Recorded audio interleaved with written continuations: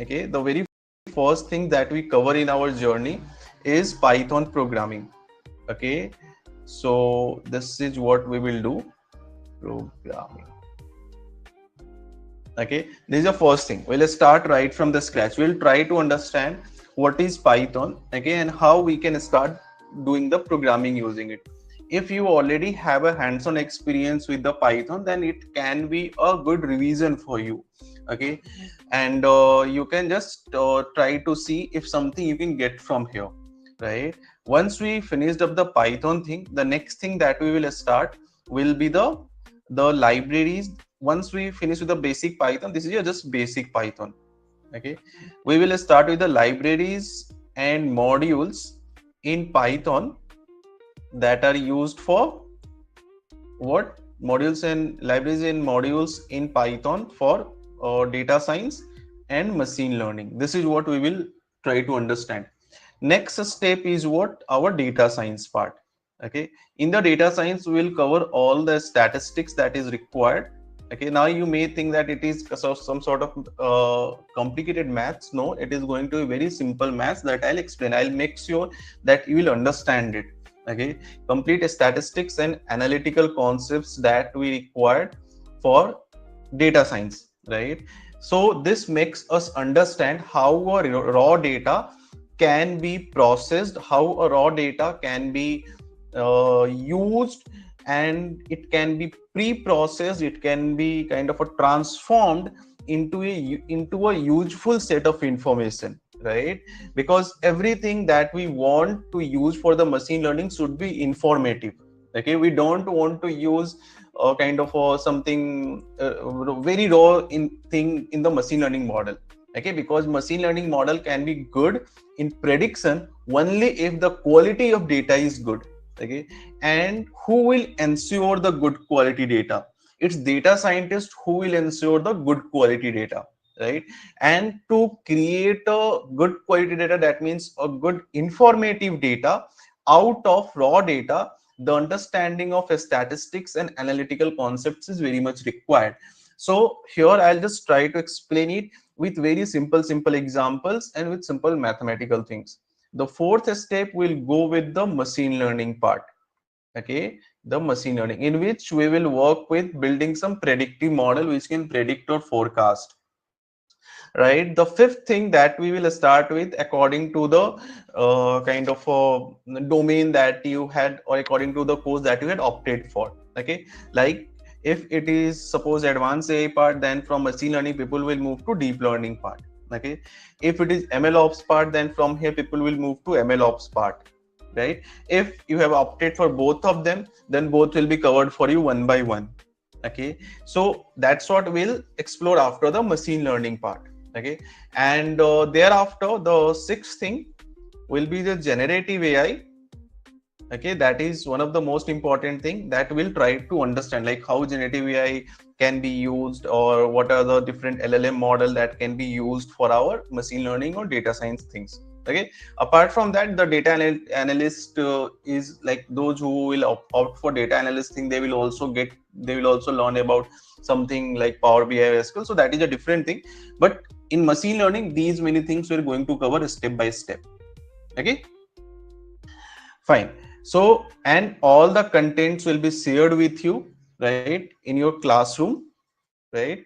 Here, everything is updated, but you need not to lose the patience. Suppose most probably, like today the class gets done. Okay, most probably by tomorrow before 11 a.m. Okay, 11 or 12 a.m.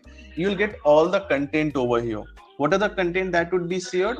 It would be your recorded session will be shared over here, as well as the program files that we use, that will be shared.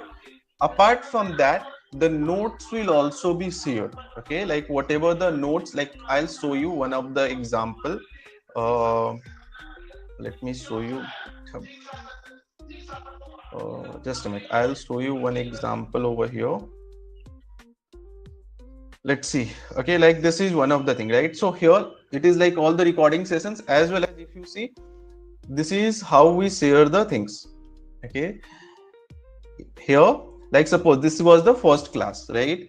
that will share with you. So Python 1. Okay, so here we have what the program that is done. This was a very basic program. This was the program actually that we did on the first class.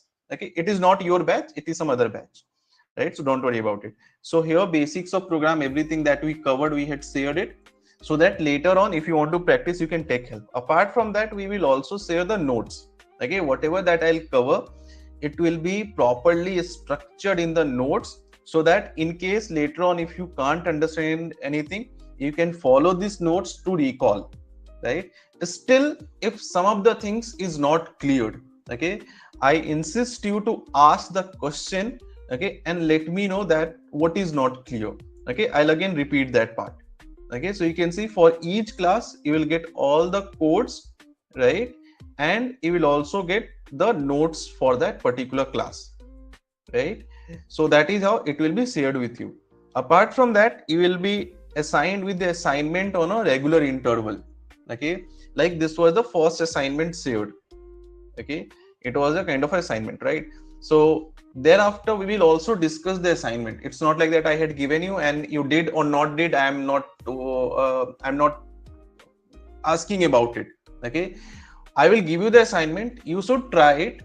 I'm not expecting the correct answer, I'm just expecting your input. Okay, just try, right or wrong, whatever, just try. Once you try, you will get some errors or you may succeed. Then we will discuss this in our class, in our live class, that okay, this was the assignment has been given, and then we'll discuss what is it, like okay, this is different kinds of assignment. We have a basic level, we have an intermediate level, and we have an advanced level, right? So different assignments are there that will also be discussed with you after, like whenever we join for the next time, right? But please do take the assignment very positively. All right, so don't worry, everything will be shared with you. I just need your 100% input over here. All right, now next we have to start with the today's session, right? So what should we cover first? Okay, let me check how many people joined. Okay, Tarun had joined, and fine. Okay, I'll talk to Tarun, but we had already started the session, so let's continue with the session. So the very first thing that we will start with, as I told you, is Python programming.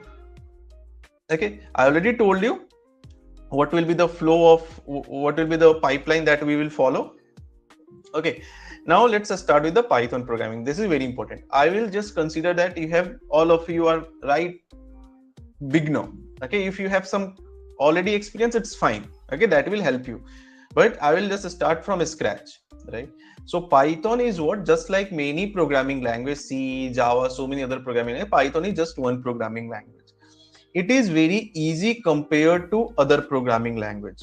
Okay, because the syntax is quite easy and it is very easy to write. Okay, it is open source, so you don't require any kind of licensing. It is having a cross-platform compatibility, which means what?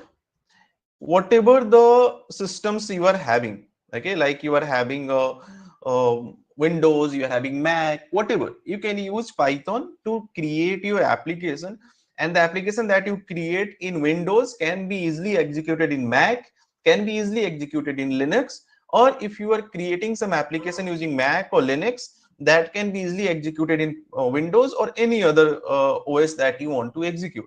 Okay, that is a good thing, right? And so it is having a cross-platform compatibility, and then it is kind of richest in terms of libraries. Okay, it is having a very huge chunk of libraries that you can see from PyPy. Okay, what is PyPy? PyPy is like a Play Store of Python, right? Like, you know, Play Store, what we do from Play Store, we install the application into our system, right? Same way, PyPy is a platform, or it's a repository in which we have so many libraries are already listed. You can see the count. Being an open source, anyone can put any libraries over here, right? Like if I log in, I will I have also updated few libraries. Let me check if it is still there. I missed the password, I guess. Let me just use over here a password. If I because I have used it quite before. Just a minute. If I can get it. Oh, fine. So I guess I missed it. No worry. I'll just use over here to reset my password, right? And thereafter, I will show you. I had also updated few libraries in this platform. Even you can also do it. Okay, I'll tell you. Okay, if you want to update some libraries over here, I'll tell you how to do that. Okay, don't worry about it. So let me just reset this guy. I didn't get over here. It's saying if submitted valid username and all. I'm not getting what happened. It is not giving me anything. No, it's okay. There may be some problem. Anyway, I'll just check it out. Like why it is not getting me, sending me the email reset link. Okay, and let me check if is it spam or something that I'm getting. No, there is no spam also. Maybe some problem with this thing. Okay, but I'll log in. I'll show you. I have also updated few of the libraries. Yeah, I had used it quite 6 months before to update, because daily someone will not update library, right? It's not like library is not something that you will create daily. So I had created and updated, but since it's a long time, I forgot the password. So I'll reset it and I'll show you. But as of now, you need to know this is a space where all the libraries are listed. Okay, as it is open source, anyone can update and put the libraries. Now if it is updated over here, anyone can use it. Okay, so that's why it is richest in terms of libraries. Okay, if I want to use libraries for different purpose, like for data science purpose, okay, for data analysis purpose, okay, for machine learning purpose, okay, or for any other factor, for any other requirement, okay, deep learning, MLOps, all the libraries we will get over here, right? And we can easily install this library by using pip install, okay, and the name of library. That also we will explore. That this thing makes the using Python very easy, right? Because we have a support of libraries, and with the support of libraries we can easily work around it. Okay, we don't have to worry much. We don't have to write a very complicated code. We have to write very simple code. Right now, I told you about the properties of Python.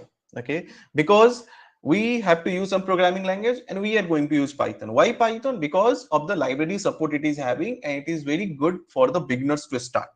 Okay, and in data science, machine learning, mostly Python is having an upper hand. Now, point is how to start. Okay, so I'll tell you how to start with the Python. To start with the Python, you need to install it, right? So how can you install it?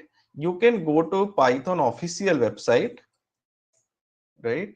And then you can install it from there, right? So here I have this is my Python official website. Now how to install it? If you just scroll down, okay, you will get all the details over here, and you may get some kind of updates like Python 3.14 is most recent one. You can install Python 3.13, but you can just click over here in the download section. When you click on download section, you will get all the version over here, right? Now question is, which version shall I install, isn't it? So let me share the link with you first, and thereafter I'll tell you which version shall we install, isn't it? See, just a minute. Okay, so which version shall we install over here of the Python? See, whenever we are going to use any library, any particular software, okay, we generally have the latest version, but we should avoid the most recent version. Reason being, recent version used to have some bugs, right?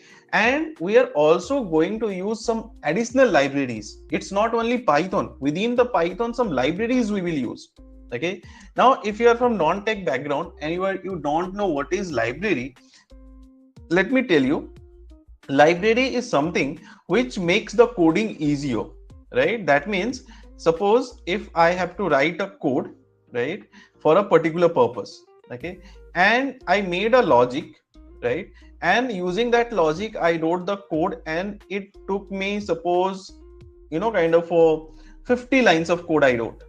Okay, but if I know the library well, this 50 lines of code can be converted into 10 lines.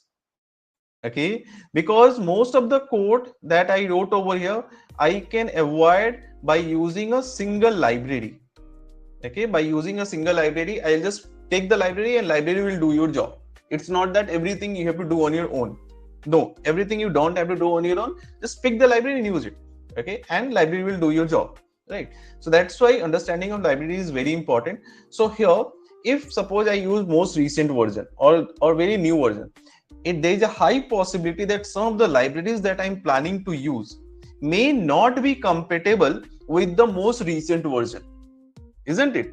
I want compatibility is very important over here, isn't it? So that's why we should use little older version, like suppose 3.10 or 3.11 can be good choice over here. If 3.14 is already or 3.13 is already running, so 3.10 or 11 can be good choice over here. Why? For better stability, just for better stability. So does it mean that we can't experiment with 3.12 or 3.13? No, you can experiment. Okay, obviously you can also experiment with 3.14 as well. Okay, but since we are over here in the class, okay, and we should use a particular version which is more stable, so only the little older version used to be more stable. All right, so let's say I'll search for some like say 3.11.10. okay, let's say it's being updated in September 2024, so I'll click here. So now I'm not getting any Windows version over here. Okay, that means still Windows version is not there, it is Linux version we have. So I'll go back and again I will click some 3.11.9. so is it Windows version available? Yes. So 3.11.9 I have the Windows version available. Okay, if you see over here, just a minute. Okay, so we are planning to install Python, then only we can understand how to use it. So here we have a Windows version of 64-bit, it is a Mac version, and these are the Linux version, right? So now we can use it. Okay, you can also play with some other kind of versions. Okay, like just try with 3.11, 3.12, 3.13, right? But as of now, let's see this particular thing I have to use. So shall I install it? No. First, I need to check whether Python is already existing in my system or not. Okay, if Python is already existing and I install one more, then both the Python will be there in my system and then it will be a conflict. Okay, suppose I have a Python 3.10 already in my system. Okay, and I install 3.11. So this thing will not get updated in Python. It don't get updated. Generally what happens if you use a new version, old version removed and new version installed, but in Python this is not true. Okay, if you install 3.11 with 3.10 is already there, then in your system will have both the Python. Okay, your system will contain both the Python, and later on when you try to write a code, right, or you try to install a library or you try to do anything, right, it will create a conflict and you will face a lot of problem, right? You will face a lot of problem that you are not so sure that which version you are using. You may be willing to use 3.11 and you are using 3.10, or you may be willing to use this guy and you are using this guy, right? So that's why we need to first check that whether it is already there in my system or not there. That is very important. Now question over here, is it not possible that we can use both the version, and whenever I want to use this one I can use this one, whenever I want to use we can use this one? That is possible, but that is not recommended for beginners. Okay, that is possible, and I'll tell you that way. There is a way over there. By creating a virtual machine in your system, we can create a virtual machine, we can create different virtual machine. Okay, or you can say virtual environment, and in that virtual environment, in each virtual environment I can install different Python. Okay, but for that the understanding of virtual environment is important. Okay, I can have different 3 virtual environment. In 3 virtual environment I install 3 different versions, and whichever I want to use, whenever I want to use, I can use that. But for that, understanding of virtual environment is important. But as a beginner, don't get into that particular crap right now. Okay, that is a next level thing that I will be there to explain you. Initially, just keep the thing simple, and simple is what? In your system, make sure only one version of Python is there. Fair enough? So how to check whether Python is there or not? There are two ways of checking Python is there or not. The first way, just run your command prompt. Have your command prompt open. This is called command prompt. I hope all of you know what is command prompt. If you don't know, you have to just press Windows plus R button, then type CMD and enter. Once you have this guy, right, you can just type over here Python, right, and you get the Python 3.104 or whatever. If it is there, it shows that Python is already there in my system, right? If it is there, then what I told you, I can't install the new any other version if it is already there right now. The other way, how can I check it? I can open up my control panel, okay, and in the control panel I can go to uninstall a program. To whom? Uninstall a program, and in uninstall a program I can see whether Python is there. I'll just scroll up. So yeah, fine, here Python is there. Okay, it means first, if I want to use Python, first I need to get rid of it. I have to remove this guy. All right, if any other Python I want to install. Okay, so let's remove this guy. Okay, first I'll remove it. In case you are also having, just follow my instruction, right? If you already experienced, okay, suppose you already know how to use Anaconda and different things, so it's fine for then it's fine. But if you are beginner, then just follow my instruction. Okay, if you do anything here and there, then it will be again challenging for you. Okay, so what I am doing, I am trying to just remove the existing Python from my system. Why I am trying to remove existing Python? So that I can install a new Python into my system for the coding. Fair enough? So first I uninstall it, let it be done. It will take 1 or 2 minutes to uninstall. Okay, if you, as of now I have not downloaded. You should also not download. Okay, we'll download together, right? So let it be uninstalled, and thereafter we will again install and use it, right? So it is taking 1 or 2 more minutes. Meanwhile, I'll share the link with you to download. This is a link. Okay, I'll share with you. You can just have this link, go to this link, and you have an option of Mac and other things. If you want Mac, you can use Mac, or Windows, try just use 64-bit, because so many libraries we are going to use that is compatible with 64-bit. In case your system is 32-bit, then only install 32-bit. Okay, otherwise install 64-bit. So now it is uninstalled. Once it is uninstalled, I'll check, is there anything related to Python? Oh, scroll down. Oh yeah, fine. Python launcher I also found. Okay, so I'll say go away from here. I'll also remove the Python launcher from here. Fair enough? So I'll remove the Python launcher from here. Hello, sorry for I joined late because due to office meeting right now. My name is Rakshpal. Okay. Yeah, Raj, please tell me. This is a new system. Okay. So Mm-hmm. please tell me how can configure. Sorry for late join first of all. No, it's fine, it's fine, it's fine. No worry, no worry. We have just started, Back right? to back call right now, so that's the reason. Understood. No problem. We have just started, and I'm just telling you how to install the things, right? Yeah, please. Okay. Okay, fine. So here we have, now I had shared the link. Now I will download this guy. Okay. So I'll just download it. So it's downloaded free of cost. Please share me link also. So I had shared the link in the chat. Can you access the chat? There is a chat option. Where is chat option? Sorry, this is GeoMeet for me for new. Yeah, it's very similar to. Yeah, here, yes. It is very similar to that or Zoom. Okay. You can get the link. Yeah, I found it. Okay, thank you. Right, nice. Excuse me, sir. Actually, I have a 3.10 versions in my system. Is it required to remove and reinstall?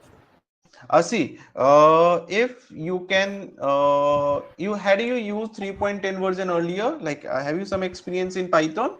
No, sir, I don't have. Okay, so if you don't have any experience in Python, then please just follow the instruction right now. Just remove and install with me, right? Okay, sir. Okay. I will.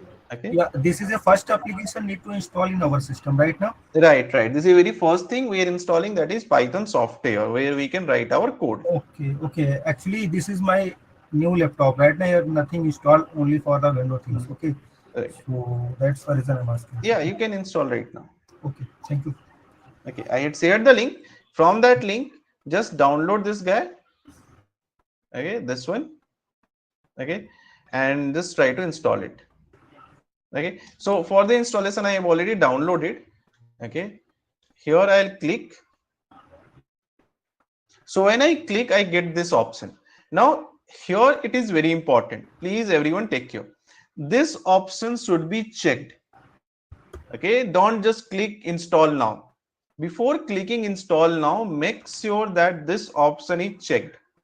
Okay, this is very important. Okay, so why it is important? See, later on we have to install a lot of libraries for different purpose. Okay, these libraries are our helping hand. You can say it will help us in doing a lot of job, like for data analysis, data pre-processing, machine learning model development, machine learning operations, deep learning, everything we required Python libraries.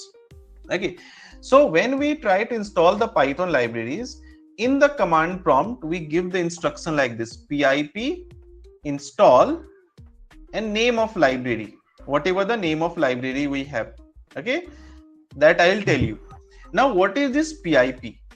Pip stands for Python installer package.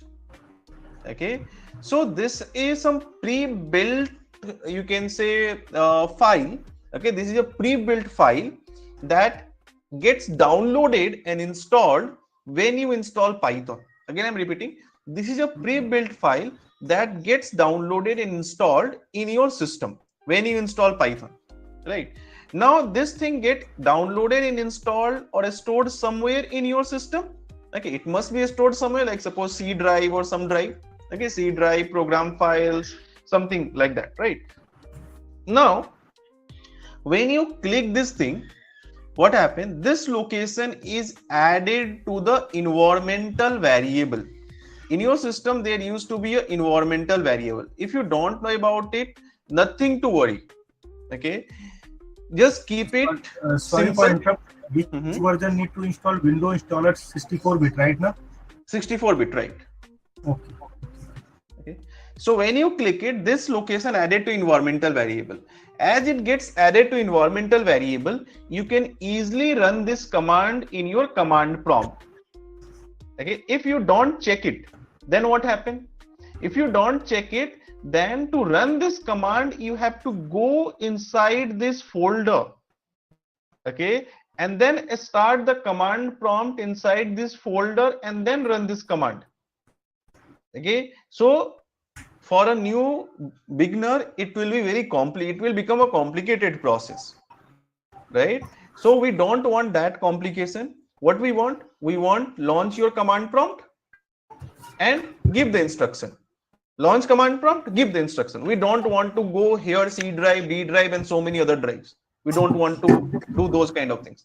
So to make the thing simple, just click on add to path. This is very important. That for telling you this thing, I am installing the Python, right? Once you checked it, okay, just check this thing so that you can use the software properly, and then click on install now. You can see where is it getting installed. It is getting installed, or all the required files will be saved over here at this location. All the required files will be saved at this location. All right. Anyway, so now let's click over here. Okay, and as I click that, it will start installing.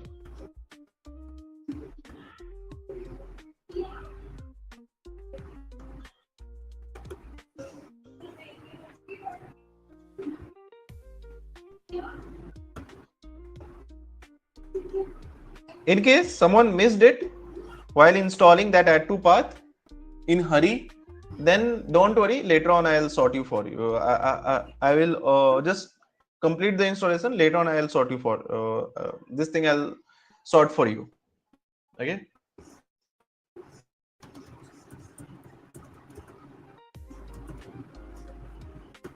Fine. So this thing get installed. You can see everything is getting installed over here.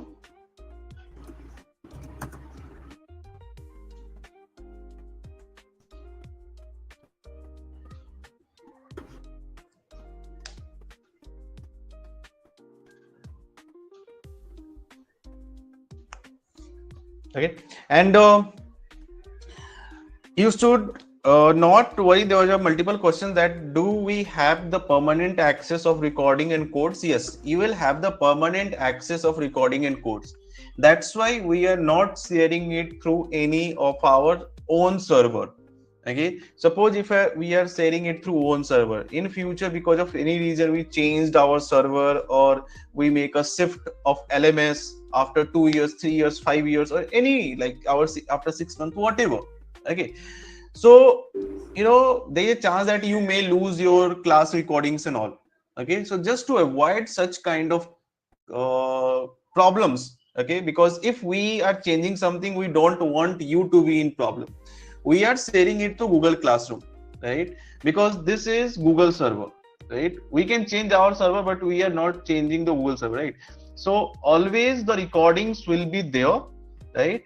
And you can easily access the recording as these are just the private videos for you only. Okay, you can access it from here, and all the code files, notes we are sharing through Git. So obviously Git will also be always there, right? So your recordings and codes will never lose any time, right? Whatever the situation is there with the company, with the LMS, with the anything, right? So but you will not lose your content. All right, so don't worry about the content, right? It will be always permanently accessible. And if you want to download that, you can download also, but why you to download if you can access it online? Now next we will do what? Once it is installed, we will check whether this guy is installed or not installed. So to check this guy, what we do, we'll just launch command prompt, and in the command prompt we will type over here simple Python. Okay, and if we get this thing, it means Python is installed in my system. All right, so just confirm once. I'll wait for 2 minutes, okay, for you if you are installing it, so that I don't want that installation should be a challenge for you. If installation is done, then 30% of work is already done. Okay, so I don't want any kind of challenge for it. So just related to installation, so just install it, open a command prompt, type Python, you will get it. And once you get it, I'll tell you what it is actually. So just install it. I'll wait for 2 minutes. No worry. Meanwhile, if you face any kind of problem, please let me know. I'm here to help you.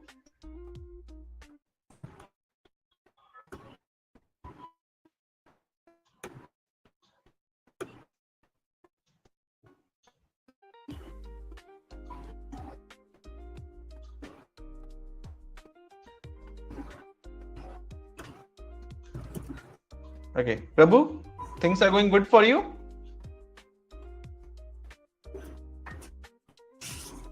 Prabhu, are you there? Yes, sir. Yes, sir. I'm installing. Installing? Okay. Karthik, it's fine? Already installed in my Okay, in my laptop, nice. sir. Right. Thank you. Rehan, I guess you also installed it, right? Yes, sir, it's installed. Okay, fine. Rahul, it's fine for you? Yes, sir. Yes, sir. Yes, sir. Okay, fine. Tarun, I guess you are already experienced in Python, right? Tarun? Hi. Right? You are already having some experience in Python, right? Yeah, basics of Python. Yeah, right. So I guess you already have this software in your system, right? Yeah, I have 3.11.2. It's fine. It's fine. It's fine. Okay, we can go ahead with that. Yeah, thank you. All right. So once you have installed it, what I did, I just opened up this thing and typed Python. Then what am I getting here? We need to understand. What is this? See, here I can give any instruction that Python can understand, right? Like for example, if I want to print anything, I'll give it print hello world. Okay, I'll get it. Now this is something that Python supports, okay, which is called interpreting. That means you had given the instruction and it executed right here. Okay, it is not kind of a compiling and then executing. No, see what happened when you use C language, there used to be C compiler. Okay, if you use Java, there used to be a JDK. Okay, so what are C compiler and what are JDK? These are basically the compilers. Okay, so programming language are of two types. One is called compiler based programming language that do what? Compiles your code before executing. Okay, they compiled, create an executable file, and then that get executed. Here what happened? It's a interpreter based programming language. Python is what? It is not a compiler based. Generally it is asked what's the difference between other programming language in Python. Python is interpreter based. Interpreter based means what? It will just interpret each line of code that you write. First it will execute first line. Okay, line by line execution will be there. Okay, like so this. it means it is a machine language directly not required to converting, right? It's directly written to machine language. Right. That's why you can see when I had given the instruction directly, it executed here, right? And this is what Python interpreter that you can see in your screen. I'll give over here a is equals to 5. So this is stored somewhere in the memory, right? 4, and then I'll say what? Print a plus b, right? So these two things already executed, right? Then when I call it, this thing executed and give me the answer. Then C also, right now, interpreter, right now, not required to C large things, right? I guess in C++ you require C compiler, right? C++ is different. C right now. If you go to the C right now, C is not required right now. Okay, C right now, C right. Okay, fine, yeah, right. Yeah, right. So there also you just execute the things directly by giving the instruction. It Because just not required to any CLR or anything JVM or right, now? correct. Similar to that, right? Thank you. Now Sorry for this interrupt, but just let understanding right now. Connect no, to it's each fine, other. you can ask question anytime. We are having a interaction session. It's not like that only I will speak and you will only listen. That will not help, right? You should have an interaction. Whatever thing that comes into your mind, please just discuss with me, right? It is not a recorded session that you are watching, isn't it? All right. Now, if I want to take an exit from it, just type exit, bracket open, bracket close, and then again we'll get back our original command prompt, right? But we are not going to use command prompt much, okay? Whenever it is required, then we'll use it. What we will do, I will launch over here IDLE. Okay, what is IDLE? IDLE is basically the interactive development and learning environment for Python. Okay, right? So this is a space which can be used for the coding. All right. So I'll do what? I'll just launch this thing. And once I launched it, what will I get? You can see. I am getting over here Python shell. What I get? I get Python shell over here. Okay, what is exactly Python shell? Python shell is same thing that you were doing over here in the command prompt. It is the same thing. It is what the Python interpreter. That means here also I can give the instruction and this guy will do what? Will just follow my instruction and give me the result. Okay, right? A is equals to 7, B is equals to 2. Okay, print A multiplied by B, right? That's it. But here I'm getting an error because print spelling is incorrect, right? So print spelling should be correct. It's not PRINR. All right, fine. But the question over here is where should, like, how to save my program? Okay, if I want to create an application, I want to save my program, I want to use it later, I want to use it with some other kind of code, so it should be saved somewhere. This program is not going to saved anywhere. If I close it, everything is closed down, right? nothing is saved. Okay, so how to save my program? So actually what we do, we use something called Python code editor. Okay, so if I go to file option, I'll get an option of new file over here, right? So when I click on new file, a new window you can see, this is called what? Python code editor. Okay, what we call it? We call it Python code editor. And Python is so beautiful language that you can write the Python script even in Notepad. Okay, if Python is already installed in your system, you can use Notepad to write your Python script.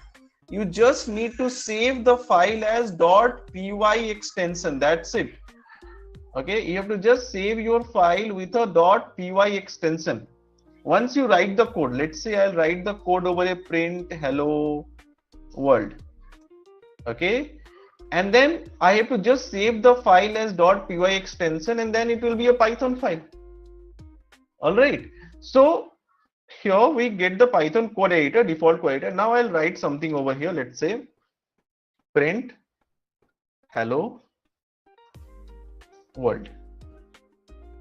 Okay, thereafter I'll say what? Let's say I'll print a blank line. I'll write over a is equals to 5, b is equals to 9, and then I'll say what? Result is equals to a plus b. Okay, and then I'll say what? Print result. Okay, all right, and then I'll execute it. How to execute it? To execute it, you have to click on run button.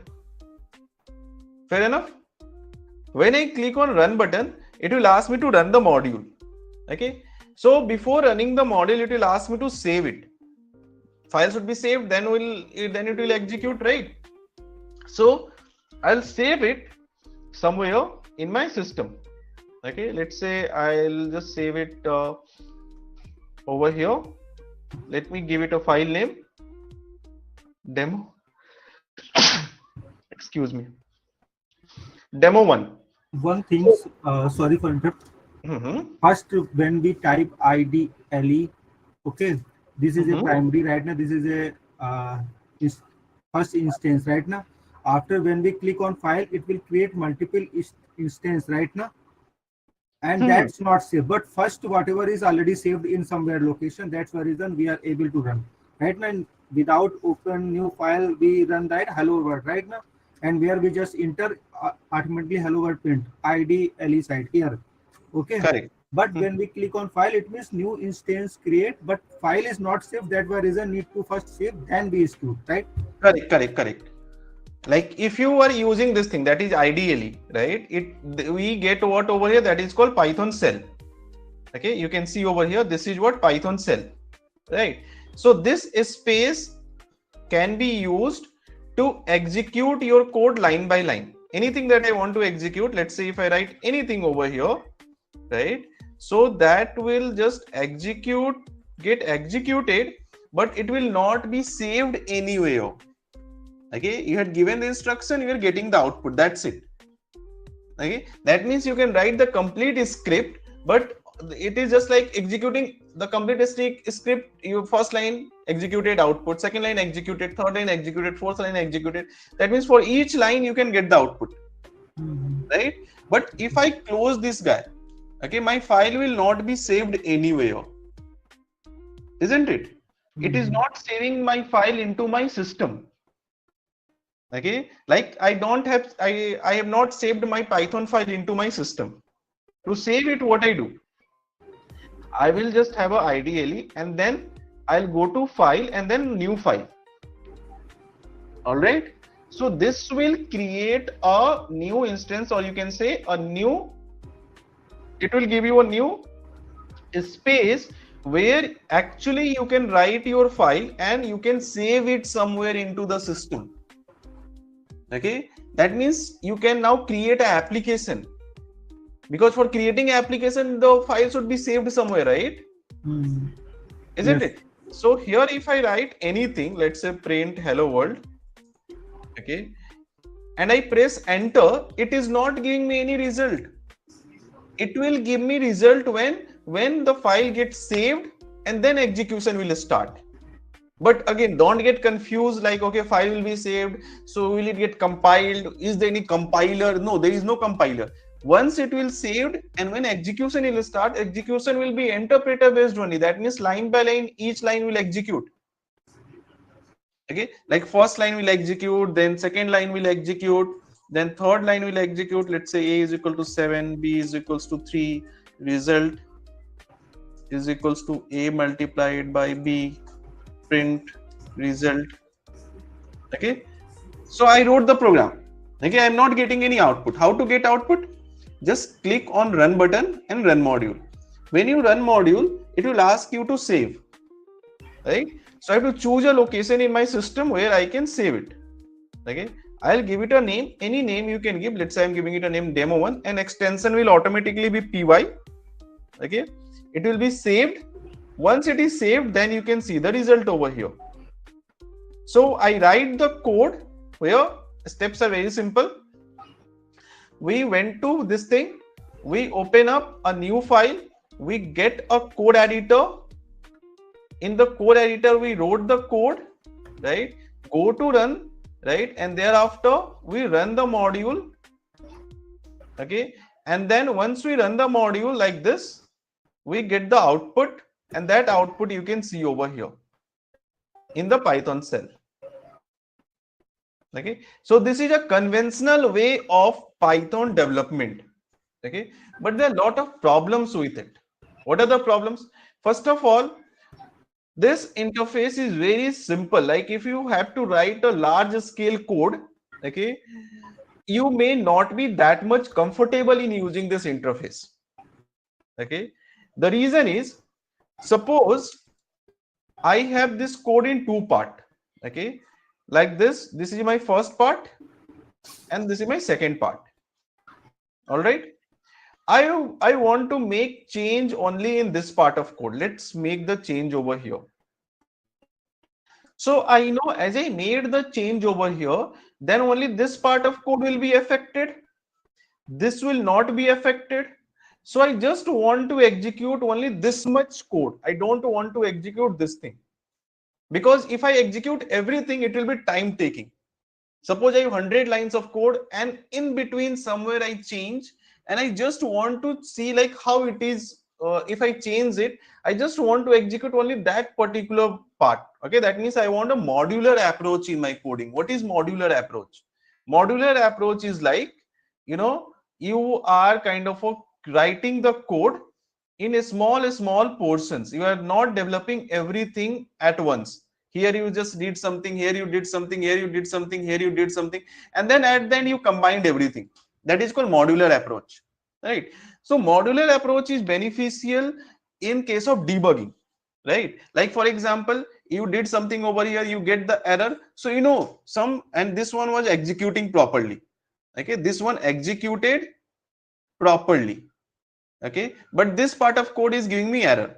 So you exactly know that I am doing something mistake over here. Okay, something wrong I am doing here. This is already giving me the result, right? So your whole focus will be on this region, isn't it? But if you don't do the modular coding, then what happens? You write the complete code in a single file like this. Now you execute it, you get error. Now you start searching for, oh, why I'm getting error? Oh, here. You start searching for it. It will be very difficult process. Second thing, for every small changes, okay, like suppose you are changing in this region, okay, and to see the effect of that change, you have to execute the complete script, right? And when complete script will run, this will also run, this will also run, this will also run. So as these are running, these are taking time, these are taking resources, okay, these are taking effort, so many things are there, right? So that's why we want a kind of a coding environment where I can do the modular coding. Let's see if I will use it. I made the change over here, right? But if I execute this thing, what I get the output, but this thing is also executing. It's not like that only this is executing. So I can't control over here. I can't control that which part of code I have to execute, isn't it? right? So that's why we will work with some better environment. Okay, we will use Python. Only the environment for coding will be different. Okay, actually in programming, what happened? There are coding is one thing. Okay, coding language can be one thing. Okay, coding language can be anything. Like you can have Python or you can have Java, right? And coding environment is different thing. Okay, coding environment. Okay, like suppose if I am coding Python, then I have option of using this conventional IDLE or conventional Python code interpreter. Conventional code interpreter, right? Or I have option of using Jupyter Notebook. So what is Jupyter Notebook? Jupyter Notebook is just a coding environment. There I can write the code.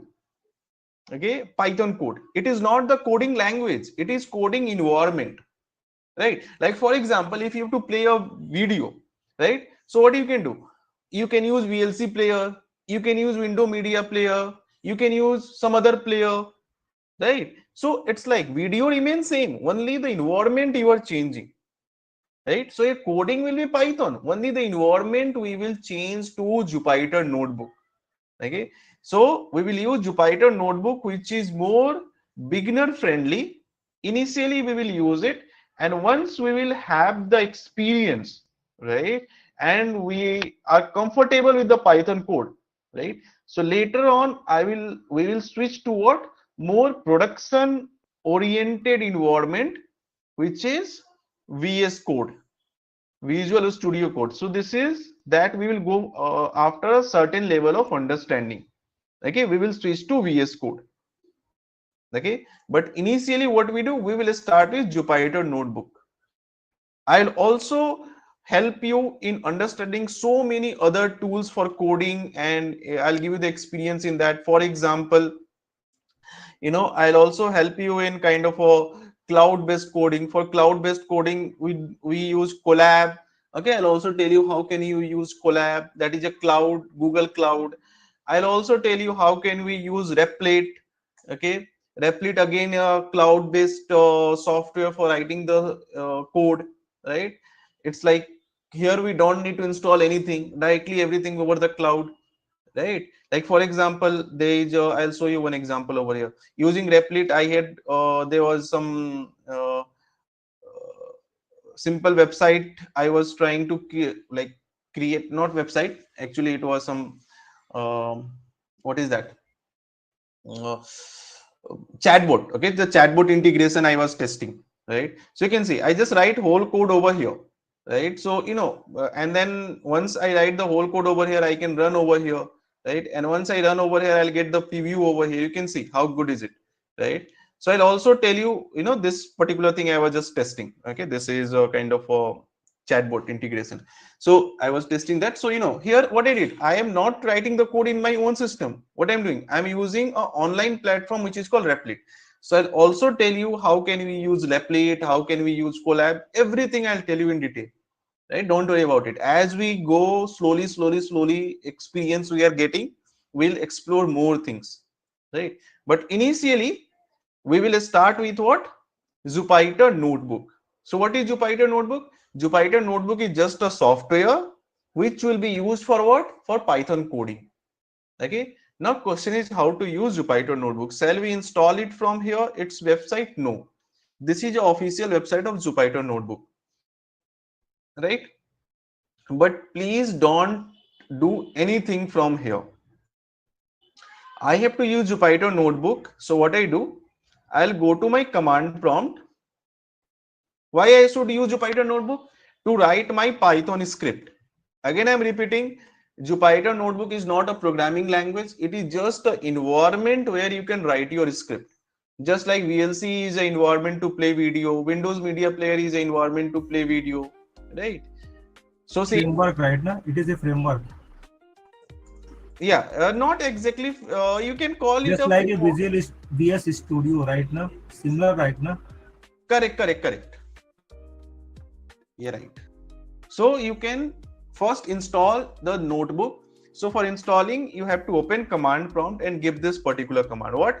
Python installer package install notebook for me. Okay, so when you give this command, let me just give this command into the chat also so that you should not miss. And it's very simple. And if you think, oh, I will miss it, you will not forget this command, because this thing will be used for multiple times. Pip install, pip install, pip install. We'll do a lot of pip install. Okay, only this thing will change.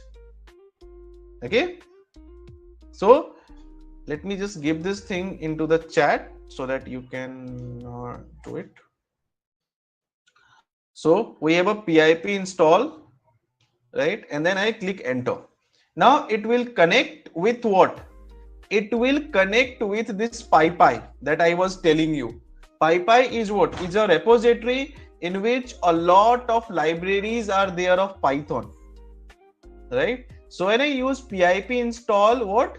Notebook, it will connect with this thing. Somewhere notebook is there, and from here it will install the things. You can say it is taking time.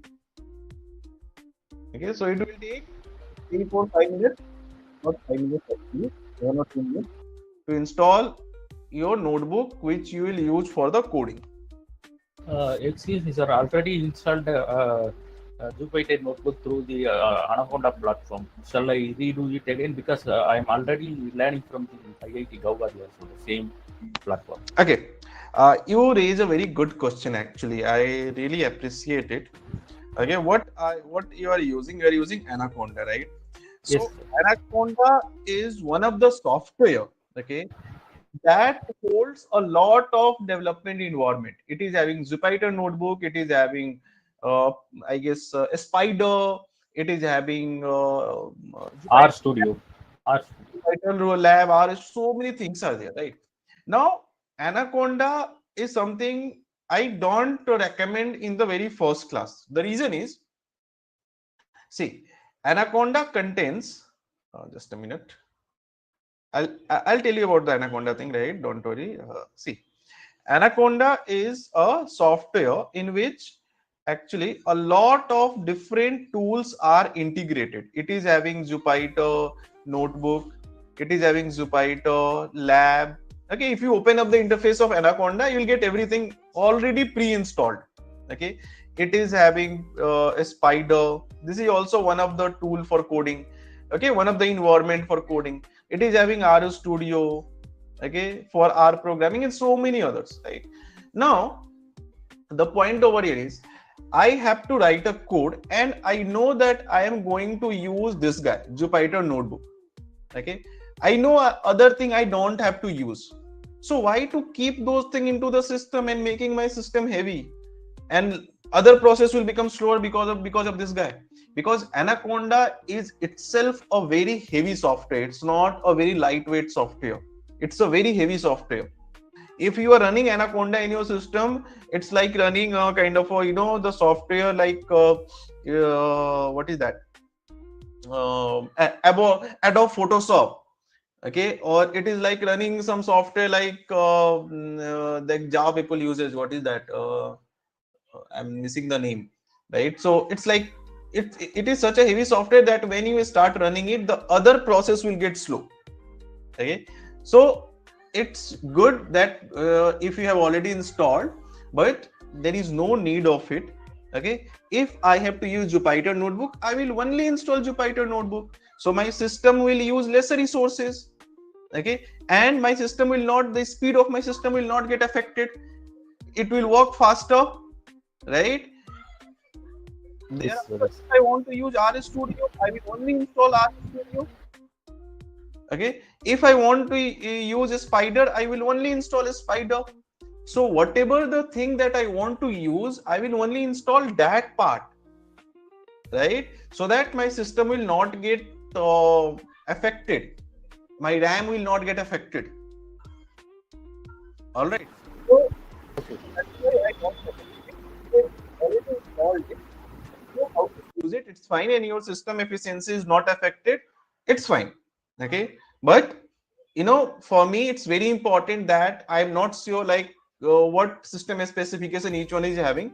Anaconda should be used if you have the GPU in your system, right, fairly, and it is having a good RAM, at least 16 GB of RAM, because on 8 GB of RAM, this guy actually stucks a lot, right? So Anaconda, another thing that we are going to use later on we are like in the MLOps section, actually we will use Anaconda, right? But there also I don't use Anaconda. What I use Conda Mini. Okay, see, okay, I'll use Conda Mini later on. Okay, not right now. Later on, I'll use Conda Mini, right? I generally kind of avoid Anaconda as much as I can. Later on, we will use this Conda Mini or Mini Conda, you can say. This will be used for creating some sort of virtual environment or virtual system in your system. And this is good with some of the libraries that we are going to use. So there also Anaconda is not required. Instead of Anaconda, I prefer installing Miniconda. That will take lesser space, because for me, resource optimization is very important. Okay, that is it's for a developer.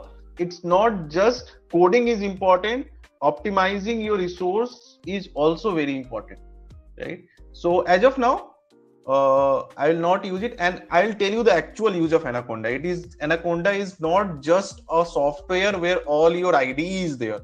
Anaconda is more than that. Okay, Anaconda is having a very important use case. Okay, so I'll come to that label. I'll explain why Anaconda matters. As of now, at current level, Anaconda is not required at all, right? So no need to get into that particular part right now. We have directly installed the notebook. Right now, how to use it? Very simple. Just type over here Jupyter space notebook. That's it. Right? And this guy will do what? Will launch your notebook into your local host. All right. So we'll wait for just few seconds. It is just configuring something, and it will launch the Jupyter notebook.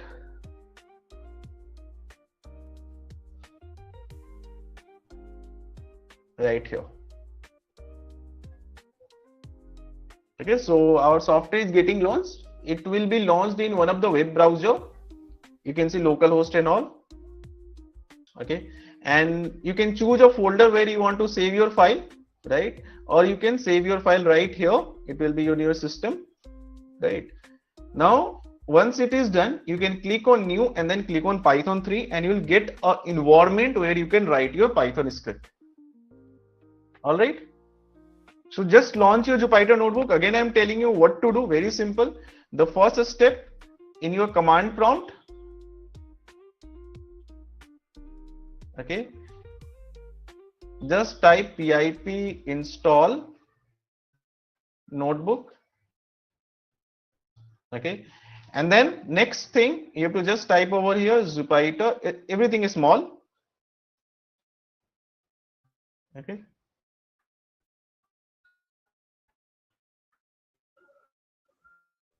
Okay, right? If you have already installed Anaconda, my suggestion, okay, again I'm telling you suggestion. It's not that I'm telling you that you have to uninstall. My suggestion is you can uninstall Anaconda. I'll let you work without Anaconda, and I'll let you develop everything by kind of in a way that your system should not get stuck at any point of time, right? That is my suggestion. But if suppose you are taking some other class, because everyone is having different way of teaching, everyone is having a different way of using the programming resources and everything, right? So if you are taking some other class, in that like suppose there is just something getting taught, and there is Anaconda is something, they're using Anaconda in some other way, like virtual environment creation or something like that, because in virtual environment creation obviously that is going to be important. So in that case you can use it. But if you follow my instruction, trust me, you will never require Anaconda throughout the session. I can let you create the virtual environment by just Miniconda. Okay. So fine. So here first, once you launch it, thereafter you can go over here in the Python 3. So when I'll click here, I'll get an environment where I can write a script. So now see how user friendly it is. Okay, I will just write my code whatever I want to write. Okay, and then I'll use shift plus enter. it will execute shift plus enter or this button. Okay, A is equals to 9, B is equals to 10. Okay, result. Where to click after that? Open this window, like three dots you told us something right now. Yeah, here. New Python 3. Okay, fine. Thank you. And then print result. Okay, right? So you can see the benefit of using it, right? If I'm making change here, so I am only executing this portion of code. Okay, I'm not executing this portion, right? No need to, I know this portion I don't need over here. So I'm just executing this portion, right? So that is a very good kind of environment we get for modular coding in Python. I can develop the complete project in bit by bit form, like, a small portion, a small chunk of code we will write. And by writing the code in a small chunk form, I can complete my project, and later on I can download it from here. Okay, or I can just get the PDF from another, that is different thing, but I can directly download it from here. Okay, if everything is done.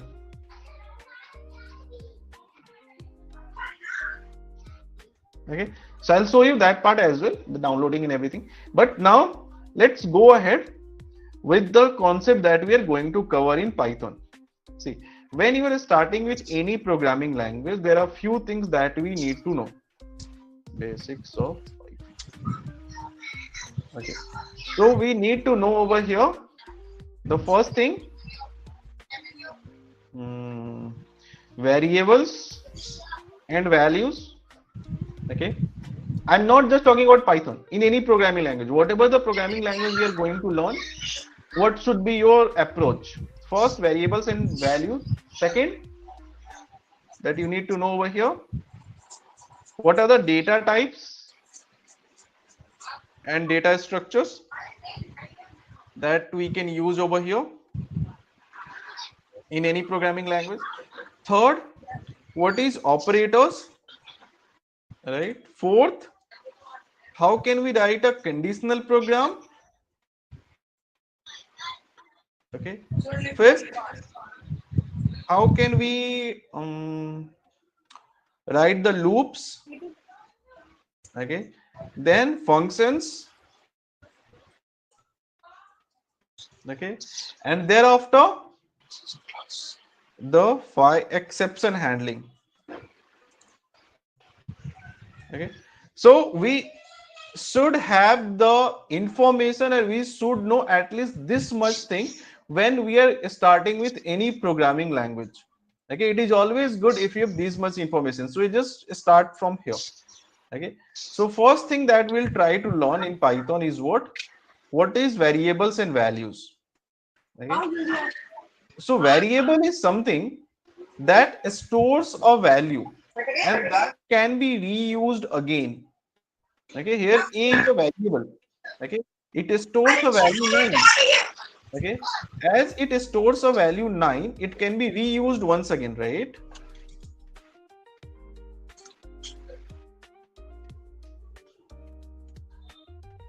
Just a minute.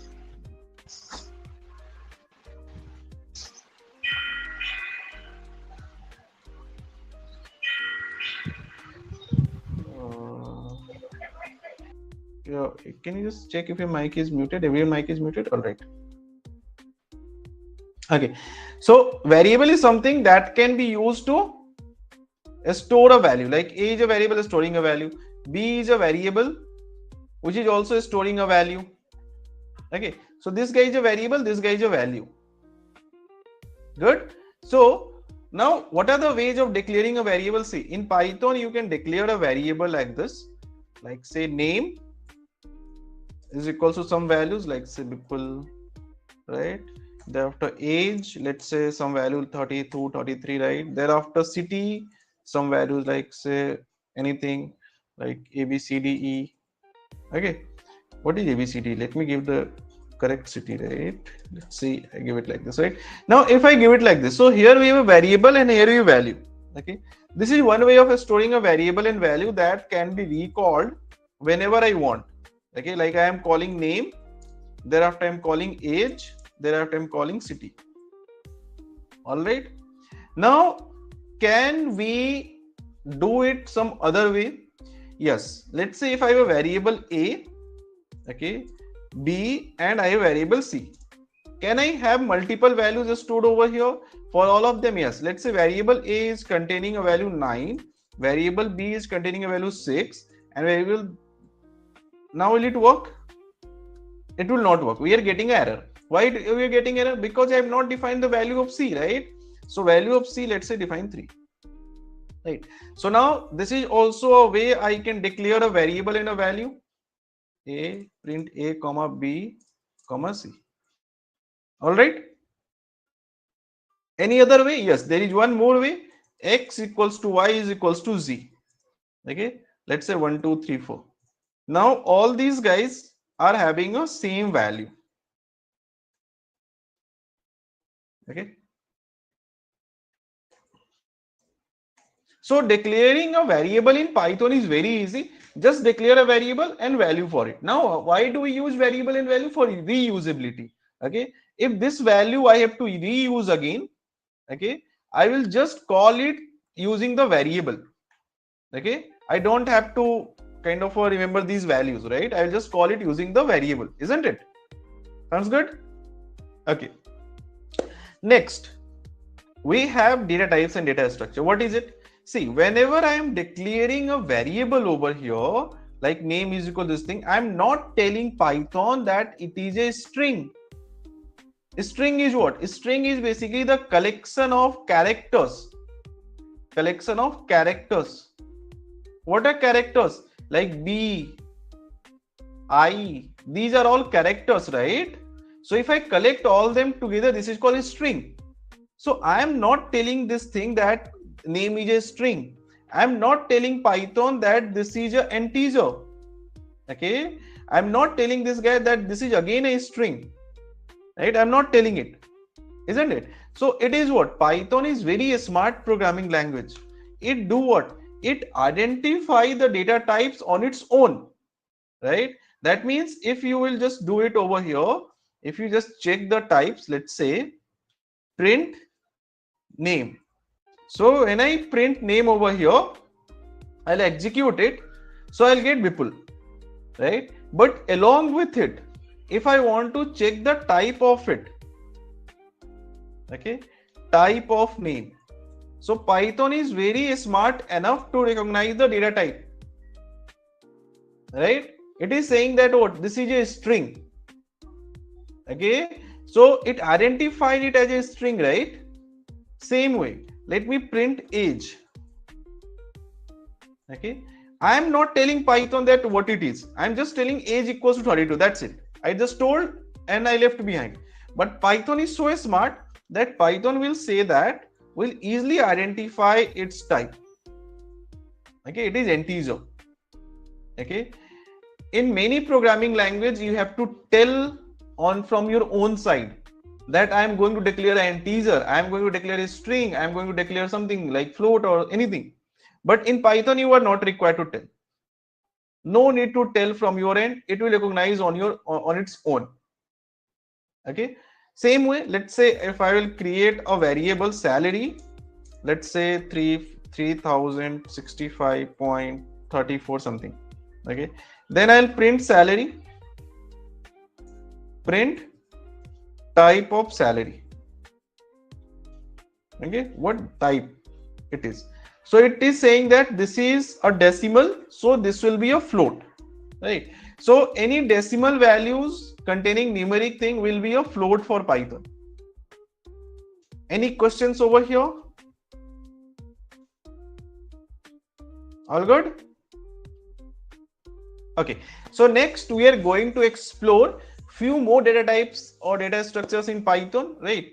So if you just search over here whenever you want to learn like data or data types in Python, okay, like this. So you'll get a lot of examples. So this is something that we are getting it through what? Gemini, right? We had seen integer, we had seen float, then we have these guys, then we have these. So these all things we are going to discuss one by one. Okay, and how they are important. All right, like integer, you know, float, you know. What is complex? Complex is very simple. Let's say if I complex number you have seen so many times, right? Let's say I'll give over here. Real and imaginary numbers. Right. Complex number. Anyway, complex number I don't think we are going to use much, but yeah, just for your knowledge. Okay. Now if I'll check it, what complex number. So Python also supports the complex number.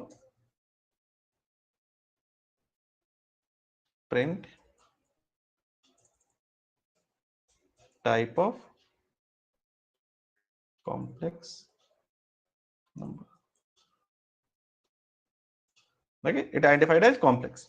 Okay, so you know this is what, this is your just a numeric data type. Then we have a sequential. Now what is sequential data type? See, sequential is like something which remains in a sequence. Okay, what is sequence? Let me try to explain this thing. See, if I will define a name over here, let's say name I am defining Binay Pratap Singh. Okay, something like this. All right.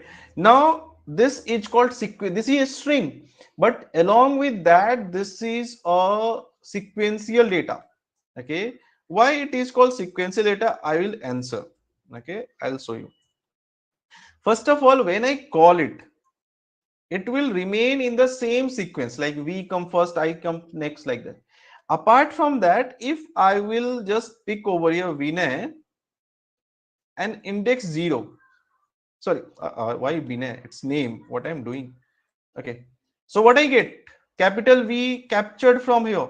Okay, so whenever you are using sequential data will have, each values will have a particular index.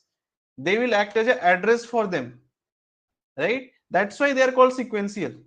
Okay, like in this you can't do it, right? Like for example, in salary, if I will call index 0, what it means? Nothing. Index 0 means nothing. It is not sequential, it is just a numeric, right? But string is what? Is a sequential. That's why you can call any character in a sequence over here. Index 1, okay, print name index 2, like this, right?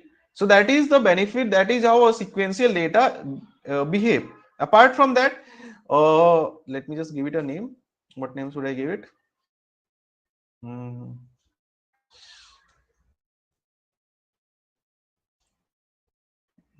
Python day 1. I'll give a name to your batch. What name shall I give to your batch?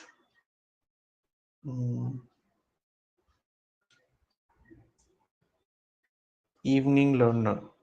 Okay, so evening learner, so your batch name will be evening learner. That's fine. Something random comes. Okay, fine. So el python d1, this is a file name I am giving so that I can download and share with you. So here, this is your sequential. Same way, there are more sequential data is there, like we have a list, we have a tuple, we have a dictionary, right? But I will not go into that part for today. I will just leave up to here so that you can just go through whatever we discussed for today. Very simple thing, just the installation part we had discussed like what is variables and values and what is data type. Very basic. Tomorrow class is going to be very important, okay, in which we will deep dive into the data type and data structures.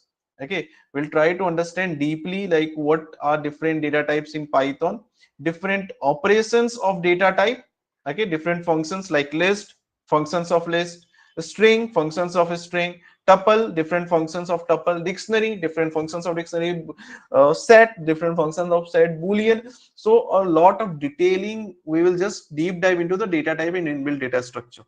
So if you can find some time to do your own research on it, it's good.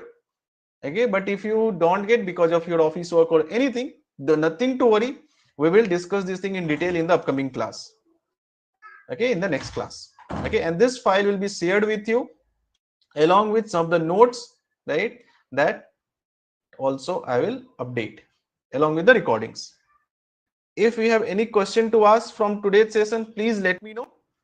And your session timing will be kind of will just the duration will be between 1.5 hours to 2 hours, right? So according to the topic, according to the concept that I'm covering, okay, it will be variable. Minimum it will be 1.5 hour, maximum it will be 2 hours. I'll not give lot of content in a single session, okay, because giving a lot of content in a single session will not help you, because after a certain time I also get tired, and you will also get saturated, right? So we'll just try to learn in a small portion. Yeah, if any question, Rahul, please tell me. Oh yeah, thanks for the session, sir. I have one question. There are multiple use cases or services that comes under data science. For example, in retail, or not in retail, let's talk about this. 1 second, sir. I'm going through a list. Agriculture and retail, right? So there is a use case which is image-based defect detection, visual recognition. So will I be able to do this kind of project after completing the data science course from AI Council? Yeah, you can do it, right? Here we have image based recognition. It can be kind of for some sort of maybe disease recognition, or some sort of like suppose there is agriculture that is affected by some virus or something like that, right? Yeah, and you want to recognize that kind of thing. So yeah, you can definitely do such kind of project. I guess I had some of the project that I did earlier similar to it. I'll show you. And I had just a minute, DNN fresh, yeah, right, something similar to this. Okay, so this was a project, okay, that was done just to identify the fresh fruit or rotten fruits. Okay, so here it is complete neural network is developed, and at the end model was having accuracy close to just a minute, let me check the final accuracy, because this is a training going on. Okay, final accuracy was close to 76%. Okay, whatever the data size is not that big. Okay, and at the end model were capable of recognizing the things like whether it is kind of also here it is, see here at when model is predicting what it is predicting. First I had given any sample to predict. Okay, so now it is predicting 0 and 1. That means there is 73% chance, okay, to be 0 and 26% chance to be 1. Okay, now what is 0? That depends like how we had labeled the data. Okay, so what 0 over here means, okay, if I check over here, like I have to check what 0 means. So 0 may be fresh and 1 is what rotten, because the first folder is what fresh, okay, and 1 is what rotten. So first folder is I took what fresh, and second folder I took was rotten, right? So that's why 0 is representing what fresh, and 1 is rotten. And later on when model is built up, it is predicting 73% as fresh, 73% chance of fresh, and so 26% is rotten. So the probability of this fruit to be fresh is higher compared to rotten, right? So here yeah, we use CNN right now. It was very simple. That's why the accuracy is close to 76%. No, it is not CNN. If I would use CNN, the accuracy will cross 90%. 90%. Okay. Yeah, it is a simple ANN model. Okay, and here we had just kind of used a grayscale image. Even I'm not using the colored image. Okay, why it is used? Because if I use colored image and I use CNN, okay, I need over here GPU capability, right? Because model size will increase and the feature, because like suppose if you're using this thing, let's take it example. Okay, suppose this is an image of size, suppose 100 cross 100. Okay, so total number of pixels will be what? 10,000, right? But if I use colored image, then it will have 3 spectrums, red, green and blue. That means this will be multiplied with 3. That means I will have, for each sample I will have 30,000 pixels. Okay, so I need GPU capability over here to process it. So I may be kind of using it for very simple purpose. But yeah, this project can also be done using CNN, and then I'll get the more accuracy. Now question is from where I can get GPU capability. So GPU capability you can get on Kaggle through, that is a limitation of something like 1 hour or 2 hour, so that you can get, and 1 hour is enough. Or you can also get the GPU capability over Colab. Okay, Colab is also having a GPU capability. If you go here, change runtime, you get the GPU. Okay, so that is not a problem. GPU, how to access GPU, free GPU, how to write neural network, and how to work on all these things, I'll explain those parts for you. The point that we discussed is about the basics of Python. Okay, we just try to understand what is Python, right? And then we try to understand how can we install it, right? And the very basic things we discussed, what are the variables and values, and what are the data types. In the data types also we had discussed only string and integer, float and complex. Okay, the other data types we have just started. String I had just started explaining. Okay, that was the first thing. Apart from your numerical data type, I started explaining, and that was the last topic that I explained in the last class. Okay, today we will start from here and we will cover the rest of the part. All right, so for that, what we need an interface where we can write our code. Okay, so what are we using to write our code? We are using Jupyter Notebook. Question is, how can we start Jupyter Notebook? Very simple. To start a Jupyter Notebook, you need to have a command prompt first. Okay, then in this command prompt you can type what? Jupyter Notebook, right? Okay, so once you type Jupyter Notebook, it will give you an interface where you can write your script. So this is the first file that we created in last class, I guess. Where is it? Was this one. Okay, this was the first file that we created. Okay, now we will start from here.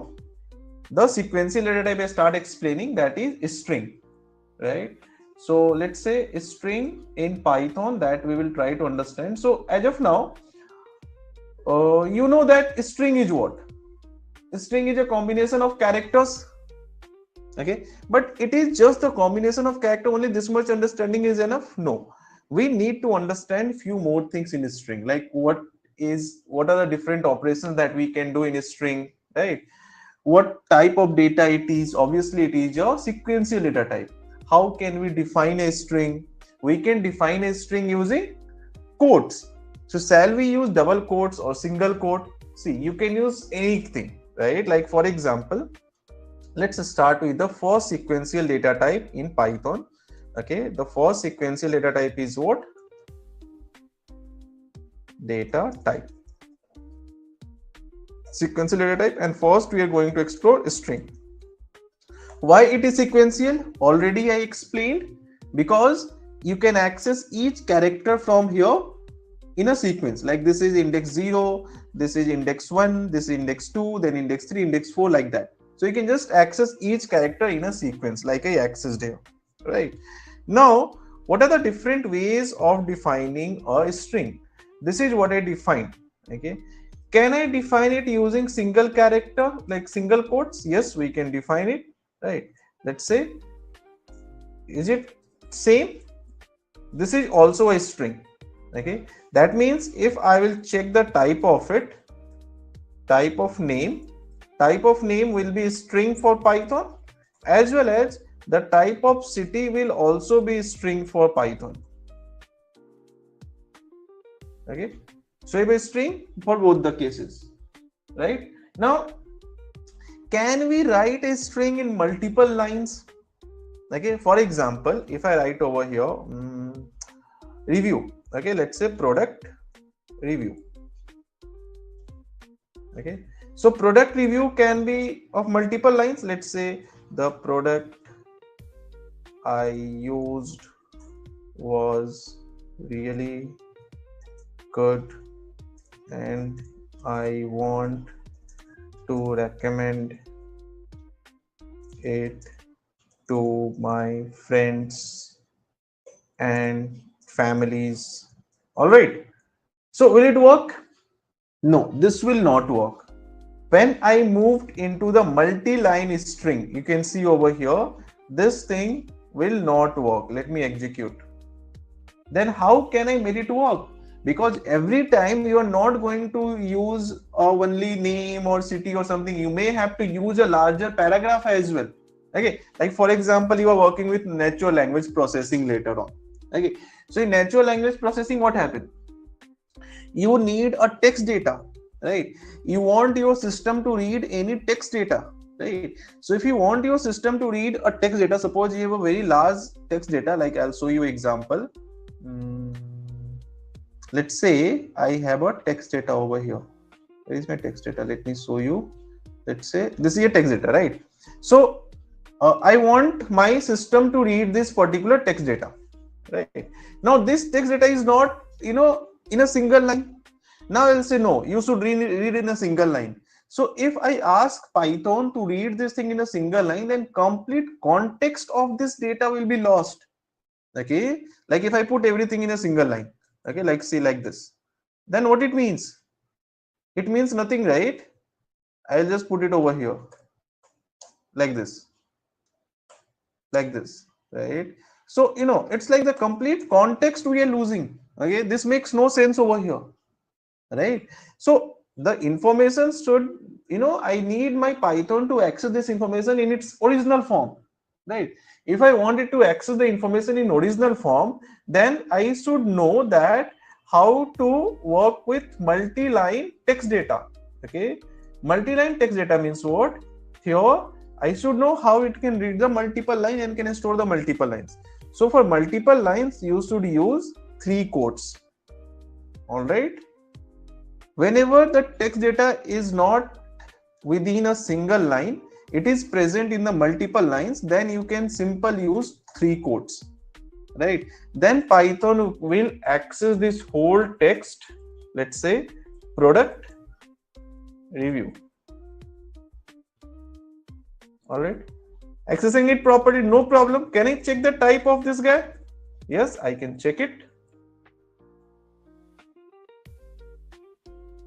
Type of product review. Okay, so it is what? Also a string. So what we understood, how can we define a string? We can use quotes, we can use double quotes, we can use single quotes, right? And if we have multiple line text, we can use what? Triple quotes. Okay, we also know it is a sequential data. That's why if I want to access any single character out of it, okay, I can just use what? The index value.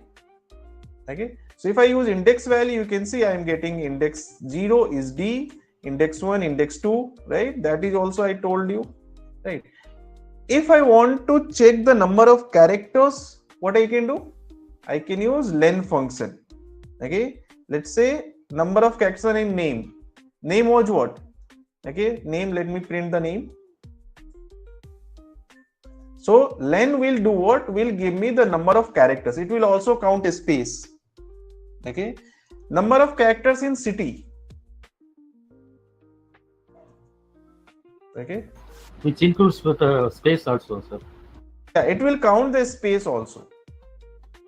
Okay, so just to know the property of a string. Same way, let's say if I want to know how many characters are there. Okay, so what I can do, I can use len. So print, let's say product review.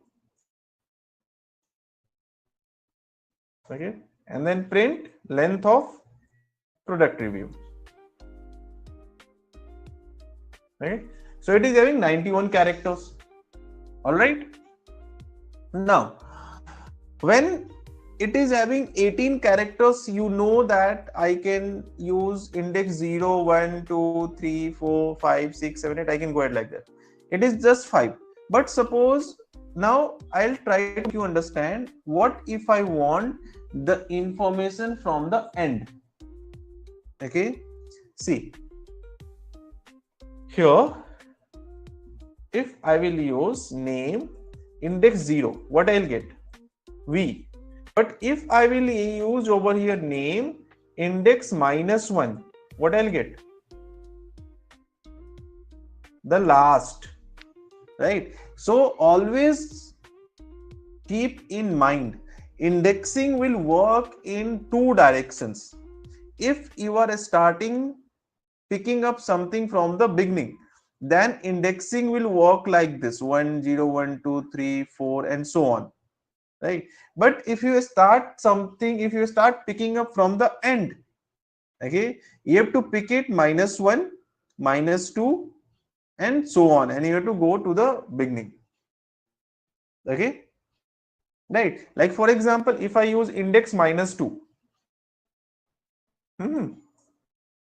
so what it will return? It will return G. -2 will return what? It will return G. Understood? Okay. Same way in case of city, right? If I will take over here print city index 0, it will return what? D. But if I'll use index -1, it will be what? The last character, which is I. Am I clear? Okay. Next important part over here is slicing.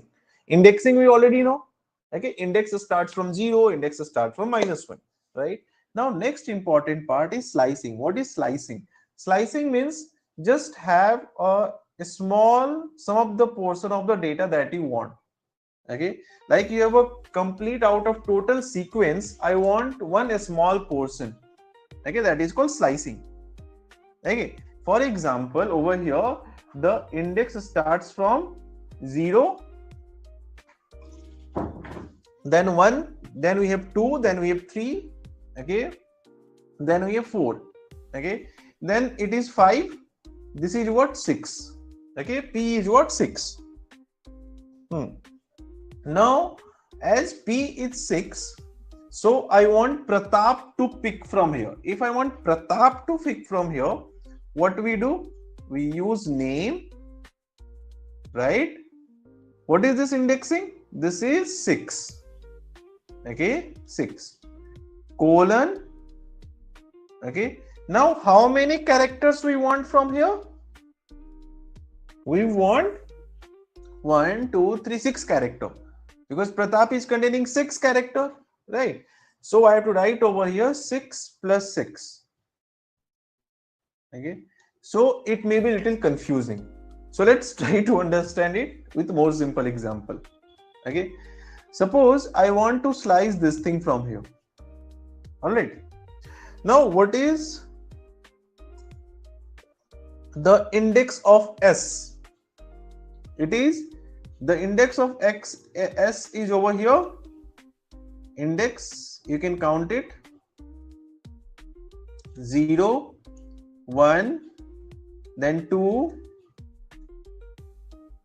then 3, then 4, 5, 6, 7, 8, 9, 10, 11, 12. Okay. 13. That means index of S is what? 13. S is at index 13. All right. Let's check once.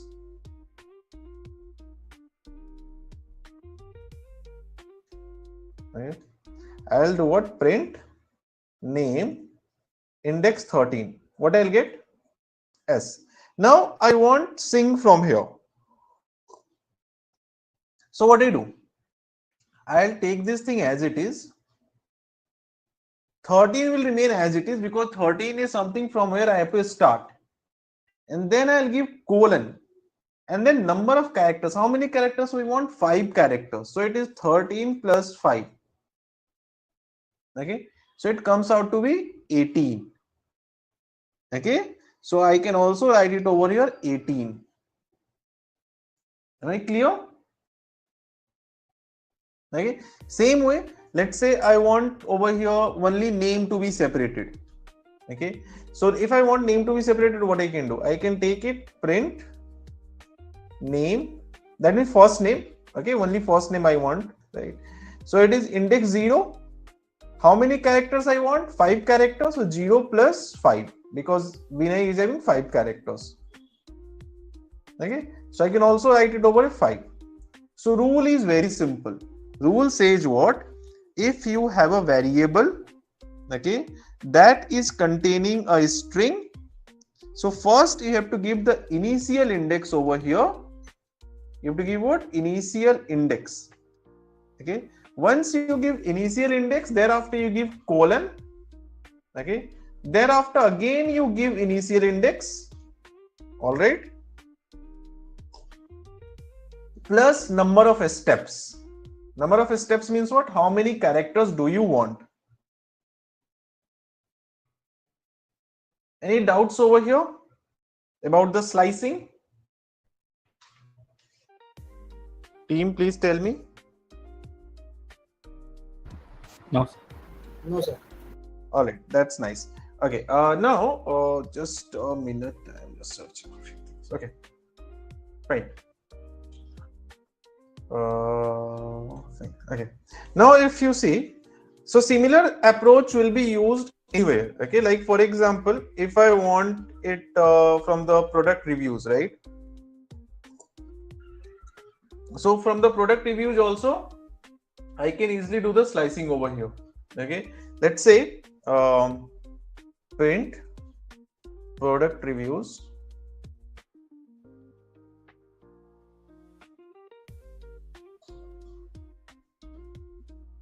Okay. Any random index I'm taking, let's say 10 colon. Let's say I want 8 characters. So 10 plus 8, 18. Okay. So 0, 1, 2, 3 from the 10th, that is from here, it had given me this one. But now the problem over is it is not giving me any meaningful thing, right? So how can I have the slicing can also work and I should get meaningful output? Okay. And every time suppose I have to find something, it's not like that I will start counting, okay, 0, 1, 2, 3, 4, 5. So if we have this much data, it's fine.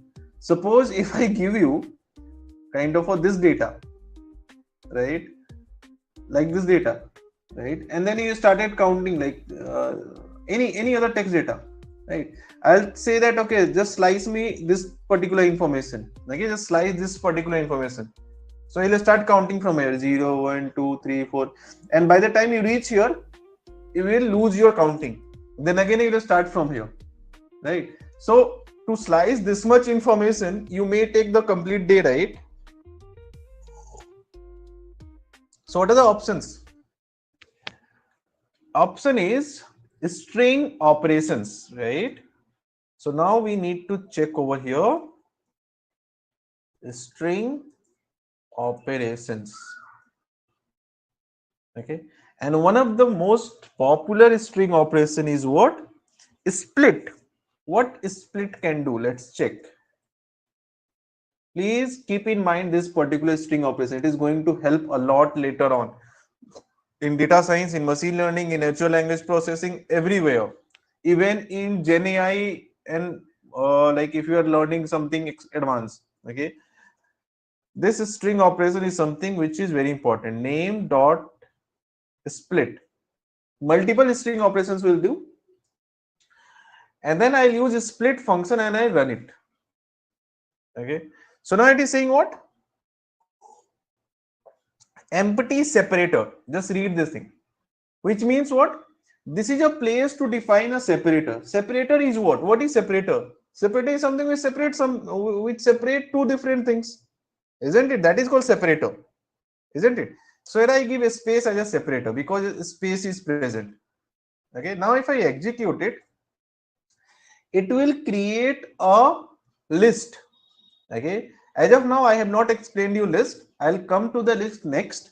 So when I explain list, you can understand the list better, but right now I'm telling you at a higher level what is list. List is something that can hold multiple values in a single object like this.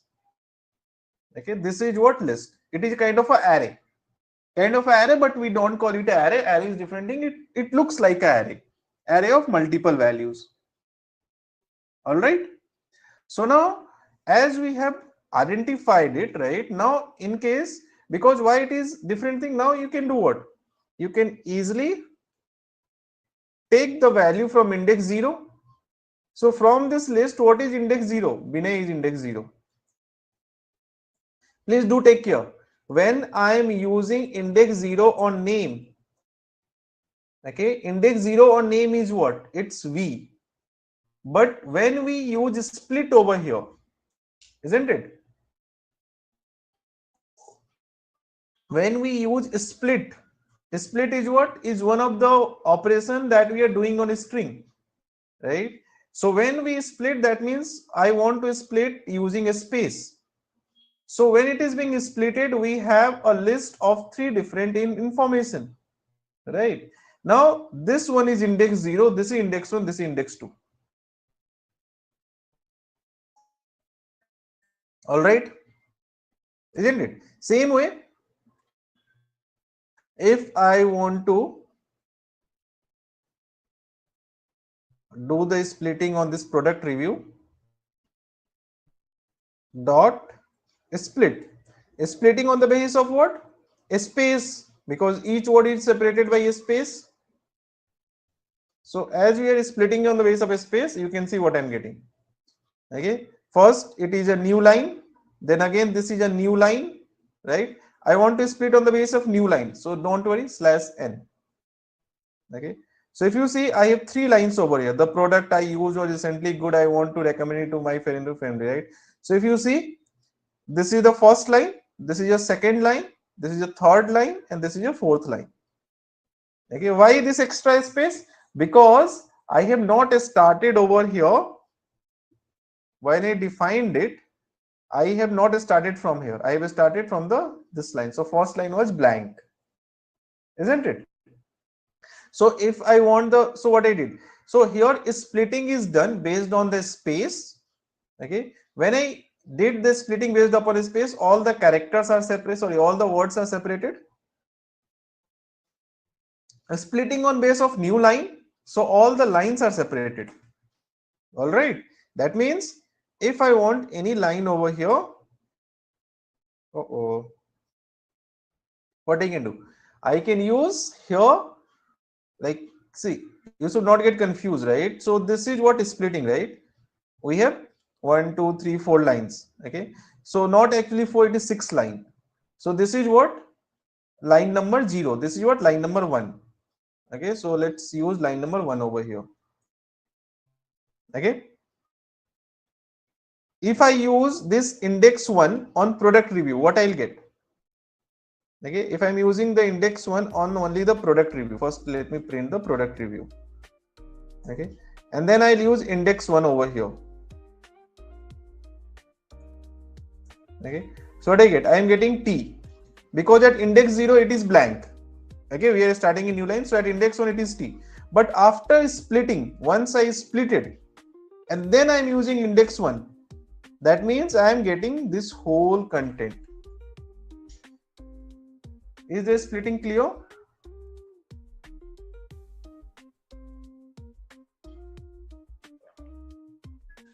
Any doubts with the split? Or I will do around the split. Okay. Next thing, when you see this product review, we have some extra spaces over here, right? So many a time in your kind of a text data, you will have some extra spaces that you want to get rid of. You don't want those extra spaces. So what you can do? Let's check. See. So first string operation we did over here is what?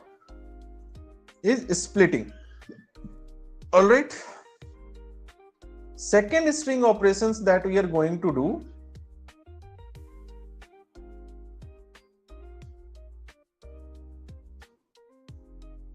is what? A strip. Again, it can be left strip, strip, or it can be right strip. Okay, it's a strip, right? Okay, so what it means, let's say I'll take the product review from here. I know it is having some extra space, right?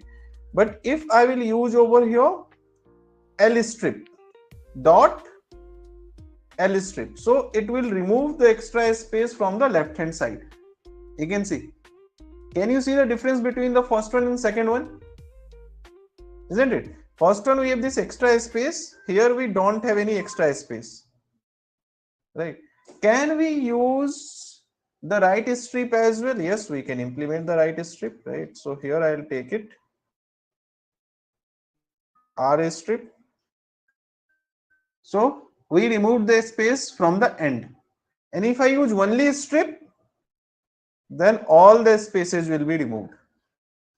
Only strip, it just blank, no space. Am I clear? All right. So strip we had seen. Next, what do we do?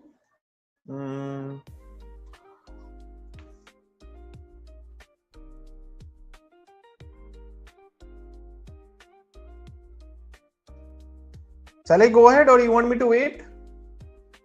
Shall I proceed? Everyone please tell me, anyone wants me to wait?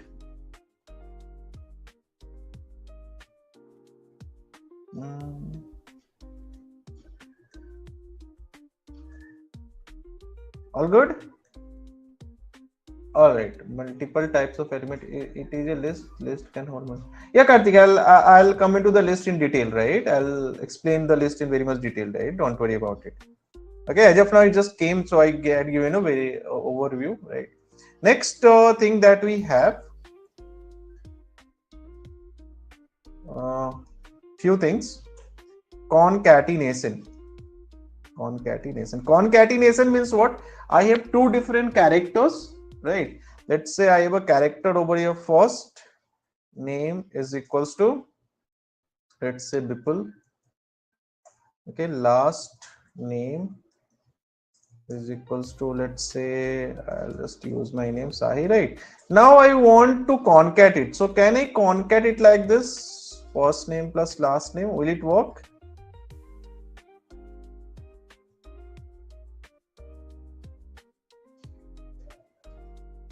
Working, but we don't have any space in between. If I want a space, then what can I do? I can just use a space, then we get it. Okay, apart from that, we also have one function that is called join. Okay, join can also be used, but for joining, let me see. I'll use first name, comma, last name. Okay, so what I did, I just put it into a list, okay, containing both of them. I can use dot join and join with a space in between them. Okay, so directly it is not working, so we can use over here. If I want it to be, okay, fine, let's try it in a different way. I thought it should work, but it is not working this way. So I'll just do what? A space. First I'll use a space, then I'll use join. Okay, and thereafter, okay, a space dot join. I thought like I can use that way also, but it is not working. So a space dot join, and then I can feed the same thing that I had feed earlier. First underscore name, first underscore name, comma, last underscore name. Okay, so both the way you can work. So here directly concatenation will also work in the string. That means if you have two characters, then you can also concat them easily by using plus sign, and they will get combined.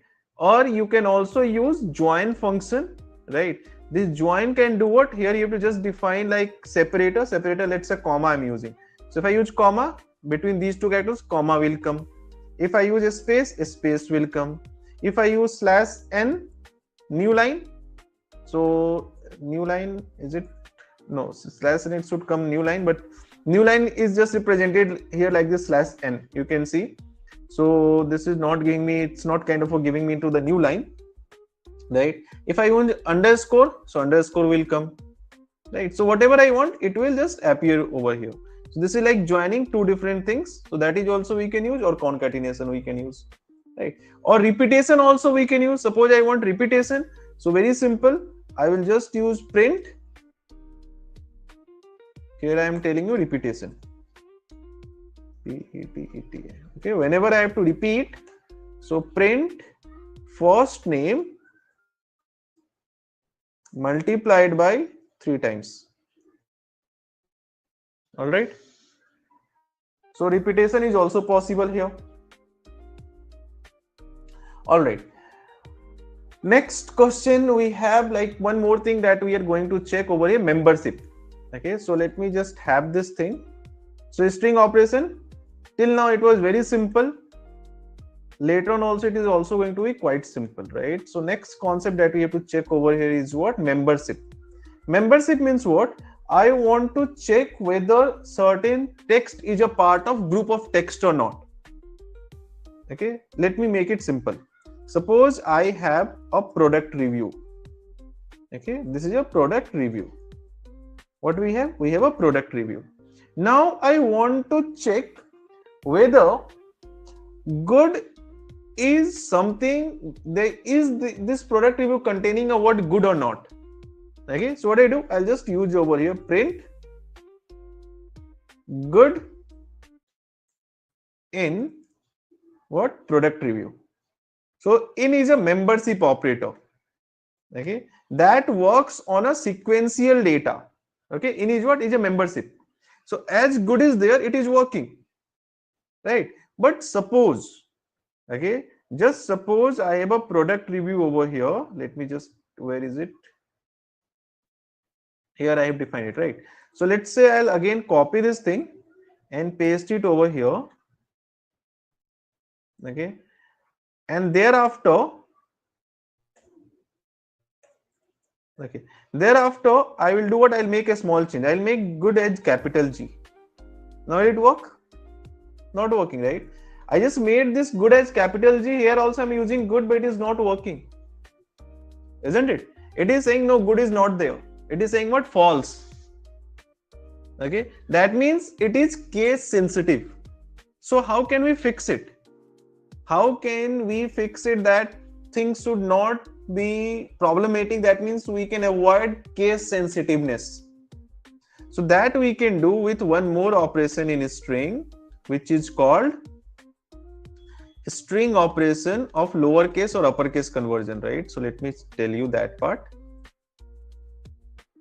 Okay, we'll see what? Uppercase, okay, or lowercase. So for that I have to use upper or lower. Okay, so now let's see, I will use it over here. I have a first name, right? So print first underscore name, right? Now if I will use over here first name dot upper or first name dot lower, okay, upper dot lower. So what do you see? All the characters converted to uppercase, and lower made it all the characters converted to lowercase, isn't it? So you know, we know that this combination of characters contains a combination of uppercase and lowercase. Okay, it is having some uppercase, capital letter, having some lowercase, that is a small letter, right? Now when I'm checking, how do I know that I need to use uppercase or lowercase? I don't know, isn't it? I don't know whether I have to use uppercase or lowercase. So what do I do? Before checking, I will make it uniform, right? That means I will say print product review dot lower. So everything will be converted into lowercase, right? As everything is converted into lowercase, then I can easily check it. All right. So this is called uniformity, right? So with the uppercase or lowercase, you can easily convert all the characters into either uppercase, or you can convert all the characters into lowercase. Clear?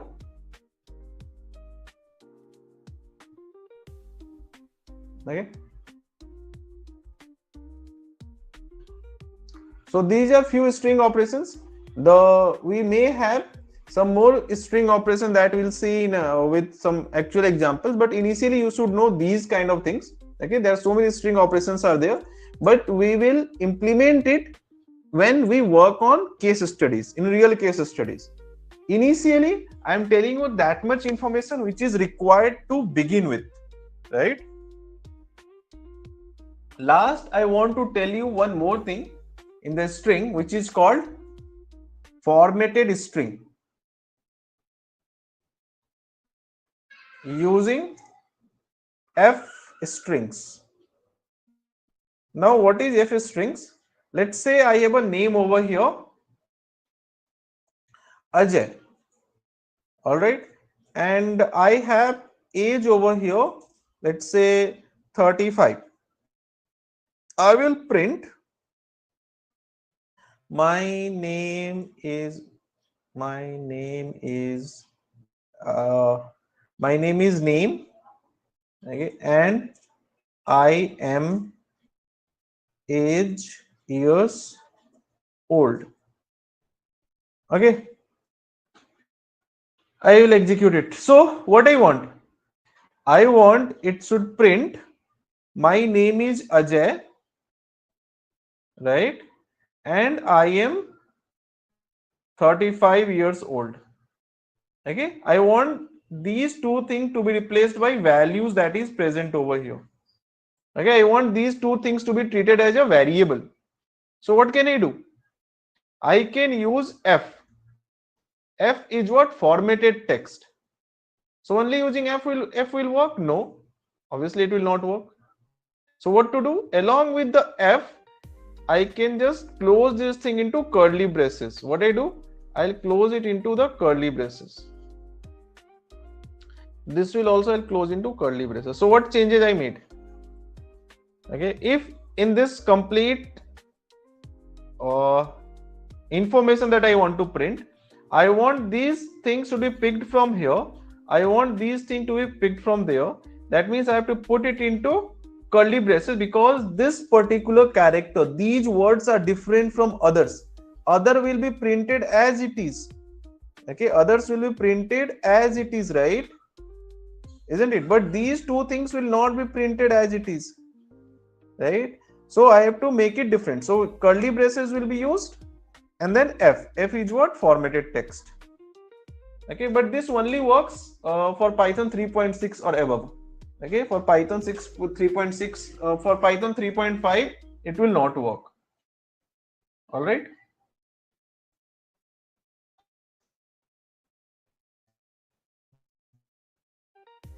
it's clear.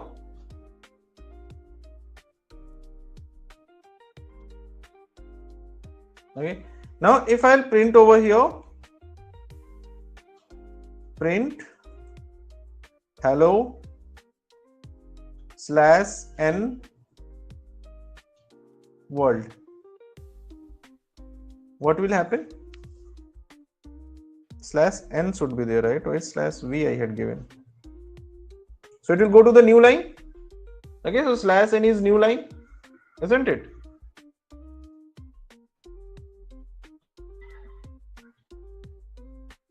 Okay, one more thing. If I have a name, let's say first name or any name, right? Now I want to make the change over here. Name, what is index 0 in name? Index 0 in name is Ajay, A, right? I want to make it B. Will it work? It will not work. Okay, this means what?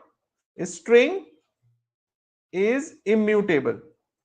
Okay, you can't make the change in the existing string. It is what? Immutable. Am I clear? Fine. So let's have a quick revisit what we did. We started discussing the string part. Okay, and we need to know few. Suppose if we want to update the value of the variables, then how we can do? Sorry, what you said? Suppose here right now told it is a immutable, so that variable not able to. Suppose if you want to create a, suppose this is a variable right now. Okay, this is a string array right now. That variable not able to update, right? Yeah, right. So see, if you want to change the value of this whole name, right? Suppose name is equals to, I'll make it, it is Ajay, right? I'll make it Anil. So it's fine. Okay, you just change the value of 4 variable, that is okay. It means But suppose it array indexed value we cannot change, right? correct. But other Any programming we can change it, right? We can assign the value, but in Python is not possible, right? no, here also you can change, but types, that depends on data types. Okay, string is immutable. Okay, here string is immutable. Okay, so list is mutable, tuple is immutable, right? So it depends like which particular type of data you are using, right? So or data structure you are using, right? So string is immutable. That means if let's say if I'll use it over list of name, okay. So if I use list of name, right, it becomes what?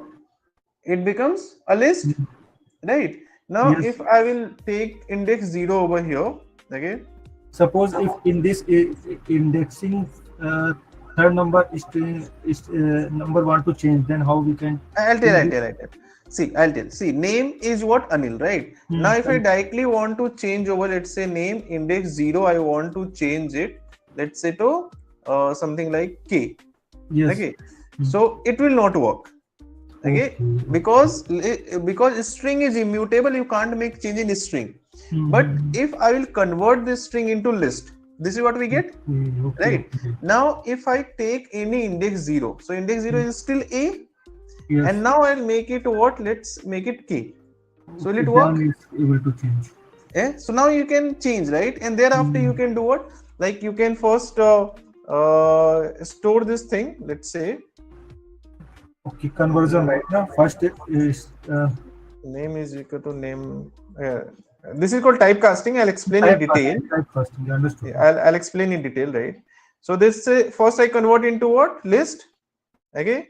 And thereafter I'm taking over index 0, making it K, right? Then I'll call over here name list. Okay. I'll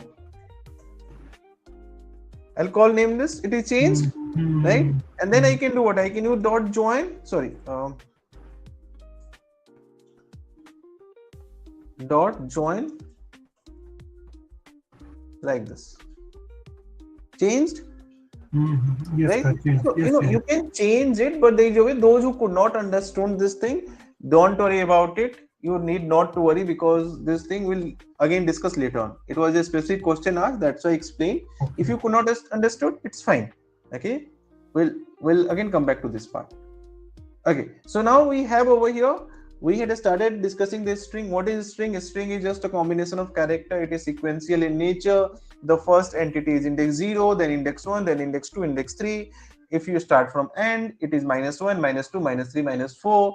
You can define a string in double quotes. You can define a string in single quote, or you can also define in triple quotes. But triple quotes we use when we have multi-line string, right? You can check any value of a string by using the index. Len function will return the number of characters. Indexing works in negative direction as well. That means if you start from here, it is -1, -2, -3, -4 kind of thing. We studied about slicing. Slicing is like starting with a initial index, then initial index plus number of steps, right? That's why the index of v is 0, and then I want 5 characters, so 0 plus 5, it is 5. Okay, thereafter it is what we are doing, 0 -1. Thereafter it is a multi-line text, and we check the length. This is also a kind of a slicing.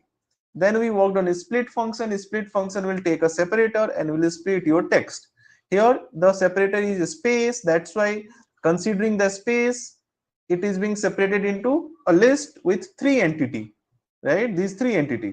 That if I will take index 0, then I will get Vinay, right? Product review. Here I split it based on new line. So there will be 6 entity. First it's a blank line, then 4 lines, then again blank. So it's blank, line 1, line 2, line 3, line 4, and then blank. If I take index 1, then I'll get this thing. A strip will remove the extra spaces. Like a strip, this will remove a space from the like at the initial as well as at the end. Okay, whether extra space exists before the first character or after the last character, all the space will be removed because of a strip.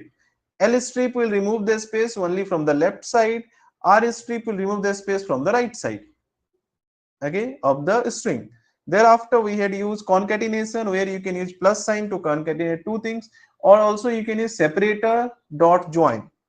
Whatever the separator you define, it will get joined. Okay. It is also having a repetition nature. If I multiply 3, this thing will repeat it for 3 times. Upper or lower is there to convert the characters into uppercase or lowercase. Like here, these all things converted into uppercase, or these all are converted into lowercase. Okay. Thereafter, we are working on membership operator, where we are trying to check over here membership. So when we are trying to check membership, we are trying to check good, but good is having G in capital. I don't know whether G will be capital or G will be small, right? So we had GOOD is all small. I am comparing. So I am comparing after converting everything into lowercase, right? So I'm getting true. All right. And then we have a formatted text, in which we can have a combination of characters, and one of the characters we can use as a variable. Okay. So this is what we discussed till now. And then we had seen the immutable nature of a string. Immutable nature of a string means what? You can't make the change in any, if you want to change any single character of a string, right? So string is what? The string is immutable. Anyone is having any doubts on any one of the things that we discussed till now apart from this? Okay, this thing you can ignore as of now. No need to worry about it. We'll come back to this thing later on, right? So I'll just create a space. Up to here, anything to ask? No?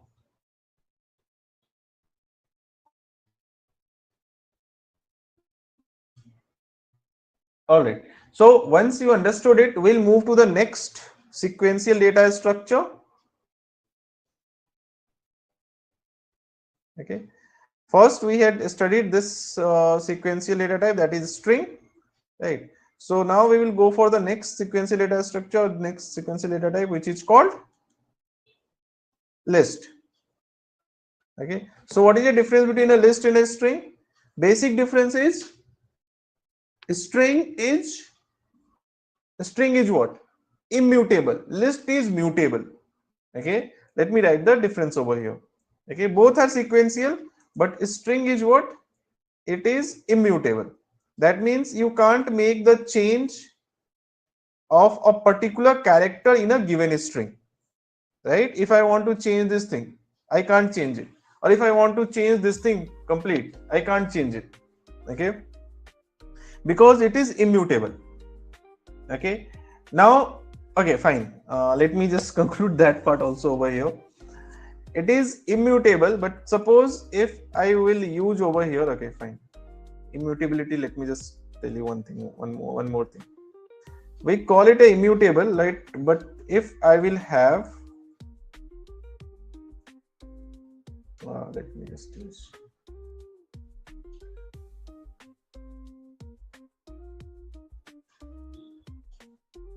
Okay. Now there is something like if I use name dot replace, okay, PL replace, right? I want to, let's say, replace Singh with, let's say, King. Okay, something random that comes. Okay, so now you may think that it is replaced, then why am I saying it it is immutable? How can I say this is immutable? Because this is replaced, right? Isn't it? So what should we do? See, if I will call name over here, it is still Singh, right? Okay, so what it means? Here replace function is something which will replace some of the entity of a given list, sorry, given string, right? If you have a string over here, okay, and in that string I want to replace this thing, I can use replace function. Okay, in the replace we'll feed, this is the existing value and this is a new value. What we do in replace? In replace we feed the existing word and the new word that I want. But after replacing, this will not actually affect the actual value. The actual value will remain as it is. That's why when I call name, it is as it is. isn't it? It means what? Here the changes happened. That is true, but it happened only for this instance. Okay, it is not affecting the actual string. So still we can say it is immutable. Okay, because this change I can do what? I can store in a new name, a new variable, or I can use the same variable, then complete data will get replaced, isn't it? Okay, either the complete data will get replaced, that is stored in name, okay, like name is equals to this one, Binay Pratap King, or what? You can store in a new variable, right? But you can't expect. So now when we have these information stored, right? So this is called list. Okay, if you check the type of it,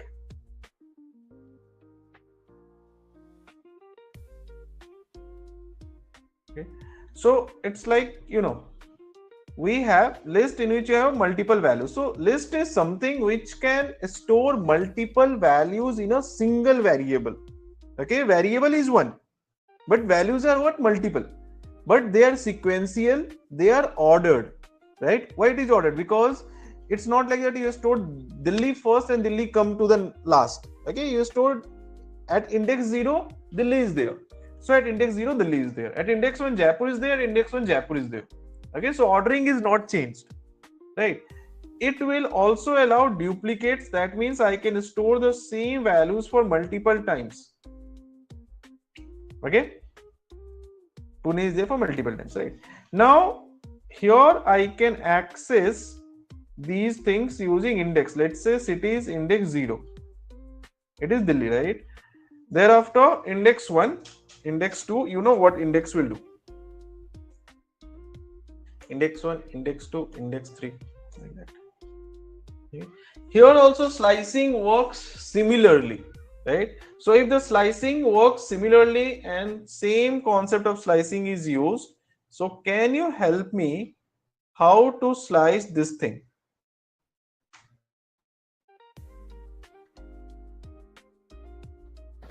One comma three. Yeah, what? 1, 3. 1, 3. No, Okay, 1 1 is to 3. Yes, sir. 1 colon 1 colon. plus 3. Yes, sir. That is 1 colon 4. Yes, sir. Okay. Initial index 1. And then I want 3 entities. So it is 1 colon. So here. So if you understood slicing in list, same concept of slicing you can apply over here. 1 colon 1 plus 3, that is 4. All right. Now list can also store data of multiple types. Okay, let's say I have a list over here. Okay, Arun, and his age I'll store. Okay, and then I'll store over here, let's say true or false. Okay, so if you check, it can store data of different types. Arun is a string, this is integer, this is Boolean. True or false is what? Boolean, right? So it can contain data of different type. That's why it is also called, it is of heterogeneous, it is a heterogeneous data structure. Heterogeneous. Okay, list is heterogeneous, it can store data of different types. Indexing already you know, slicing already you know, indexing, if you know that this is indexing from the beginning. Okay, same just like a string, since it is also a sequential. Here also -1. -1 will give you the last, -2, -3, -4. Okay, so from the last it's like Pune, Coimbatore, Pune, then again Chennai. So that is also fine. Okay, thereafter if I want to check the length, same concept that you had studied in string, nothing different. Okay, so total number of cities are 6. Okay, but one thing is different from the string. What is that?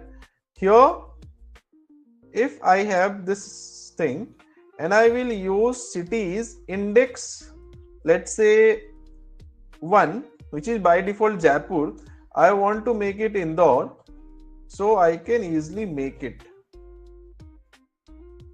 Okay, so that is a different from the string, whatever that you had used, right? Like in the string you had used slicing, here also slicing is there, indexing is there, length is there, even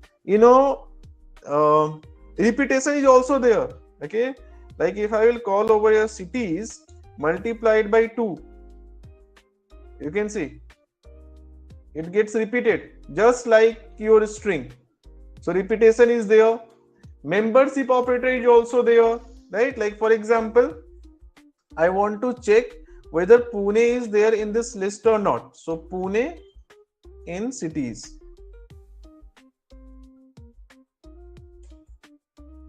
It is there, right? Same way, let's say if I want to check a city name which is not there, let's say I'll pass over Nagpur. It is not there, right? It is false, isn't it? So it's like cities is something which is sequential. So whatever the things that you had used in string, almost all of them will be used, but it will have something extra. What is extra? You can change a value that you can't change in the string. That's why when I have a name over here, let's say I have a name, okay, let's say Ajay. All right, print Ajay, print name. So this variable is having Ajay. Now I can't change, I want to change this A to B. Okay, but directly I can't change because it is a string. So by using this, what we did, we converted the string,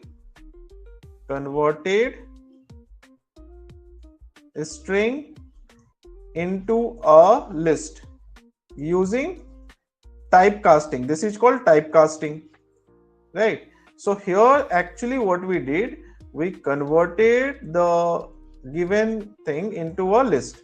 So Ajay was a string converted into list. Okay, then we stored it into a variable, right? Then we change index 0 to k. Okay, and then we join them back. All right, after joining I can also store it into a new variable, new name. Okay, and then I can call new name. All right. Sir, excuse, sir, could you briefly again tell the same point? Sorry? Could you repeat again, sir, the same point? This part, okay. Converting Right. string into list. Sure, sir. I'll Converted string into list.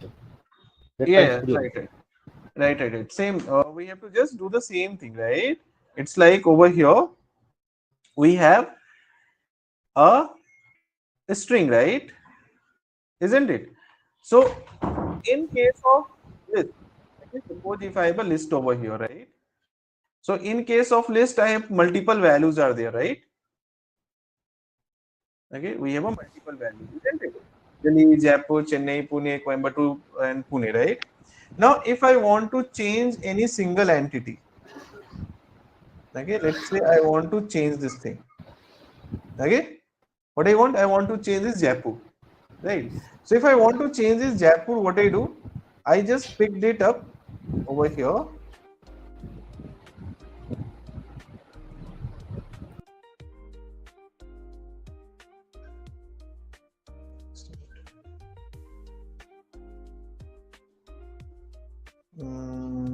Wait a minute. Okay, fine. I defined it. Okay, so if I want to change this Jaipur, what I did? Jaipur is it in index 1, right? Correct? Yes, sir. Okay, so if I will take city is index 1, okay, it is Jaipur. Now I can do what? This city is index 1, I'll make it Indore. All right. Yes, So when I make it Indore, you can say this thing is changed. Earlier at this position, we were having what? Jaipur, right? yes. Now this becomes Indore. Okay. It means what? In the list, by using the index, you can pick any value. Okay, you can pick any value and thereafter you can change it. Okay, pick any value and then change it. All right, understood? Yes, sir. Okay, so this is possible in the list, but when we come to the string, okay, so in the string we have a name Ajay. So here also I can pick any value like this, name index 0. Yes, sir. So index 0 will return me what? A, right? Yes, sir. Okay, but here we can't change. Okay, if I try to make it B, Because okay, it's immutable. yeah, see It's here, immutable. yeah, it is immutable. Here it worked, but here it will not work because cities was a list and this is a string, right? So now if I will execute this guy, okay, it will say an error, but I have an option. What is the option? If I will convert this string into a list, so here it is being converted into list. Okay, sir. Okay. Okay, so once it is converted into list, so here I converted this thing into list and stored into a variable. Okay, and thereafter what we did, we picked the index 0 from here and make it k. That means what is index 0 here? In this case, this is index 0, right? Yes. Yeah, so just a minute. Okay, this is index 0, this is index 1, this is index 2, this is index 3. So we pick index 0 and make it k. Yes. Right, and thereafter what we did, we can easily do name list dot join. Okay, so when we use join, that means, see, when this thing I did, because of this my output is like this, k j a y, isn't it? Now if I use join, then they will get joined between together, right? Yes, sir. So we get the output like this. All right, so directly we can't convert, but what we can do, we can convert a string into a list which is mutable. Okay, and then we can convert if we want. Yes, sir. Understood?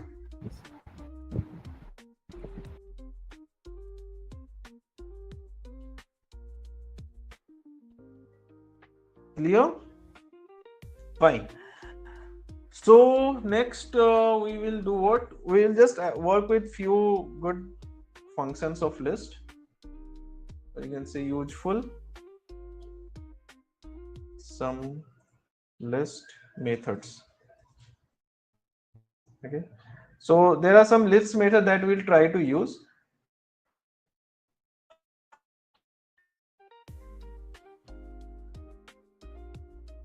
Okay, one of the list method is what is append. What append does? To add a new item into the list. Okay, how it can be used? Let's say I have over here a list called cities. I want to add a new item. So what I can do, I can just use cities dot append. Okay, now you may think like, what if I forget this method? No, you'll never forget this method, because this method will be used for multiple times. Okay, in every program it will be used, so don't worry about the things like you will miss it or anything will happen, right? So I'll not let you forget. So append will add a new information. Okay, where it will be added? It will be added at the end. Done? If I want to add somewhere in between, what should we do? Can anyone tell me? Anyone knows? I want to add it, for example, I want to add it, let's say,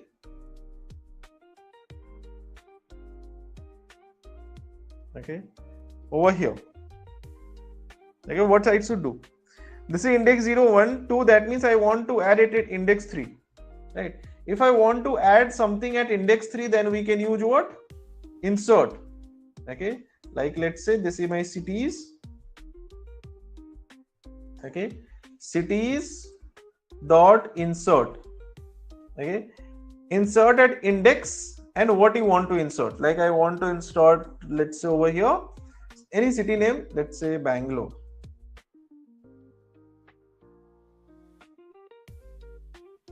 So print cities. Right. So if you say append will add the entity or content in the end, insert, you can have a control where to insert. All right. Thereafter, the next method that we should know is remove. Okay, what remove does? You can just remove any one of the entity, any one of the item from the given list. Like for example, I want to remove any particular item from here. So I have to just use what cities dot remove. What I need to remove? Let's say I want to remove Jaipur from here. So I'll just copy this thing, paste it over here, and then I'll again print it. So this will just remove the entity from the given list. So again, this is a method which will be used to remove. Okay. So just like we insert something using index, okay, here what we do, we are inserting a new entity. Let me type inserting a new item using the index value. Okay, here I am using the index value to add a new item, right? Here I am using remove function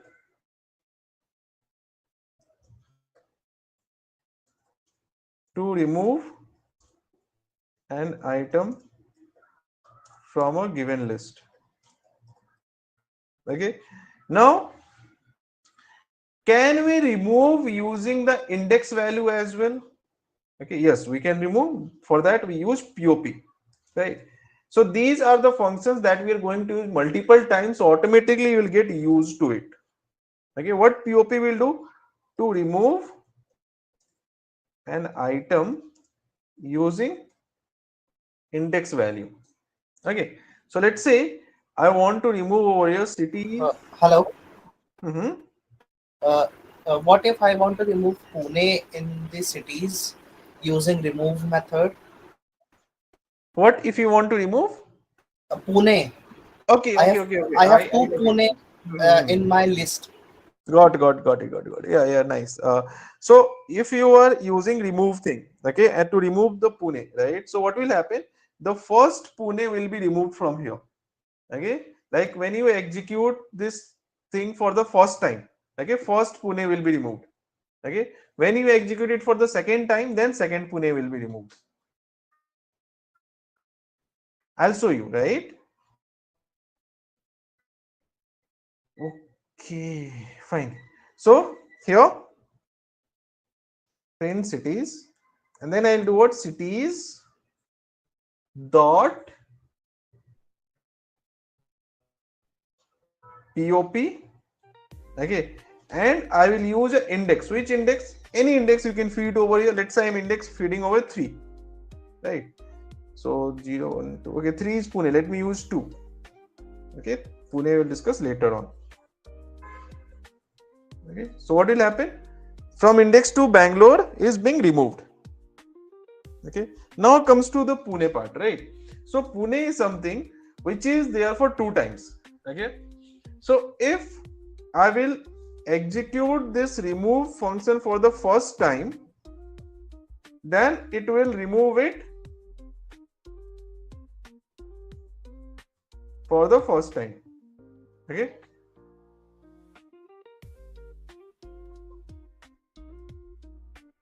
print cities. All right, when I again remove it, execute it for again one more time, it will remove it for the second time as well. Okay, so using loop we can actually do it.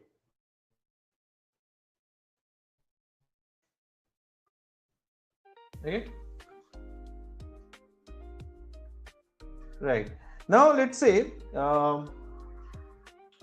I have to clear this. So for clearing this, I can use cities dot clear. Okay, so print cities. So there is no entity. Now the point over here is one more thing.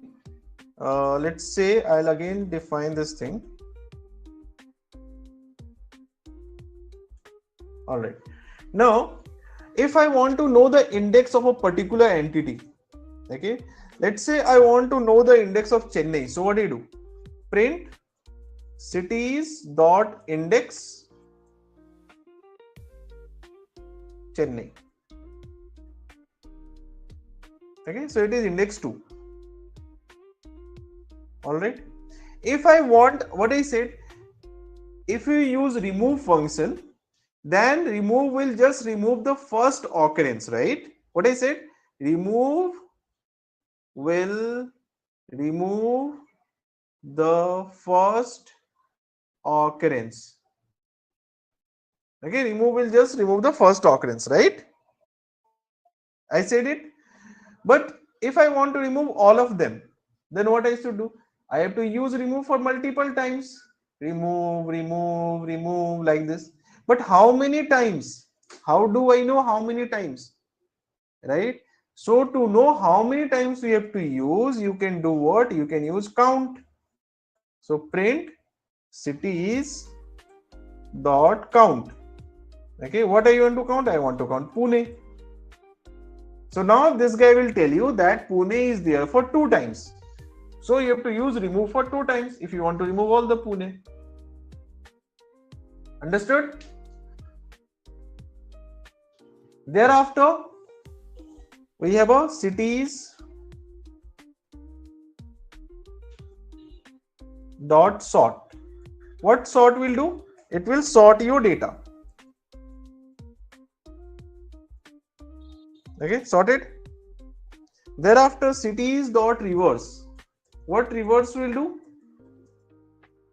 Reverse will reverse your data. All right.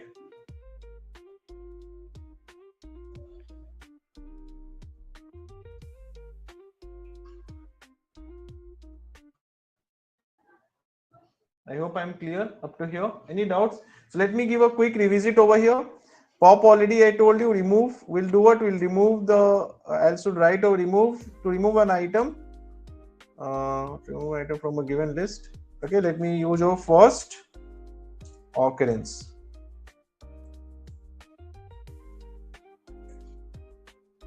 Okay, clear? Sir, what is the difference between pop and clear, sir? What is the difference between pop and clear? Both are same. Okay, clear will clear all the info. Just give you the blank list, right? Yes, sir. Okay, what pop did over here? See, pop is like from this given list. Okay, which is 0, 1, 2. Index 2 is having Bangalore, right? Yes. So from index 2, the value has been removed, right? Yes, sir. Bangalore is removed from here. So that's why in the second list, this is updated and now we don't have Bangalore here, right? Yes, sir, got it. And clear will just clear everything. It will make a blank list. To clear all existing value in a list and create a blank list. Okay. Thereafter, we had seen over here index. What index will do? To return the index of any single item in a list. Okay. Count will do what? Count to count number of times an item appeared in a list. Okay. Sorting will do what? Sort numerically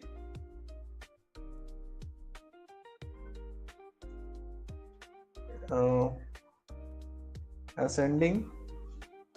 If it is a numerical data, it will just put into ascending order. or alphabetically if it is non-numerical data. Okay, reverse will do it to reverse your given list. All right, now after the list we have one more sequential data structure, and which is called what? Tuple. Now what is this tuple? Okay, so let's try to understand it. Okay,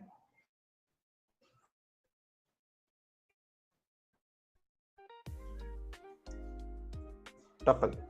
So what is tuple? Tuple is basically immutable. That means you can't make changes. Okay, you can't change anything in the tuple, just like list. It is also ordered, it also allows duplicate, and it also stores multiple data types. It is also heterogeneous. So one thing is only different, which is it is immutable. That's it. Okay, how to define a tuple? Using parenthesis. Okay, let's say 2, 5, 6, 7. You can also use, it's not like number you can use anything. Okay, I'm just using number over here. So let's say this is something I defined within a parenthesis, not a square bracket.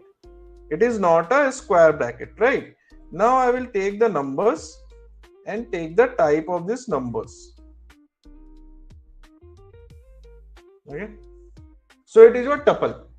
Tuple is what? It is immutable. Immutable means what? If I take any single value from here, let's say index Can't change. 2. Index 2 is 6, right? I want to make it 9. It will not work. All right. Rest everything is same.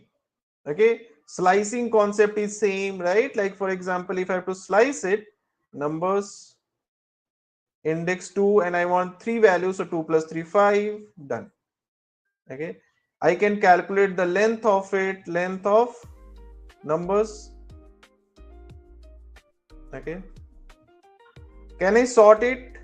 Numbers, can I sort it? Please tell me.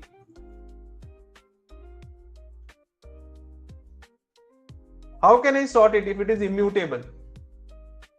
It is immutable, right? So I can't sort it. Convert into yeah, right. If I convert into list and then try to do it, then it will work. Okay, but why should I convert? It's like that is the purpose of this thing, right? That is the purpose of tuple. We use tuple in those cases when I don't want, things to be changed further. Like I want to create a data structure in which I don't want any further changes. Okay, a data structure. Once we convert it to list, then we will be able to convert again. So. Yeah, then you can convert. Then you can be able to add anything, remove anything, right? Apart from that, if you want to do anything else, like for example, I want to know the index of a value, like index of 6. So I can easily check numbers dot index of 6, right? It is 2. I want to count something, right? Like for example, I want to count how many times 3 is there. So print numbers dot count 3 is there for 3 times. Okay, it is 1, it is 2, it is, so these things can work. Okay, any kind of property check you want to do, you can easily do it. What you can't do? Change, modification. Okay, you can run the length function also. Numbers length. Okay, 9 values are there. Okay, so this is your second day file. Okay, I'll share this file with you. In this file, we discussed string, list, and tuple. Next class, we will discuss dictionary, right? Dictionary, and thereafter we'll go for the operators, and thereafter we'll go for the dictionary, operators, and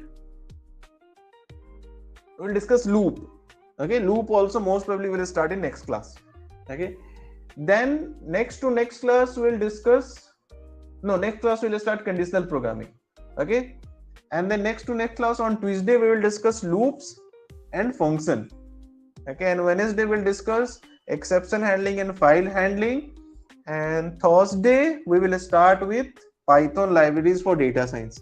So most probably in the next week we will move into the data science part. Okay, meanwhile this is just the beginning. Please practice, just go through the things once. After you get all the files, you have to just open up, you have to do nothing, right? You just need to open up this thing, this notes you have to open up, and you have to just check once, just one go. Okay, this thing, yeah, I know this thing, yeah, I also understand this thing, I also understand this thing, yeah, I understand. If any point you find that okay, this is what I have a doubt, just mark it down. Okay, just mark it down and ask the question.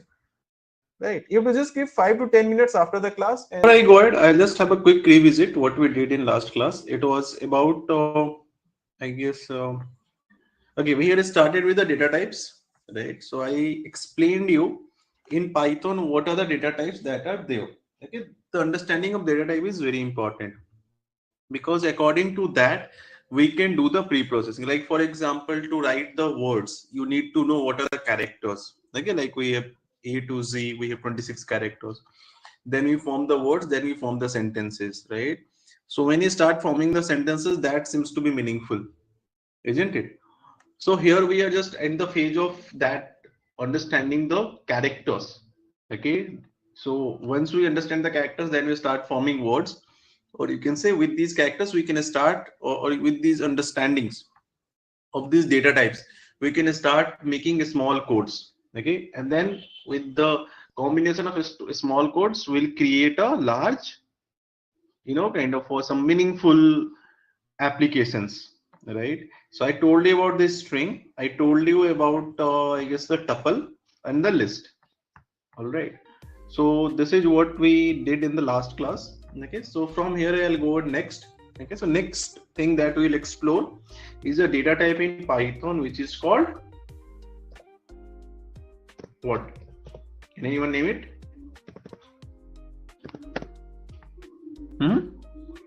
It is dictionary. Next thing that we have to explore is dictionary. So let's try to check what is dictionary exactly and why we should use it. Okay, so I'll create a new file first. Okay, and I'll give it a name. What name generally I'm giving to your code files? Let me check. EL Python D2. So let's give it EL Python D3.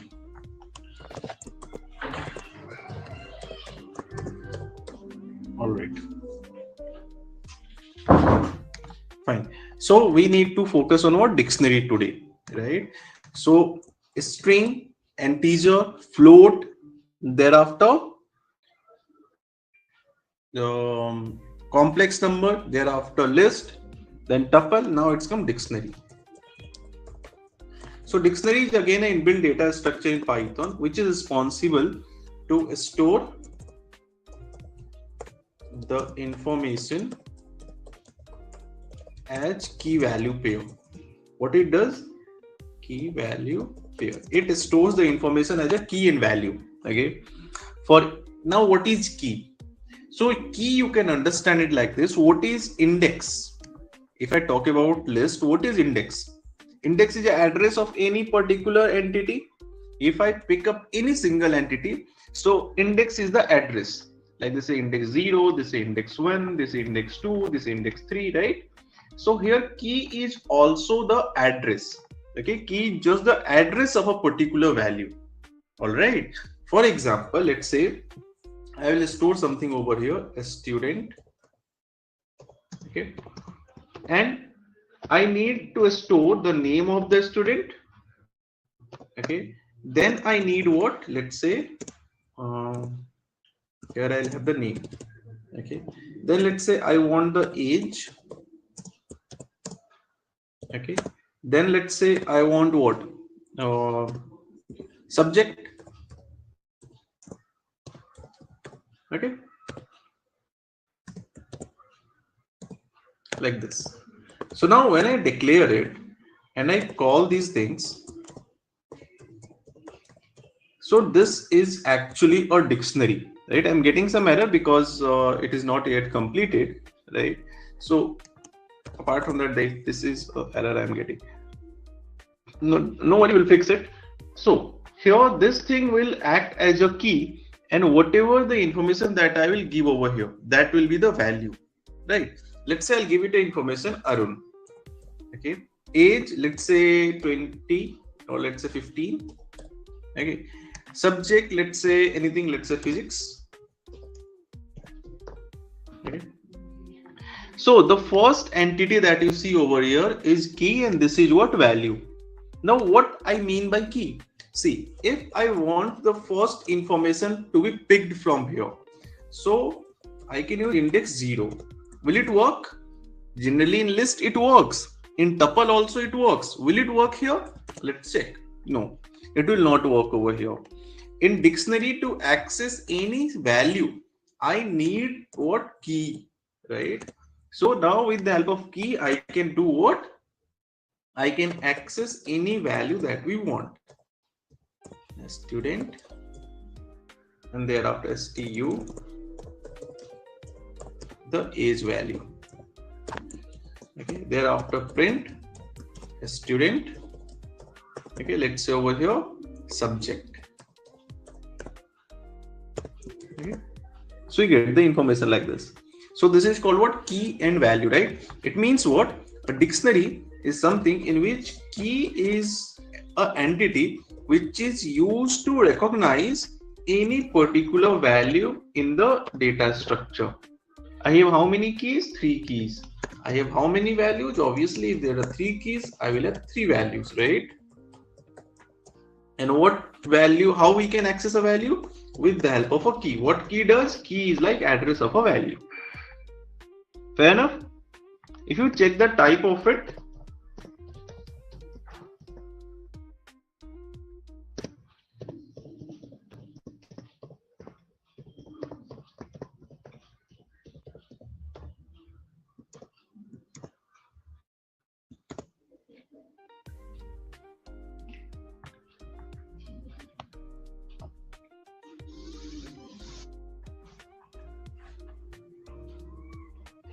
all right.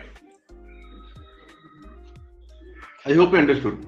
So here we have a dictionary, right? Here we can access all the keys and values.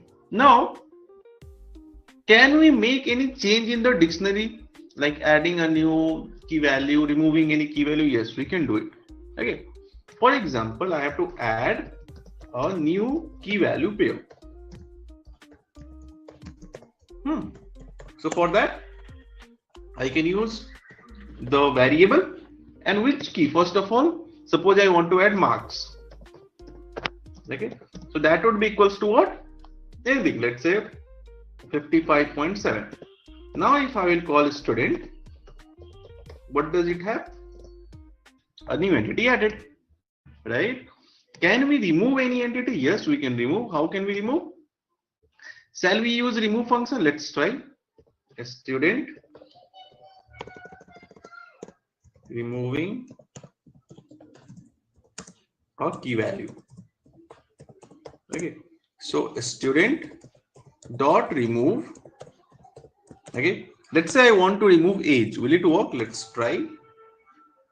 Let's say, yeah, age I want to remove. Okay, now before removing, we need to check, can we make some changes, or you can say update a value for a key. Okay, first of all we will update and thereafter we'll remove. Right, so let's say age I have to make 14 over here, right? So a student age is equals to 40. This will simply update the value against a key. Am I clear? Right, next, if I will remove it like this, will it work? So here what we had seen how a dictionary can be created, what are keys and values, how can we fetch any particular value, next how can we update a value, next how can we how can we add a new key value, how can we update existing key value and then remove it. So removing is not working, right?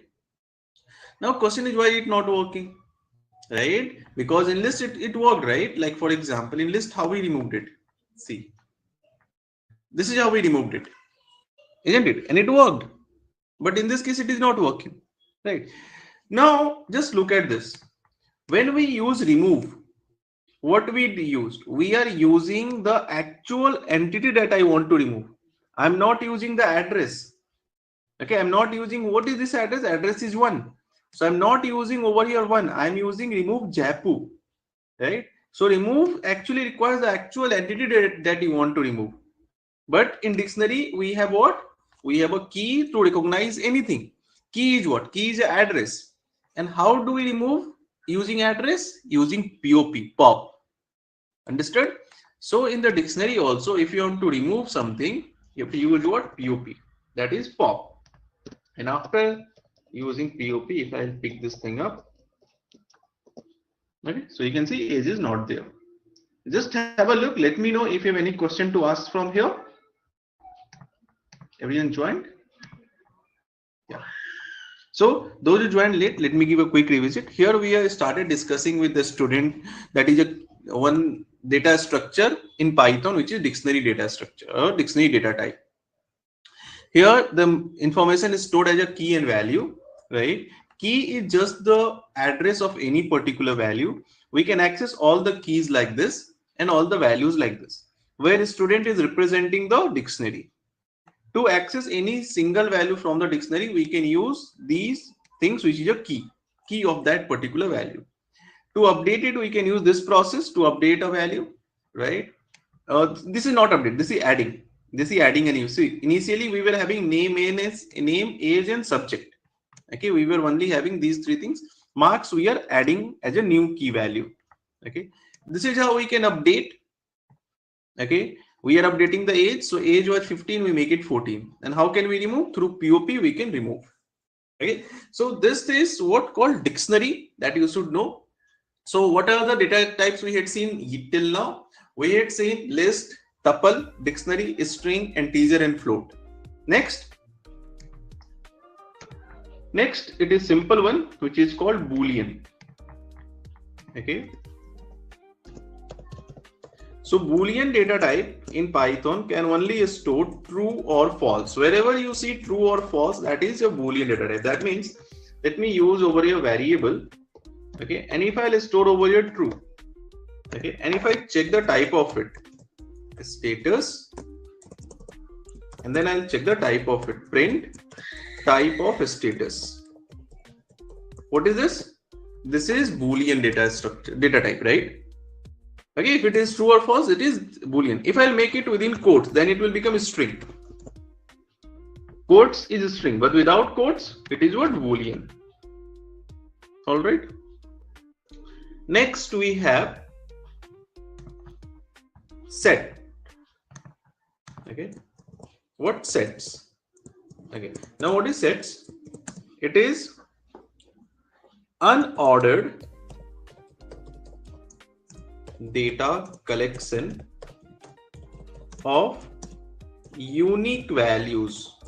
Now let's try to understand each of these things over here. See, let's suppose I define over here something, or what should I define? Let's say unique IDs. Okay, and I define a curly braces. So curly braces will be recognized as what? In Python, the curly braces will be recognized as dictionary, right? See, here it is a blank, and then I check the type of it. Type of unique IDs. All right. Spelling UN. Okay. It is what? Dictionary, right? So whenever you see curly braces, like for example, if I talked about list, we had used what? Square bracket. Okay. Tuple we had used what? Parenthesis. Okay. Curly braces we are using for what? For dictionary. Okay. Curly braces is for dictionary, right? So here also I am using curly braces, but I wrote sets. right? So am I confusing you? No. See what happened. As of now, it is getting recognized as dictionary. But curly braces with key value is a dictionary. Okay, curly braces with key and value is a dictionary. If it is not key and value, let's me define over here only like this: A12, okay, A13, okay, AB25, okay, C9072, okay, T45, just some random values I have defined over here, right? I'll call it, okay. So I'm trying to print it. So now if you see, it is not in the same order as we have defined. The order is changed, okay. After A12 we don't have A13, we have B25, right? That's why it is called unordered. And second, unique. Unique means what? If I will again define A12, okay, or if I again define A13, it will not accommodate it, right? It can't have the duplicate values, okay. It can't have any duplicate values. It will have only the unique values, right?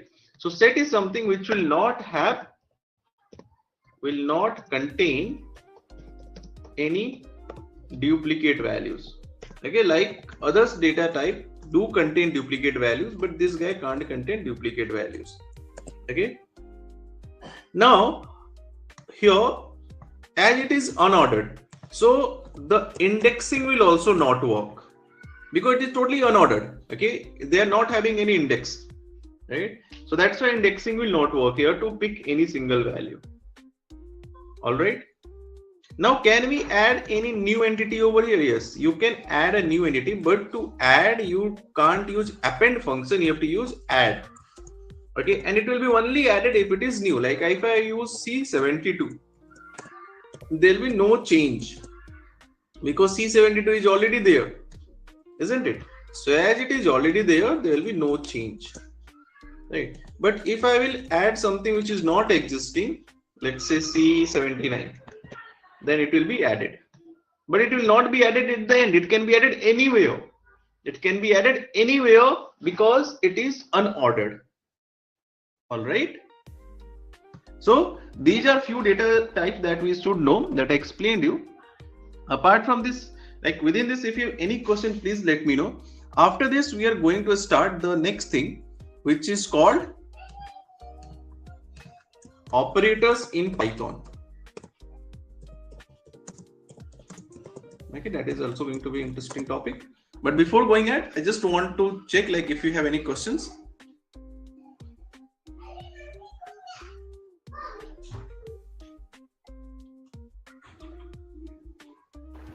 Hello. Hmm?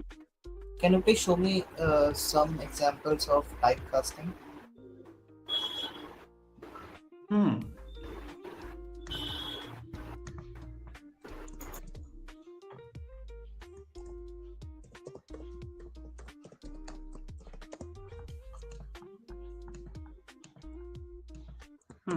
What is typecasting? Typecasting is like converting one type of data into another type. All right. Let's say I have a value over here. A is equals to 56.9. Okay. So by default, it is what? It is a float, right? If I want it to be converted into,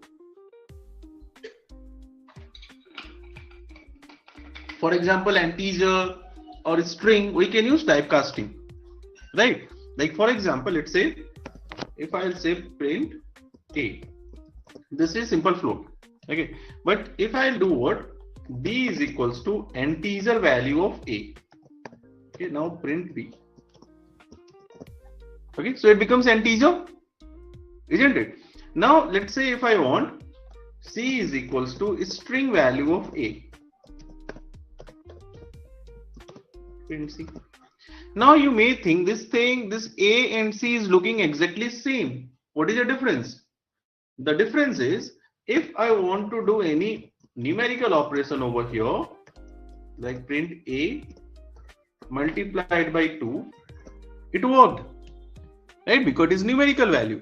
But if the similar numerical operations I want to do here,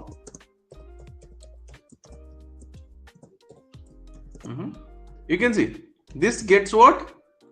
Repeated, because it becomes what? Is string, right? Because on the string we can't do numerical operations, right? So it may look similar, but it is what? C is what? It is a string form of A. All right. Same way, let's say D is equals to, if I use list of A, then what happened? It will try to form a list, but it is not working. Okay, that means when you are using typecasting, the compatibility also matters. Okay, it's not like that anything you can typecast into some other form, right? Because that was a single value. Okay, so if as it is a single value, you can't convert it into list, right? So that's the point. Like list is what? Is a sequential data, okay, collection of multiple values, right? So if I want to convert this thing into list, can I use it like this? Then, isn't it? Now, if I have, let's say, E is equals to 6, 8, 9, 3, 2, right? This is your list. Can we convert this thing into, okay, let's say 6, 3, 2. So now can we convert this thing into float? Yes, we can convert. What is the difference between list and float? Can anyone tell me? Sorry, list and tuple. Can we convert this thing into tuple? Yes, we can convert into tuple, not float. Float is a single value, right? Sorry, I just mistook over here. So it's like, can we convert into tuple? Yes, we can convert by using typecasting. So here this guy is converted into tuple. So what is the difference between list and tuple? Can anyone tell me? The difference between list and a tuple? See. Tuple doesn't accept the duplicate values. Right. No. List is something which can be altered. Right. Like for example, we have over here 8. Okay. I want to make it suppose 9. Right. So index 1 is equals to 9. Right. Now if I call it, it becomes 9. Right. List is something in which you can add a new entity, e.append. Okay, let's say I'm appending over here 1. I can add a new entity. 1 is added. List is something from which you can remove some entity, e.remove. Let's say I want to remove 6 from here. Okay, so long story short, list is mutable. You can make the changes in the list. But tuple also holds the values like this, but you can't make the changes. This list we converted into tuple, right? Now, if I want to make the change, let's say f index 0. F index 0 is what? 9. I want to make it 21. It will not accept the change. You can't add any new entity. You can't remove any existing entity. You can't make any changes. Okay, same list we converted into tuple and stored into f. So here you can make change. Here you can't make any change. Okay. Can we convert a list into a set? Yes, we can convert. Z is equal to set of what? E. Print Z. Okay. So as I converted into set, what happened? All the duplicate values are removed from here. Okay. We have only the, like this thing I converted into set. So from there, all the duplicate values are removed and only unique values are stored. This is called typecasting, converting one data type into other data type. Am I clear? Set is used for the getting the unique record from the list, right? Or tuple. From list or tuple, anything. Anything. Okay. Okay.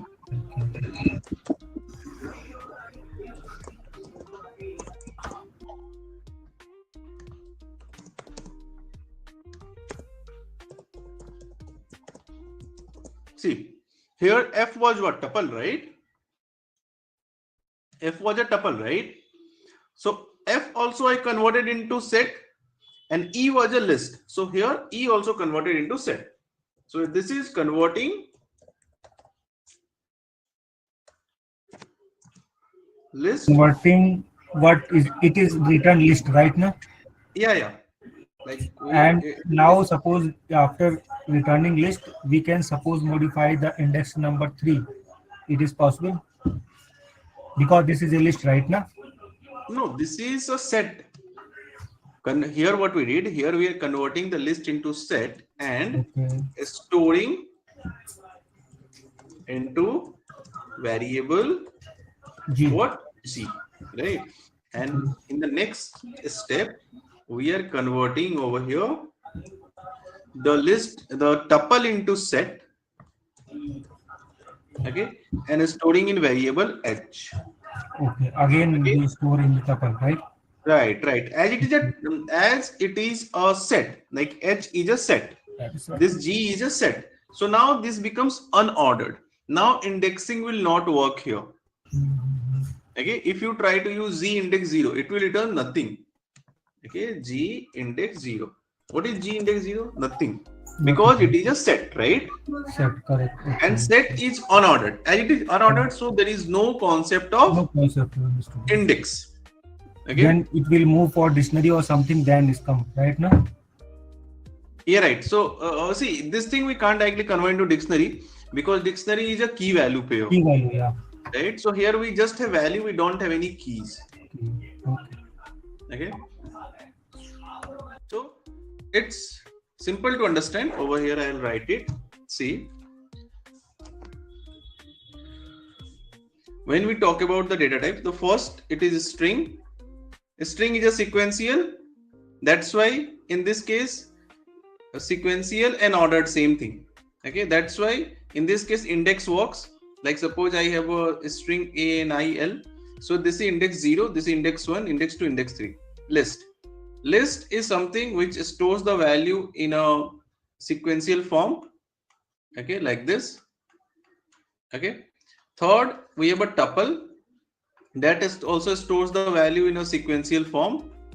Okay, only difference is you can't make the tuple, you can't update a tuple, but a list can be updated.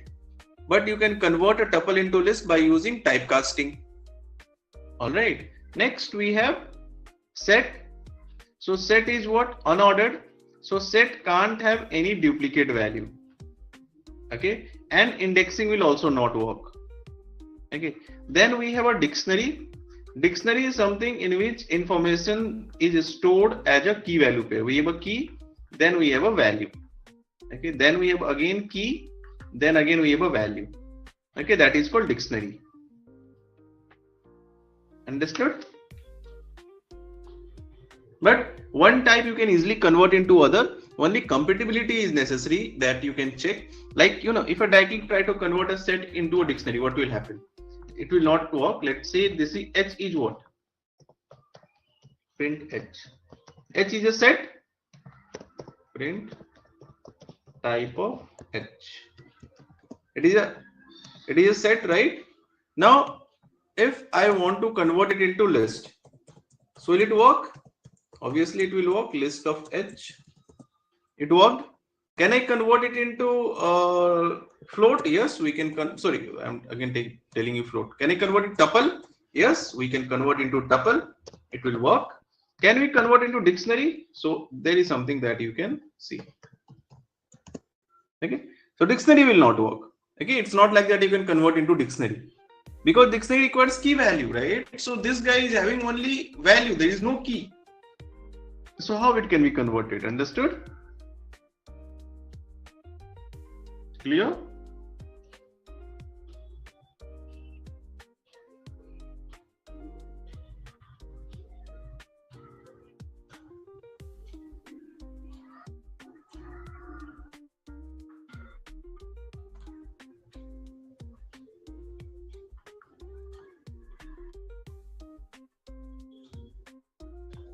Next we have operators. Okay. So what are operators? See, operators are used to operate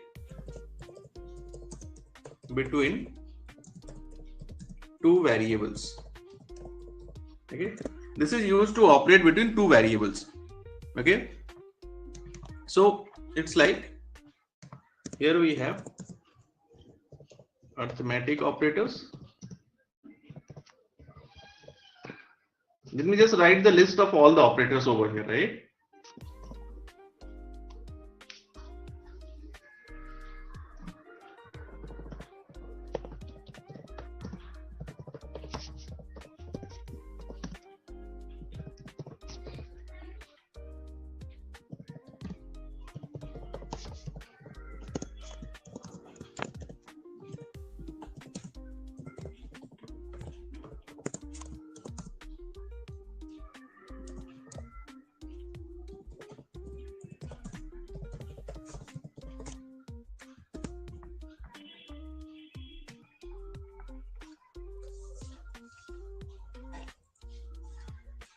All right. So what is arithmetic operators?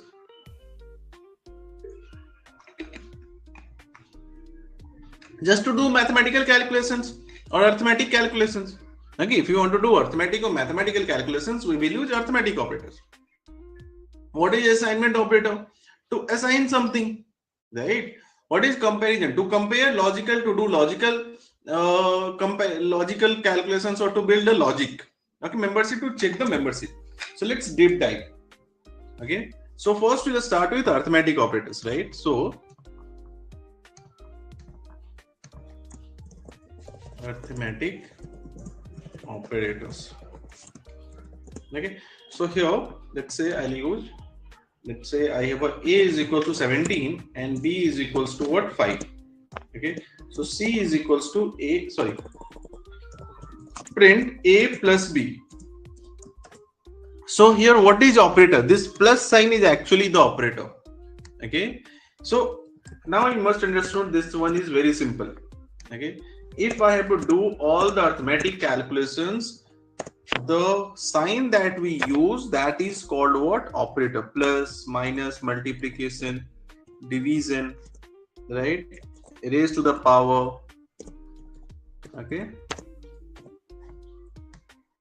all right. So here this is called exponential, that is called raised to the power. That means it's like 17 raised to the power 5. Okay, 17 raised to the power 5. This is also called exponential.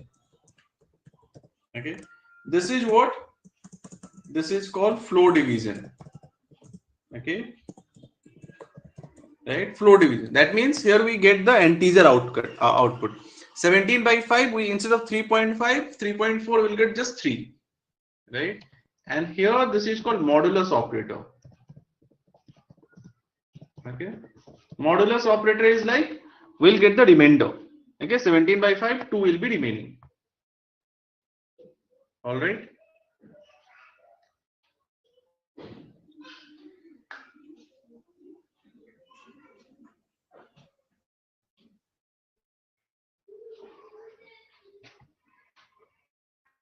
Clear. Now next we have what? Assignment operator. So I don't think this is very difficult to understand arithmetic. Any questions in the arithmetic operators?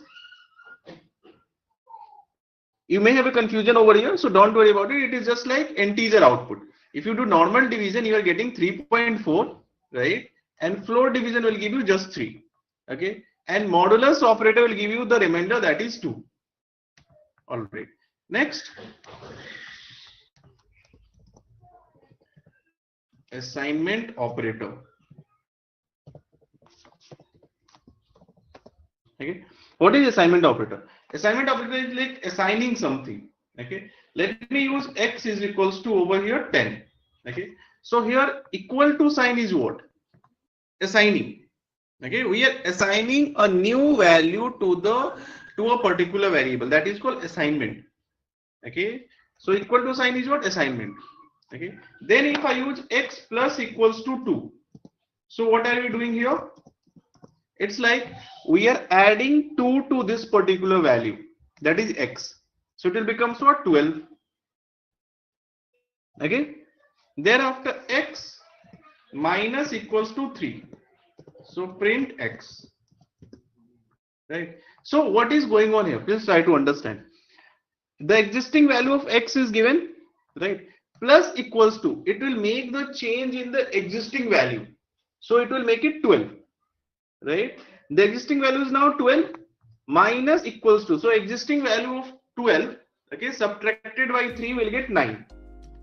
Okay, x multiplication equals to, let's say 4. So print x. So you'll get what? 9 into 4, 36. Okay. Thereafter x divide equals to, let's say 5. So print x 7.2. Alright. So it is doing what? Here the assignment operator is just operating on the existing value. Okay. So you can do any things like, for example, if I use raised to the power 2, raised to the power equals to 2. So it is what? 7.2 raised to the power 2. Okay. So now print x. Okay. X floor division 2 or 3. Right. So what I'll get? I get the integer outcome 17. Okay. X modulus division 5. Modulus division equals to 5. So what I'll get? I'll get 2, right?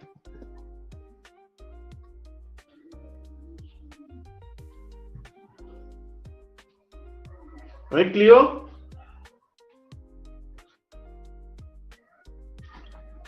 Okay. So these are very simple to understand. Still, if you find it anything which is not clear, you can let me know. Right. Next thing is called what? Comparison. Comparison means what? Compare two entities. Right. Like for example, if you were login, okay, suppose you are entering the user ID and password. So you get logged in, right? So once you, how do you get logged in? It is because of comparison, right? Your user ID actually get compared. Okay, your user ID compared, your password compares, and then you get logged in, isn't it? So comparison is just to compare two different things, left hand side with right hand side. Okay, for example, if I will use over here, let's say age is equals to 18. Okay, now I have to compare. What can I compare? This is assignment is done. Now I want to compare whether the age value is 18 or not. So I can use age double equals to 18. Okay, double equals will be used for what? For comparison. Please do take care. Single equal is for assigning. That means we are assigning 18 to a variable. And double equal we are using for comparing. That means we are comparing whether the left hand side and right hand side both are 18 or not. Okay. Other comparison we can do is what? Age greater than a certain value. Let's say greater than 10. Okay. Print age is smaller than 25. Okay. Print age greater than equals to 10 or anything like 17. Print age is smaller than equals to 27. Okay. So it will just give you true or false kind of thing. It's always you're getting true or false. Okay, let me make few of them as right. So here this is true, this is also true, but this is false because age is 15, which is not lesser than age is 18, which is not lesser than 15. Okay, it is also true, and this is what? False. Right. Thereafter, can we use not equals to? Age not equals to 18. Okay. So not equal is what? Also false. Right. That means our age, this one is 17, which is not same as 18. Right. So that's why it is what? False.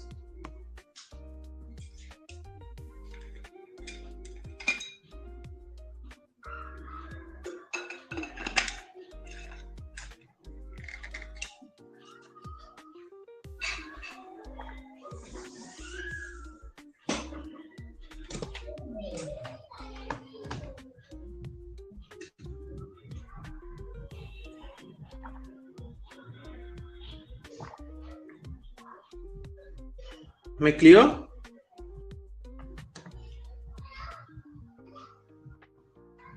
This is called comparison, just to compare two things.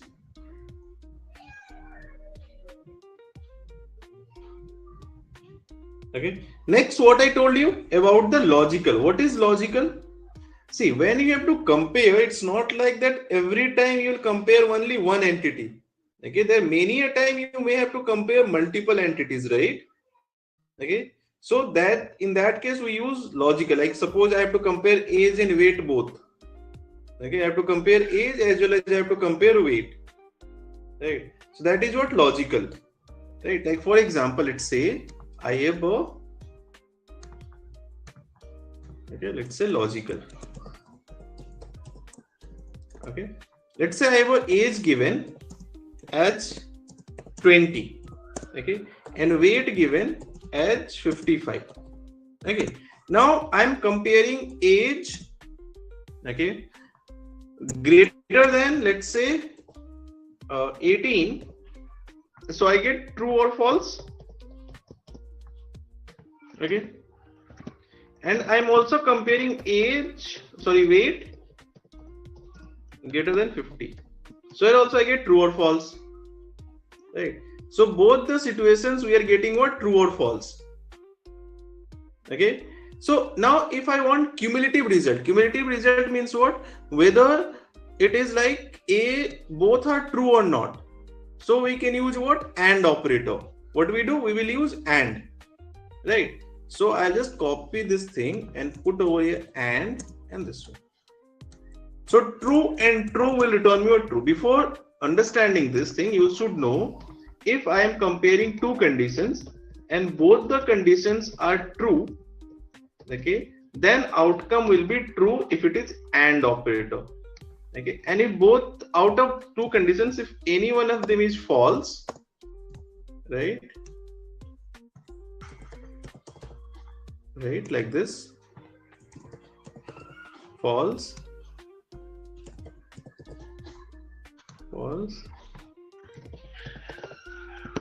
okay, so I'll get false, right? If both of them are true, then only I'll get true, right? If any one of them is false, true and false, it is false, false and true, it is false, false and false, it is false, right? So now we have over here, that means both are true, so that's why ultimate outcome is true. Okay, here if one of them is false, let's say this guy is false, okay, so it will be false. Here let's say this guy is false, it will be false, or if both of them are false, right? That is how your AND operator works, right? Next we have OR operator. What OR operator does?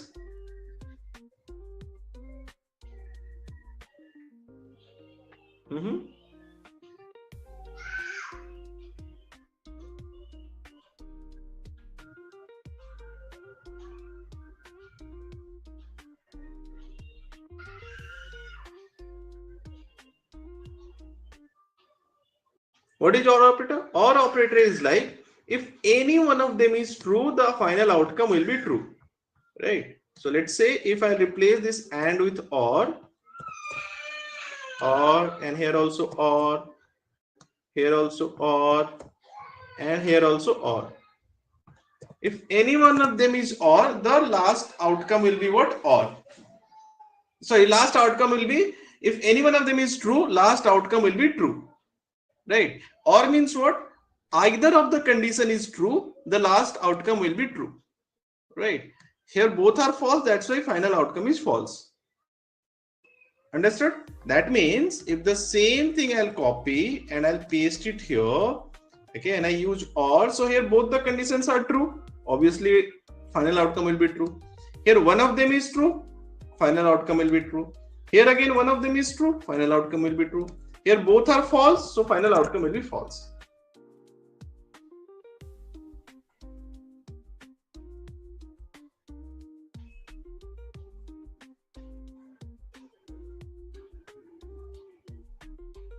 Clear?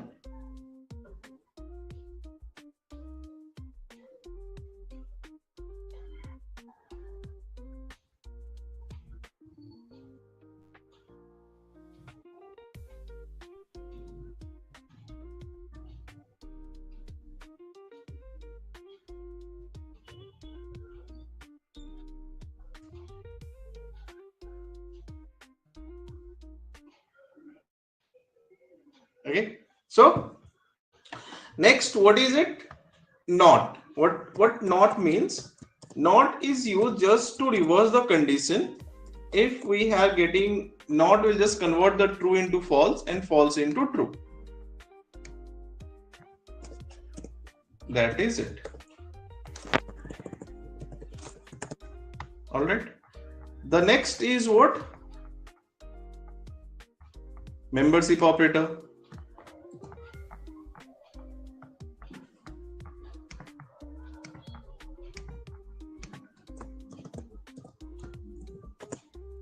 Right. So what is membership? Membership is like just finding out that whether some entity is a member of something or not. Like for example, let's say I have a kind of a name. Okay, name is equals to Pawan. Okay, so now membership operator works in a sequential data. If I want to check whether P is a member of this or not, so P in name. So when I run it, I'll get true. It shows that this particular character is a member of this name. Okay. If I'll check over here anything else, let's say X in name, so it will be what? False, because it is not a member. Okay. Let's say I have a list of data over here, right? List of data, like list is also sequential data, isn't it? So I can consider the one here like this. Let's say I'll take a what list I can use? Names. Names is equals to, let's say Pawan,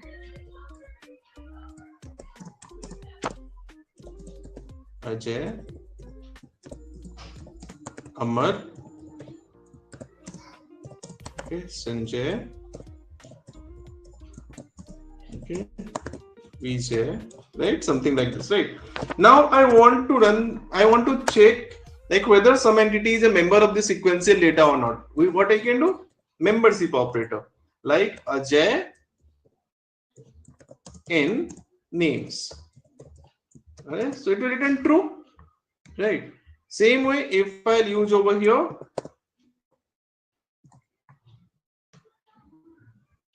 let's say Bipul, it will be false because it is not there, right? Say just like in, the opposite of in is what? Not in. Okay, not in. Simple. So it is just the opposite of in. Okay, so here our operator ends, and then we will move to the next topic after the operators, which is called conditional programming. But before moving ahead to the conditional programming, please do let me know if you have to ask anything. I'll just give a quick revisit. What we did, first we started with the dictionary, right? Dictionary is a data structure in Python that holds the information as a key value pair. After the dictionary, that means to recognize any value, we will use key. So here we are using key, right? Okay, name, age, subject. Thereafter, we are using marks over here, right? To update or to add a new entity. Okay, it's like we are adding a new entity into the given dictionary. Okay, here we are updating a value. Okay, here we are popping out a value. That means removing a value. Which value? Age. Boolean is like true or false. Sets uniquely stores value. Now we had seen, here we can add. How can we add a new value into set? There typecasting is like converting one type into another. Like here A is a float, we can convert into integer. You can see we can convert into a string. Okay, we can convert into list. I can define a list and I can convert that into tuple. Okay, list can be converted into tuple. So in E I can make the changes, but in F I can't make any changes. Okay, G is what? Is something which is a set version of E. Okay, like E is a list that when you pass it through set, we are getting Z, right? So it is typecasting. Thereafter, operators to operate between two variables, arithmetic operators for doing arithmetic operations, assignment operator to assign a new value or updating some existing value. Thereafter, comparison operator to compare two entity left and right. Okay. If I have multiple comparison, then logical operator. So AND is a logical operator, right? If the multiple conditions we are checking, all of them are true, then final outcome will be true, right? Otherwise, it will be false, right? Thereafter, OR is also a logical operator.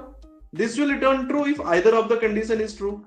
So in these three cases, either one condition is true. That's why it is true, right? Next, we have a membership operator that will be used on a sequential data to check the membership, whether one of the character or one of the entity is a part of sequential data or not. That is how we can check the membership.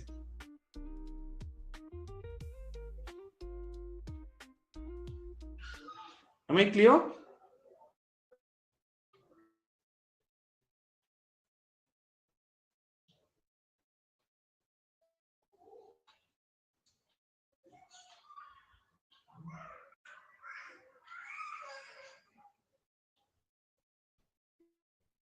All right.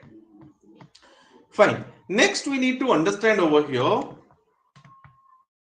again, conditional programming. Okay, conditional programming in Python. Now, this is going to be very important, right?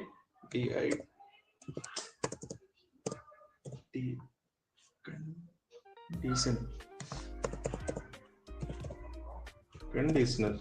Okay, now it is correct, right?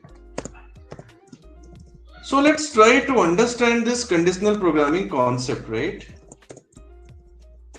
Okay, so what it does? See, when we are comparing anything, what are we getting? We are getting true or false. Okay, what are we doing? We are getting over here true or false. Okay, for example, let's say if I compare it, I get true or false. If I compare it, okay, I am getting true or false, right?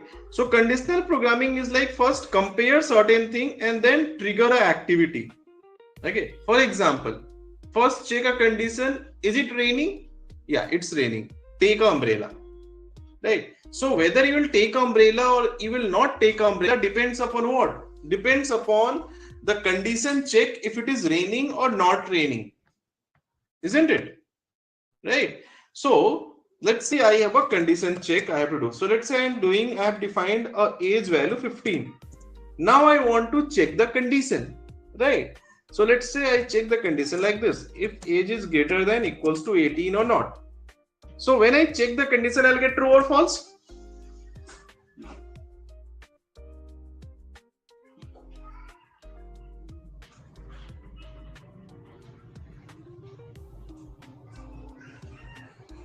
All right.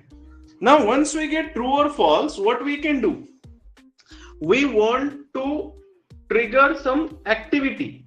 So I can write over here, if this age is more than 18 or defined age is more than 18, then do what? Colon, enter. Then do this activity, print, you are eligible to vote. Fair enough? So now it will check age is not more than 18, right? That's why it is not doing anything. I'm not getting any output. Why am I not getting any output? Because this is 15. Let's make it 25. Okay. So this print statement, like for example, if I normally use print, I'll not use this thing. Okay. If I use like this. So whether age is 15 or 18 or 17 or whatever, it will always print. Right? It will always print. But now we are controlling it. We are saying that you should only print if it is more than equals to 18. Okay, this is what condition check. We are checking the condition and then we are deciding that what to do. Am I clear? Right. Now the point is why I had given this a space. If I not give, then what happens? Then it will be incorrect. It will show indentation error. Okay. Then it will not understand that if this is true, then what to do. Okay, if this condition is true, then what to do? It will not understand, right? That's why we use this indentation over here. All right.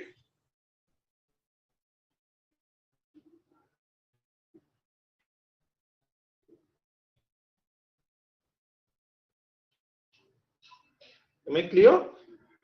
Right? That means now can we, so suppose if it is, let me just copy this thing and paste it over here. Let's make it 15. So when it is 15, it is not giving me any output. Now I want it should give me a output. Okay. If it is false, then also it should give me a output. So how can we do that? By using else condition. Okay. Print you are not eligible to vote, right? So here colon is important. After every condition check, you know, this colon is very important. Okay, what is important? Like whenever you are doing a condition check, right, you should always use this colon. That is more important. Okay, thereafter you should always use this indentation. Okay, then only it will say that, okay, if this is true, then this thing to be done. If this is otherwise, this thing to be done. All right.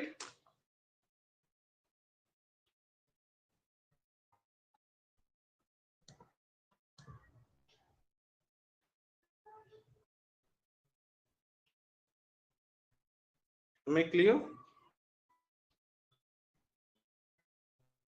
Right. So now, Yes. let's say if I want to take the value from user, then what to do? Let's say I want the age to be picked from user. So can I use input function? This is input function. Okay, I'll say enter your age. All right. So now I got a field where user can enter the age. Fair enough. So let's say I'll write it over here, age value something like 20. So it entered. Right. Now once I pick up the age value, let's say I want to check it. Okay. So how can I check it now? So to check this thing, we can use age greater than equals to 18. Okay.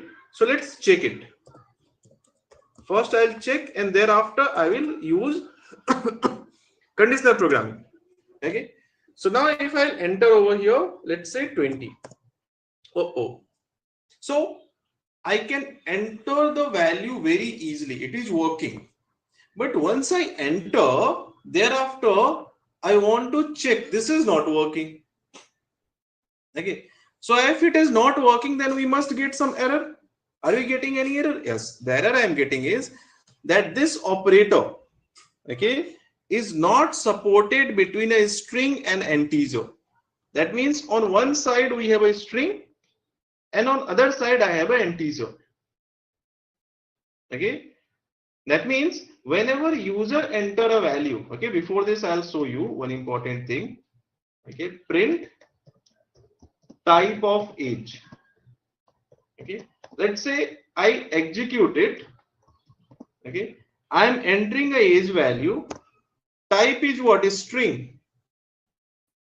Understood? It means the user input value, whenever user is entering any value, right? Python is considering that particular value as what? As a string. Okay. So if Python is considering as a string, obviously numerical operation will not done.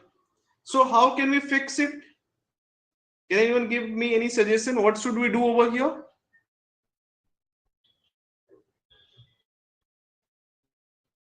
Any suggestion?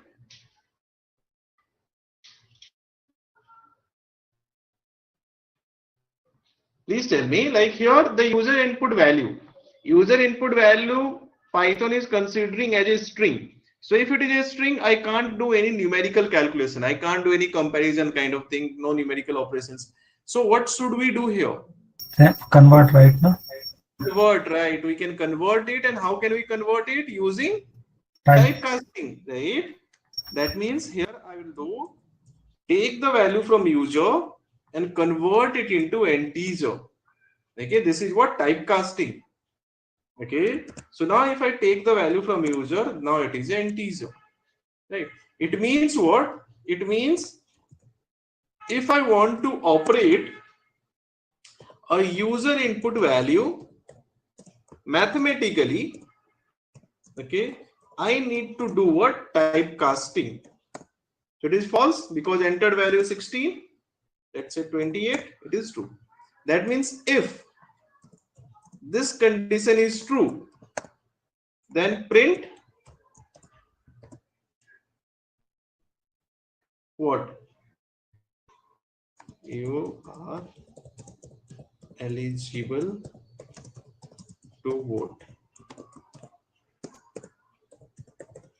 Else print you are not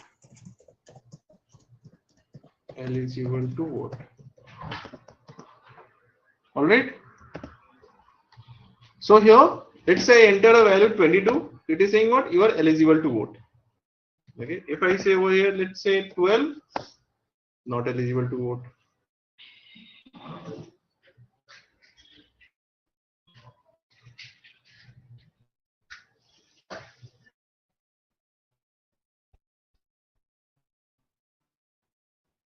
Understood?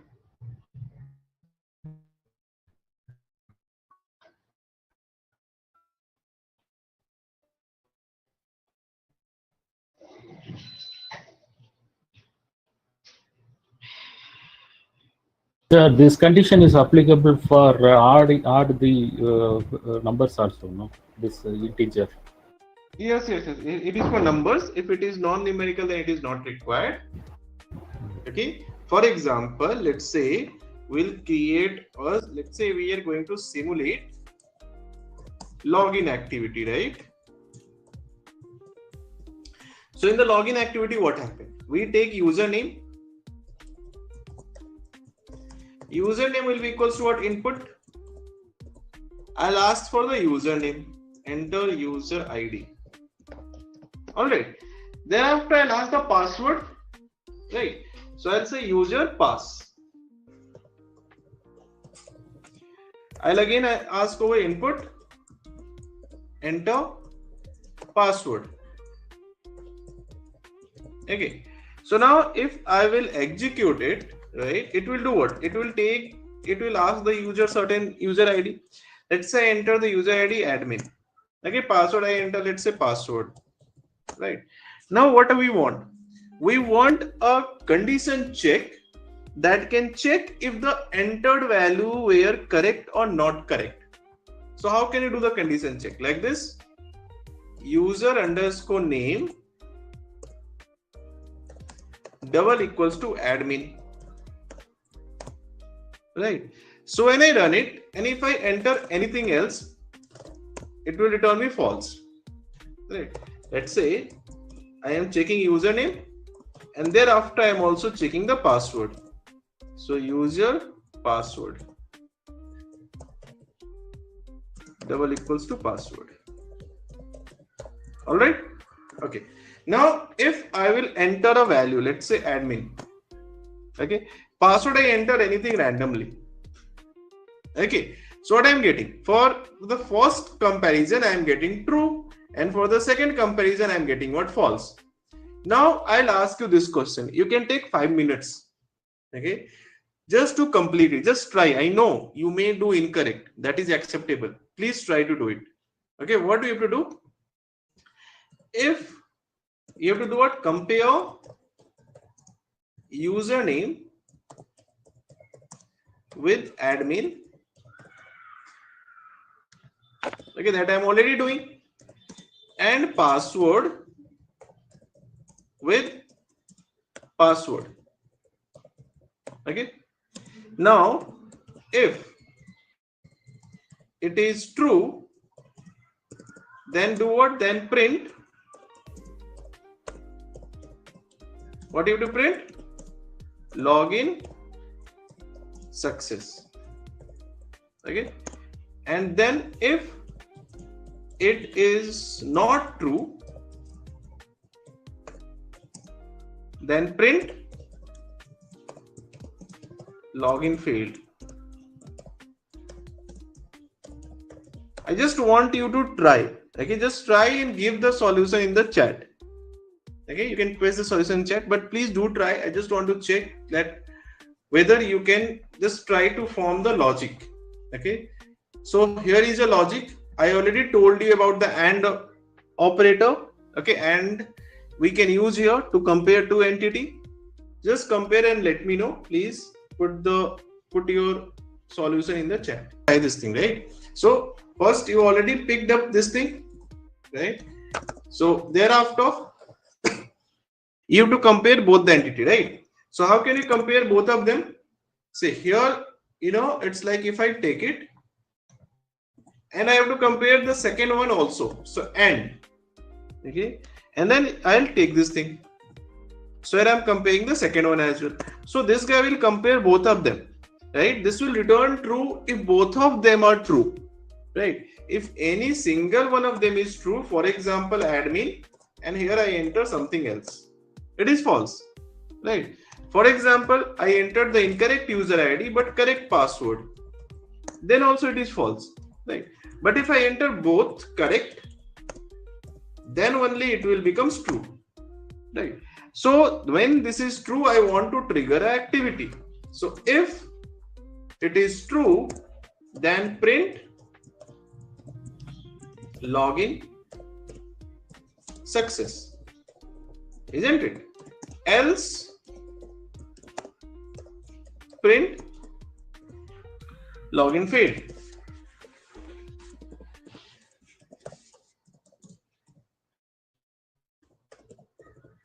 All right, looking good. So let's say I'll enter admin and I enter password. So both are correct. So now we're getting login success. Clear? Okay. Now let's say we are going to, so we had seen if else. Okay. Now we'll see if elif and else. Okay. Here it was just if, isn't it? Here it was just if. Okay. And then here it was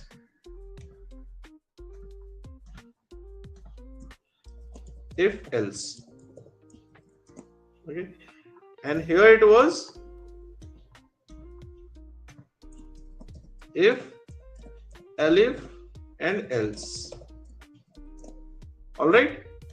So what is elif? That means if I have to check multiple conditions. Okay. Let's say the marks obtained is equals to input, enter your marks. Okay. All right. I am just asking the marks, right? Now I want it to be numerical, so I will typecast it. Okay. Now I have to check if marks is greater than 90, then print grade A plus. Okay. Now I have to check one more condition, that if the marks, okay, is greater than 80, then I want the grade to be, let's see, over here, A. Okay. Same way I want to check few more conditions, right?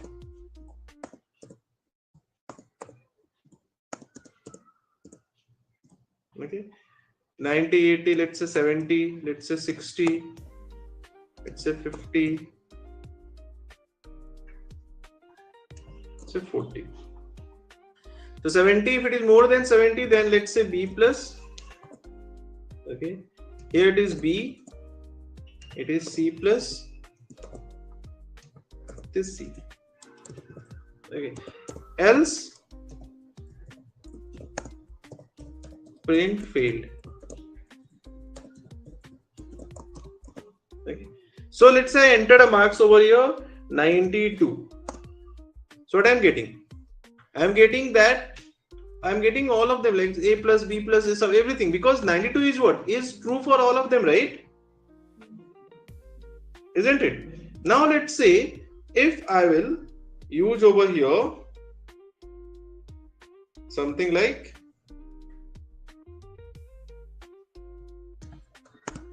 '83. So 83 is what? 83 is more than 80, 83 is more than 70, 83 is more than 60. But this is not what we are expecting, isn't it? We want any one of the conditions should be like, can be true. How all of them can be true? Isn't it? So QC greater than or equal to less than equal. That also you can try, right?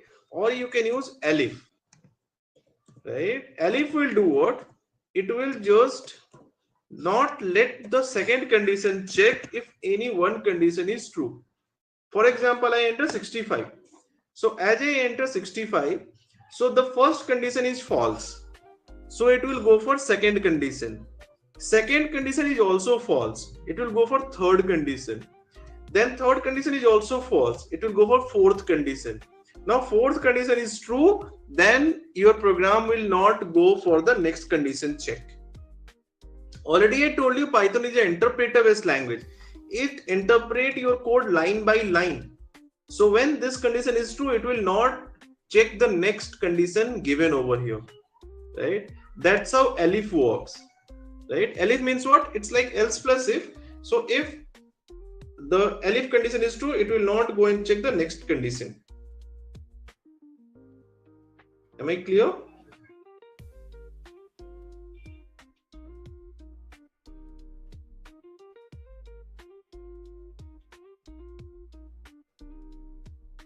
All right. So, fine. Let's say we'll write over here, enter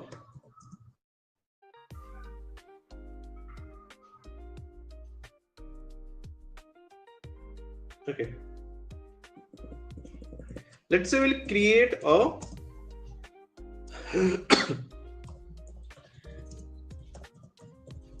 guess number game. Okay. So guess number game is what? Let's say I will ask the user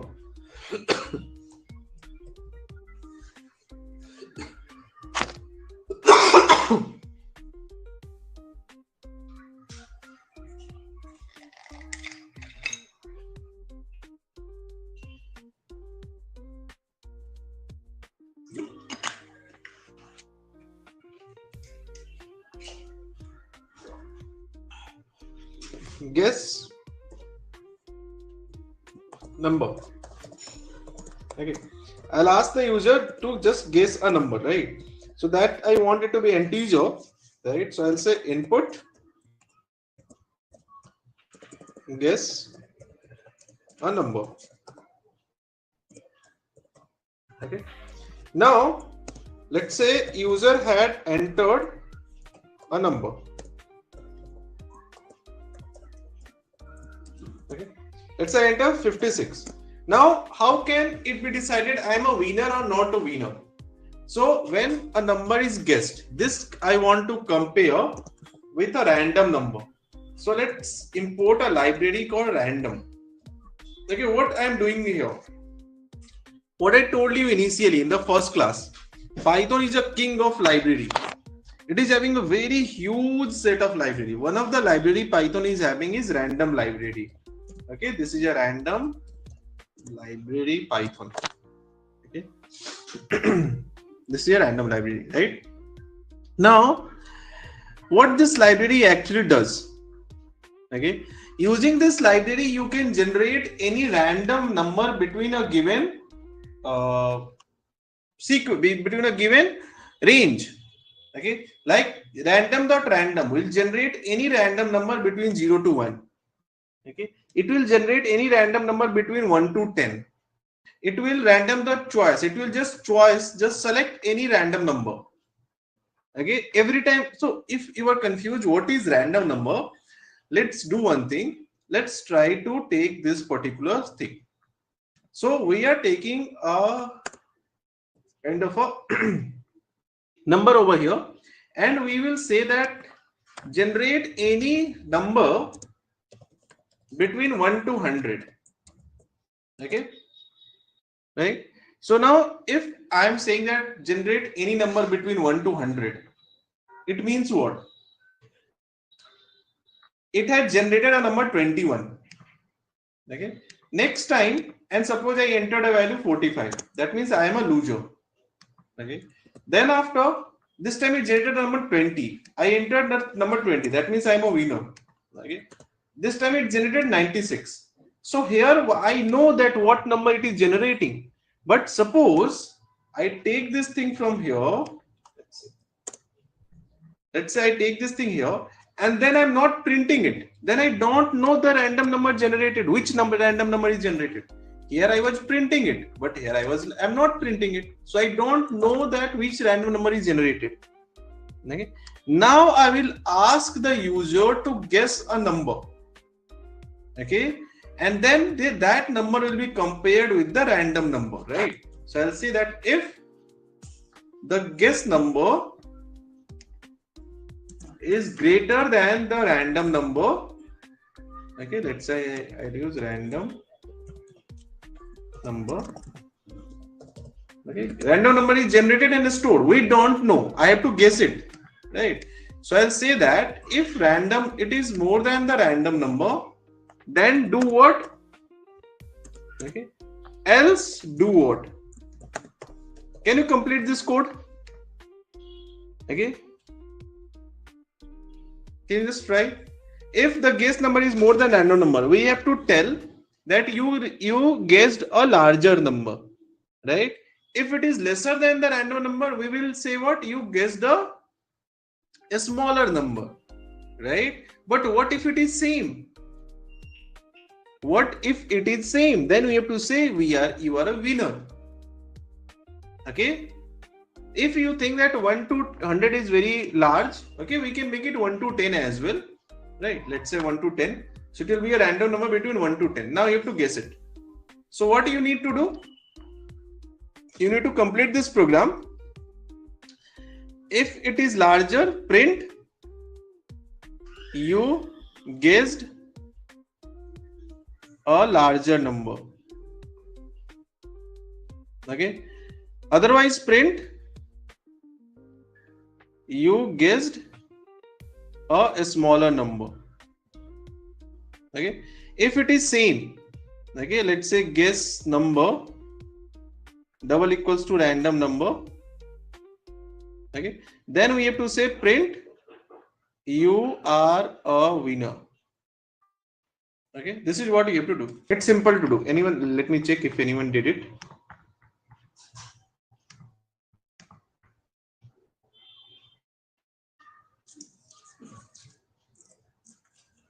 What is TH? Where I use TH? Karthik?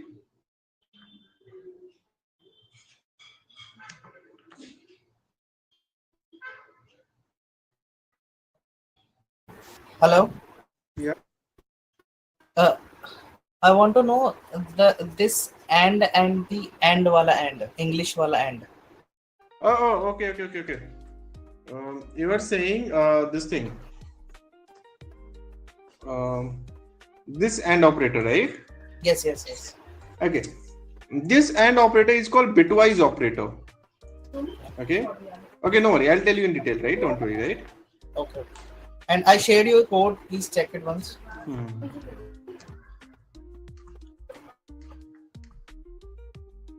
Yeah. If, elif, else. Okay, nice. Correct. Okay, so we can do it. So if it is this thing, if elif, if the guess number is this one, lesser than this one, okay, then we'll say what, and then else. We'll say what, you are a winner. Okay, print you are a winner. Okay, so in this case I have to print you guessed a smaller number. Okay, and here it would be like you guessed a larger number. All right. So now I'll say I don't know the random number. Suppose I entered 7. So it is saying you guessed a smaller number. That means the random number may be between maybe 8, 9 or 10. Okay. So let's say I'll enter n. You guessed a smaller number again. Right. So let me use over here 10. Oh, I guess I need to execute it once again. Now I can try. So let's say I enter 5. The larger. That means it must be between 1 to 5. Let's enter 3. Again larger. That means it may be 1 or 2. Larger. 8, 1. Oh, what happened?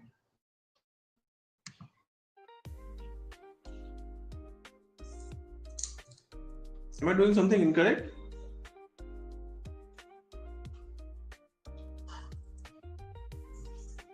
I guess I should compare equal to sign over here, right? Okay, let's compare equal to here, right? So that equality may not getting compared. So let's say I'll use over here, you are a winner over here. First check equality. If it is not equal, then check this thing. Okay, you guessed if the guess number is greater than random number, that means if guess number is, so you guessed here it is, random number is suppose 7, guess number is suppose 9, so it should be you guessed a larger number, otherwise you guessed a smaller number.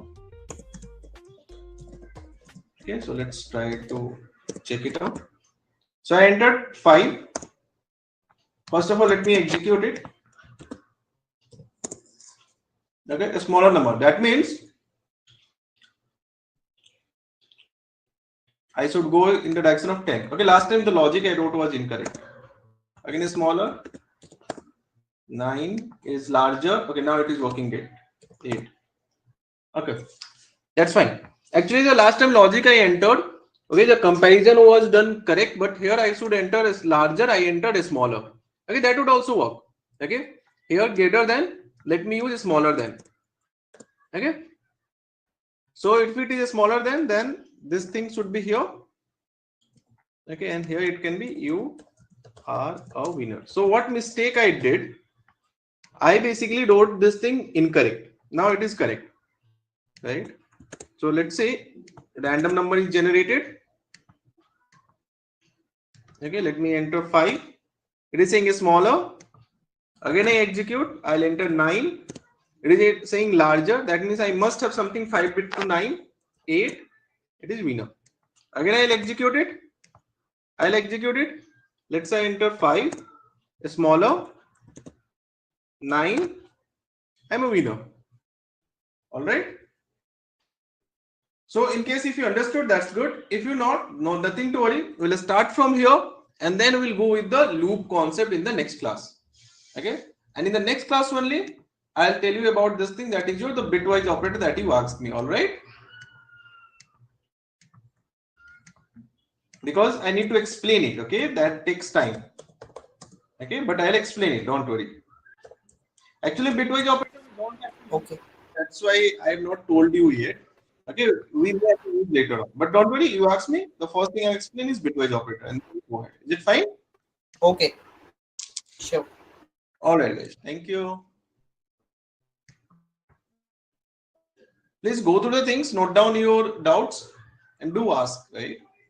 So, in last class, we finished up to if else, right? And I hope this thing is clear for you, and you also did some sort of assignment, like some questions I had given to you, and you easily did it, right? So, I hope this is clear to you, isn't it? Okay. So, next thing that we have to discuss, just a minute.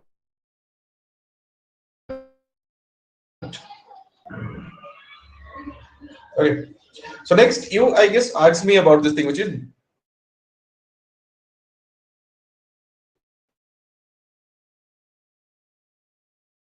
you had asked me about bitwise operator.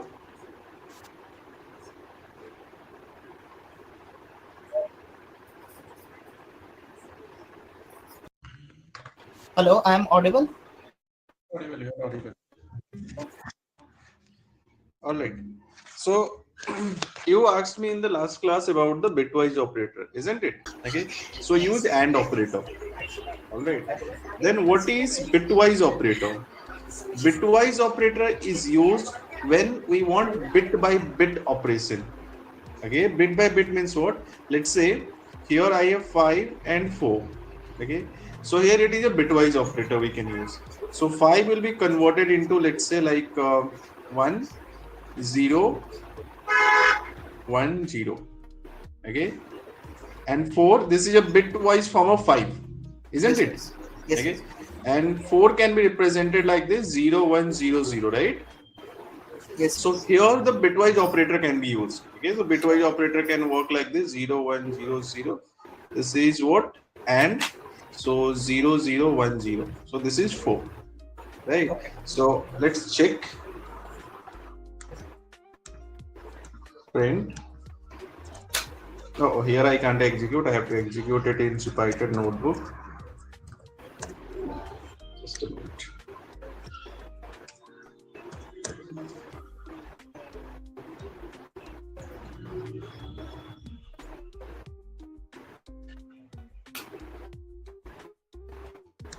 Okay, so what was the file name? Okay, so here it was like print 5 and 4. So 5 and 4, what output are we expecting? We are expecting 4. Okay, but if I use 5 or 4, then what will happen? 5 or 4 means what? 0 1 0 1, then 0 1 0 0, right? So or the vertical line is for or, so it will be 1 0 1 0, so that will remain 5. Okay, right? So if I will use print 5 or 4, it will remain 5. So bitwise operator, as the name suggests, it will convert the information into bits and then it will operate bit by bit. Okay, that's why the name is bitwise operator. Logical operator will first take the output from a logical comparison and then it will just combine them as a true and false, right? So here also we can use like suppose the same program. Okay, if I write over here, so can we use bitwise operator here? Yes, we can use bitwise operator over here, but not this way. Okay, if I write it like this, this is not correct. Okay, it may work. Okay, that's fine, it may work as per expectation, but this is not a right program. Let's check. Okay, you can see. All right, so in few cases it may, like if some logics are set, then it may work. So please do take care, that is not a correct way, because now if I want to use bitwise, so I have to make sure this is 1 bit. Okay, like this. Okay, this is what? 1 bit. If I put into bracket, it will return true, and that true will be converted into 1, right? And then this is what? 1 bit. Okay, so now bitwise operator will work. So in case at any point of time, if you are using bitwise operator and logical is expected, so logical can be used without using AND. Okay, without using bracket. Okay, if we don't use bracket, then also logical AND will work, right? Okay. But if we have to use bitwise, we have to use only bracket, so that it can be converted into single bit. Understood? Okay. Understood. Yeah. Okay. So let's go ahead for the next part. Okay, so that was a concept of bitwise. Okay, those who joined late, okay, let me just give you a quick revisit. It was the discussion on the bitwise operator, right? So bitwise operator basically behaves bit by bit. How it behaves, like for example, if there is a digit called 5, right, and there is a digit called 4, we are using bitwise operator. So they will be first converted into their bits, okay, in the form of 1 and 0, right? This is a representation of 5. Okay, Here, this will be what? 2 to the power 0, right? And this is represented by 2 to the power 1. This is 2 to the power 2, and this is 2 to the power 3. So you know that only 2 to the power 2 and 2 to the power 0 is having some value. So 2 to the power 2 is equals to 4 plus this is 1, that is 5. Okay, this is a representation of 4. 2 to the power 0, 2 to the power 1, 2 to the power 2, and 2 to the power 3. So you know only 2 to the power 2 is having 1, so that will be equals to what? 4. Right. Now if I put it over here, here I am doing AND operation. 1 and 0 will be 0, 0 and 0 will be 0, 1 and 1 will be 1. Okay, and when you convert this thing into decimal, it will be 4. Okay, binary into decimal. So bitwise operator basically works on a binary data, right? So if that means this is also called AND, this is also called AND, but this AND works on the logical comparison, this works on the binary data. All right. Next thing that we will discuss. Okay, so we had discussed up to if conditions. Okay, and today I am planning to discuss with you. Is there any questions, is there any doubts in the if condition or anything that you want to ask? Please let me know. Okay, so today I had planned to start discussing with the loops part, right? So that is a looping. So looping is one of the very important thing when we talk about any coding thing, right? Like for example, any programming language, loops plays a very important role, right? So what is loop? Okay, see, if in case we want something to iterate for a particular number of times, okay, so what loop does? If we want to iterate a program for some fixed number of times, or it can be infinite number of times also. Okay, when we want to iterate a program for some fixed number of times, or let's say or infinite number of times, okay, we will use what? Loop. Okay, so what I mean, let's say if I'll write over here print, I'll just print over here hello world. All right. Okay, so now if I am printing hello world, so how many times it will be printed? Obviously, if I am printing it for one time, then it will be printed for just one time, isn't it? How it can be printed for 5 times? No, right? So if I want to print it for 5 times, I want this activity for 5 times, right? So I can print it for 5 times. Okay, so the loop actually makes sure that you don't have to write it for 5 times. You want to execute it for 5 times, you can execute it for 5 times, but you don't have to write it for 5 times. Okay, what I mean, we can just start a loop over here for I in range, okay, 1 or again 0, 5. That means the value of I we are changing over here from 0 to 5 or 0 to 4. Okay, why 0 to 4 if I write 5? So this 5 actually represents number of times or number of steps. Okay, so we are changing the value of I for 5 times. It is we are taking 5 steps, 0, 1, 2, 3, 4, 5. Right. Now every time we are changing the value of I, we want hello world to be printed, right? So let's print this guy. Right. So what it means? It is a loop. So what we need to consider when creating a loop, we need to consider few very important thing over here. First of all, here we have to write the logic to run the loop. So how do we write a logic? For, and then there is a variable which value will change. It will change by a function called range. Like I had given 0 to 5. So it will change for 5 times. Okay. Suppose if I give over here range 1 to 5. Then what happened?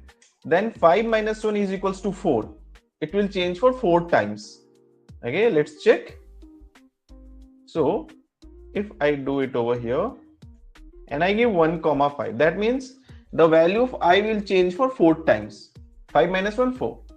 Every time the value of I changing, okay, we want to print. So while printing, this indentation is very important. Okay, this is space you have to give, which is called indentation. That means what? If I don't use this space, Python will not understand what to do. Right? Python interpreter will not understand what to do. So now it is executing it for 5 times. Right? So, or 4 times or 3 times, whatever. Right? So it means what? If there is some iterable or some program I required that requires repetitive iteration or repetitive execution, okay, we can make use of this particular loop. Okay, for example, let's say I want to write a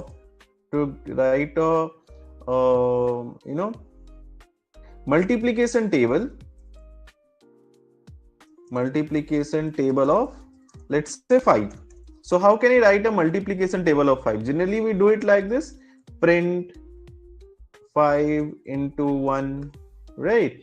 Thereafter I can print 5 into 2, print 5 into 3, print 5 into 4, print 5 into 5, right? So this is how I can do it, right? So in this case, what you can see that this is a value which is continuously changing for 5 times. And what is changing? This entity is changing. 1, 2, 3, 4, 5, right? Looking good? Now I can do what? I can just run over here a loop.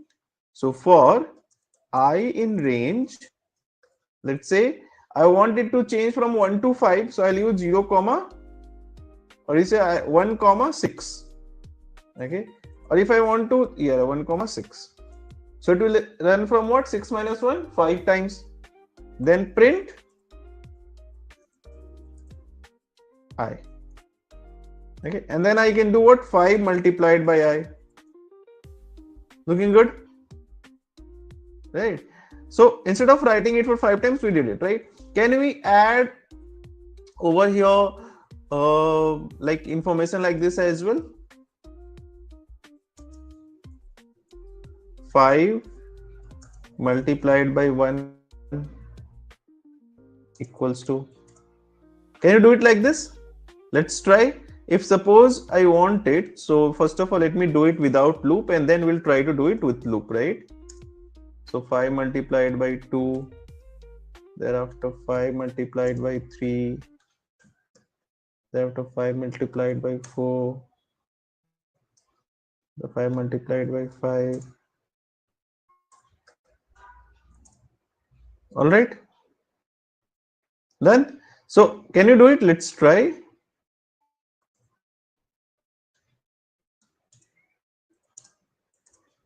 So here only 1 is there. How can you make it? How can you make it 1, 2, 3, 4? You know which is changing? I value is changing. So can I use I? But it is only I. So what should we do? If you remember, when I was telling you the string in the first class or second class, I told you something which is called formatted string. If you remember, let me check.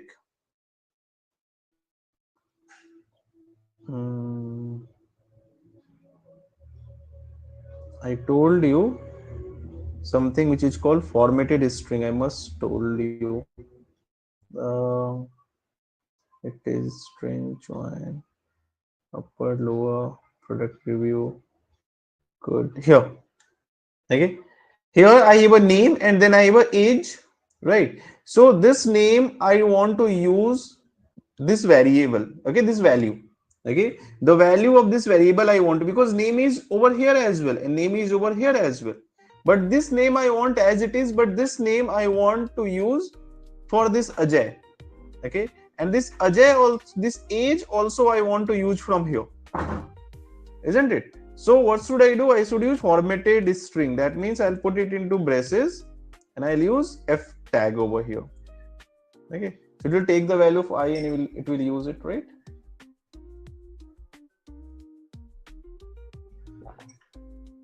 Looks good, right? So now I can control as many times, let's say 11 times, 11 minus 1, 10 times, right? Clear?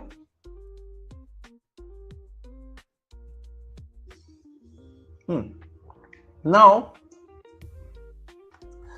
In case if I want to break, okay, for example, there are two important things. Let's say the value of I is continuously changing, but when the value of I becomes 6, I want to break the loop. I don't want to go ahead. So what I can do, I can use if I double equals to 6, break. Okay, so we can also stop the loop somewhere in between wherever we want. Clear? Right? So based upon this understanding, can we try to create a login program, okay, which can give 4 attempts to log in case of incorrect credentials. Okay, that means if user had entered the incorrect user ID password, so we need a login program which can give 4 attempts to login in case the incorrect credentials. All right.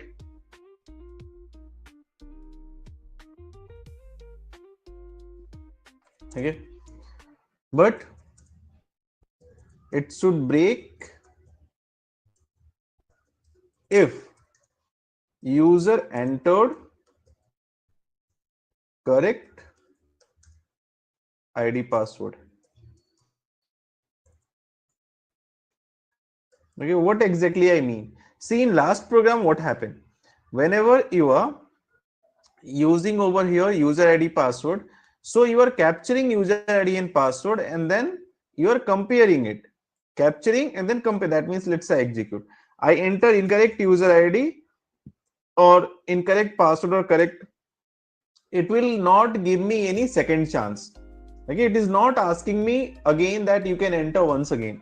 I want that user should get at least 4 attempts in case user is giving the incorrect user ID password. Okay, but in between, if suppose user had entered the correct user ID password, then it should not, like suppose first time it is incorrect, second time user entered the correct, then loop should terminate over there. Okay, loop should not go beyond that. Okay, in case if second time also incorrect, then third attempt can be used, right? And then fourth attempt can be used, and fourth will be the last attempt. Can you try this? First you should try, right or wrong, whatever, just try. I'll give you 2 minutes of time. It is same what we need, whatever that you did over here. Okay, this thing we can keep as it is, right? Just copy and I'll paste it over here. Okay, only what we want users should get multiple attempts. Okay, if I want users should get multiple attempts, then we can create a loop for I in range. I want 4 attempts, so 1 comma 5. So 5 minus 1, 4 attempt I want to give, right? Colon. Now these things should run for 4 times, so I can use it with the indentation, right? Just give the indentation over here, that is 1 tab space. How much space? 1 tab. So now if I execute it, what will happen? It will ask me, but if I enter incorrect value, it will again ask me. Again I enter incorrect value, it will again ask me. Suppose I enter correct value, then also it will ask me, right? Then again I enter incorrect value, then it will stop, right? So means what? It is running for 4 times, but we want that, what we want? We want when the user ID password is correct. Okay, whenever the user ID password is correct, it should terminate. Okay, it should terminate if the user ID password is correct. Okay, it should not run again. So what can we do? We can use over here break. Right, we'll apply the break like I told you. Right. So now if I execute it, let's say I enter the correct user ID but incorrect password. Now I enter incorrect user ID but correct password. Both should be correct. Now I will enter correct user ID and correct password. Done. Right. So it just stopped after 4 times. So third time. Okay, just after third time it stopped because break was there. That is the purpose of what? Break. Am I clear? Any questions over here? Clear. All right. Now, just like a break, there is one more statement that we can use. Yeah, please tell me. Sir, I have a doubt. Please tell me. Yeah, sir, if the range, like here we have put the range like 1 comma 5, like if the range is unlimited, like how to do that? Like infinite range. I'll tell. Okay. One more thing, that let's say in case of instead of break, if I use continue. Okay. Then what happened? For the sixth event, it will just skip. When it is skipping, see, I have 5 cross 1, 5 cross 2, 5 cross 3, 5 cross 5, 5 cross 5. But we don't have 5 cross 6. Because for the sixth event, whenever the value of I is 6, okay, it will not go to the next step, and it will again go back to the initial of the loop and make the value of I as 7. So continue can be used for what? For skipping a particular event. If a particular event in a loop you want to skip, we can use what? Continue. Clear?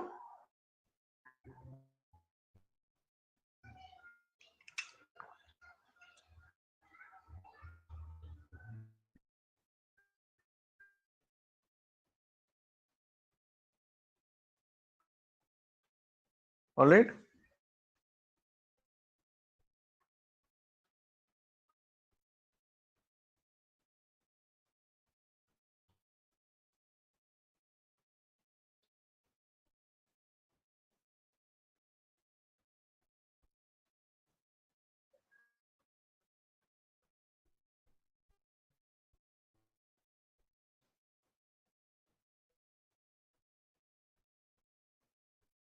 Okay. So next, let's see. You asked me, can we create something infinite? Yes, we can create. Okay. To create that, in Python we have two ways we can create a loop. The first way that I told you is for loop. Okay. Here what I told you.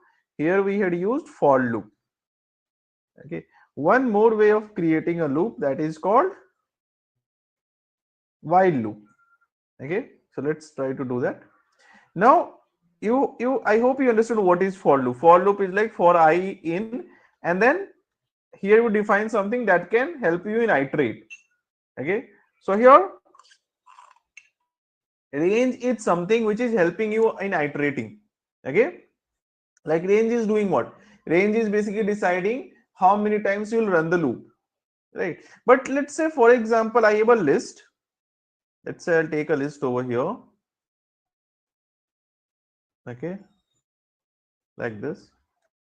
And let's say I want to kind of a process each of these values. That means let's say I have to do this thing.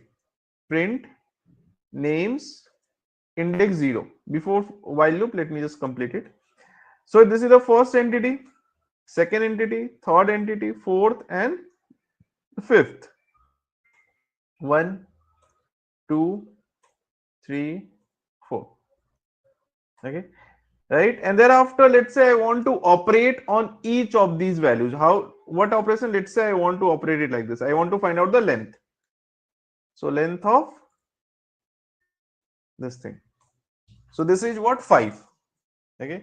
Same way I can find out length of others.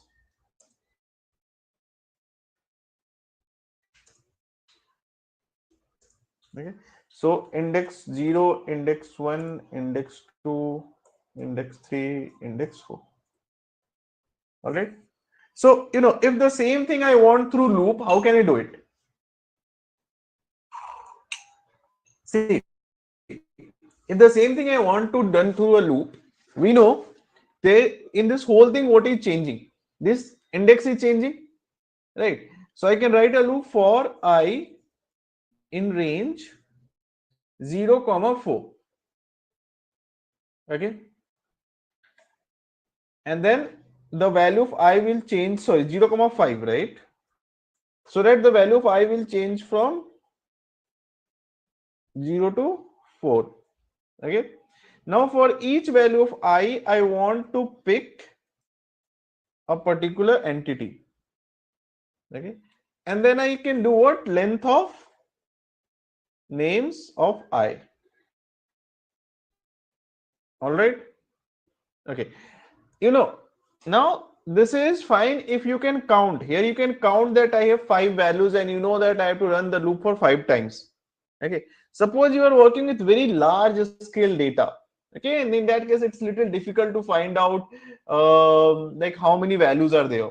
Or suppose you are working with a real time data, right? So for real time data also it is challenging because continuously you are getting new data. In real time, continuously you are getting new data samples. Okay, it's keep increasing. So you can't limit over here that how many, you don't know how many times loop needs to run. Okay, so we can directly use over here for, let's say, value or for name in what? Names. Okay, names is what? Names is a variable in this list. Now I don't require any range as well. Okay, so if you are working with a list, tuple or dictionary, okay, you don't require range. You can directly call that variable, right? Length of name. So automatically it will run for all the values in this variable one by one. All right. Okay. We can also take an example over here. Let's say here you have a dictionary, right? Okay. So here I have a dictionary. Okay. So if I use for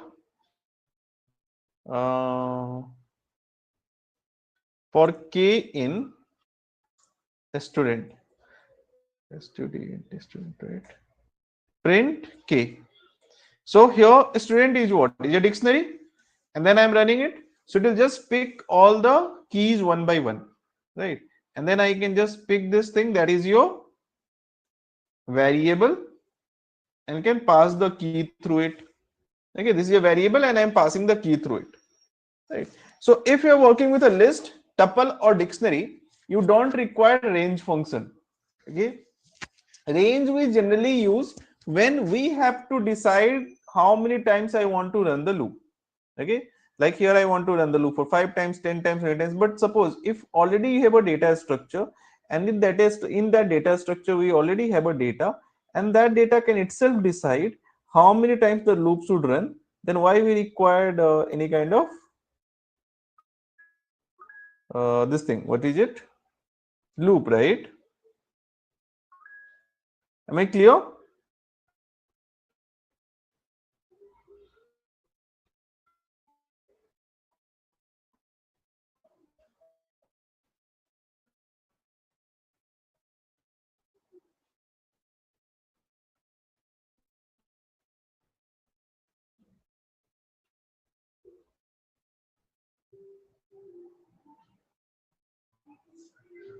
All right. So now if you understood, let's do one thing. Let's go for the next type of loop, which is called while loop, right?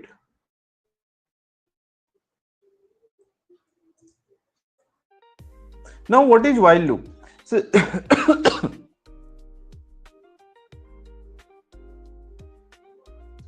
while loop you can easily understand if you understood if.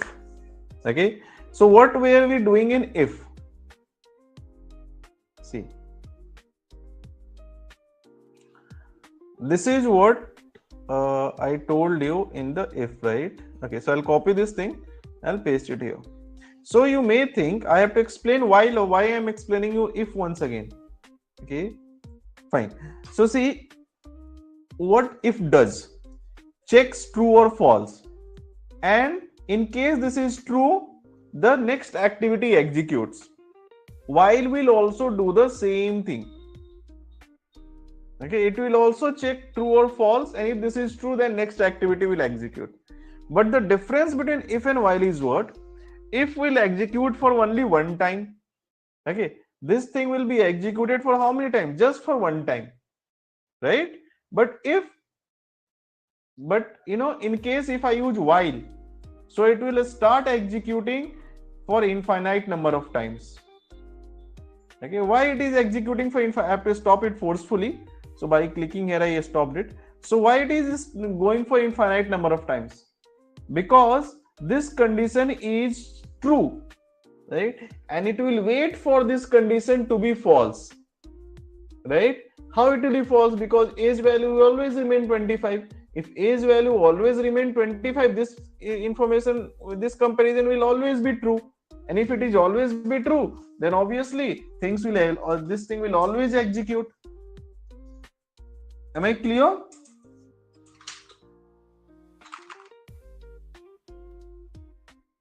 Sir, can you repeat this once again? Sure. See, when here I use if. Okay. So if condition, if the actually does what?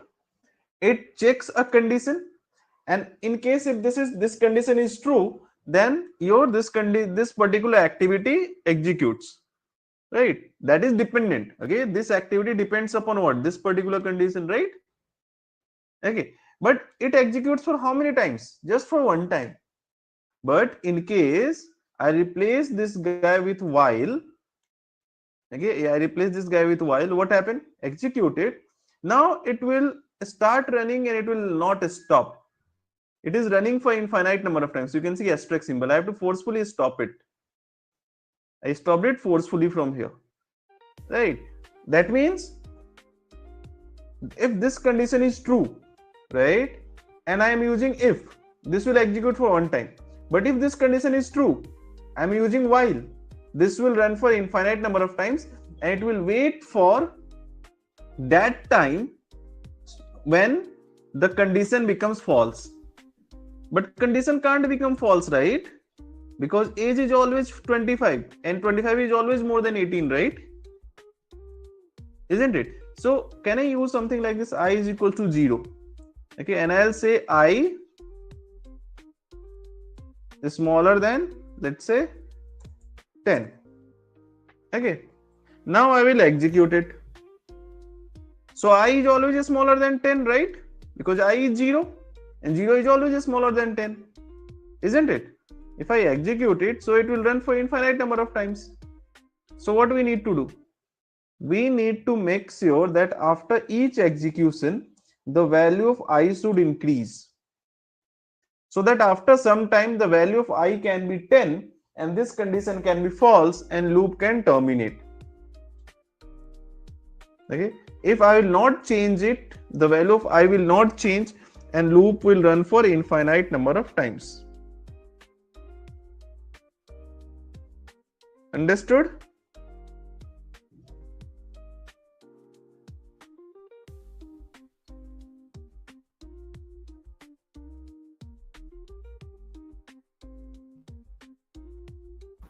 So I'm still not so clear about this. Okay, no problem. I'll again explain it.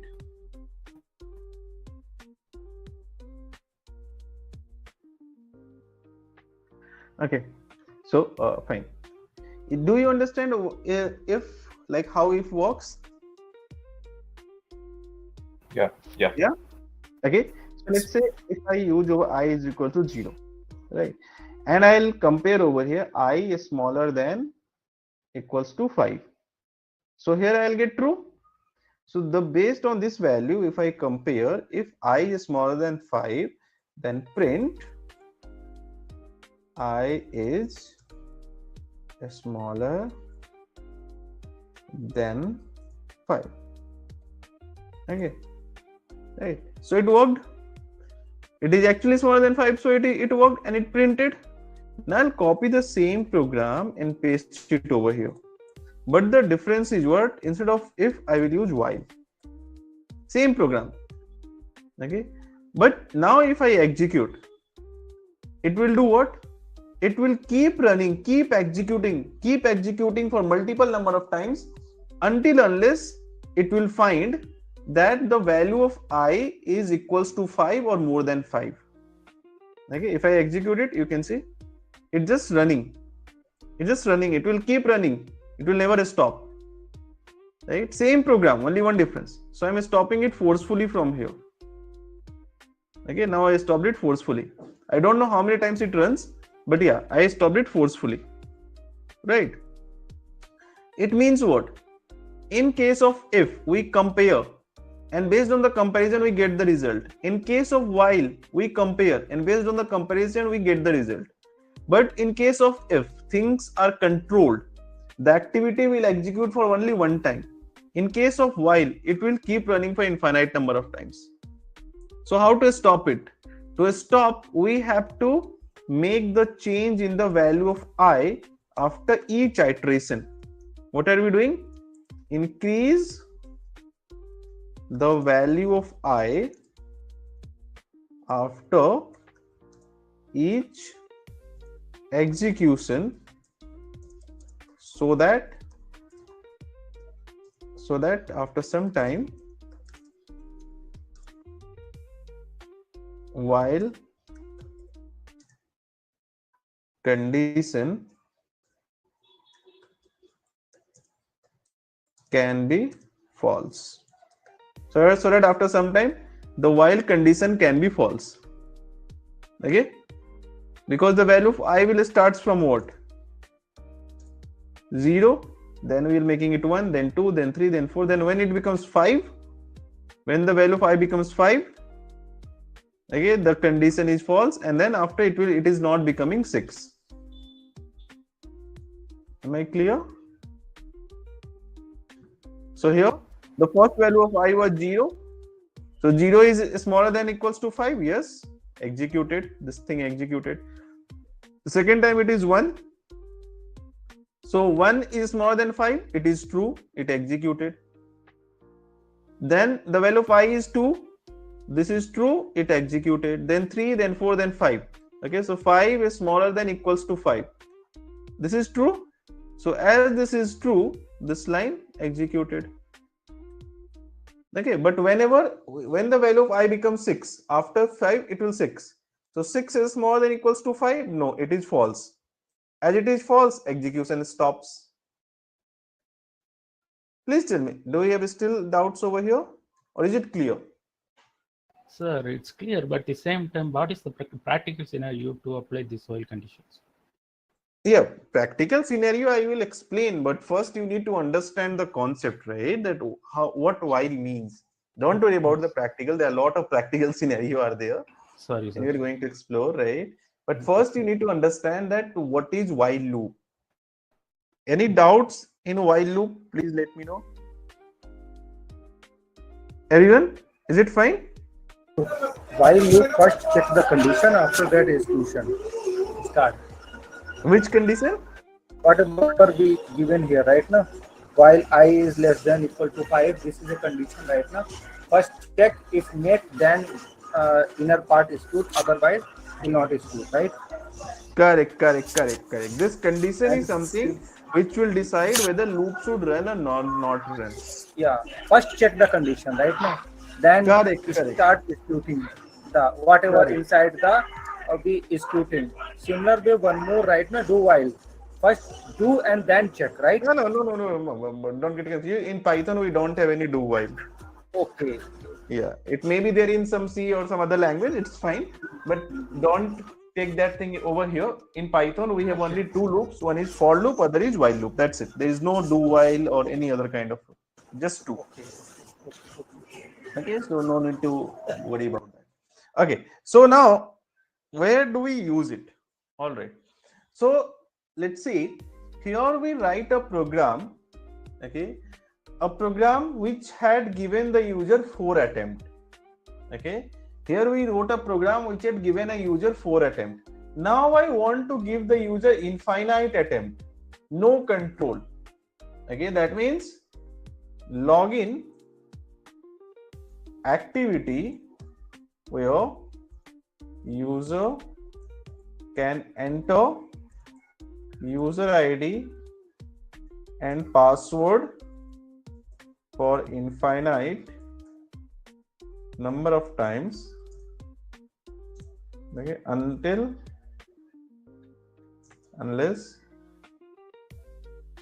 the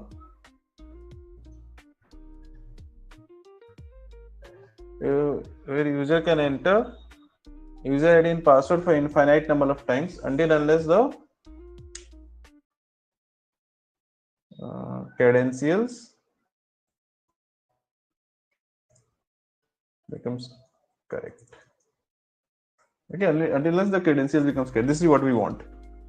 So can you just try this thing? The hint is you can use while loop. Just try once. Okay, you can take 2 minutes of time. Please try and let me know if you have any problems that you are facing. Obviously, I'll tell you, but I want you to try first. What to do over here? Here, the same program I'll copy and paste. Okay, like this, right? And I want what? I want to give the infinite kind of a try. So how can I give the infinite try? Okay, if this condition is always true, then I can give the infinite try. Right? How that condition can be always true? If I write over while I is smaller than 1 and if I define I is equals to 0. Right? So the value of I is always lesser than 1. Okay, because it is 0. Right? So it's like what? It's always true. It will never be false. Correct. As it will never be false, what can happen? I execute it. User ID, let's say I'll enter anything else. Okay, so now it will give me infinite number of chance. Okay, there is no limitation over here. Keep entering it. And it will only stop if you enter the correct user ID and correct password. Why? Because on entering the correct user ID and password, you are breaking the loop. Here you break it. So as you break it, then obviously it should break. All right. So it's like creating the infinite loop, right? Here, instead of comparing something, you can also define while true directly. Okay, no need to do anything. While true means what? I have defined that always it is going to be true. It will never be false. It will never be false. So if it is always true, then it will always execute in loop. But when loop will stop? When this thing happened. Loop will break. All right.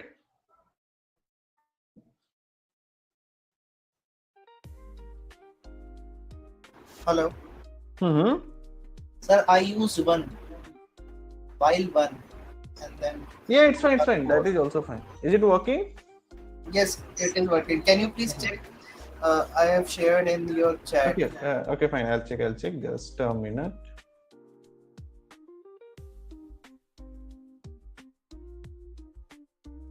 So count 10.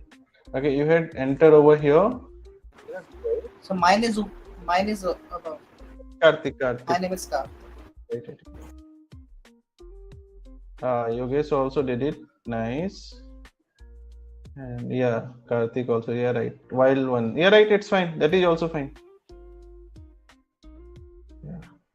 All right. So thank you. You are doing this thing. So this means that things are getting clear for you, right? One last activity we will do in this thing. Okay, and thereafter we'll move to the functions or user-defined functions, right? So what I want a program over here. Create a loop that can filter all prime numbers between 1 to 100. See, this is not a kind of a very production ready program, but yeah, it will help us to build logic. Okay, when we do this kind of program, it actually helps us to build logic so that later on, you know, on any kind of situation, you can start building the logic, right? So this thing we have to do using both the things, like we have to use for loop, okay, as well as we have to use while loop. All right, so let's try to do using for loop, and with while loop we will try to do, right? So for I in range, okay, you know, I have to start from what? I don't need to consider 1. Okay, I need to consider what? 2. Right? I have to start from 2. Okay, and up to 100. That means 101. So my loop will run over here. It will just start capturing the value from 2 and goes up to 100. Now each value I have to check whether it is prime or not. So how can I check?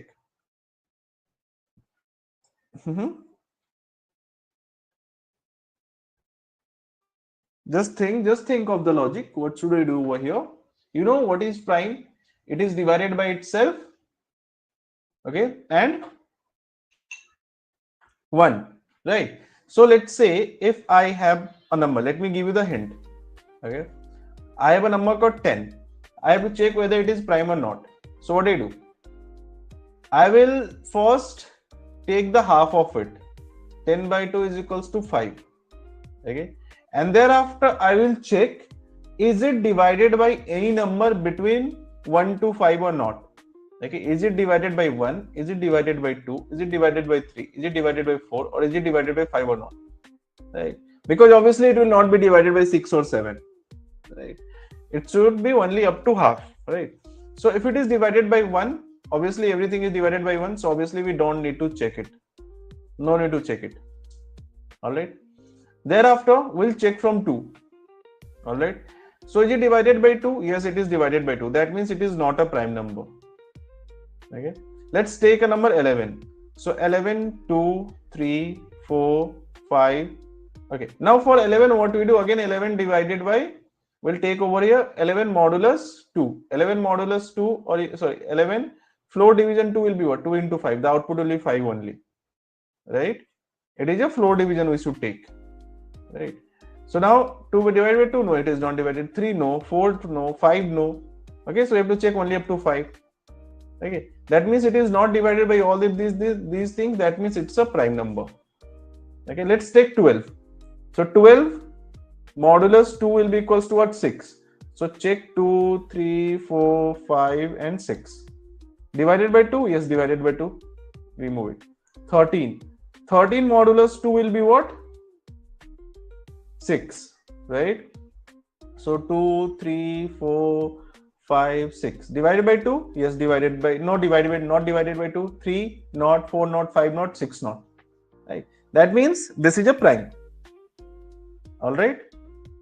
Let's say if I talk about 15. So 15 modulus 2 is what? 7.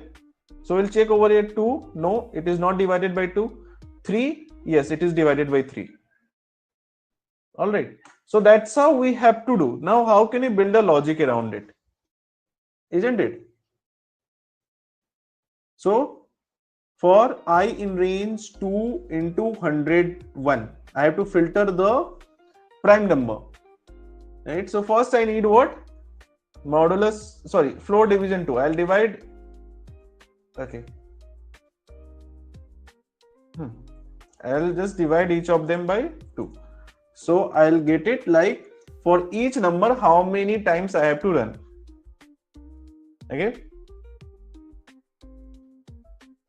So if it will be divided by this thing, so that means this thing I have to run. For the first value I have to run 1 time loop. For the second value I have to run the loop for 1 time. For third value I have to run the loop for 2 times. For the fourth value I have to run the loop for 4th time. All right. Okay. That means here again I have to write a logic for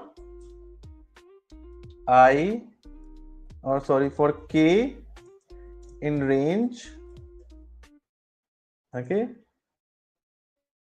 0 comma this one. So this will define like how many times I have to run the loop for each value. What I mean, let's say if I am taking a value over here 21, okay, so to check whether 21 is a prime number or not a prime number, first what we did, we will just take 21 modulus 2, we'll get what? 10. That means this 21, whether it is divided by 2, 3, 4, 5, 6, okay, 7, 8, 9 or 10. I have to check for all of these things. So first we divide it, and then this division will help us to understand for a particular digit how many checks required. So how many checks required? Here 1, 2, 3, 4, 5, 6, 7, 8, 9 checks required, isn't it? And it is not required to start from 0. We should start over here from this thing. Okay, and here we are using what? Suppose here I have a digit 21, right? So I have to check from here 2 to 10. I have to check over here what? For a range of 2 to 10.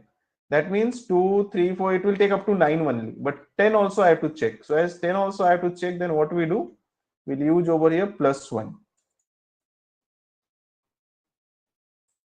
Okay, right? So now loop is running like this. Now we'll do what? If I, that means any value of I, like 2, 3, 4, right?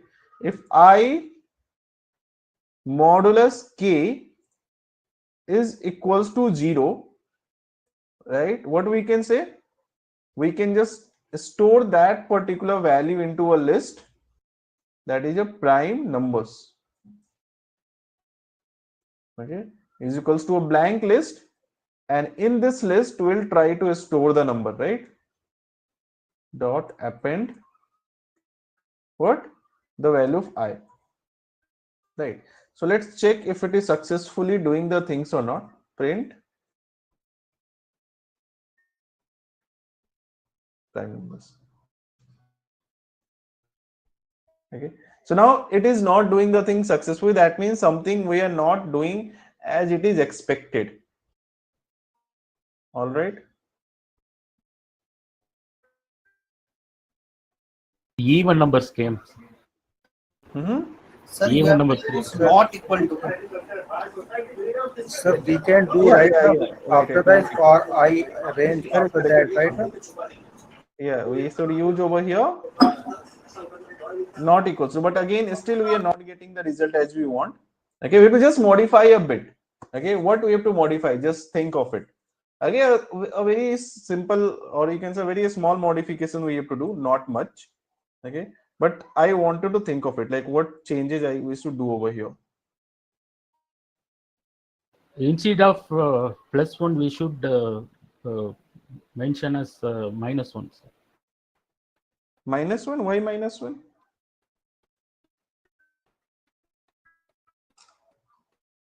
Can you just execute and check, like whatever the suggestions you are giving me, please just apply and check.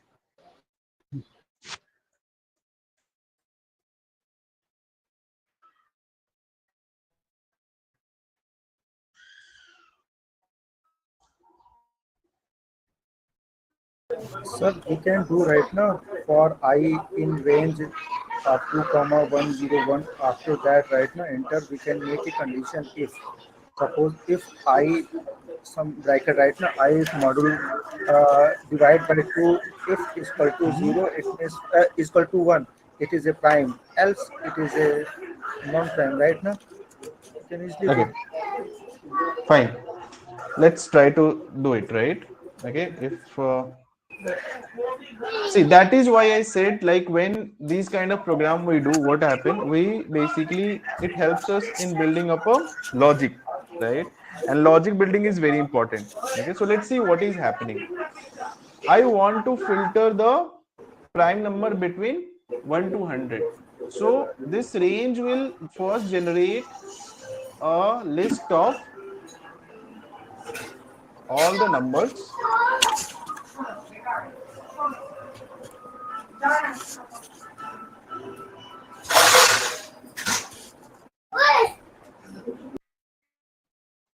Okay, so this range will do what? It will generate the list of all the numbers like 2, 3, 4, 5, 6, 7, 8, 9, 10. Okay, up to 100.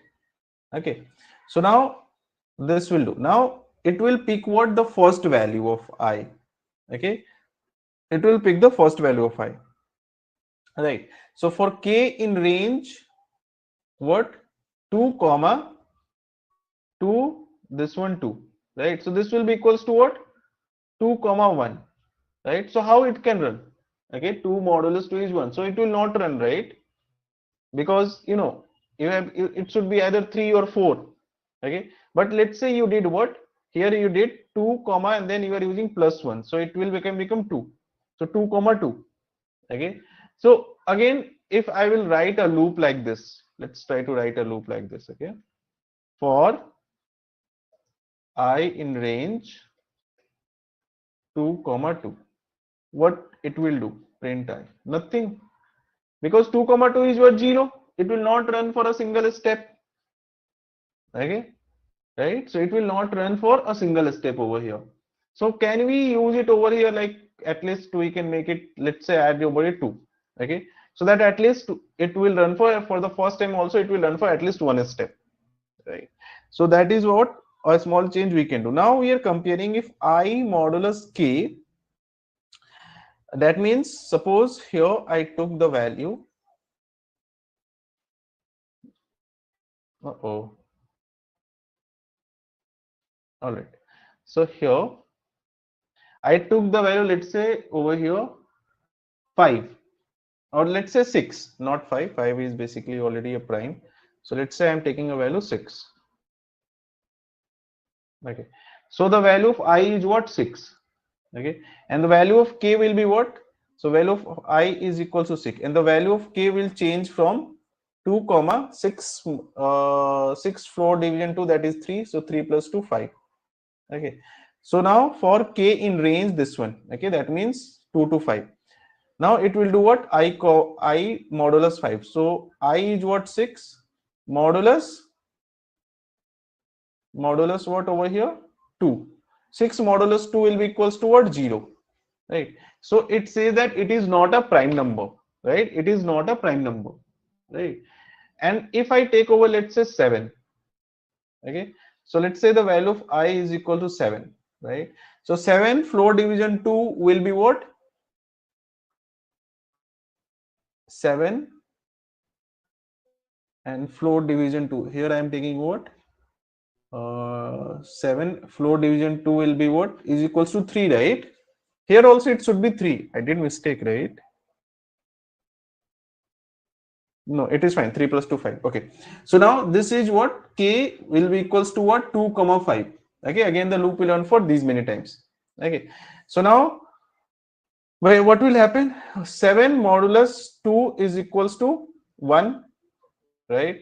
Then 7 modulus 3, that will be also equals to 1. 7 modulus 4, that, okay, 7 modulus 2 into 3 6, okay, and 3 into 2 6, that is 1. 7 modulus 4 will be equals to what? 3. 7 modulus 5 will be equals to what? 2. Okay, now it stops. Up to here only it will stop. So we didn't get any one of them as 0. Okay, if we didn't get any one of them as 0, we can say that this is a prime, right? But whenever I am getting any one of them as 0, okay, that number should not be considered as prime. Okay, so what we do here, I'll define a variable over here, and that variable I'll make it is prime. By default, the value of each prime is what? False. Okay, but whenever this condition matches, sorry, by default the value of each prime is true. By default it is true. Okay, initially it is true. It is, we are considering that each prime is true. But whenever this thing happen, okay, it will become what? False.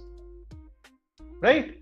For any particular digit, if it is divided by anything else, it will become false. Right? But for a particular value, suppose this whole thing executed and each prime could not become false. Okay, that means this loop finished one by one. Like for example, we discussed about 7. Okay, so let's say I took over here, from here I have about 2 3 4 5 6 7 8 up to 100. Okay, I took 7. Okay, so the value of I is 7. Okay, so value of k will be what? The value of k, it is within the parent loop. So value of k will be equals to what? 2 comma 7 floor division 2, that is 3 plus 2 is equals to 5. So value of k will change from 2 to 5. Okay, so now what will happen? I is what? 7. So 7 modulus 2 is equals to 1. Okay, at 7 modulus 2 is equals to 1, that means it is not equals to 0. So each prime will remain true. Then 7 modulus 3 also equals to 1. Again, this is not equals to 0. So each prime will remain true. Now 7 modulus 4 is equals to 3. It is not 0. So each prime will remain true. Okay. Now process ends. Right. Now as the process ends and each prime could not become false. Right. So what will happen? I'll just compare over here. If is prime remains true, okay, it didn't changes, then do what? Then in this prime number store that particular value. What happened? What? I. So storing that value into that prime number. Okay. So somehow it identified the prime number. Only thing, it is just kind of adding it for multiple times. Why it is adding it for the multiple times? The reason is it is checking for, like for the 7 it is checking for 3 times. So 3 times 7 is added, isn't it? So that's why as many check, that many times it is added. Okay, but here something is added 9 which is not expected, right? So why 9 is added? We'll just check, right? So whenever this thing is whenever the prime is there, that means if prime number, if it is non-prime number is there, so if non-prime number finds, break the loop then and there, no need to check further, right? Like for example 6, if you already find 6 is divided by 2, then why to check 6 is divided by 3 or not required, right? Okay, so now we have this thing. I just used it, okay, and we did it, right? Now over here there are few things which are kind of multiple times, so I can use set over here so that I can have only the unique values. Okay, sir, here 15 is not prime number. I'll discuss. Okay, so here 3 is fine. Okay, 5 is also fine, 7 is also fine, but why 9 added? Okay, now what are we doing mistakes over here? How is it possible 9 is added? So let's try to check the logic once again, right? So whenever we get the result which is not expected, we should go ahead and check the logic step by step. Okay, then only we will learn how to build logic. Okay, so it means what? For the 9, when the value of I is equals to 9, the value of k we are using over here 2 comma 9 modulus, so 9 float 2 is equals to what? 4. Okay, so 4 plus 2 is equals to what? 6. Okay, so now if 9 modulus 2 double equals to 0, right? It is not equals to 0, right? As it is not equals to 0, what happened? This is what? 9, this one equals to what? 1. Okay, this is actually 1. So 1 is not equals to 0, right? No problem. Thereafter what happened? This each prime remains false, isn't it? Now it will go for next loop. But when it will go for next loop, it will not go for next loop. Why? Because this thing is also within the same loop, right? Isn't it? It will check, it is done, right? That means the loop will not break. Why it will not break? Because 1 is not equal to 0. This is 1, this is 0, both are not same, so loop will not break. Loop will not break, then it will go to this line. Now it will check, each prime is true. Yes, each prime is true, right? We have already defined. That's why it is adding 9 over here. It is adding 9 over here. So how it can be fixed? See, this particular condition should not be within the loop. It should be outside the loop, right? This thing should be outside the loop, right? Once this loop finished, all the checks happened, right? 3 times, 4 times, 5 times. When all the checks happened, then only it should check, is it still true or it becomes false? Okay, when all the checks happen, then it should check is it still true or it becomes false. Right, so let's execute. All right, so this is very important to understand. When you are creating a loop, where are you putting if condition, where are you putting the for condition, for loop and all. Now question over here is, suppose I'm a beginner, then how do I know that where to put it? Because debugging is very important in the coding, right? So this you can only learn by practicing. Like we will do a lot of coding, a lot of scripting, okay, and I'll try to give you some similar kind of challenging scenario. Okay, and when we work on this kind of challenging scenario with multiple if, for, and everything is there, slowly eventually we will have a concept like how for and if condition is used. All right, is there any other way of creating this thing? Anyone did it some other way?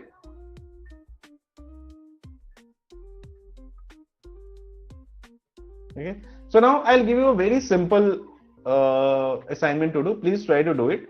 Okay, if the same thing I have to do through while loop, what should I do?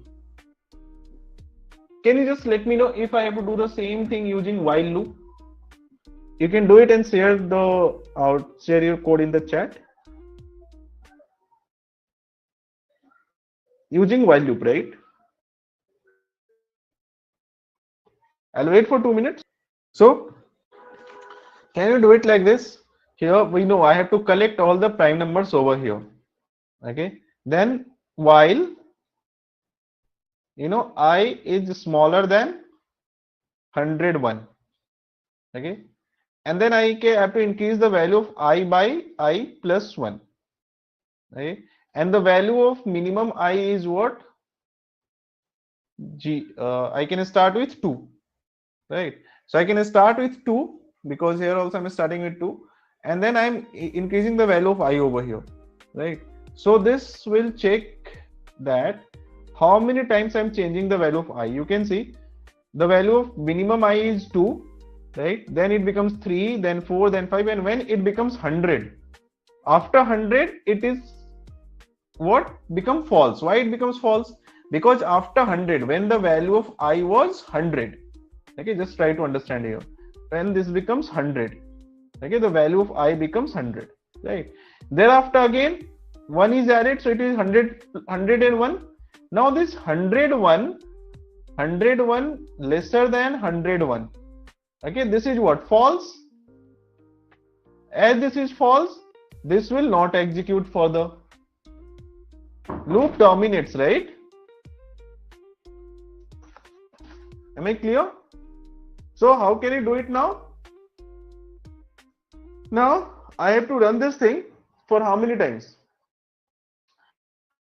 For these many times, right? So now I will do over here.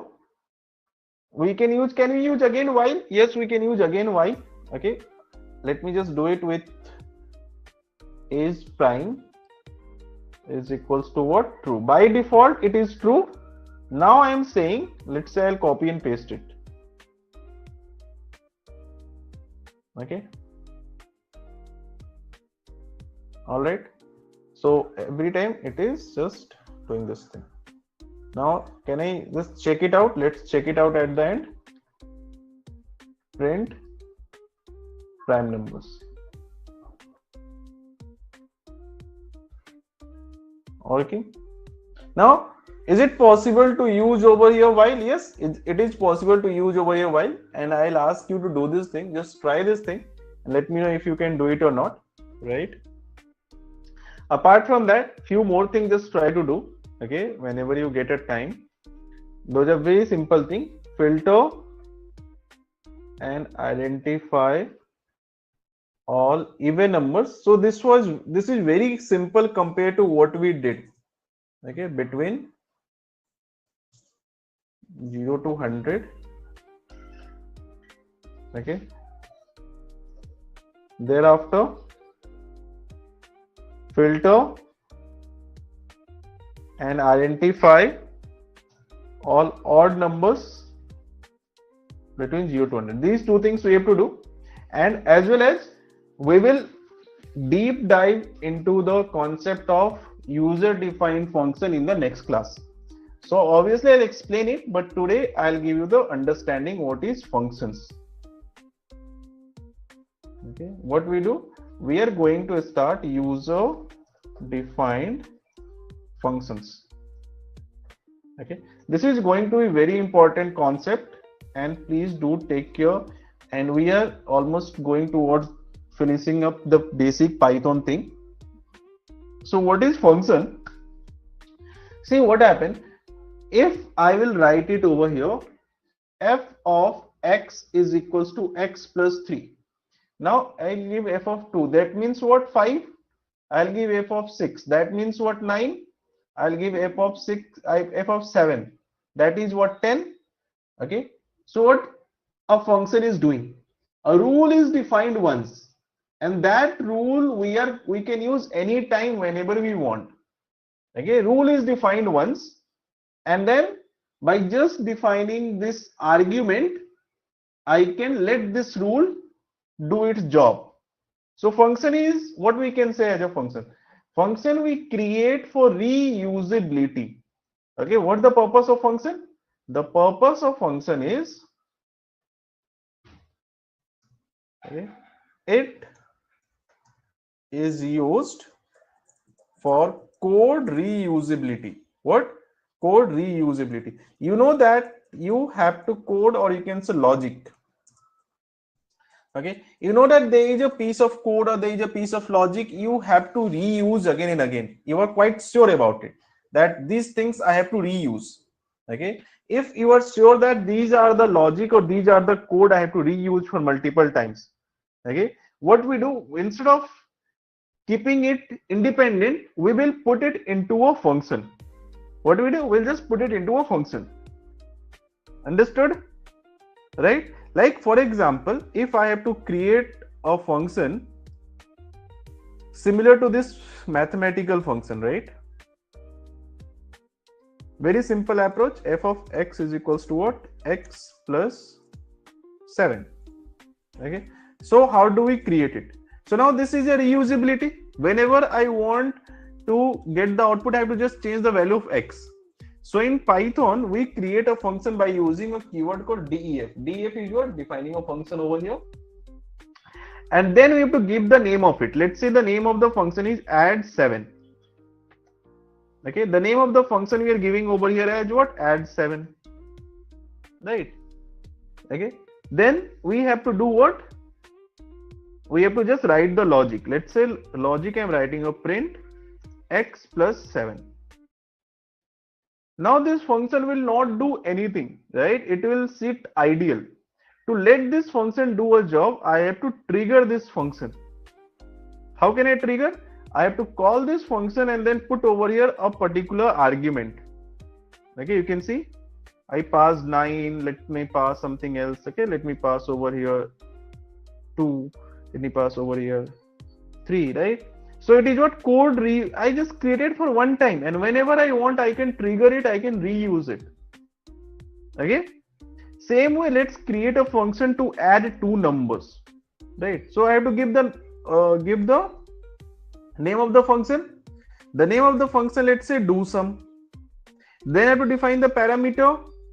I want two numbers, so x and y. Then I have to print the logic x plus y. Okay, now I can call it over here do sum. Okay, and I'll use over here, let's say 9,3. Okay, thereafter any value I can feed, let's say 7,1. Okay, let's say 4,3. This is reusability. Understood? Okay.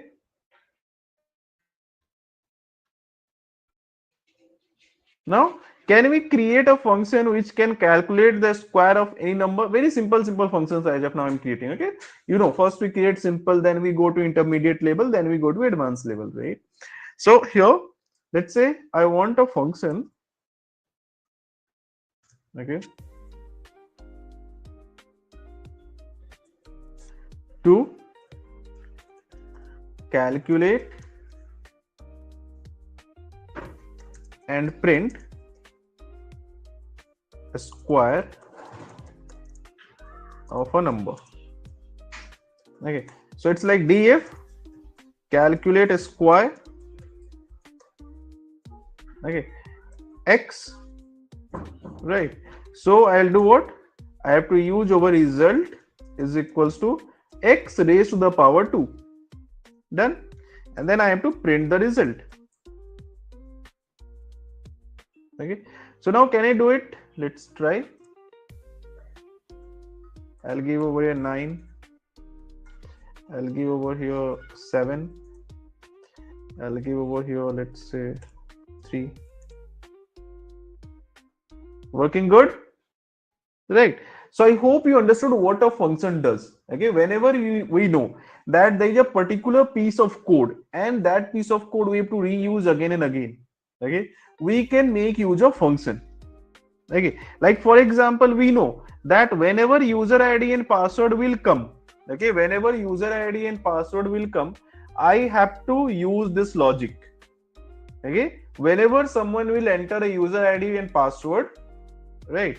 Like for example, I know that if I create user ID field and password field, okay, and whenever someone will enter user ID password and click on the login button, I know I have to trigger this logic. So what do we do? I'll create a condition that whenever this login button is pressed, trigger a function, trigger a login function. What I say? Whenever this button is clicked, okay, whenever this button is clicked by entering the value, trigger a login function, isn't it? So just try to do something like this, right? And go through the things. All right, so we have what we had discussed in last class. We had discussed over here till loops, okay, loops and if else part also we had discussed, and I hope you are clear with it. Next thing I told you, like we'll start with the functions, right?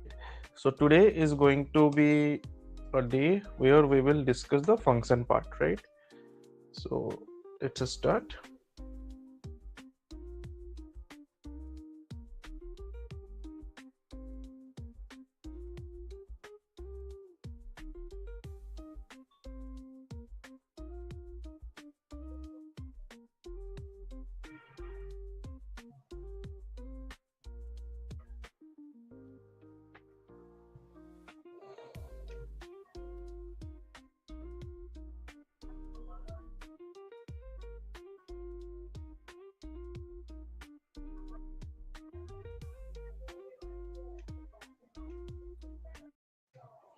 EL Python D4, EL Python D5. If you have anything specifically to ask, please let me know, right? So function, what I told you in what exactly a function is, how can we define? A reusability, right? Function we generally use for what? Function we use for reusability. That is a main purpose, okay? So that we defined a logic for once, okay, and we are using it for multiple times. We are reusing it whenever we want, right? So that is called reusability. All right, now how can we create a function in Python? Already I told you, to create a function in Python we can make use of def. Like in last class I told you, this is a way we can create any particular function, isn't it? So like this. Okay, so now we'll deep dive into it and we'll create some more meaningful functions. All right, so for example, let's say I want a function that can be let's just start with the one of the basic function, right? So I want a function which can perform login check, okay, after user entered the credentials. Okay, so how can I do it? See, we already worked on it earlier, right? So that's why I'm taking this example, because we can relate with that and we'll see the difference. In this case we were taking the user input and password, right? Over here while loop is there. Okay, in the over here we are taking user ID and password, right? Now now we want to do the same thing using function, right? Why we want function over here? Okay, it is because suppose user entered a value, like user entered user ID and password, something like this, right? And thereafter we have to trigger this whole loop, okay, this particular logic every time, isn't it? We know that this logic we have to trigger every time, right? That means suppose we are going to take user login from two different events or two different instance, okay, or three different instance or four different instance, okay, like I have different activity. For each activity I am taking the user login, okay, so it can be two events, it can be three different instance, four different instance. So everywhere I have to write this code, okay, if I do, because I know the logic will remain same. So what we can do, we can just put it into a function, isn't it? Like this, def login, right? This is the name of my function, right? And whatever the condition, like I want to compare username with this one, and if it is true then print this one, okay, and then break the loop, else this one.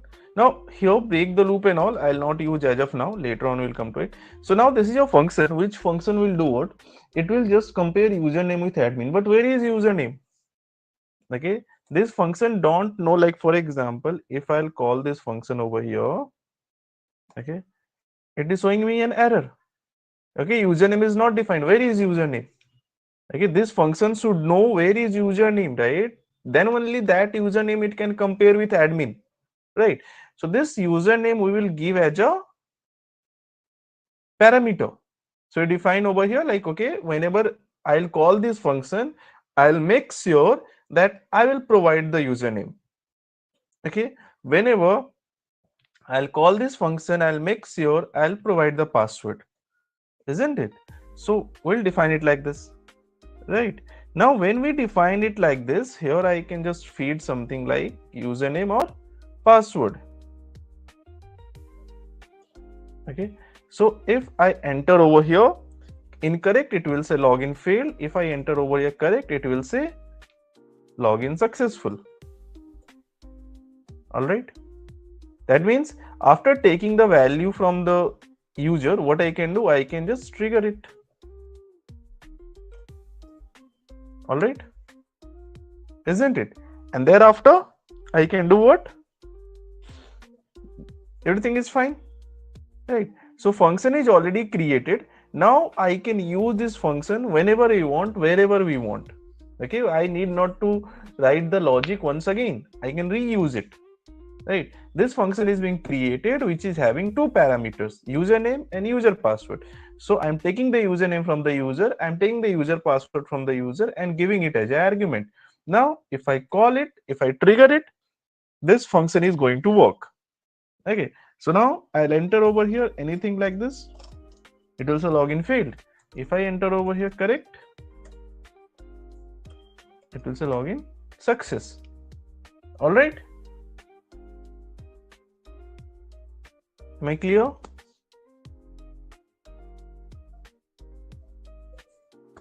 Isn't it?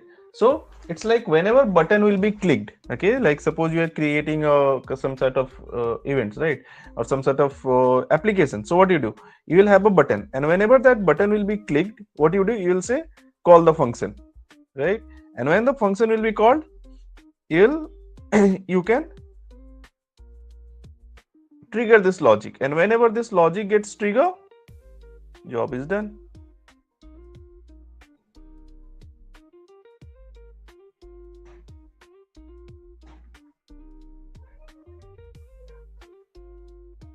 Any doubts?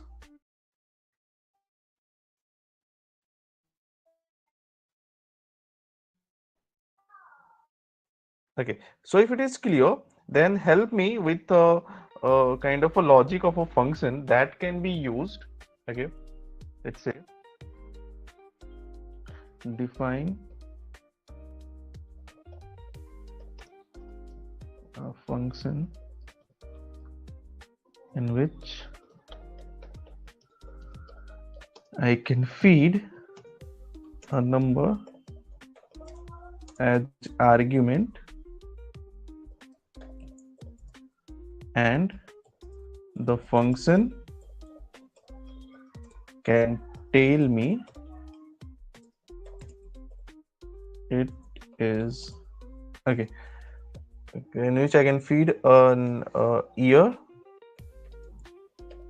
as an argument and function can tell me it is leap year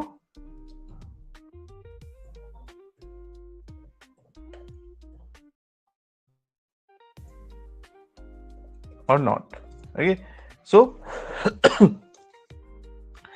def check leap. Okay, now you have to build a logic over here, okay, in which I want like this, like whenever this function is triggered, right? So this function should do what? Like suppose I want to trigger this function.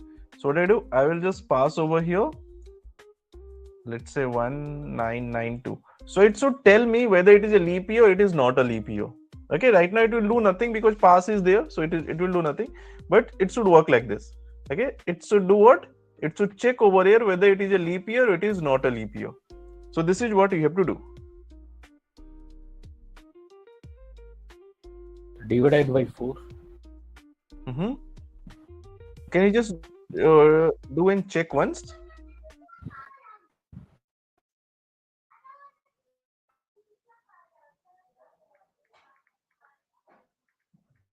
No, sir, it's not a leap year. It's not a leap year. Just divide by 4, like all the year divided by 4 is leap year.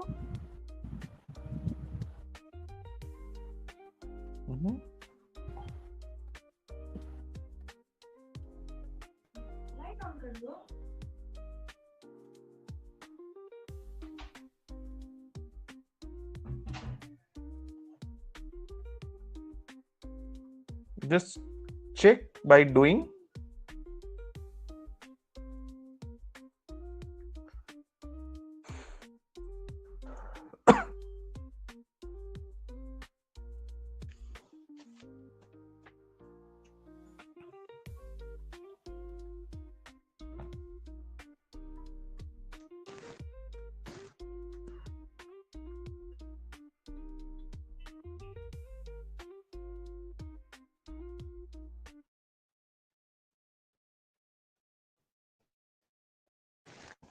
Okay, so what are the conditions of leap year? The very first condition, as you said, it should be divided by 4, right? So what we can do here, I write if year modulus 4 double equals to 0, then print year, right, is leap year. Okay, else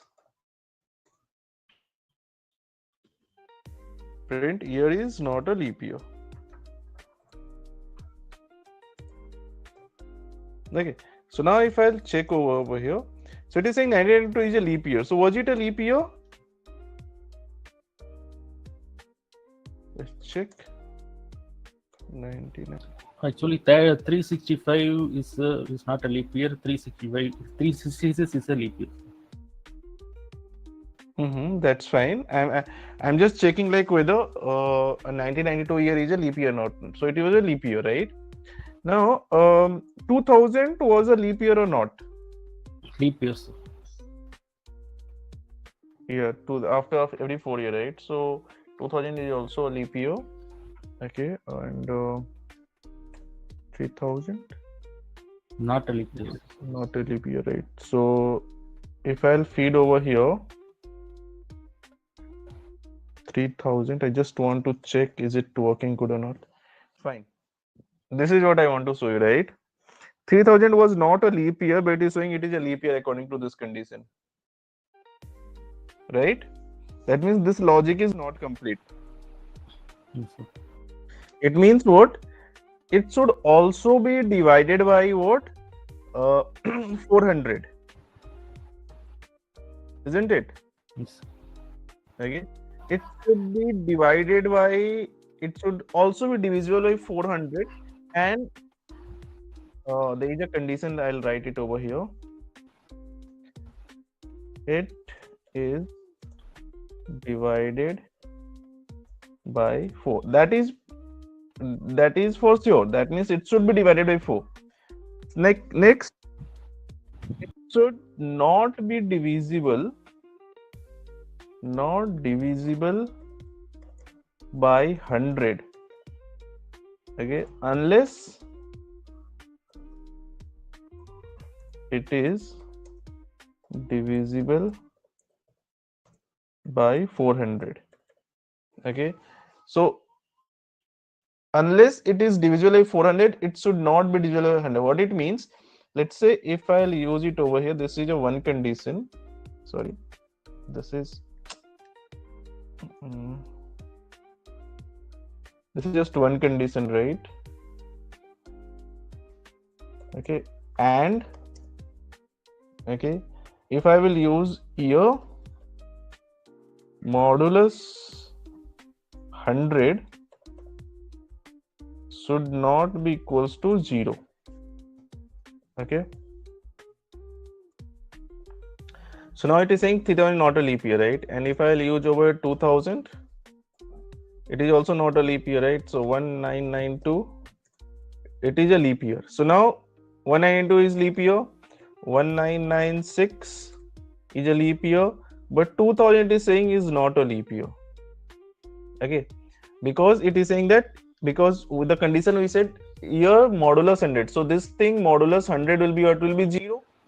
As it will be 0. Modulus is complete 400. Yeah, I'll do that. So as it is 0, like all the 2000, 3000, 4000 will becomes what? Will becomes a not a leap year.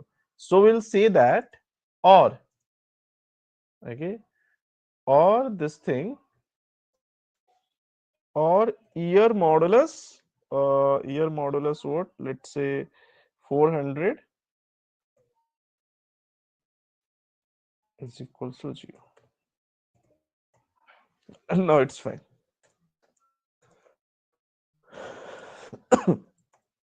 4000, 5000 is not a leap year. Okay, so now it's working good, right?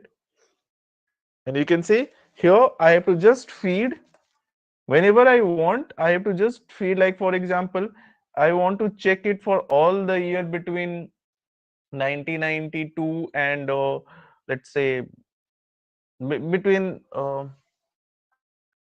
1900 to 2000. Okay, so I can do what? For I in range 1900 to 2001. Okay, print, sorry,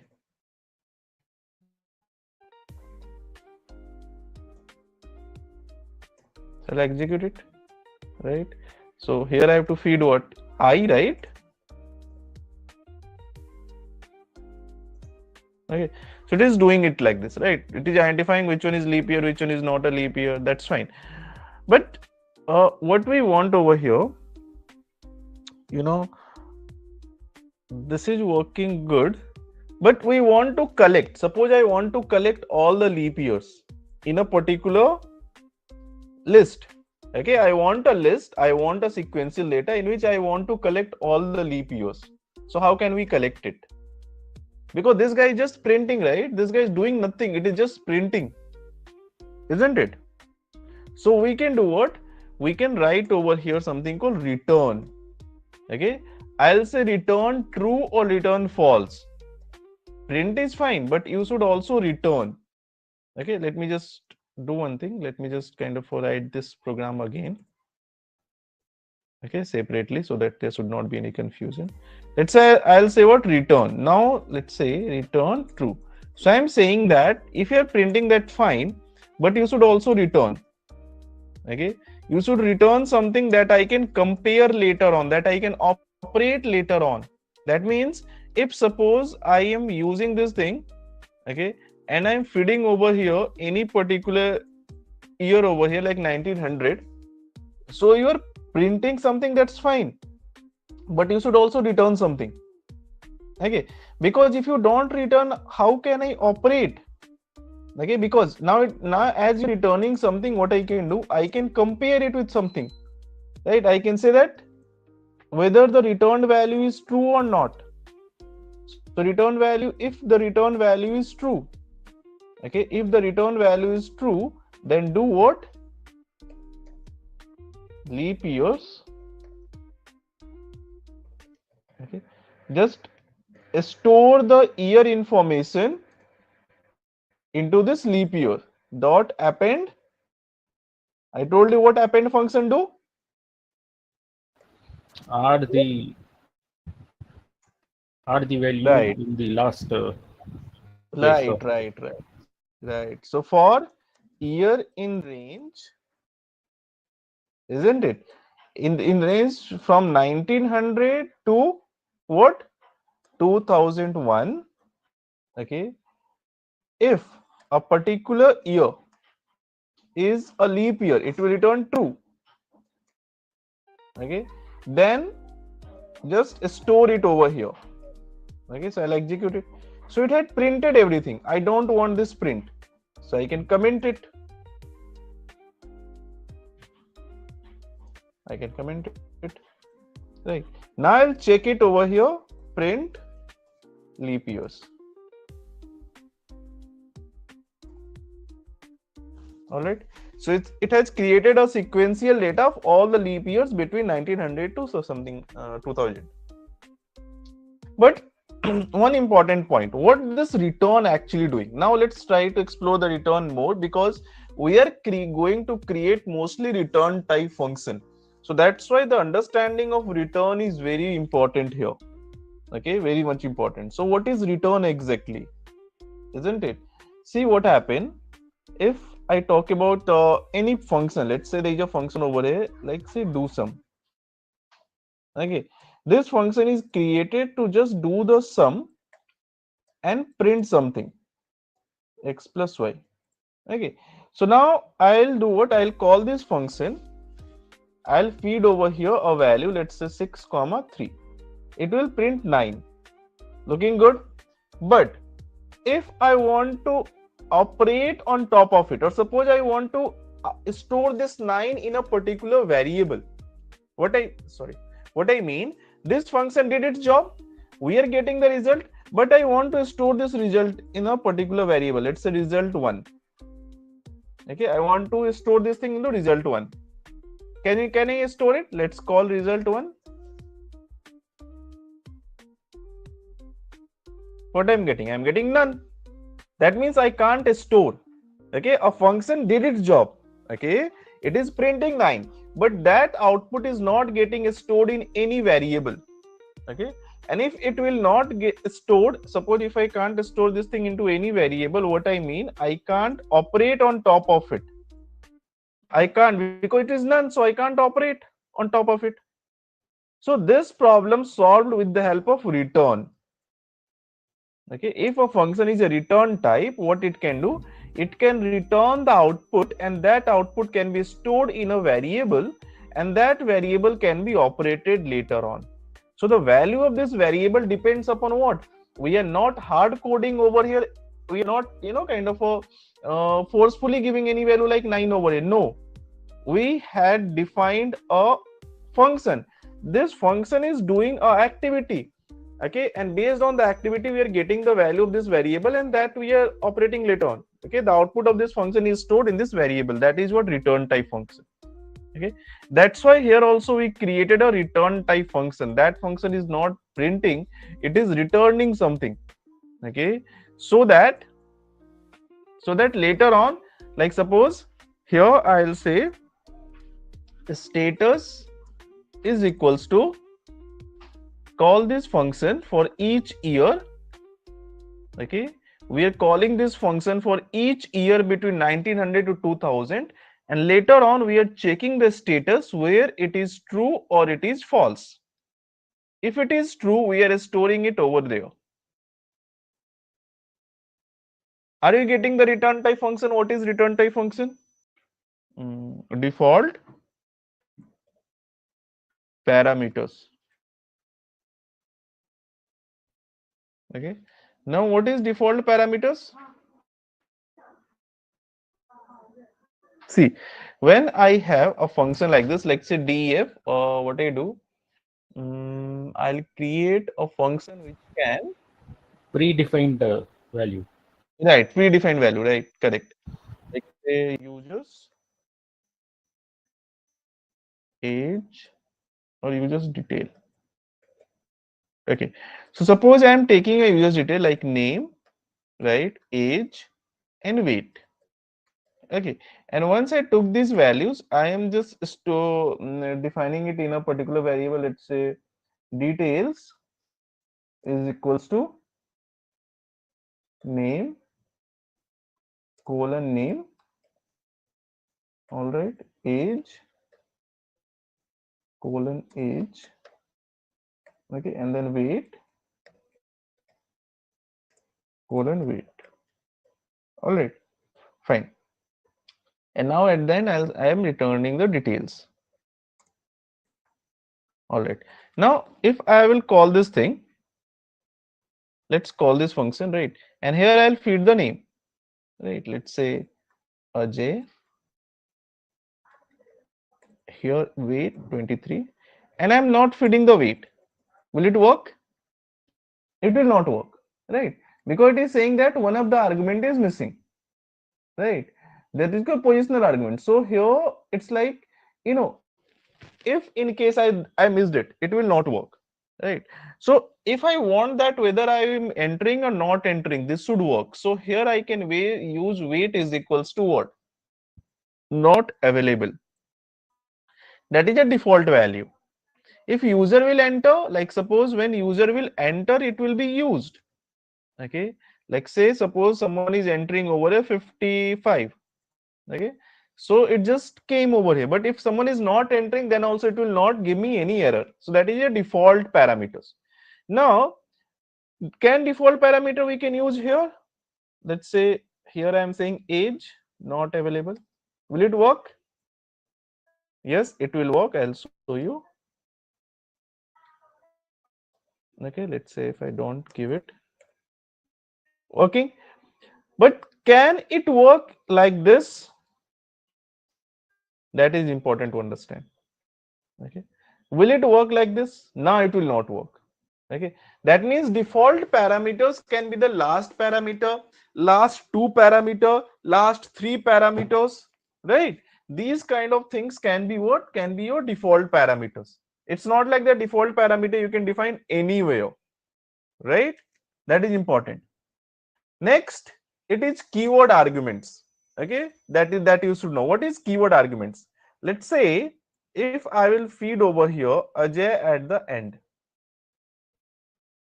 Okay, weight at the first, or let it be like this. Okay.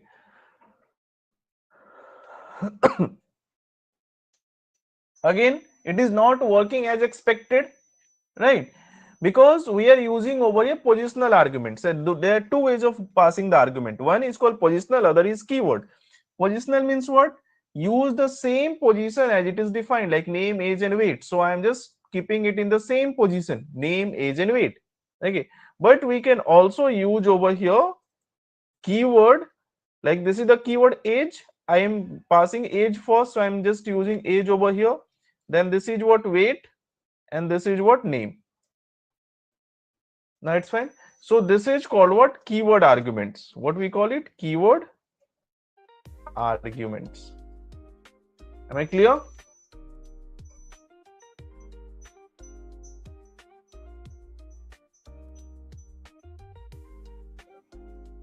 Okay. Next, it is about variable length arguments, right? What is variable length arguments? Let me show you. Okay. Over here, if I will suppose I am creating a function def, okay, calculate sum, okay, and I will use over here x, right, and thereafter x and y, let's say, okay, and thereafter I will return x plus y. Will it work? Yes, obviously it will work. Okay, let's say I'll feed over here 8, 3. Working, right? But what if I'll feed one more value? It can't work, right? Okay. So this is a case scenario that if I feed the number of arguments more than the parameter defined, it will not work. So how can I fix it? We can fix it by using variable length argument, that is args. So when I use args, what will happen? It can actually accept any number of arguments, right? It is showing just a minute, not just a minute. Fine, actually 1 star was required. Why 2 star required, I'll tell you, but that's fine. So it is what 1 star. Now with the 1 star args, okay, you can use anything. It's not args, it is use arguments. You can use x, y, anything, but a star is important. Okay, what is important? A star, isn't it? So now I'll do what? You can see here I am calling these functions. Okay, suppose I am calling with 1 argument, it will work. I am calling with 2 argument, then also it will work. I am calling with 3 argument, then also it will work. Okay, I am calling with 4 argument, then also it will work. That means here the arguments are not fixed. Okay, variable length arguments. Okay, that means we don't have a fixed length of arguments, right? Like for example, let's say I'll take it over here. Okay, and here I'll call it for, or you can say total sum. By default total sum is equals to 0. So for arg in args, okay, thereafter, okay, total sum is equals to the current total sum, whatever the total sum that we have, plus arg, and then return total sum. Okay, so now if I call it,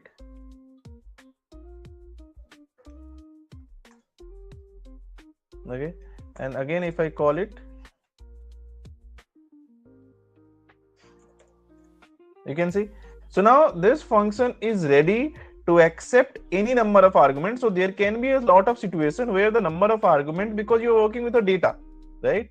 So data is something that maybe the length of data every time, it's not like that same length of data you are going to work. Okay, it used to be very dynamic. Okay, sometimes you may have to work with a small data, sometimes you may have to work with a larger data. So this kind of function is going to play an important role for us, a kind of a function which can operate on any length of argument. That is not fixed that you can feed only 2 or 3 or 5 arguments. Okay, here we are just feeding 4 arguments, it is working, 3 arguments working. So what are we doing? We are just taking each argument one by one, okay, and summing up and storing into a variable, and then returning that variable. Okay, then this is an argument, right? Argument is what that we feed.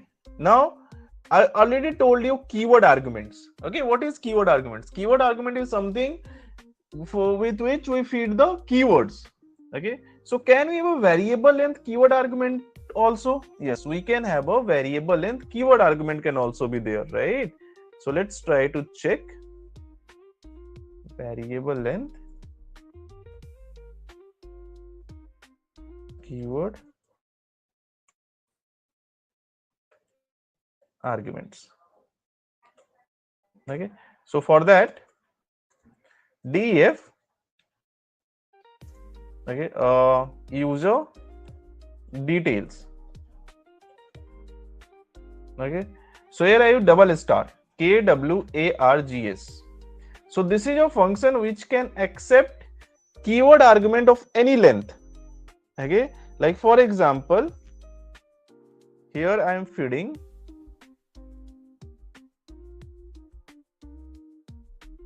let's say name is equals to Atul. Okay, will it work? Yes, it will work. Now again I am feeding over here, okay, name equals to Atul,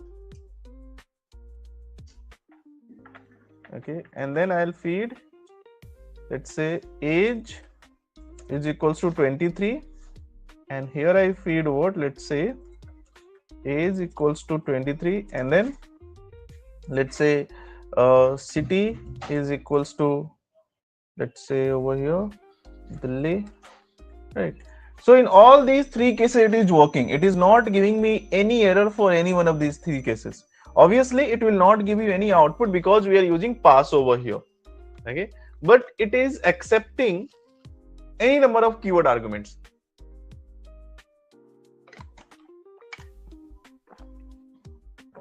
Understood? Right, that means we can just create it like this. Okay, entered details. Enter details is equals to what? A dictionary. Okay, here we are creating a dictionary. Now this dictionary we want to update. Every time user entered a new detail, I want to update it, isn't it? So what I can do? I can do it like this: for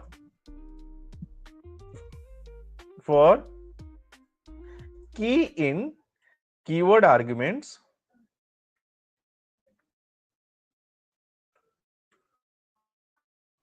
okay, enter details. This is a dictionary. Key is equals to what? Let's say right now I'll enter key is equals to, let's say key. Okay, that's what I will enter. Okay, we'll see what happened. Okay, later on, right? And then we'll say what? Return. Obviously it is not a correct program, but first we'll execute and accordingly we will modify. Okay, I just don't want to just write a full-fledged program and kind of so that, okay, this is your code. Okay, I want you to know how actually coding is done, right?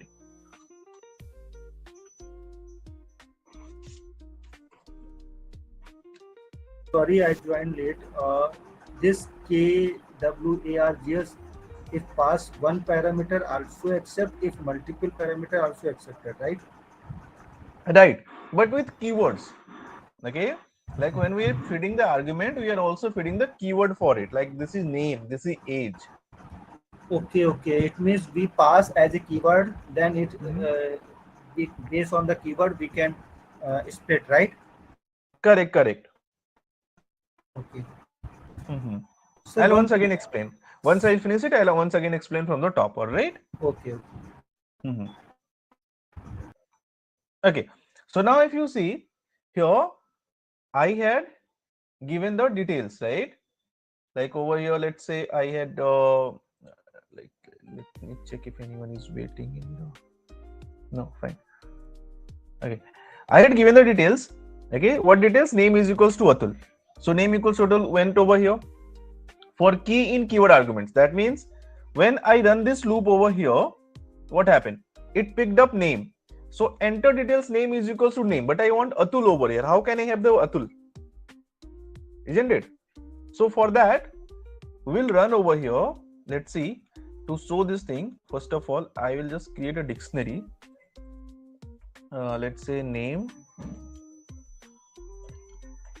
Okay, let's say ab hai. I don't worry, those who joined late, don't worry. I'll once again explain, right? I'll just let me finish it. Age 34. Okay, so let's say this is one of the dictionary that I have created. Okay, I'll make it UD. You can just consider user details. Okay, so for key in UD, print key. I can only get the key over here, right?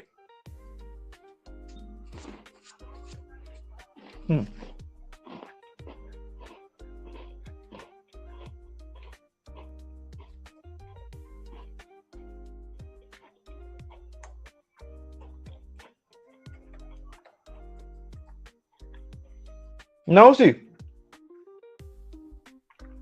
if I use a simple method called items, what dot items? All right. So we got over here a list in which all the key value are in the form of tuple. name and above a tuple, age and 34 is a tuple, right?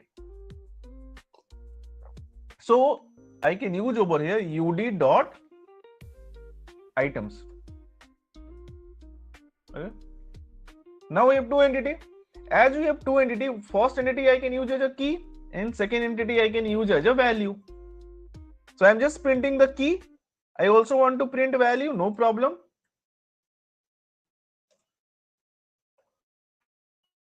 All right.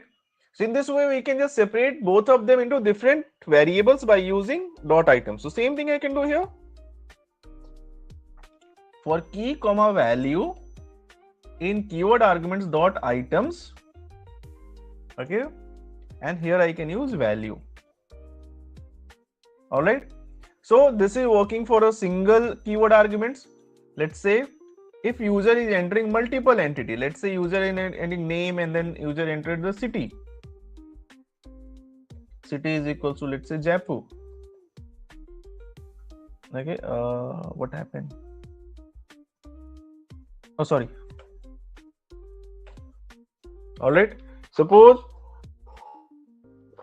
user had entered something different. Let's say Azit, age,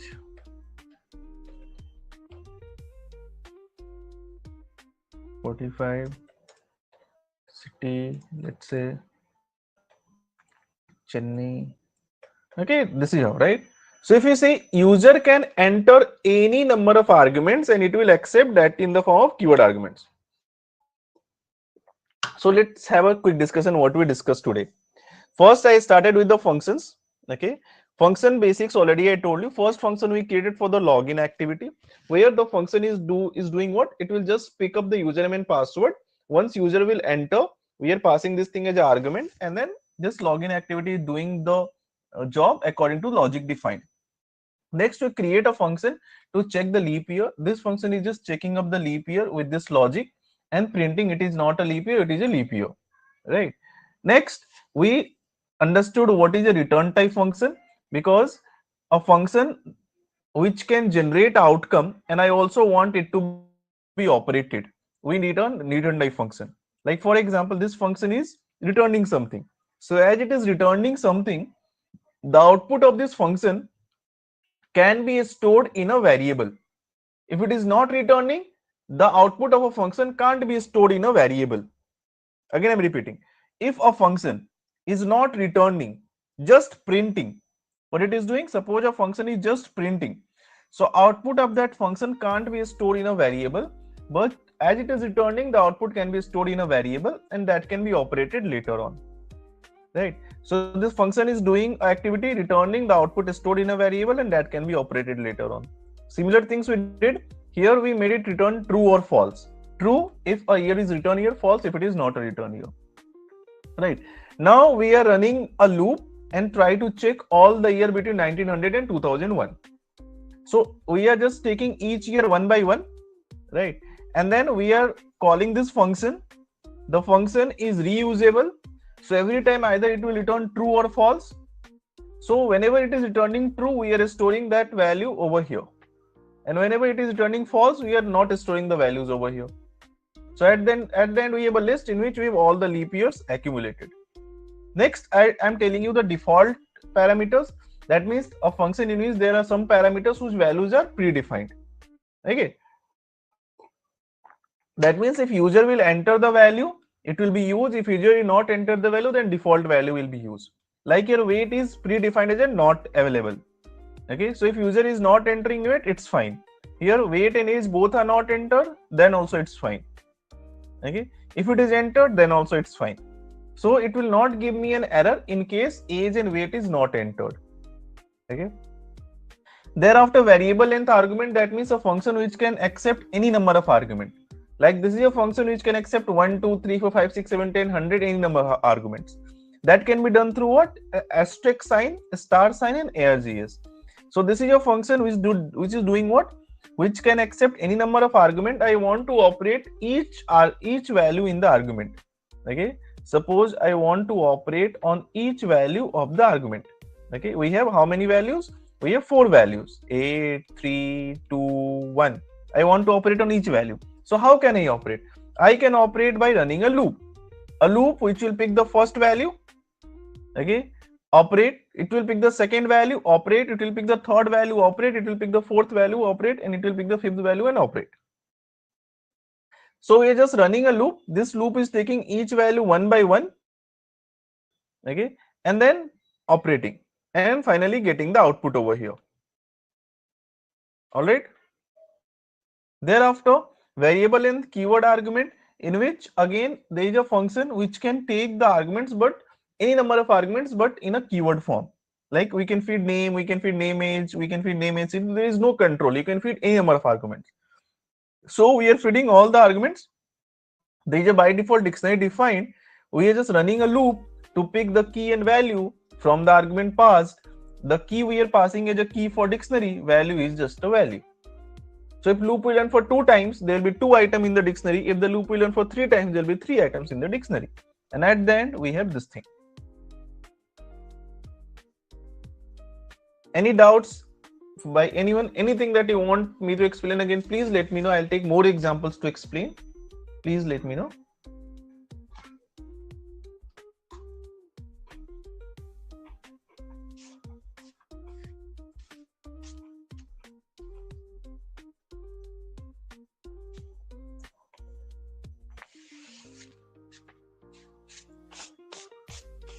Done? Is it fine?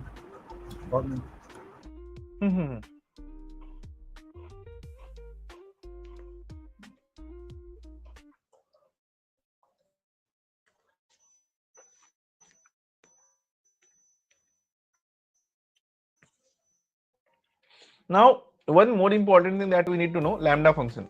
Okay. So concise.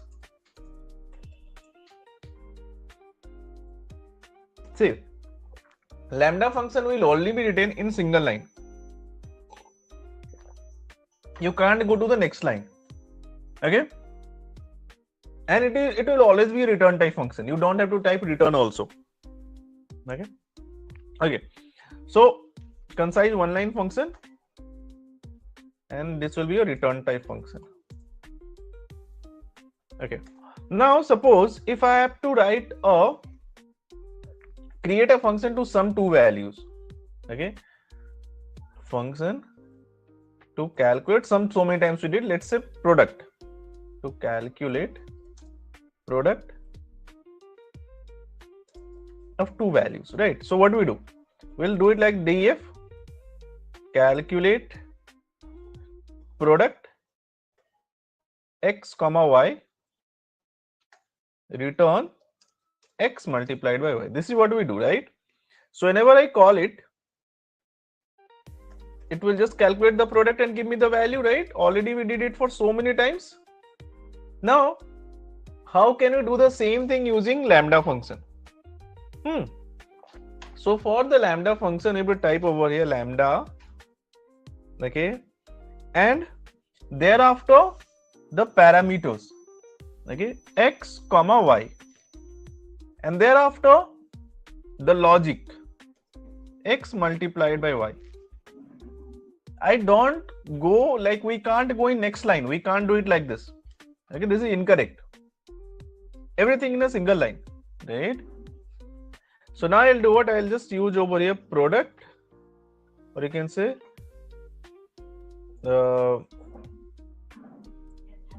calculate or multiplication.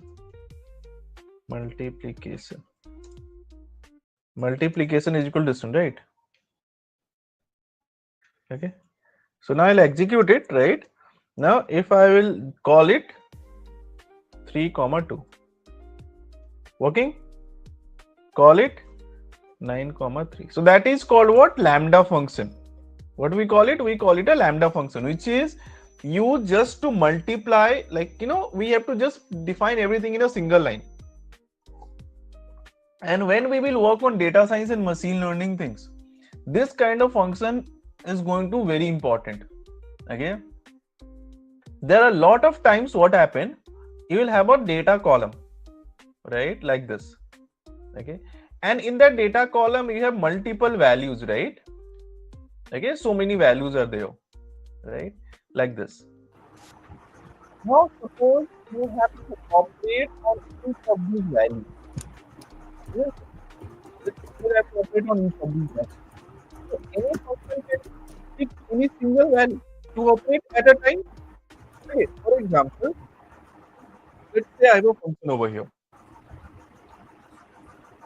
Okay. To calculate the square of a number. To calculate the square. Okay.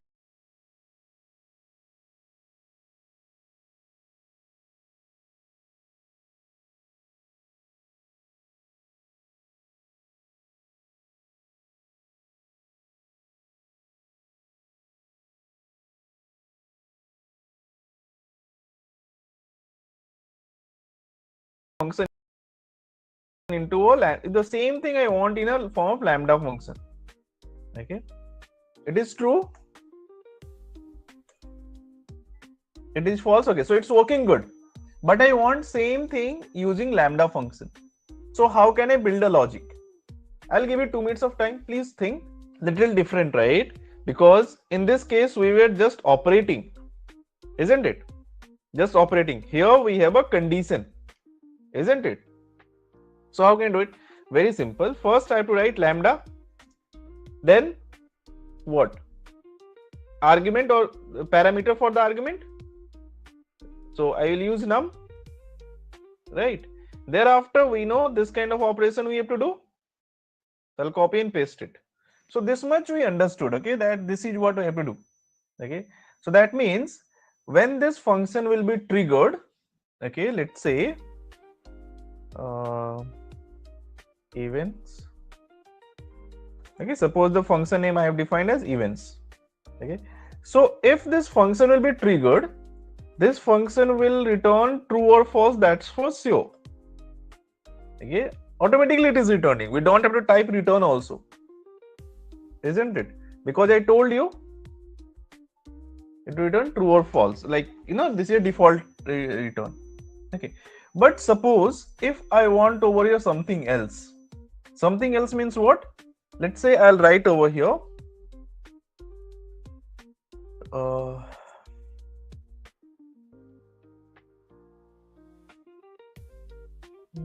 f, that is a formatted text, number is even.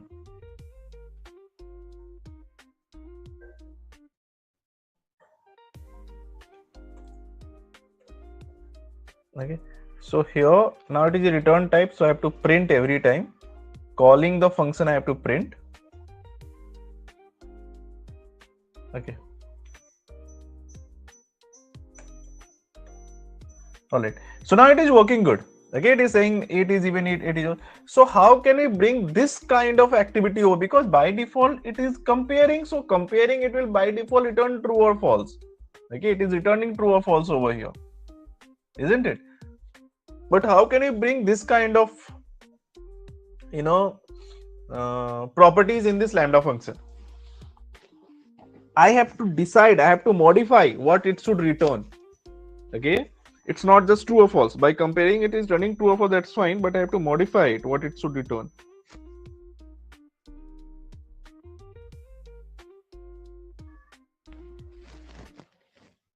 Isn't it?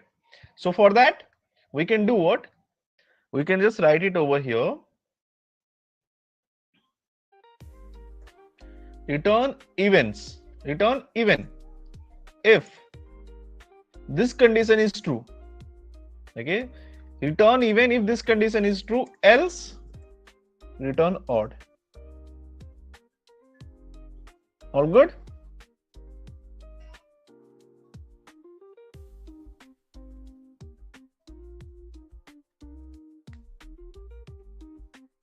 Okay, so if you understood it, right, do one thing.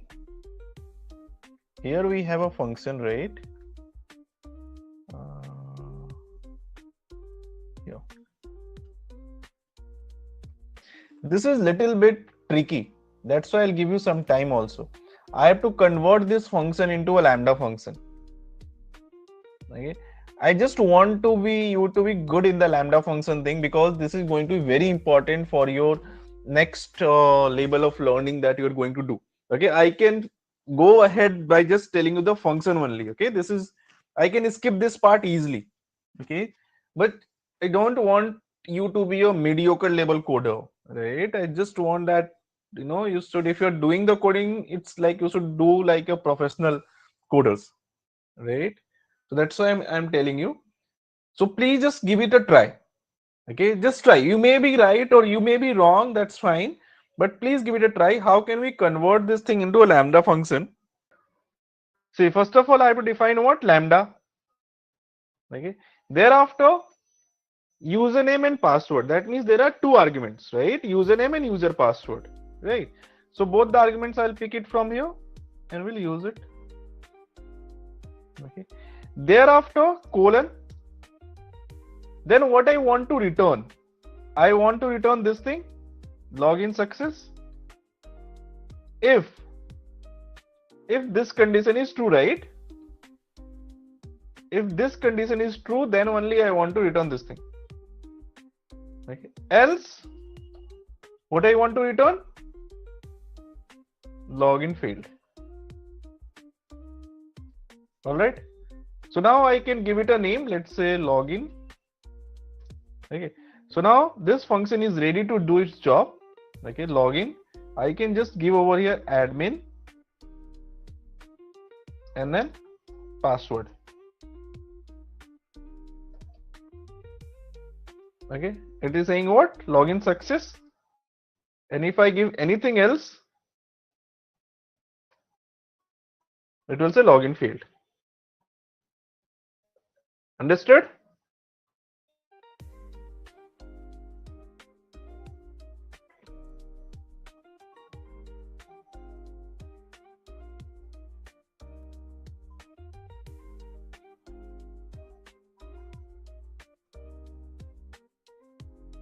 All right. If you understood it, then do one thing. Then let me know how can we convert this thing into a lambda function. Please try. Now I hope you can easily do it. Okay. Once you did it, please let me know so that I can share the chat box. Okay. Yeah, right. Many people actually did it. Rux, thank you. And Use different like password and something. Yeah, right. Correct. Nice. Thank you, Rehan. Also, thank you. So as you are doing it, that's looking good. That means you are getting it right. So it also, you know, kind of gives me a sense that yeah, we are on the right track. Thanks for taking the effort. Okay. So if I have to do it, what I can do? Very simple. I can use lambda, isn't it? Thereafter, argument that is year, right? And then what I want to return. Okay. See, I can use any, you know, if any specific thing I want to return, I can write it over here. If I have to just return true or false, okay. So no need to give any logic. Just copy this thing, that means the condition, and put it over here, right? So now this function is built up to just return true or false if I feed any year information. Okay. Here I'm not using any if else, right? But it will work. Okay, let me use 2000. Okay, because now this function is ready to return only true or false. Okay.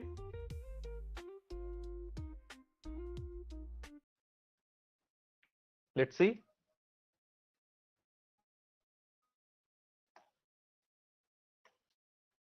Right. So no if else. Right. If else I can do use, but in case if I want some specific thing to return, because many cases we may have to change the return value, so we can use if else kind of things.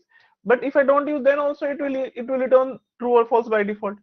Right? Then what I can do with the true or false? I can use that true or false later on with other if condition. If this function is turning true, print what? Print it is leap year. Okay, so that true or false can also be compared in other if else condition. Okay, one function is returning true or false, and we are using it over here.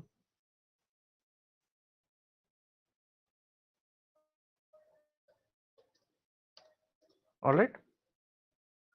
Now, next thing, here we had seen how can we check the condition and things are really working good. What if, but here we have only two conditions. Okay, what if I want to work on something like this, in which we have multiple conditions, right?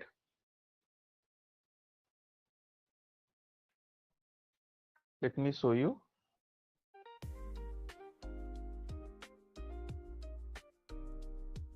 Okay, here. Can we convert this thing into a lambda function or not? Let's check. See, this is one of the thing which is return. I can convert this thing into a function. Let's say df show grades. Okay, this grades will have what? Will take the marks as a argument. Okay, and these whole thing can be the right, and this will do what? Here I can make it return grade A plus.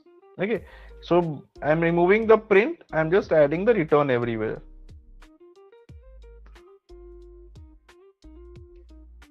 Just allow me for a minute so that I can update this code. All right.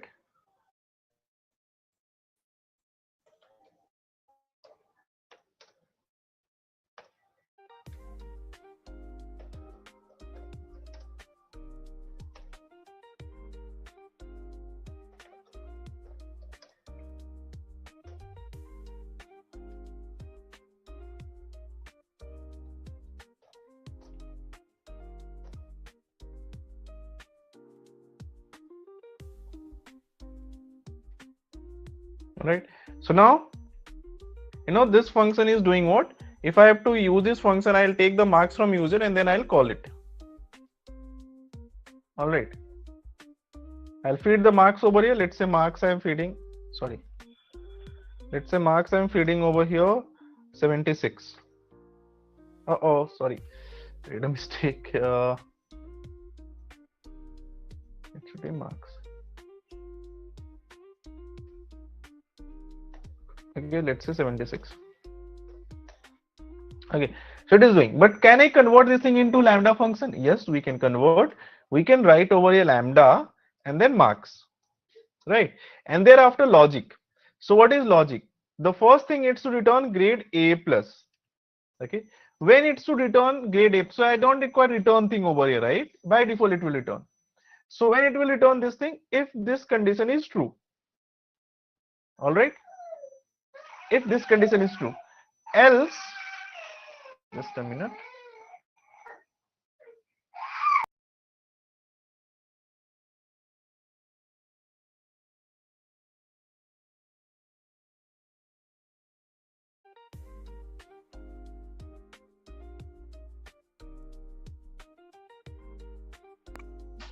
All right, so here, if this condition is true, that means grade A plus if marks is more than this one.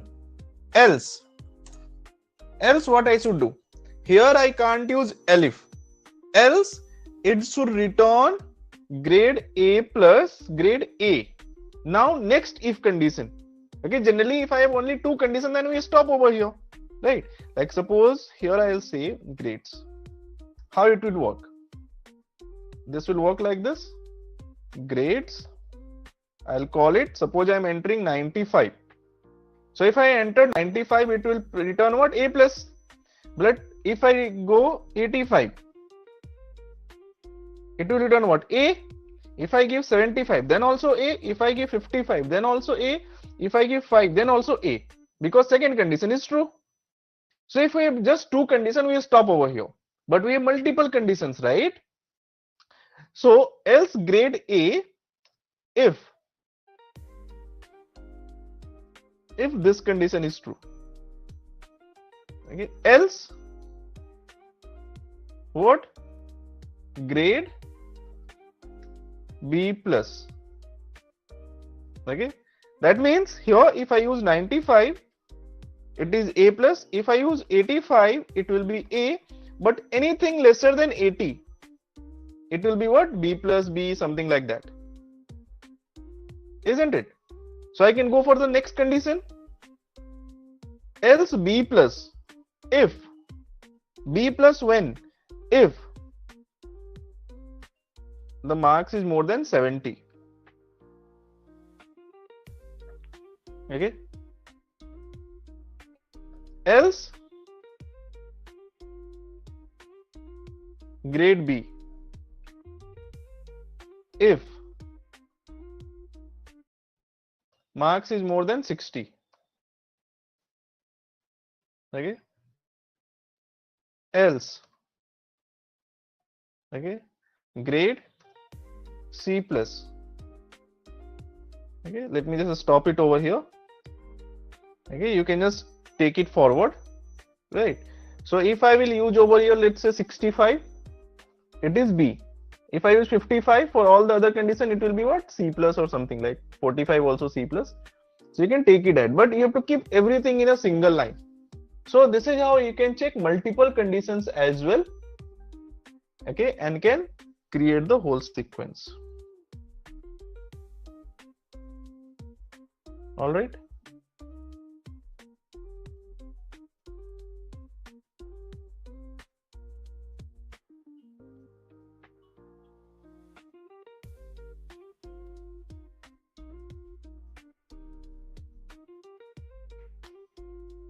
Okay, so I hope this you understood.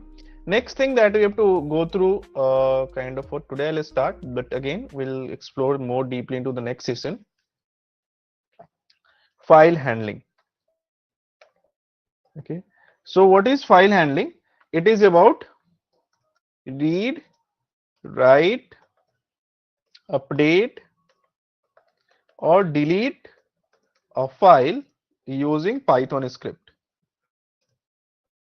All right, that means any other file, like I have a text file that I want to read, write, update or delete, okay, using the Python script, right? So over here there are certain modes of reading a file. What are those modes? We have a mode over here, R mode. This is used to read, okay. Thereafter we have W mode. This is used to write, okay. Thereafter we have append mode. This is also used to write or add new content, okay. This will do what? Write or overwrite, okay, and this will create a file not exist. Suppose some file is not existing and we are trying to write it, so it will create then write, okay. This will also do the same thing, create a file not exist, okay. Thereafter we have X.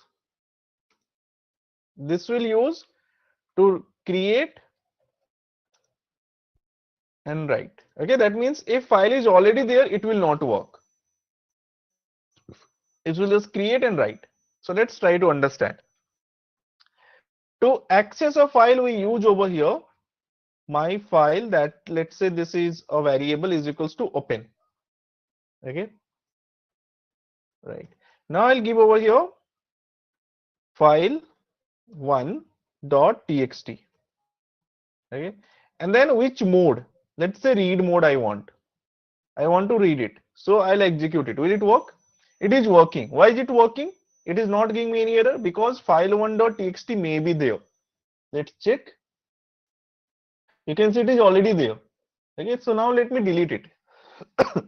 Okay, let me delete all of them, file 1, file 2, file 3, right? It is already there. I deleted it. Okay, so file 1 it is not deleting because it is already using in this program. Okay, let me check what is written in this file. To check it, my file dot read, okay, whatever I am reading, I am just printing it, and thereafter I have to close this file, because once you open the file, you also should close. Otherwise, you know, you are not optimizing, you're not using this, like your, you know, memory will be left unused. Okay, and that will not be a smart use of resources, right? So this is a content of this file that we are reading, right? That means it is a content of file. Now let's say if I'll use the same program, okay, this file is already existing. Suppose I will use file2. File2 I already deleted, right? It is showing error. That means I can only read a file if it is already existing. Okay, if it is not existing, I can't read. Understood? But what I can do, I can write.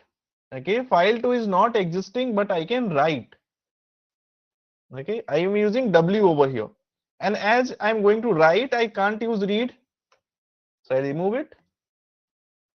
Not showing any error. I'll go back here and you will see file2 must be created somewhere.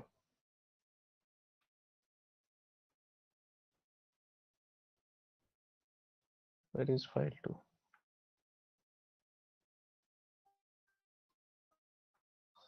You can see. Okay, file2 created 12 seconds ago. Okay, that means if file is not there, it can be created. It was there, but I deleted, then again I created. So is there something present within that file? Right now, nothing. Okay, if I open it, it is blank.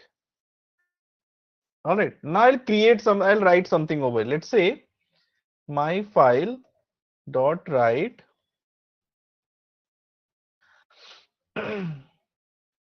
this world is so good for Python learners.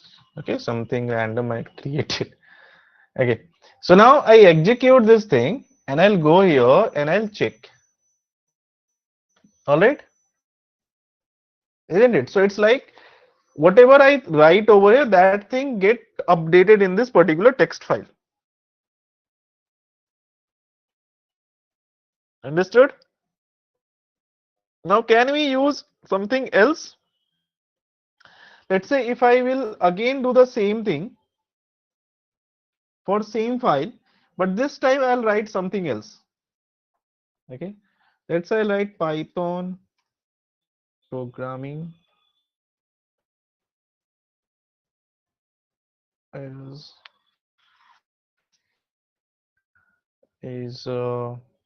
for lazy programmers like Python, snake or reptile. Okay, something like this, right? Now if I will again start it or I'll refresh it, changed, right? It means what? It means that W will do what? It will override the old content. Okay, it will just override the old content. Okay, if I don't want to override the old content, what can I do? I can use, instead of W, I can use A. Okay, so A, I'll do it. I like the rain most. Okay, and I will give it in a new line. So /n. /n means what? I want it to be in a new line. Okay, I'm using A this time, right? Last time it was W, right? File2. Refresh it. So old content didn't change, a new content had been added over here. Isn't it? Now let's say if I will again do it.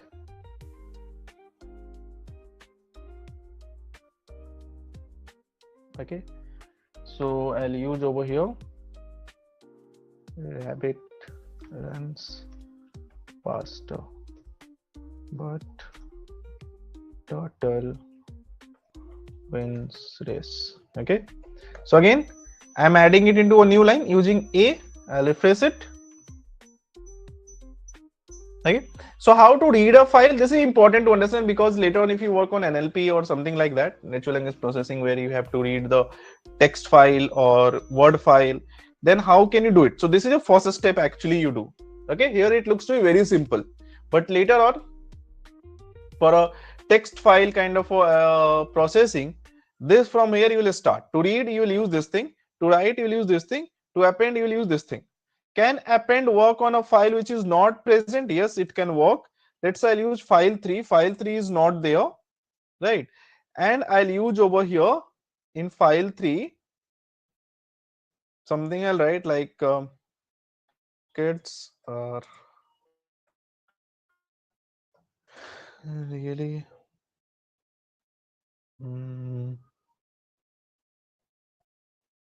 kids are really cute. Okay, something like this. Okay, so now I'll execute it. I'll go over here and you see file 3 is created. Okay, so it is created 1 second ago, right? So A will do what? A can create a file if it is not there. What X will do? Okay, now if I'll use X over here, okay, Overwrite. I'll use over here some text. We are learning file handling in Python. We are learning file handling in Python, right? Execute it. It's not working. Okay, why is it not working? Because file 3 is already existing. It will work only if some file is not there, absolutely fresh.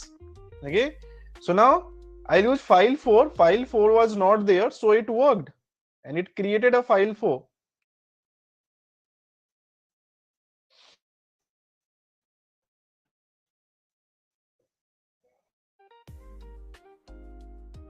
Okay, it created a file 4. We're learning file handling in Python. All right, so these are the 4 modes.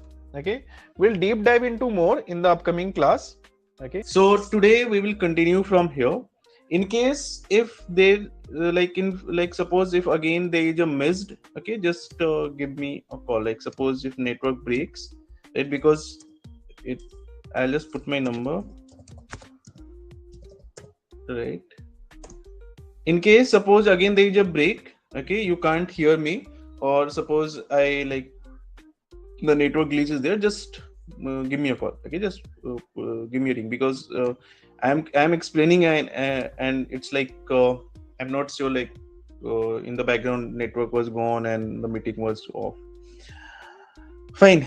So here we are trying to understand the file handling part. Okay, so in file handling we had gone to the read, write, append and X.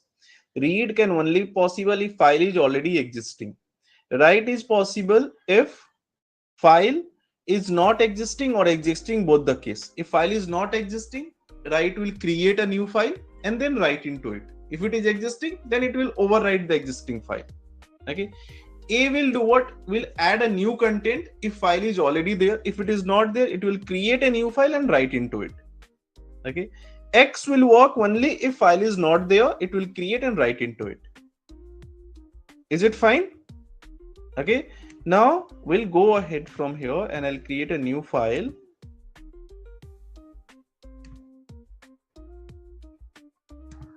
Okay, I'll give it a name. Let's give it name 6. Okay, so now what are we going to do today? See, file handling already we did. Let's try to understand to the exception handling. Okay, what do I mean by exception handling? See, if I will write over here print X, will it work? It's not working. What are we getting? We are getting an error. This is also called exception. Okay, we also call it what? Exception, isn't it?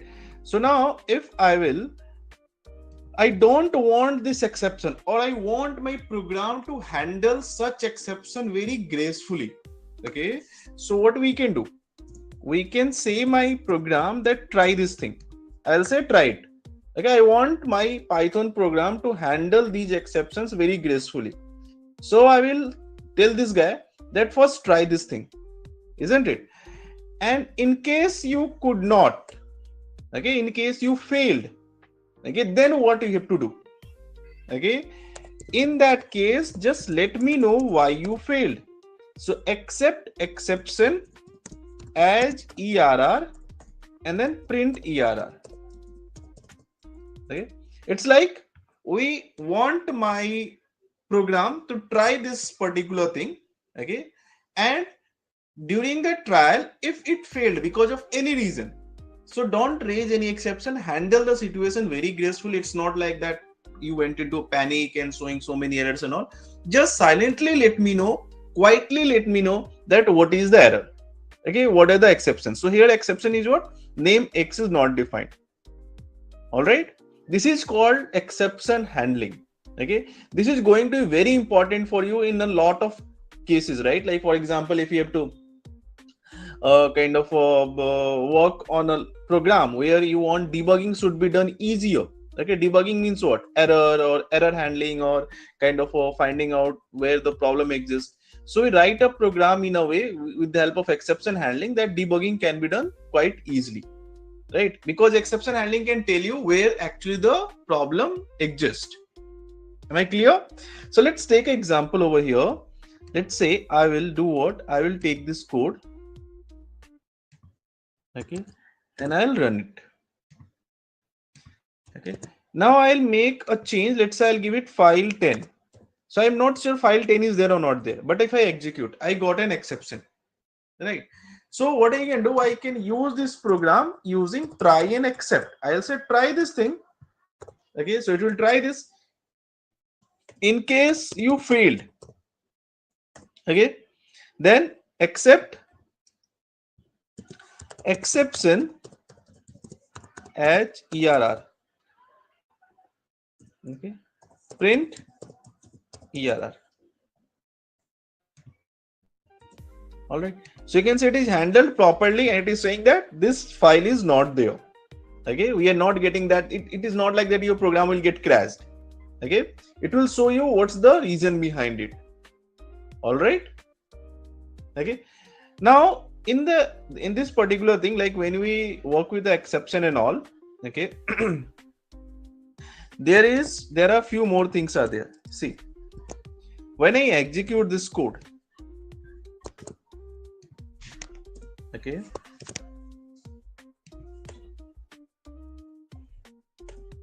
okay, so I got an exception, file not found error. Okay, I want my program to handle the exception, but I want it to handle only this exception. I don't want it to handle other exception. Okay, I'll show you what I mean. Let's say I will write over here try. Okay, so it will try it, right? Now I'll say that accept.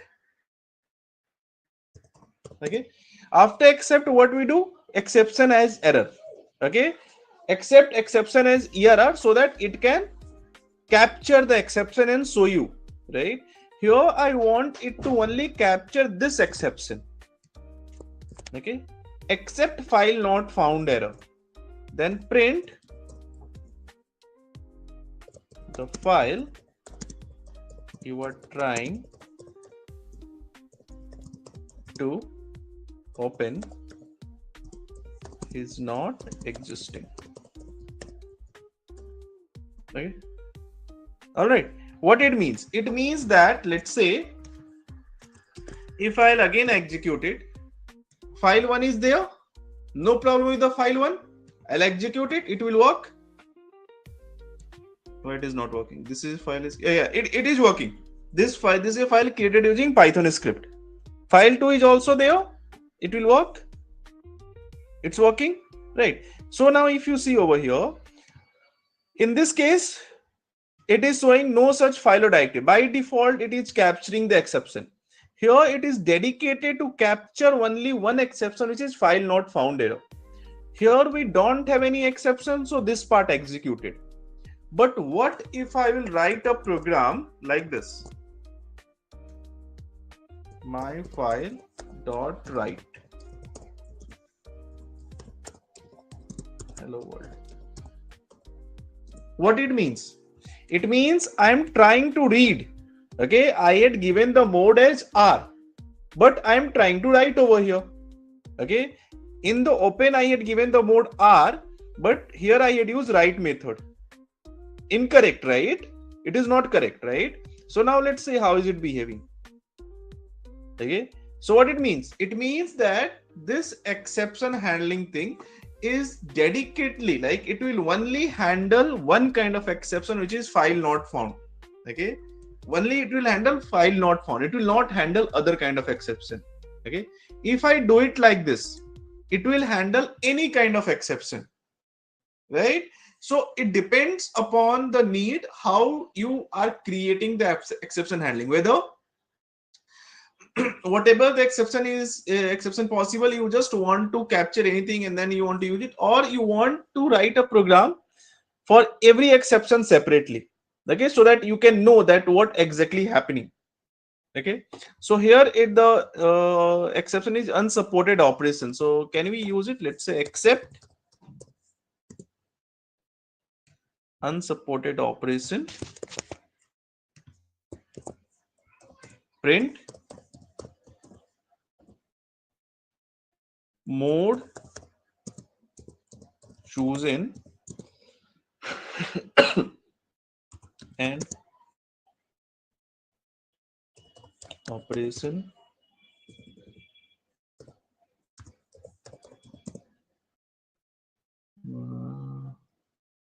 operation defined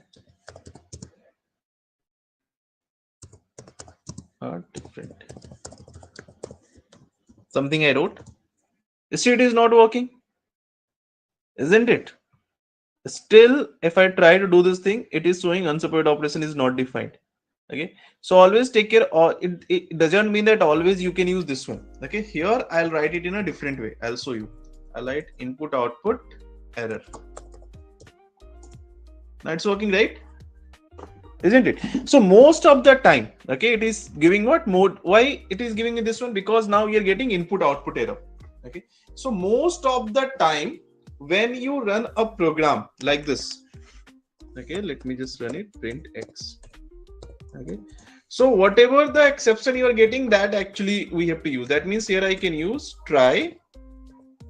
Okay, and here in case of exception I can use except what, whatever the error we have, except name error, print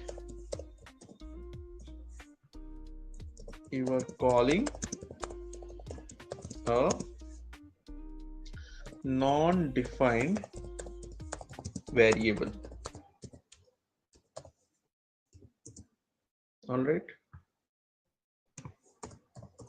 Okay, so here you can see it is name error is working. Most of the time, whatever the exception you are getting over here, you can use the same thing into the except and it will work. Okay, but there can be some situation where slightly some differences are there.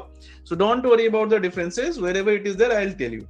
Okay, like generally input output error is not given. Like, you know, if I execute it independently without exception handling, so I'll not get input output error. It is something different, unsupported operation. Okay, but to make use of it, I have to use what? IO error. Okay, so somewhere it is different. So I hope those you can easily understand. But most of the time, whatever things that you are getting over here, the same thing you have to use with the except. All right. Okay, so what we have discussed till now, let's have a quick revisit. I'm just checking like whether, okay. So we are trying to understand the exception handling part. What is exception handling part? Exception handling is basically, okay, let me write it over here. Okay. Exception handling is what? It's kind of a creating a program which can handle the exceptions or errors gracefully so that debugging or managing program can be done easily. Okay, that is what exception handling do. Here, like we are doing it like this. I am trying to print x. X is not there. It is just handling and giving me the output. X is not defined. Here I am trying to read a file, which file is not existing. So this is telling me file is not existing. Here we are trying to create exception handling where it will only dedicatedly handle only one kind of error, which is file not found error. It will not handle other kinds of error, right? That's why in case if you try to do like this, where this file is existing, okay, this file is there, but we had used R mode. With the R mode, I can only read, but I'm trying to write. So that means there is a different exception. So that exception it will not handle. So different exception we are handling through one more except block, right? And here it will dedicatedly handle only that is name error. Okay. Now one more thing, when we use except this thing that is try, so try can be used with except that already we had seen. Okay, try except thereafter there is something called finally. Okay, and here we also have else. Okay, so what does it mean? Okay, else will execute. See, first try will execute. Okay, if try successfully executed, except will not execute. Okay, and if except will not execute, then else part will execute. Okay, what I mean here,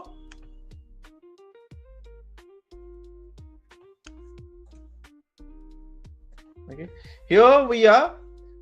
First we want to try this thing. Okay, and once it will try this thing, okay, then it's fine, either exception will be there or it can open up, right? Then we'll go for else part. Okay, that means in case there is no exception, then only this thing will execute. Okay, print. Okay, then only this will execute. Okay, that means it will try to read, right, only if exception is not there. So this is kind of a code, like we know that if it is reading, that means this part is done, and then this part is also working if there is no exception. And finally we will work in any case whether exception is there or not there. So print all process done. Okay, so let's execute. Okay, so here first this thing executed. Okay, so this file is there, no exception, right? As there is no exception, so else part executed, it printed the things, and then all process done. Okay, suppose I will use this over here. Let's say some file 20 I am going. File 20 is not there, so except part will execute, and as except part will execute, else will not execute. You can see else is not executing directly, finally is executing. Okay, so let me write a note over here. Else will only execute if there is no exception. Okay, right? And finally we'll do what? It will execute in any case at the end, right? Whatever, wherever, like it's like exception is there or not there, finally will definitely execute. Okay, so whenever you are going to use try and except, try except will have 4 things that we can use. Try, that means try first, that means what you want your program to try. That may raise an exception or may not raise an exception. If there is an exception, then except part will execute, and if except part executed successfully, right, then if except part executed, then else part will not execute. Suppose if there is no exception, then only else part will execute, and finally will execute at the end. Am I clear?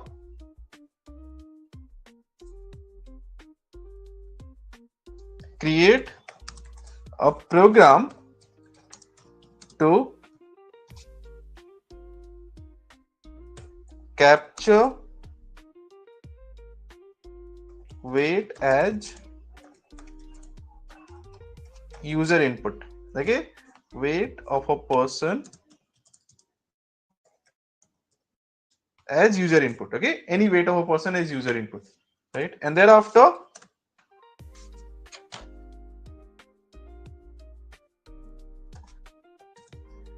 compare it with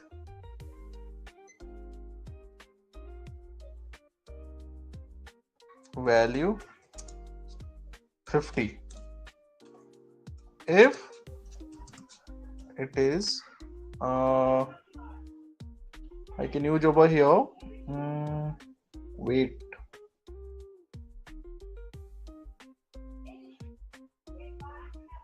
Okay, you know there is something called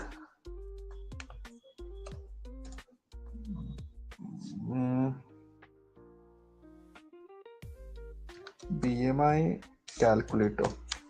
Okay, so BMI calculator formula. Okay, so this is a BMI calculator formula, right? So now we have to do what? We have to create a BMI calculator. Okay, so now create a program to capture weight and height of a person. Okay, as user input. Okay, thereafter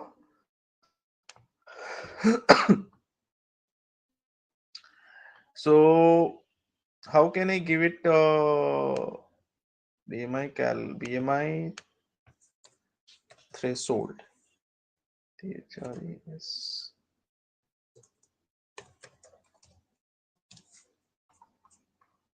Okay, so this is what we have to do.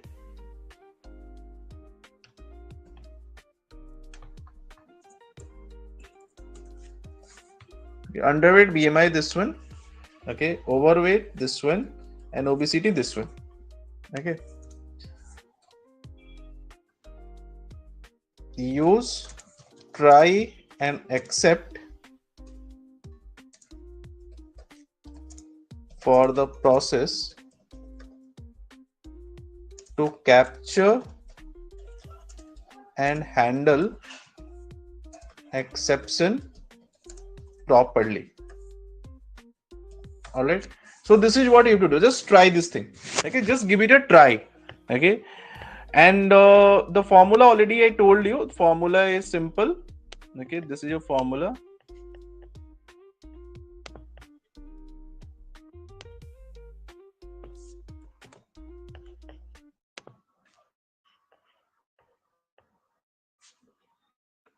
Okay,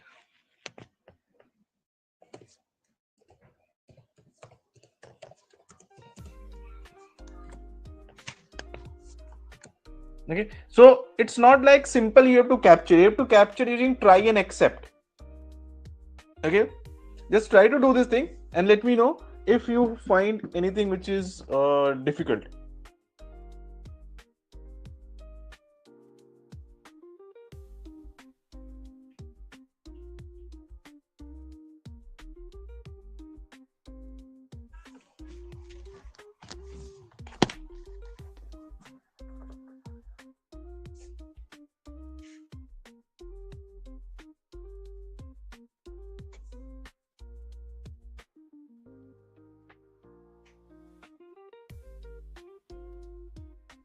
Let me give a quick revisit. See, exception handling is like when you write a program, many a time we get some errors.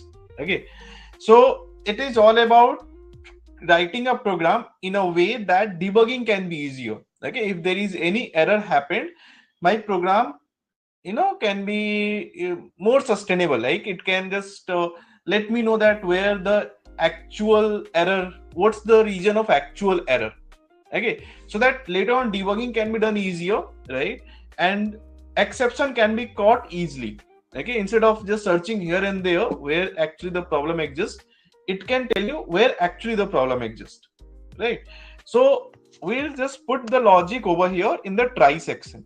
Okay, like I'm trying to I have to print x, but I'm not directly printing x, I am printing it through try.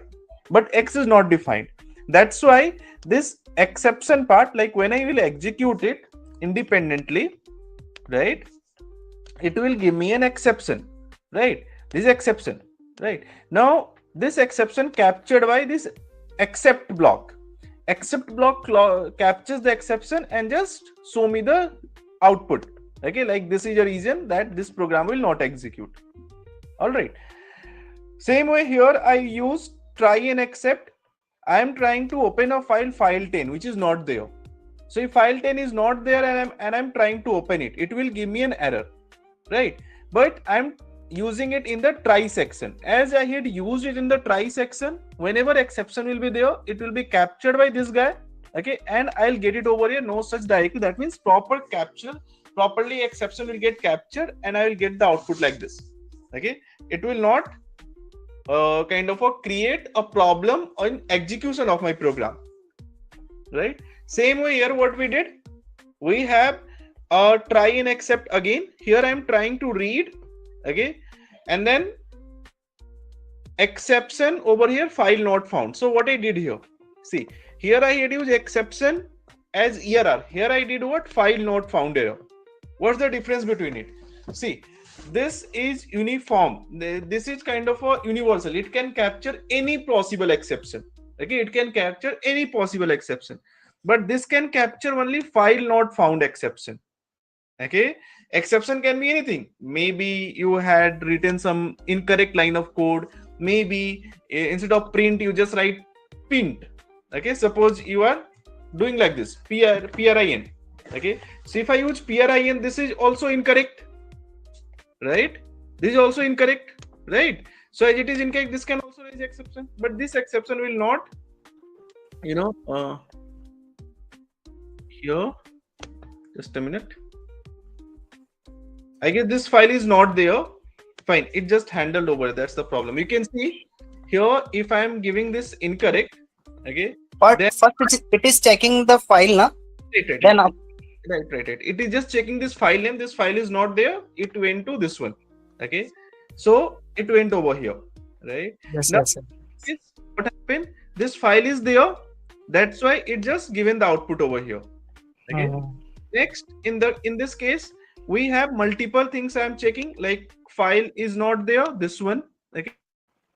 If file is there, but some other problem. Problem is what? Here I had given R mode, but I'm trying to write. Okay, R is for what? Read. I'm trying to write. Okay, so both can't do work at the same time, read and write, right? So here this will work, but this will raise an exception.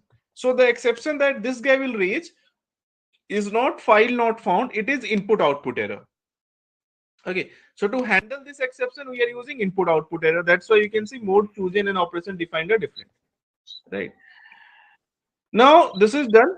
Okay, here I told you that in this try and except, we have 4 blocks: try, except, else, and finally, right? Try and except will just try a particular logic, except will handle it. In case there is no exception, else part will execute, right? That means first this thing is getting tried, no exception, then else part executed. As else part executed, we are getting this output. Finally, we'll execute in any case, whether exception is there or exception is not there. That's why you're getting it over here. Okay. In this case, exception is there because we are using a file which is not existing. It still finally is executing. Okay. These two things are executing. This exception thing and this finally thing. Else is not executing. Why else is not executing? Because we have an exception. Now I had given you this thing to work. So let's try to solve it. Had anyone tried it? Did it?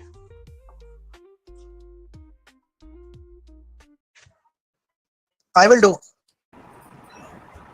Oh, hello. Hello.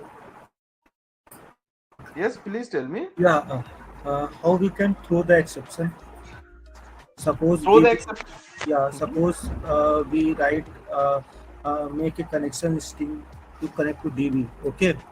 We use that where we are not log the errors. Okay, we can throw the error to the parent class right now. So how we can here? Throw the error to the parent class. Suppose we create a multiple class, okay, where write a try catch block, okay, one class only for the making a connection or something called to DB, okay, where suppose we are doing CRUD operation, we use entity or something right now, where some exception come, okay, we are not writing lot, just whatever we received we can pass to the parent class, where make a mechanism, we write a code for mechanism, log the text log, or we others mechanism we use, for example in log and others, okay, write for. So it means we need a exception from child class, it means child class whatever its exception come through to the parent class. So how to do Okay. I understood your question, but for that I have to explain the class first. Okay. So the next topic is class. So let's start with the class. So in that class, first I'll explain the class, and there only I will try to explain the things to you. The like how a child, because people need to know what is child class, what is parent class, right? First, I think in general term is it throw right now. Throw keyword we will use for the throw EX, right? Range. Yeah. Yeah, right. In Python we use range. Okay, range exception. Okay. So what is actually the range exception? See, over here, let me just use a number. Let's say age is equals to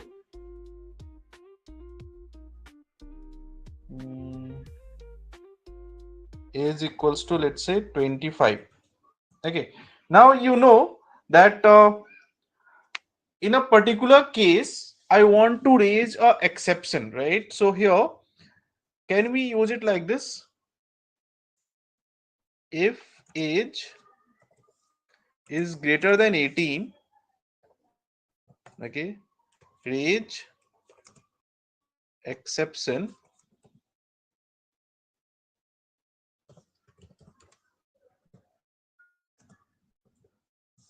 okay,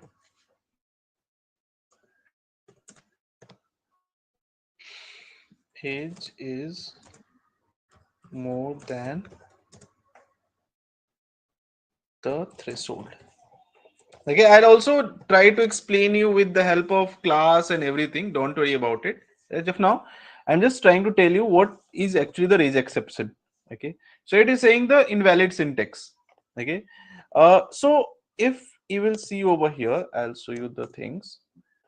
Okay, exception handling, right? So Python exception handling in Python, right? So you can go to its official web page. So if you see over here, this is just telling you like how can you handle the exception. Okay, except trying this thing, right? So it is what it is, just trying to take a number, right? And in case someone had entered a incorrect number, someone had not entered anything, like for example, let me just execute it. What it means that it will try this thing. Okay, I'm not using the loop over here. Okay, now what kind of exception will it handle? Okay, what kind of exception? Let me just use over here else also. Else, that means if there is no exception, just print x. Okay, so if I enter a number 6, it will work. If I enter a number, let's say 7.9, then it is saying, oops, that was not a valid number. Okay, so why is it saying? Because it is being like this, like integer is there, so integer requires what? It's a non, decimal can't be there, right? So as decimal is not there, so here we have a decimal, that's why it is raising an exception, and then it is showing like this. But suppose if I will make it float, okay, then 7.9, no problem, right? 3.2. Okay, so now can anyone tell me in which case this can raise exception? If you're putting integer. Okay. Any other data types except the float? Here integer will not give, because integer value can be converted into float. Okay, but if I enter anything else like ABCDE, okay, or I left it blank, right? That's, this process is important, in a many case. Like suppose you created a application and that application is running live, okay, user is using it, and you are expecting user will enter some value, okay, user will enter some value, then that value will get processed and then my application will generate output, right? But suppose user is just sitting over there to not have a serious business, okay, just trying to play, okay, so user support had not entered any value, pressed enter, right? Or a user had entered a value which is not expected, you are asking name from him and user is entering some numbers, okay, or you are asking something like suppose a particular value from him, and user is entering, suppose you are asking, expecting a numerical value, user is entering a character, you are expecting a character value, user is entering a numerical value, right? So many things can be there, so many possibilities can be there, user left the fields blank, right? So in such situation, if you will not write your code properly, okay, which can handle all sorts of exception properly, your program will crash and your application will stop working, okay. In this case, whatever the situation happened, okay, user can enter anything, okay, my program will not crash, okay. If anything unexpected entered, it will handle it very gracefully. All right, so you'll get all the details over, like how, try and accept, this try and accept is used in a loop also, right? So if it is also used in a loop, like if I will use it loop, that means what? It's like if I will just use it over here a loop, then what happened? While true, okay, that means what? Okay, so it is like, if I enter a number 4, right, it just break over here, right? If I will not use break, then what happened? Hello sir, I pinged one code related to different language, C# related. So where try catch block, after that catch, where exception, and whatever the exception come, automatically throw the keyword. It will throw to the exception to the parent class. I'm just relate. Okay, sorry for. But I'll come to that. Okay, let me come to class. Okay, when I'll explain the class, then I'll explain. Right, don't worry about it. As of now, just basic understanding of exception, let it be done. Right. Okay. Okay. All right. So now, if you see here, we have a try. This is trying, but when exception is happening, then also it is giving me one more chance. Okay, but I want that when exception is happening, it should break, right? So break I can use here. Okay, in this program, break has been used here. If I use break here, then every time this loop makes no sense. Okay, every time you enter a value, it will come out of the loop, right? But it will come out of the loop only when there is an exception. Okay, so let me stop this guy. Let's say enter 4, A, B, C, D, E. Okay, so it will come out of the loop only if there is an exception, right? So you can just try to play with it, okay, all these exceptions and all. Thereafter, raising and handling multiple raising exception. Okay, so here is raising exception. Okay, so here if you see raise, I want raise exception group, it is saying. Just a minute.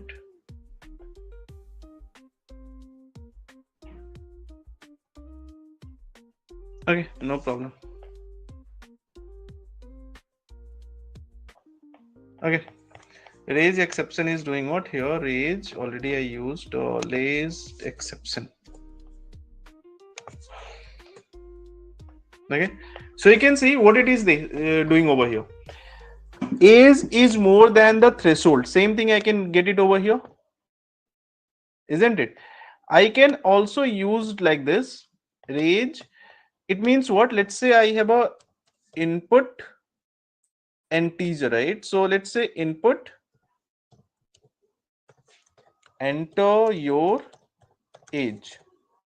So I'm asking this guy to enter your age. All right. So now if I will execute it, okay, so it will do what? Let me enter the age value 12. So now it is raising an it is just kind of giving us an error, and the error is what? Type error. Okay, so now exception happened because of this guy. Okay, because age can't be compared. So what we can do, we can just put it with try. Okay, try this thing. Okay, try to do this thing. In case if you get an exception, what exception possible? Type error may be possible. So in case you are getting a type error, okay, except type error, that means if you are getting anything else, I'll check. But what I do, in case there is a type error because of any reason, right? It may be variable is coming from somewhere, like some data or anything. Because of that, there is a type error. Type error means what? We are not comparing the number and number. That means LHS and RHS both are not a number. Okay. So if there is a type error, what do you have to do? You have to just convert that thing over here. Just a minute.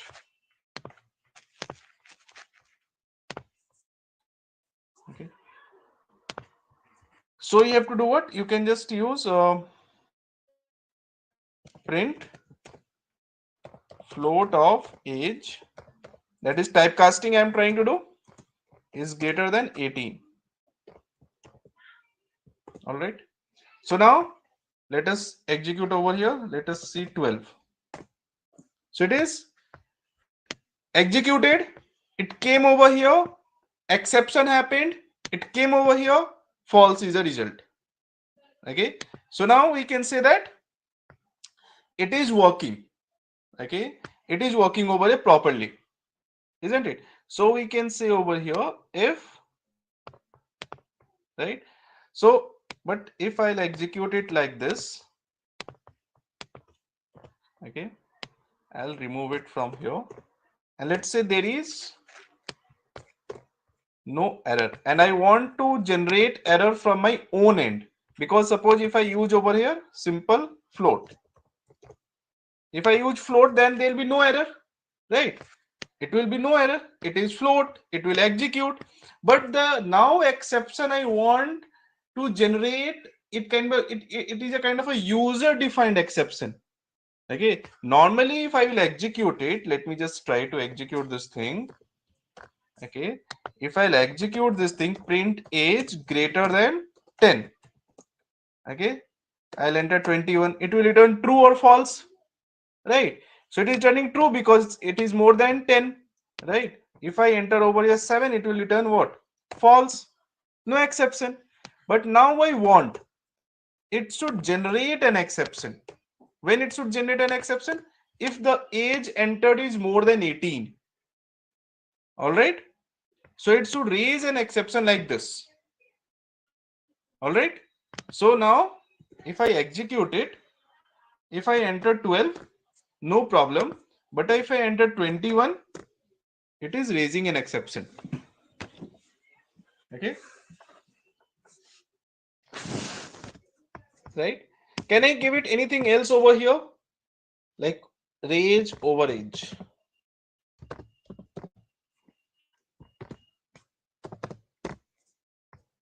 Okay. So can I use anything like no. Okay. Here I have to do what? I have to use exception only. Okay, raise exception. This one. Now question is where these kind of things can be used. That means we are trying to define a user defined exception, right? So it can be, so we are going to use it a lot of times where it's like we want to define our own exception, okay, and then we will handle that later on, right? That means we want a situation where the entered value should not be more than a particular value, should not be less than a particular value. So in those cases, we can create a function, okay, and that function can be called, and later that function can raise an exception, and that will be handled. Okay, I'll show you the example. As of now, just keep in mind two things. One, the inbuilt exception can be handled like this. What are the inbuilt exceptions? There are a lot of inbuilt exceptions, but what we had seen as of now, we had seen value error. What is value error? If the value is not entered correctly or the type of value is not correct, that is value error. So we can handle the value error. There is input output error, there is file not found error. These are inbuilt. Okay, but we can also create a program which can generate an exception according to our own condition. Here it is generating an exception based on the comparison. Right, here what are we doing? Here we are first trying this thing. Okay, it will try, and within the try also it can raise an exception if there is you can say if this is generating an kind of a, suppose if this is working, right, then it will go over here. Okay, that means if this thing will generate access, so let me make this program a little bit more better. Okay, so that let's say print, just use age greater than 18. Okay, only this much. Okay, so if I enter 32, so in this case both the situations will work. Okay, I just make it more simple. So here what happened, I just enter the age, right, without thinking the type, right? So it went over here, it finds exception because age entered is what I told you, user input value is string. It went over here, it finds the exception. What exception? One is string, other is numeric. As there is exception, it went over here and this thing executed. But what we use? Type error. What it means? If suppose I leave it blank, then I'll get an error because now I am getting value error. Okay, type error is what? Type error is like I entered a value, right? Let's say I entered a value 3. Okay, so 3 when I entered, this is kind of a string because it's a user input value. Now it went here, it finds exception. As there is exception, it went here, converted into float and then compared. So no problem. Okay, but if I leave it blank, so now it becomes value error, and I have not written the program to handle the value error. Okay, so I can use it over here, except value error.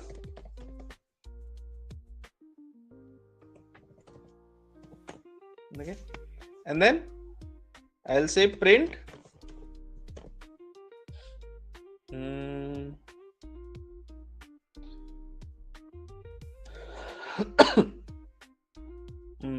what? Invalid data. Okay, so now let's say enter A. Okay, so here why it is not handling, just a minute, let me just enter over here 21. It's worked. Let me make it blank.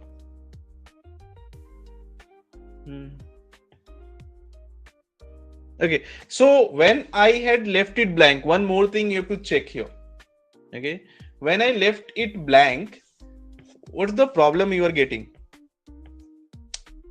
It is generating, it is now captured into both the type of error. First there is a type error and there is a value error. Both the things are there. Okay, this is going to be a little interesting. Okay, let me just do it separately. All right, so that as of now, let me enter 21. It's fine. Okay, now let me use it over here separately. This is going to be a little interesting and little kind of you'll get a good experience with it. Okay, now I entered A. So as I entered A, it is showing type error as well as value error, isn't it? Okay, if I leave it blank, okay, so now what exactly happened when I entered over here any digit? Okay, 4. So by default 4 is string because I have not used typecasting.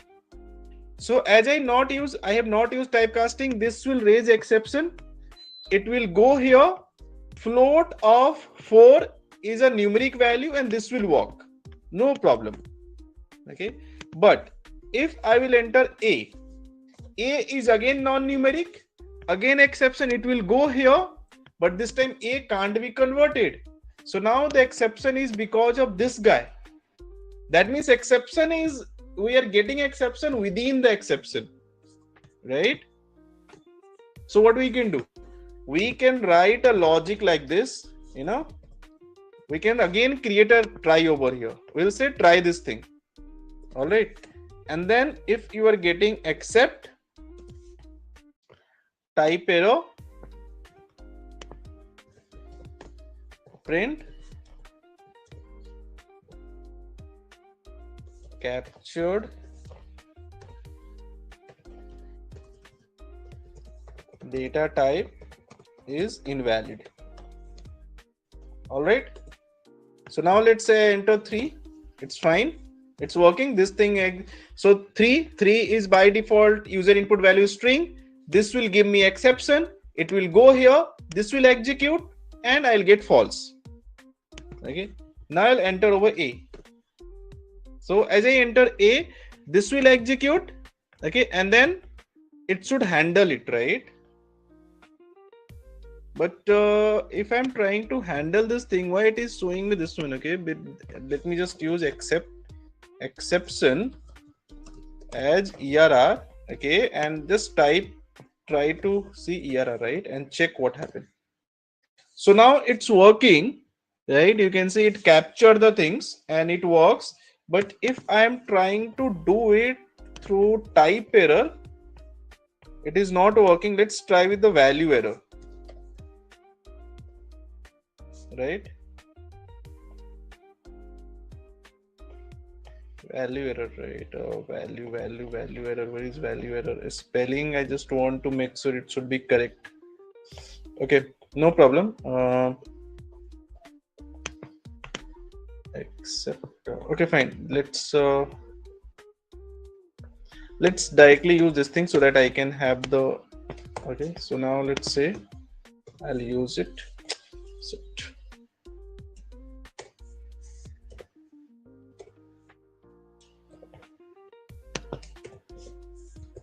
Okay, I'll type it. So here type error is not working, right? So let me try with the value error, right? So here I'll give try. First try this thing. Okay, thereafter accept. Okay, value error.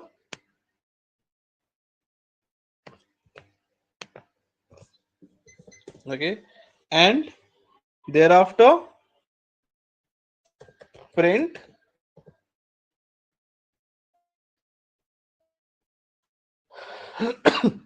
invalid data types.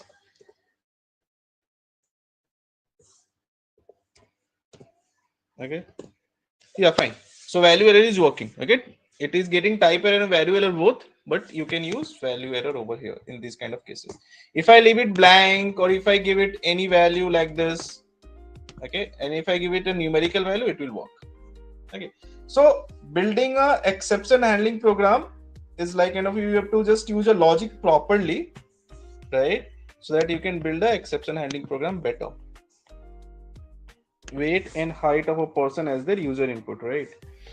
Fine. So I have to capture weight. Weight is equals to input. Enter your weight in cases. Okay. All right. Thereafter height, input, enter your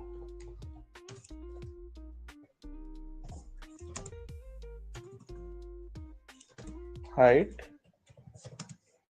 in meters.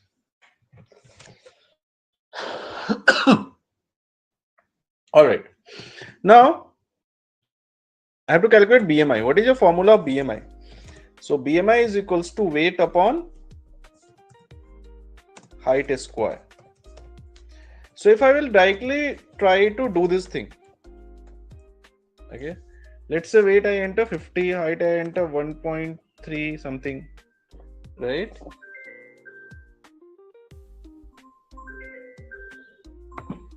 Just a minute.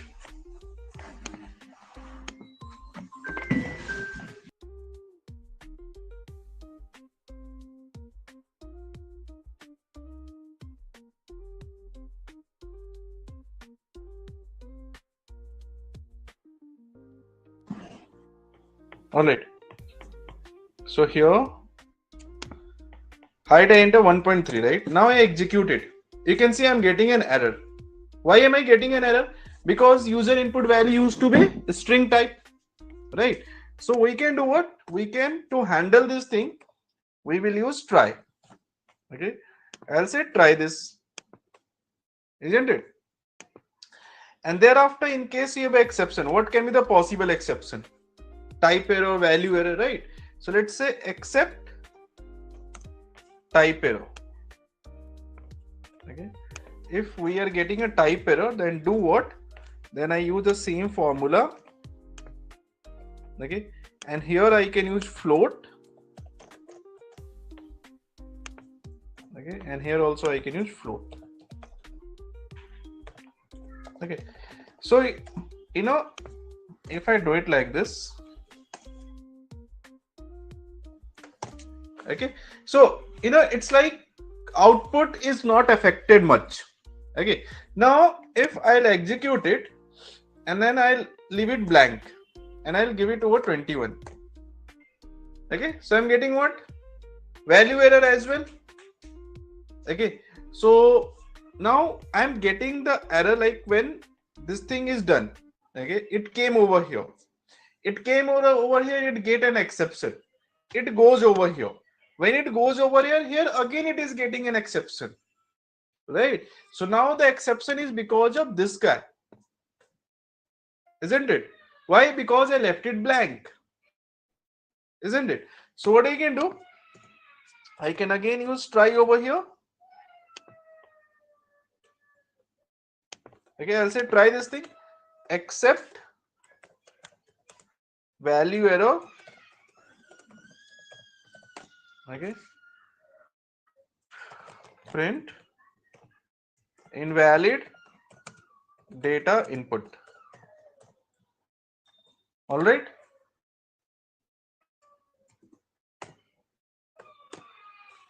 Okay. So now it will properly handle it and it will any kind of input it can easily handle. All right. Now obviously VMI is greater than fine.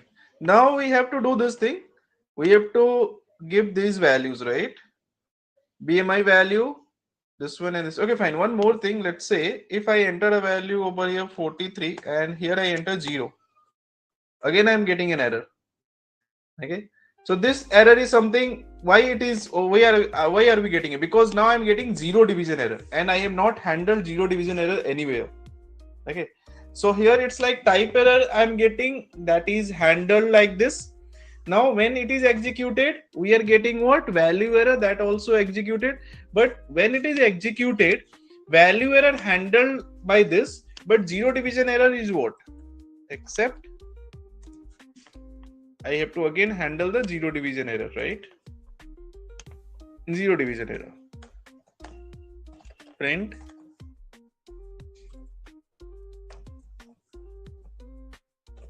can't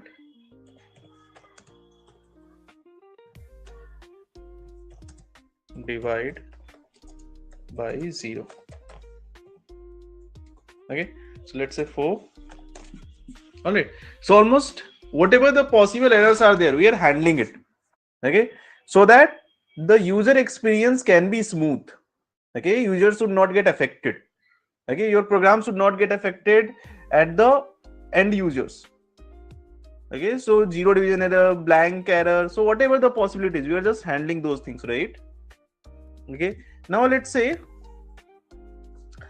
I entered 95. Okay, and here I entered -1. Okay, so -1 can't be the height, right? Isn't it? Let's say someone enter -43 and this is -1. Okay, or let's say someone is start playing that. Okay, -65. Okay, -2.97. Right? So now my application is working. Logically, everything is correct. But it is giving me an output which is practically not possible, right? So these are the cases when we do what? When we use our user-defined exception. Okay, so these are the cases. Okay, we know logically my program will work, but the output we are getting practically it is not possible. So now we will in these kind of cases what we do, we'll define a user defined exception. Okay, what is user defined exception? I already told you. We can do what? Here we are calculating the BMI, right? Okay, so we can just use over here. Here I can just put into the function def calculate BMI. Okay, so for BMI calculations we need two things. One is called weight, another is called height.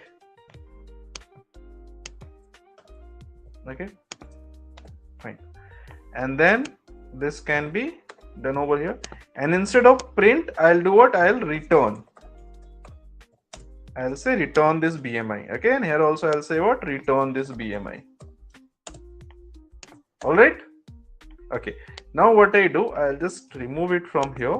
Now this function is created. I'll capture the value from user and call this particular function. All right. Now let's say I enter over here 65 and 1.3 working. Let's say I enter over here 55 and this is 0. Okay, handled. Let's say I didn't enter anything, handled. Okay, let's say I enter over here minus 45 or let's say 0. Okay, here I enter weight is 0 and this one is what? 2. Okay, so this is again a case of exception. Okay, so here by default logically it is not giving me any exception, but I want it to give me an exception. Okay, that means we can say that over here if, or I can say BMI is for this one, right? We can say if BMI is lesser than equals to 0.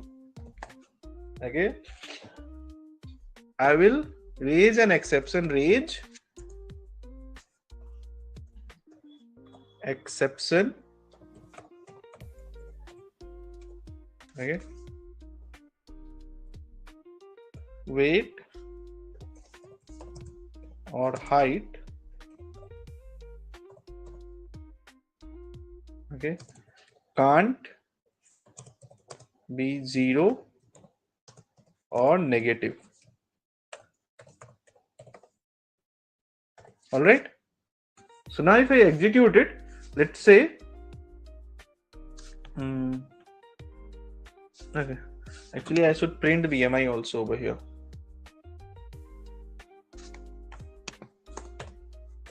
Else print BMI. Okay, so let's stop it and re-execute it. Okay, so let's say I'll use over here 56 1.3. Nice. If I enter minus 98.2. Okay, what I am getting, weight or height can't be 0 or negative. Okay, I got an exception over here. Right, so here we are generating, but here the one thing is like suppose numerator and denominator both are negative, minus 76 minus 1.4. Okay, then also it's fine, it's working. Okay, so now if you see how things are working over here, we had over here the inbuilt exceptions as well as we are using the user defined exception. Am I clear?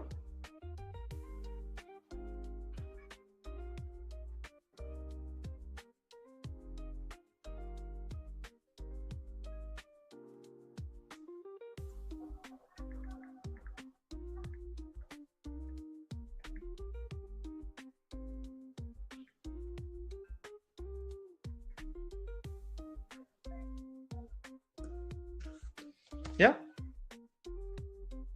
that means We know that these kind of exceptions will be handled, but we know these kind of, like if user had entered negative value or something like that, then it will not handle. So I want to raise the exception manually. Okay, if I can raise the exception manually, then later on I can do what? I can handle it, right?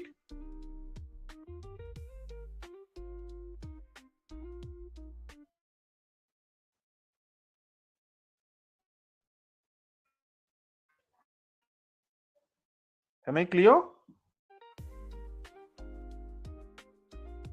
Yes. All right, so here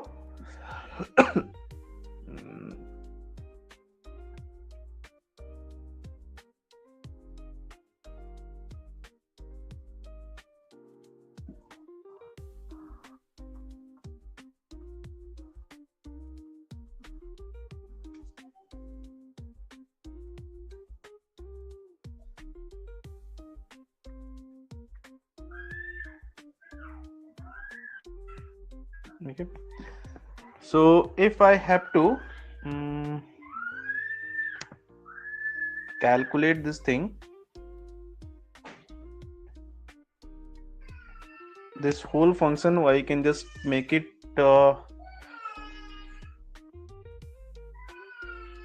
okay, so let's try to take this function and put it over here.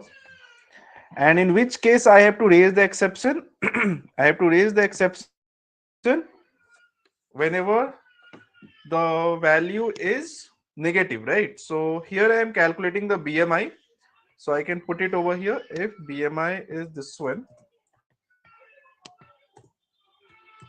okay, so raise an exception, else just return the BMI. Okay, so here I am calculating the BMI. If BMI value is lesser than 0, then just raise the exception, otherwise just return the BMI, right? Same thing we can do here.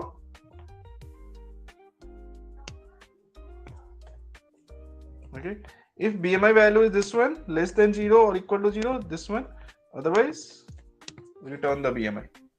Okay, so now my function is ready. Okay, now I just do what? I can capture the user and this one, everything I just combined into this one function. Okay, now I will do what? I will print over here BMI.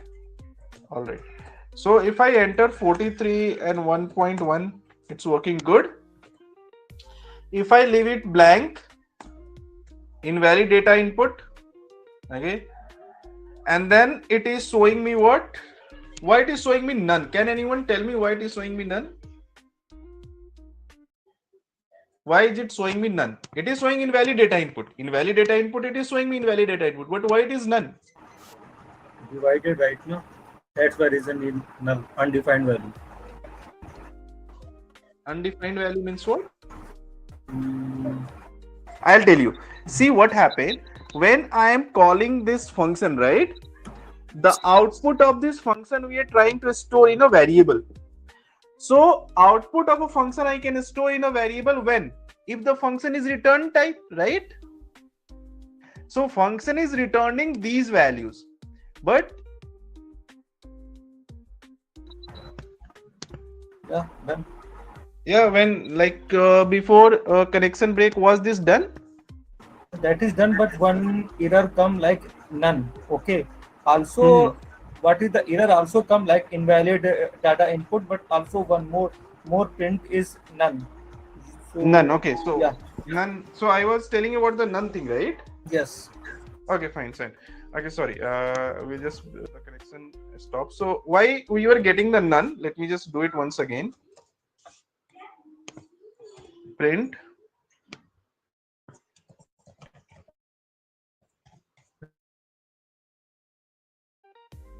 print.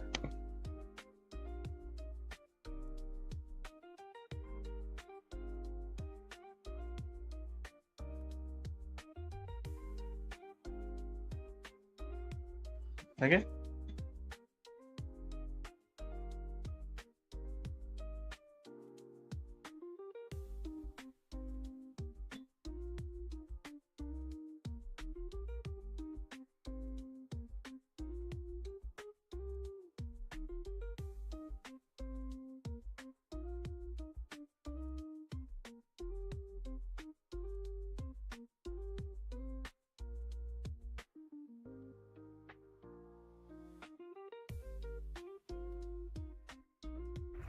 Sir, disconnected again, na? Yes. Sir, got it.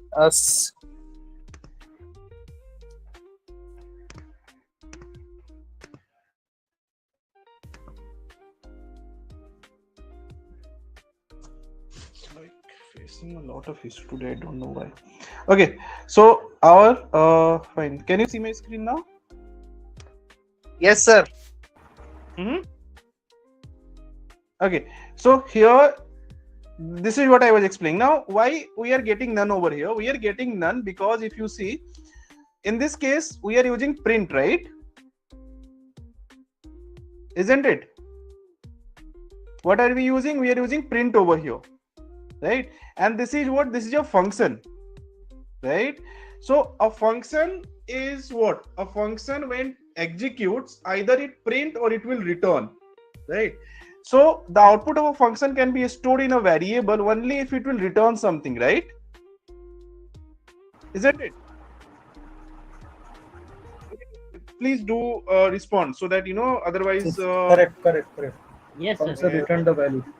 Yeah, right. So otherwise it seems like the connection breaks down. One bit. So, One bit only. right. So the output of a function can be stored in a variable only if it is returning something, right? So if I will use it normally with any value like 65, 1.5, no problem. But when there is an exception, then only it is printing none.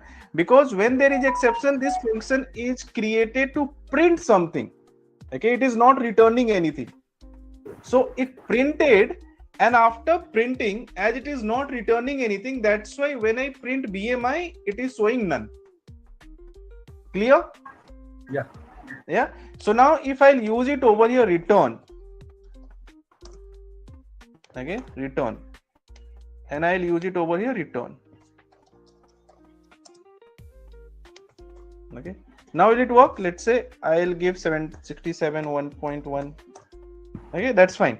But if I'll use it, then it is saying what? Invalid data input. Okay, now it is not printing none. Why it is not printing none? Because that print statement I had removed. Okay.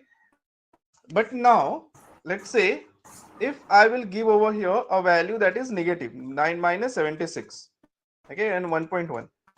So now it is generating an error. The error is what? This is our user defined error. This is error we have defined. Weight or height can't be 0 or negative. Here we have defined it, right? Yes. Isn't it? That means it's like we created a function which can handle the inbuilt exception, as well as it will generate an exception for a particular case. Okay, because I want to handle, I don't want user to enter the negative values over here. I don't want user to enter negative value. So for negative value treatment, I defined user defined exception. This is working over here. That means I can use it one more, try except, try this guy. Okay. Do this, and in case if you are getting an exception, error, print error. Okay, in case if you are getting an exception, just print that, right? So now let's see, minus 45 2 handled. Yes. So this is handling inbuilt as well as user defined. That means now whenever user try to enter negative values and try to play with it, it will give an exception that weight or height can't be 0 or negative. All right. So this is what user defined exception. So what we had seen, how to handle the inbuilt exception, how to generate a user defined function exception. We discussed about the exception handling. So Python almost 2 years, like the required Python, okay, for the data science analysis, almost we are going to finish. So exception handling also I discussed in the last class, okay, and it is about like kind of for creating a situation, or whenever you write a program, instead of writing the whole program in one go, we generally write the things in the try and except block, so that first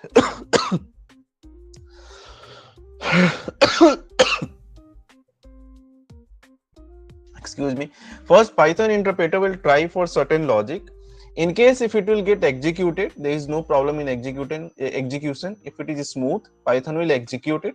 But if there is any exception, any error, Python will try to handle that.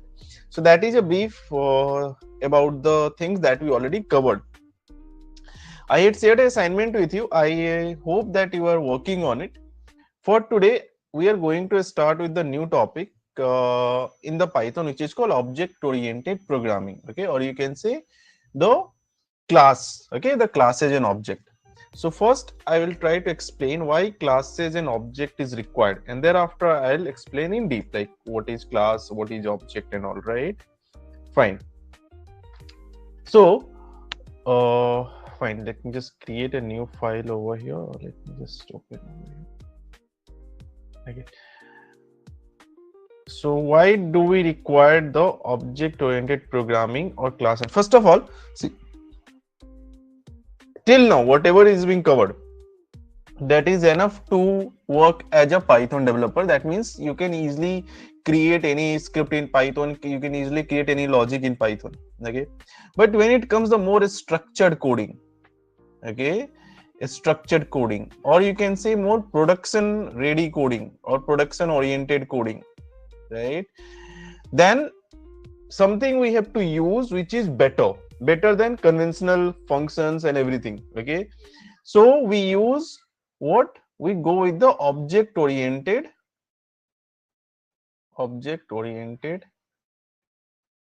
programming. Okay, object oriented programming, in which what we do, there will be a object means what? I will consider it like this. Let's say I have a object car. Okay, let's say there is an object car, right? Now this car is having what? This car is having some properties, right? Properties like, suppose it is white in color. Okay, it is suppose SUV. Okay, it is, let's say, 5 seaters. Okay, like this.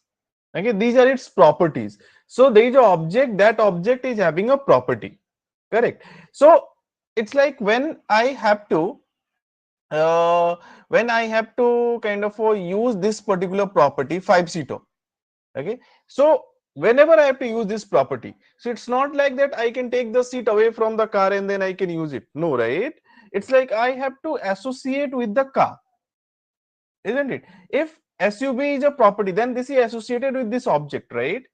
Same way, my object is having some, there's a property and then some behavior. Behavior means what? It can drive, right? It can cool, right? If you sit within it, if you switch on the AC, it will cool. It will just make the temperature down, isn't it? So these are its behavior, right? So every object is having some properties and some behavior. Okay, so similar kind of concept actually we implement in the programming, so that my programming can be more structured and more easy to debug. Okay, and that is called object oriented programming, right? That means for each particular activity we have an object. Like I have to feed a data, like we just kind of like suppose I have to create a data, I will call the method, but that method is associated with object. Okay, I'll try to explain it with an example. Okay, so to do this thing, what we do, we use class. Okay, now let's try to understand it with an example, isn't it? Otherwise, if I keep explaining in it, it will create a more confusion. Okay, I just want to keep the thing simple so that you can easily understand. So what I do, I'll create a new file over here.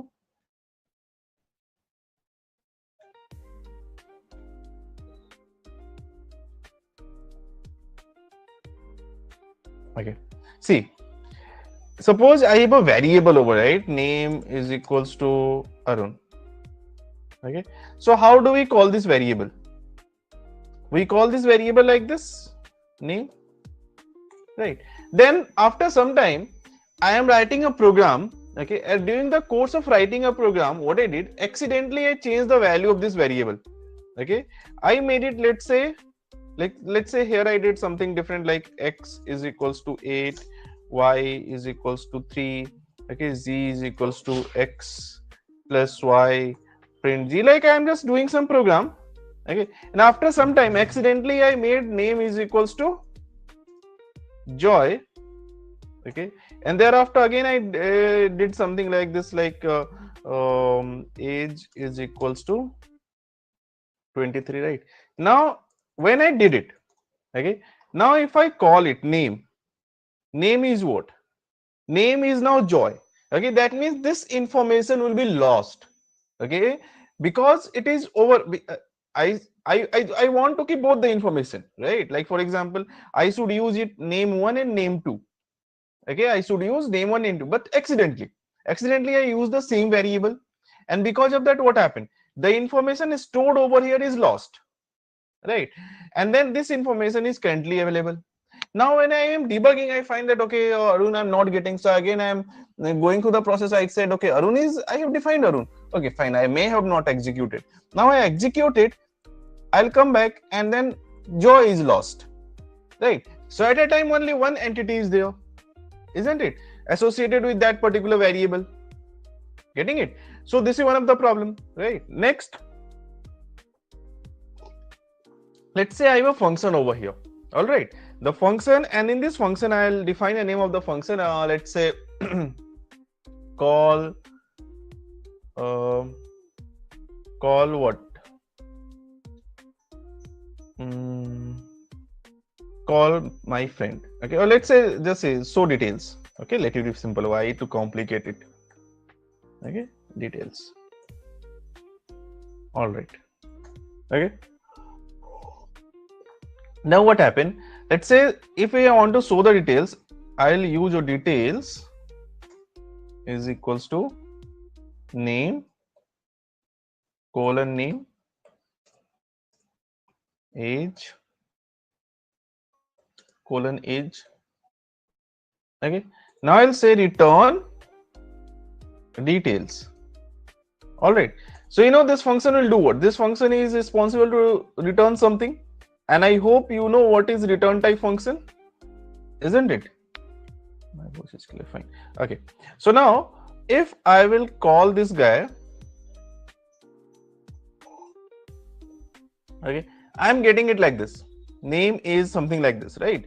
Now here I want it to use its own value, right? It is using name over here from this entity, and age it is using from here. Age it is using of Joy, right? And name is it is speaking from here. Okay, again there is a challenging, right? Because of this unstructured coding, you can see what is happening. Okay, just everything is just kind of a mix match here and there, isn't it? Here name is Arun, right? But age 23, isn't it? So these are some problems that may happen. Okay, or let's say if I will use name and age over here as a parameter, no problem. So let's say then it will be more structured, right? So let's say Ajay, and thereafter is 12. Okay, so now when I used it, so it is showing what? So details take 0 positional argument, but 2 were given. Okay, I have to execute once again. Fine. Now it is okay, right? But suppose during the course of coding, right, again I made a function, and the function is like, you know, after some time again I made a function, and I had used the same name for the function. Okay, and then I did something else over here, print hello world. All right, and then again I call this thing. So the working is changed, right? So when you do the coding unstructured way, like, you know, anywhere you define variable, here you define function or something like that. So there is a challenge in keeping everything, you know, synchronous pattern. The chances of error are very high. Okay, so there is a concept called class. If you know the concept of class, you can create a better code which is more structured, which is more easy to debug. All right, so how can we go ahead with the class? Okay, so let's try to check. Object oriented programming. Okay, so here what we do, I'll define over here class. Okay, and I'll give it a name, my class. Any name you can give, class. Okay, now how to use this class? Okay, so use this class, I need to create an object of this class. Okay, let's say object 1. Okay, and this will be equals to my class. Okay, now what I created a simple class and I created a simple object. What will they do? Now whatever the kind of variables that we have to define, we have to define within the class. Whatever the functions we have to define within the class. And who will control the variables and function? It is object. Variables are properties of the class, okay, and functions are behavior of the class. Again, I'm writing over here. A class has 2 units. Okay, 2 units. First unit is called what? Variable. Okay, it is just the properties, the property or attribute of class. This is just the property or attribute of class. All right. Then a class will have a function. What is this? This is the behavior of class. All right. Okay. So in this class we don't have a variable, we don't have function, nothing is there. Function is also actually function is called over here methods. Okay. So here we don't have any function, we don't have any variable. Okay. So now this is just to tell you how class structure looks like. Now create a class. Class, what name I should give? Let's say I'm giving over here name vehicle. Okay, and then I'm defining the color is equals to red. Okay, so this is what? This is actually a variable defined within the class. Okay, and this will be called as the property of the class, property or attribute of the class. Now I'll define a object v1 is equals to vehicle. So how can I use this class? I can use this class like this. Okay. Now, when you create a function, you have to trigger the function separately to use the logic of the function, right? Here you created a function, we triggered the function separately to use the logic of the function. Same pattern will followed over here. When you create a class, you have to trigger a class separately to use the logic of the class. But we don't just trigger it, we also use object over here. Okay, generally when you use the function we directly trigger it, or we can also use, if it is a return type function, we can use a variable for that. But in class we have to definitely always use the object over here. Now what this object do? This object will control all the entity that you have defined within the class. So this color, if I directly want to access color, I can't access it. Now this color you depend upon what? This object. Okay. Even let's say I have a color defined over here. Color is equals to blue. Okay. Let's say blue, right? Color I have defined as blue, and there is one color within the class. Okay. Now if I'm calling v1.color, I am getting red. But if I will call independent color, I'll get blue. Right? You can see over here. Last time what happened? When I was using a name Arun, right? And then again I use the same name with Joy. I called it, it becomes what? Joy. Okay, let's say over here.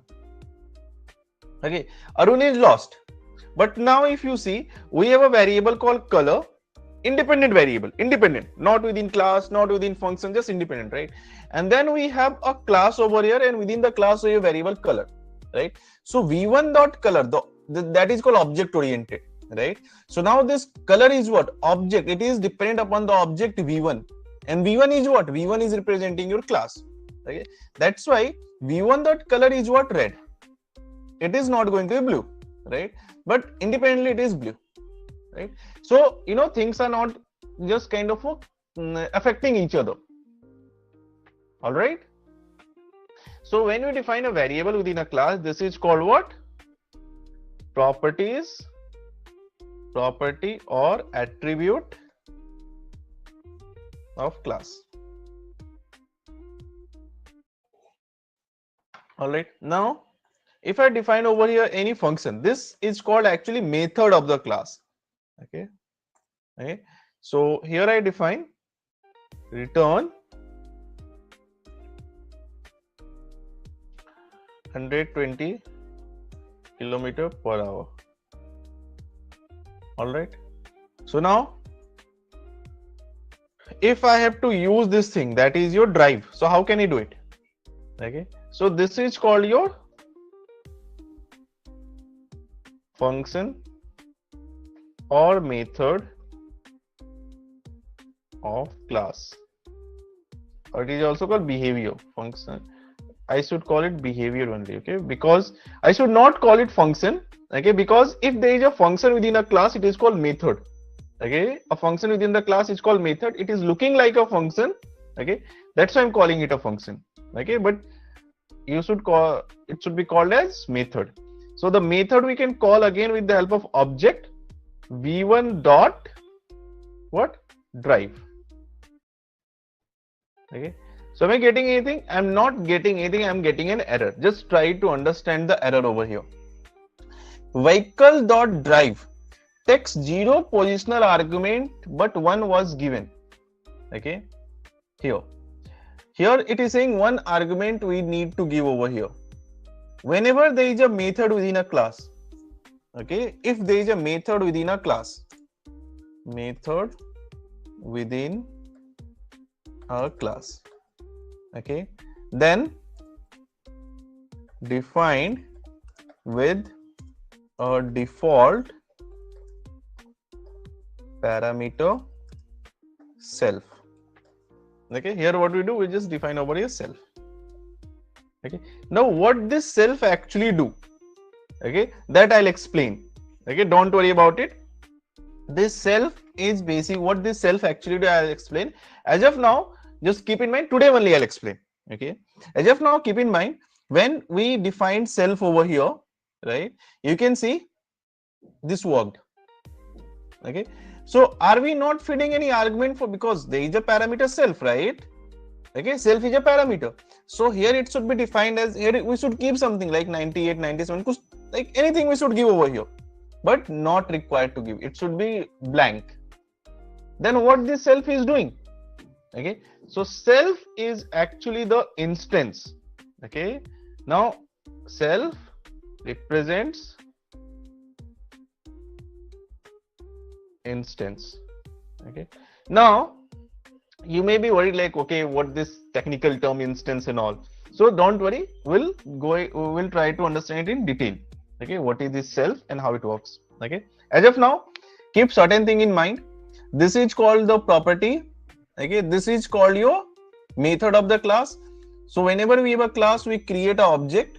Okay, and using that object, we can access the properties and we can trigger the method of the class. Okay, why self is required, that we are going to discuss next. Any question, any doubts over here?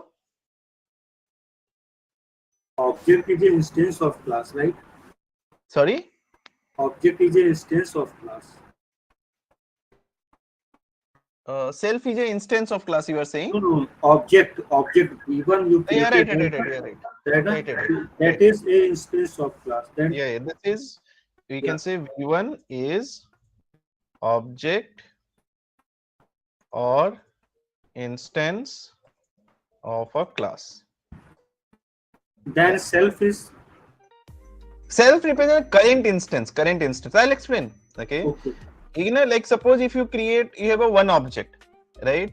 Then you create one more object. Then you create one, like suppose you created 3 different objects. Okay.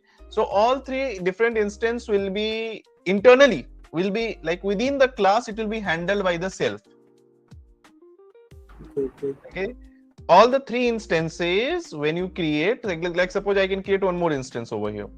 Okay, V2 is equal to vehicle. So as of now, both the instances will behave similarly. There is no difference. Okay, but very soon I'll show you like how different instance will behave differently. Now different instance will behave differently, and that behavior within the class will be managed by self. Okay. I'll explain. It means self is something is used internal, not for the outside. Or, Right? yeah, you can say represents or handle instances. Yeah. Okay. So to understand better, let's try to take an example. Okay, so that we can get it better, right? So here I'll take the okay, let's take some other example. Class employee. Okay, fine. So what are you going to understand? We are trying to understand over here like what is self and how self can be used and what is the purpose of this self and all, right, within a class, right? So let's say I have a employee and then I'll define a function over here, def, let's say employee details. Okay, all right, and here I define name is equals to, let's say Ajay, age is equals to 23. Okay, and then okay, that's it. Okay, now I'll define an object of it. E1 is equals to employee. All right, getting an error? No, sorry, here we will not get the error. Here we will get the error. E1 dot, when we trigger the method, within the class, I'll get an error. What it is saying that you are missing one positional argument, so I'll declare over as self, it will be corrected. Okay, now I'll try to understand what this guy will do. Now let's say def. Okay, I'll define over here show details. That means I am trying to create one more method. Okay, there is a method in which values are declared. There is one more method I'm creating in which using which I'll show the details, right? So return, you can say details. Okay, let's say name colon name, age colon age. Okay, right, now return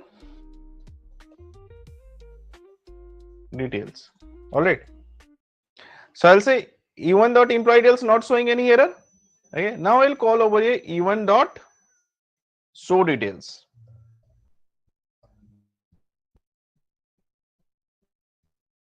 Okay, so now I'm getting an error. What is the error? The same error, so I have to give self over here. Now if I will give this self, you will say the error will change. Just note down this error first so that we can understand the things. Still it is having error, right? But we just want to see what is the next error. So I'll note it down. This error will not come, obviously. Okay, so now when I call it, it is showing what? Joy and age 23, something like this. Okay, from where it is picking up the Joy and this guy, that is age 23. It is picking from here, right? Somewhere you have defined. Here it is picking from here, right? It is not using this particular value. It is not using the value that is being declared because of this instance E1. Okay, when you have defined this thing, thereafter you call E1.emp details, right? So this instance will define a value of name as value of name as Ajay and value of age as 23, isn't it? But when I call it, it is not using this particular value. It is using what? Something else that is defined somewhere else, right? So how can you make sure that it should use this particular value, right? So I'll inform that this variable to the self. Okay, we have defined that, okay, self. Okay, that means we are informing it to the self, right? Now once it is being informed to the self, here also self is used. Okay, same parameter. Now from the self I'll pick the value. All right, okay, is it correct?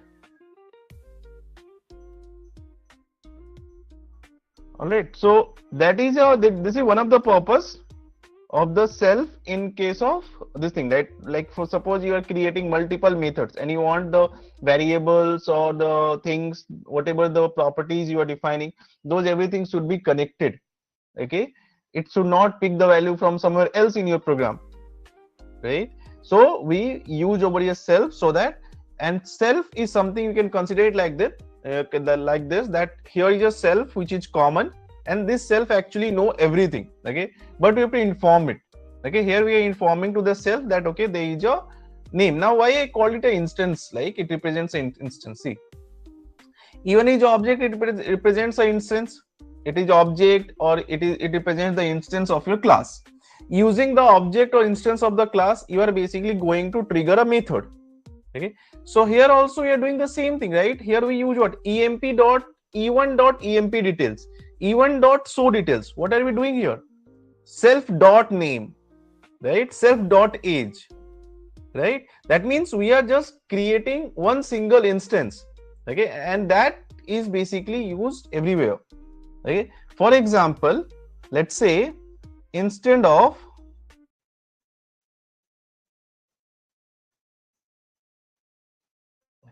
instead of defining everything here, let me just define over here employee name. Okay, and this is what? Employee age. All right, now here it is what? Employee name. That means I'm not hard coding a value. Here I am showing what? Employee age. Okay, now we are planning to take the value from user. Okay, not user, that means we are planning to take the value through this function, through this method, right? So let's define over here e1 is equals to employee. Okay, this is one of the instance. So for this instance, I want to set the value of name and age. I want to set the value of name and age as, let's say over here, Prateek 22.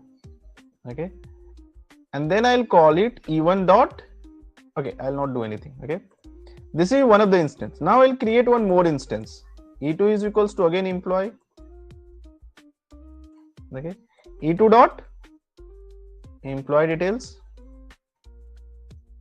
Okay, and I'll give over here Rajesh 23. So now I have two instances over here, right? Now if I will call show details, so for e1 dot show details, you can see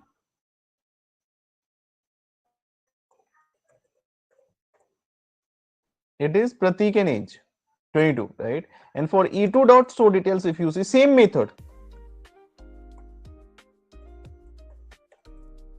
Okay, right? If I call e1 dot name, it is Prateek.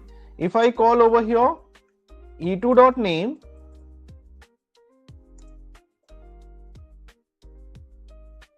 it is what? Rajesh, right? e1 dot name is Prateek, e2 dot name is what? Rajesh, right? So if I don't use self over here, okay, then what will happen? Okay, suppose if I'm not using self, right? Here I removed it,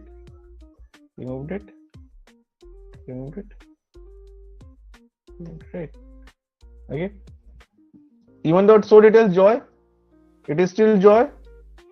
And now if you see, these instances can't capture their values. Okay, e1 is what? Is instance represented by object. It is, it can't capture the value of name. Like it is saying employee has no attribute name. What I removed over here? Self. So who was managing those instances? The value of each instance. The value of each instance was getting managed by whom? This self, right? So that's why this is one of the parameters that is required in the method of the class. If you're creating a function separately, it is not required, but here it is required because it manages the value of each instance that you want to pick, use independently, right? Now is it clear? Working? Please tell me.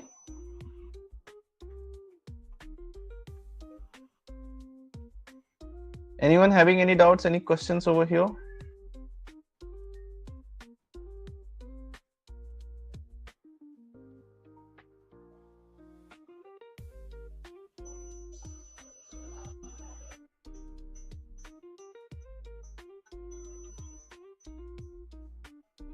Instance is created for separate copy for the each, right? Mm-hmm. It is a separate copy of each instance, right? Right. Yeah, it's like here there is one of the instance represented by E1 object, here the second instance represented by E2. Here it is a method we are showing the details of employee. Here is a method we are showing the details of next employee, and each object is having different name variable is same, but object is different. Okay, that's why each object is having different properties, different behavior, right? So we can write it like this. Let's try to write it over here. What we can say, self lets you access instance variables and other methods from within the class. All right.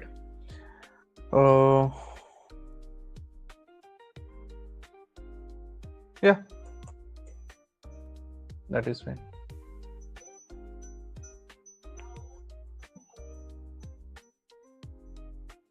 Okay, so I hope you had understood what class is doing. There is a class, it can have a particular variable, and these are the method of the class.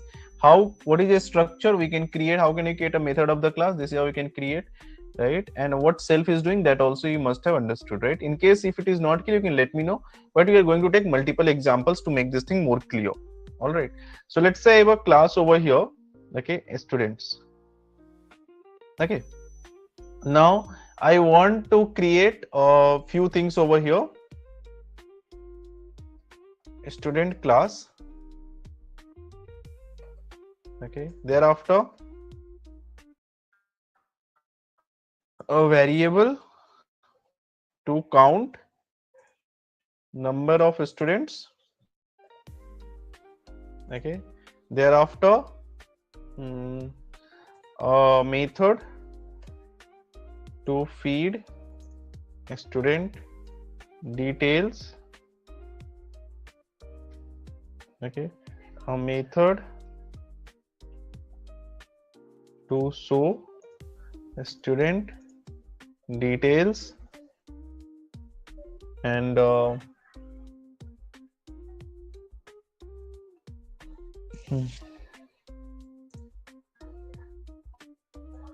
method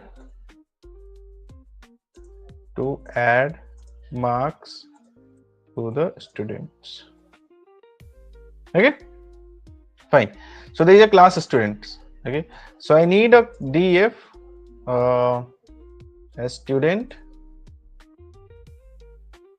details. Okay, so this is what one of the method. Then I need a method over here, df. This will add the marks to a student, right? Thereafter df show details.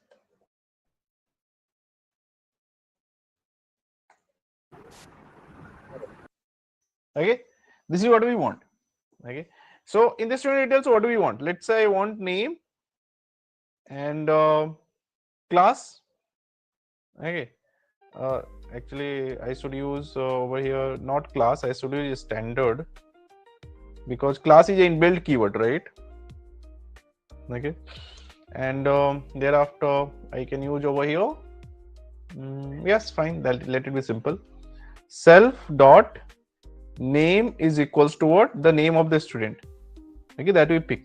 Self dot class studying. Class studying is equals to what? standard. All right. Okay. I have to add the marks. So I can use what? Let's say here marks. Okay. So I use self dot marks is equals to what? Marks. All right. Next, I have to show the details. So how can I show the details?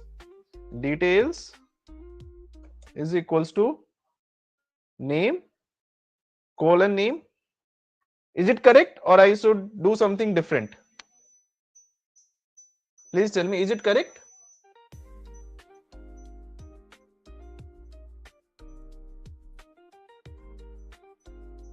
It is not correct, right? What I told you. I have to use self.name, right? Isn't it? Okay. Thereafter, I want to show over here. Let's say class. Here I can use class, right? Because it is within the code, so it becomes a kind of a key value. Self.class studying. All right. Thereafter, marks. Okay. So marks I am picking from here. Self.marks. See, if I will not use self, then in that case I can't use the variable of one method into other method. Okay. This is a variable of first method. This is a variable of second method. This is a variable of third method. Isn't it?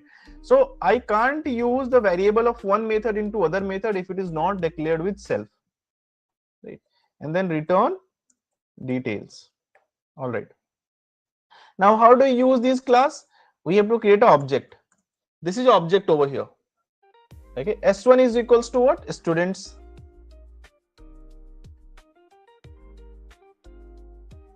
Okay. Right. Now, if I will call over a S1 dot show details, will it work?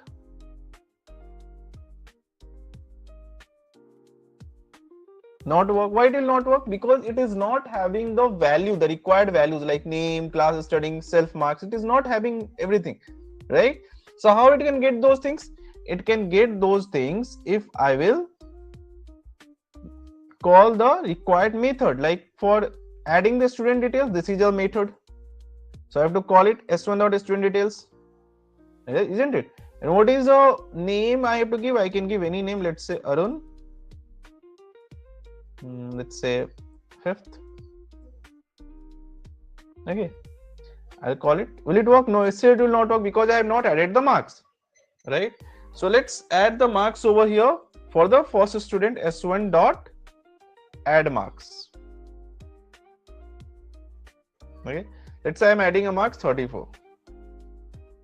Okay, so is it working? Name Arun, it is working now. All right, so this is a name of the student, class, and marks of the student, isn't it? Now I can create multiple objects, and each objects will have different attributes and different behavior, isn't it? Here I can create one more object. Let's say S2 is equals to students. All right. Okay. Thereafter, the method S2 dot student details. Okay, I'll add something over. Let's say Amir, class, let's say 5th. Okay, marks, let's say 30. Right, and thereafter S2 dot, I have to add the marks as well, right? So add marks. So here I can't use marks because it is being defined only to capture two things. Okay, so S2 dot add marks. Okay, that's a 32, and then I can call S2 dot show details.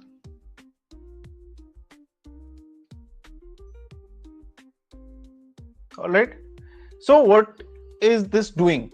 See what I said. Each object or instance will have different attribute. That means if I will call over here S1 dot name, okay, I'll get Arun. Okay, but if I call over here S2 dot name, name variable is same, but object is changing, so it is Amir. Okay, if I call over here S1 dot marks,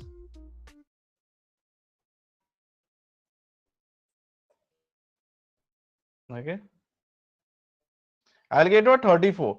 But if I call over here s2 dot marks, I'll get what 32, right? Okay, if I call over here s1 dot class is fifth for both of them. Okay, let me make it fourth. Okay, okay. So now if I call over here print s1 dot what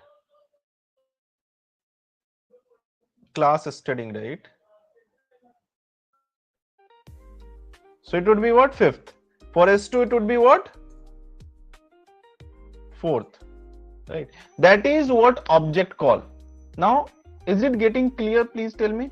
Any doubts over here now? All good? Okay.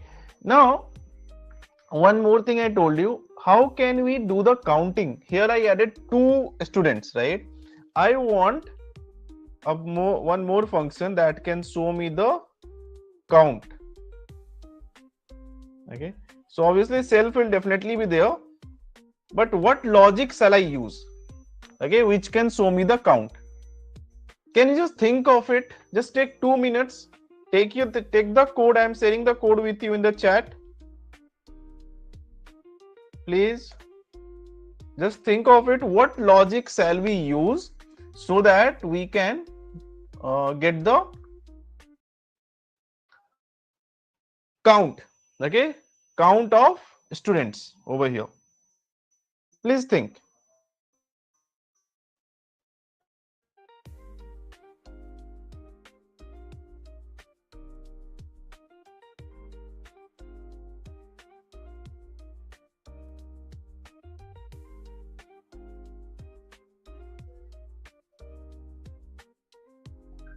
List right now, we will create a list based on class, and whatever the count of list right now, that is the count of student, because each instance have a separate data as a student, right? So one instance is a one class, one student data. So it number of create a list, it means number of student. Nice. Okay, see here, when we call this particular method, this method can do what? Can control the number of students or number of events, right? So what we can do, we can just add, we can let this method, whenever we call this method, okay, we can make a variable incremented by 1, right? So what should we do? Let's say I'll define a variable over here, count. This is by default 0, right? Okay, and whenever this method called, this count plus equals to what? 1. Okay, right? That is what I should do, or I can better write like this: count is equals to count plus 1. It should work. Is it correct? And here, can you just do it over here? Return count. Is it fine? Okay, so if it is fine, let's try to do it. Uh-oh, what happened?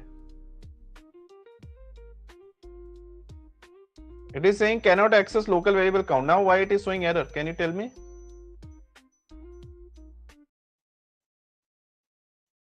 Please tell me. See, we have defined count over here. This is what? This is the class property, right? This is the variable in the class. This is not within its own method, right? Here count is defined for the class, okay, in the class, and I'm trying to use it in the method. That's why it is not recognizing it. All right. So we should do what? We can use self dot, okay, self dot, okay, so that it can, what I told you, self lets you access instance variable and other method from within the class. Okay, so now to access it, we can use over here self. Okay, so will it work? Let's try to check.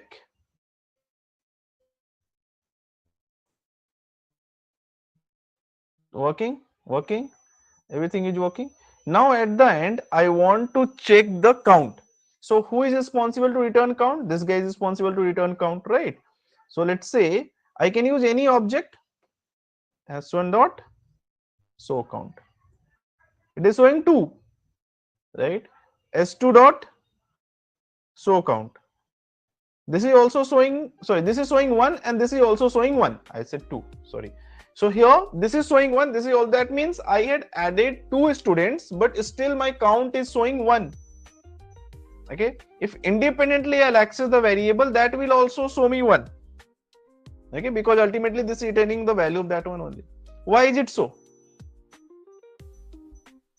Please try to understand the logic over here. This is a very important concept, right? We have a variable called count whose value is 0. Okay, we called this guy. All right, as we called this guy, where we called it? We called it here, right? The value of count from 0, it turns to 1, right? It turns to 1, and that's why here count value is equals to 1.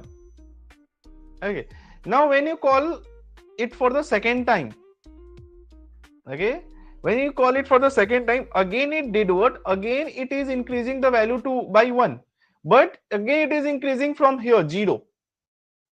That means when the value of count is increased, it is stored in this variable, right? It is increased, it is stored in this variable. Thereafter, it's like, it is not affecting this global variable. It is not affecting the value of this global variable.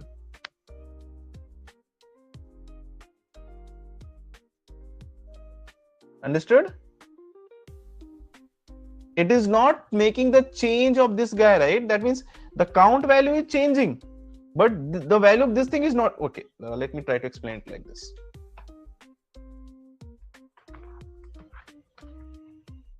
See,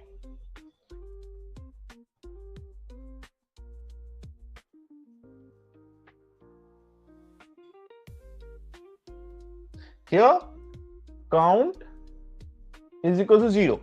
Okay, you call this method, so count is equals to count plus 1. That means 0 plus 1, that is equals to 1.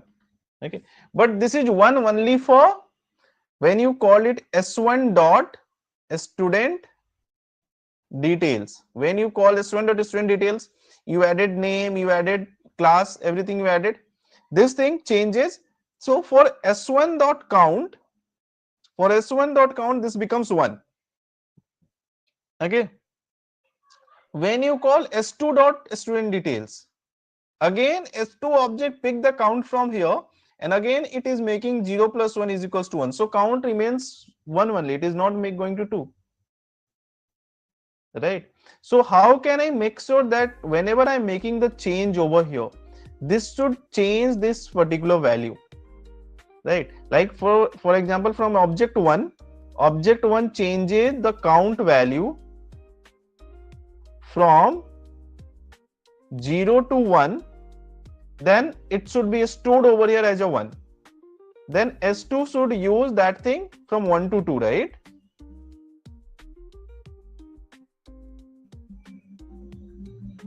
Okay, so here it's like, let's say 0. So how can do that? So for doing that, we will use over here students dot count. Now here one more thing came. Why are we using students dot count, not self dot count? Because self will only affect one particular instance. We are trying to change the value of class variable. Okay, so now if I execute it, when I call this thing, it will make the value of count in the class variable from 0 to 1, and that 1 is stored. Okay, now next time whenever this guy will be called, it will pick the value 1 and make it 2. Okay, that's why when you call it at the end, after doing everything, it remains 2. Okay, so what we had seen now, we had seen apart from method own variables, class can also have the variable. And if the value of class variable I want to change, If the value of class variable I want to change, I have to do what? Just take 2 minutes of time. If you have anything to ask, please let me know before I go ahead for the next topic.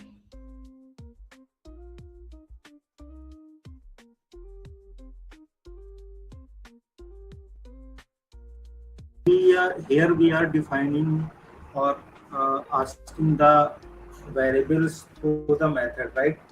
Also, suppose if class level, right now we define the properties. Okay, when we set as a class level. Okay, suppose the student class where we pass the variables like value. Okay, input the value that is used by the other methods. Okay. Yeah, okay. Yeah, you are getting it right. Here we have a then I think init method, right now init method you init, can I'll explain. Init I'll explain, don't worry. I'll explain init, right? I'm coming next to init, right? Suppose if we not use similar, I am going to other, right now go to the other class. Okay, if we create a property, right, get and set, right, we set property, right, in other technology. Similar way we can do here or not? I'm just related because okay, where we create a property like what? Suppose in I'm talking about the C#, right? Suppose we create a class where class only have a property, okay, like student name. Here is a method, right? Now we create for entity class, okay, DTO class for purpose of the getting the response, okay. We store somewhere for the we create a suppose response class where only 3 or 4. Suppose is a one is a response message, response status, or something is okay, or object, some response object, okay. Where we store the any type of response, whatever the class, okay, we store it, okay. Then how we can create? I'm just typing, then easy, okay. You were typing. Are you sharing something in the chat? Yes, I am typing in chat. Okay, then. Okay, fine. Okay. Step. There is something that we need to know over here. That is called initializer. No, I am not asking about the public and private. I am just I'm asking about the property, right? I got the question. Okay. Yeah. So that means you whatever that the question that you are asking is basically having two things. One, like an initializer like property, and second, it's a modifier kind of thing. So first I'll explain the initializer part, right? Is it okay? Okay. So what initializer over here actually do? See, whenever we create the object of the class like this, right? What happened? After creating the object of the class, we are going to trigger a method, and within that method we had given some arguments. Okay, then it works, right? But here also we have some bracket, okay, and this is blank. That means this is blank means this bracket is being defined just to pick certain values, right? But it's not picking any values right now, right? Isn't it? So how can we say, like, when I want that when we create the object, okay, then and there some method should be executed automatically, okay, and that is called initializer. What I mean, let's say I created, let's try to understand the concept of initializer. Initializer is like a constructor, right? Now we provide the constructor, initializer, you can give call it any name. Okay, constructor initializer is same thing. Okay, so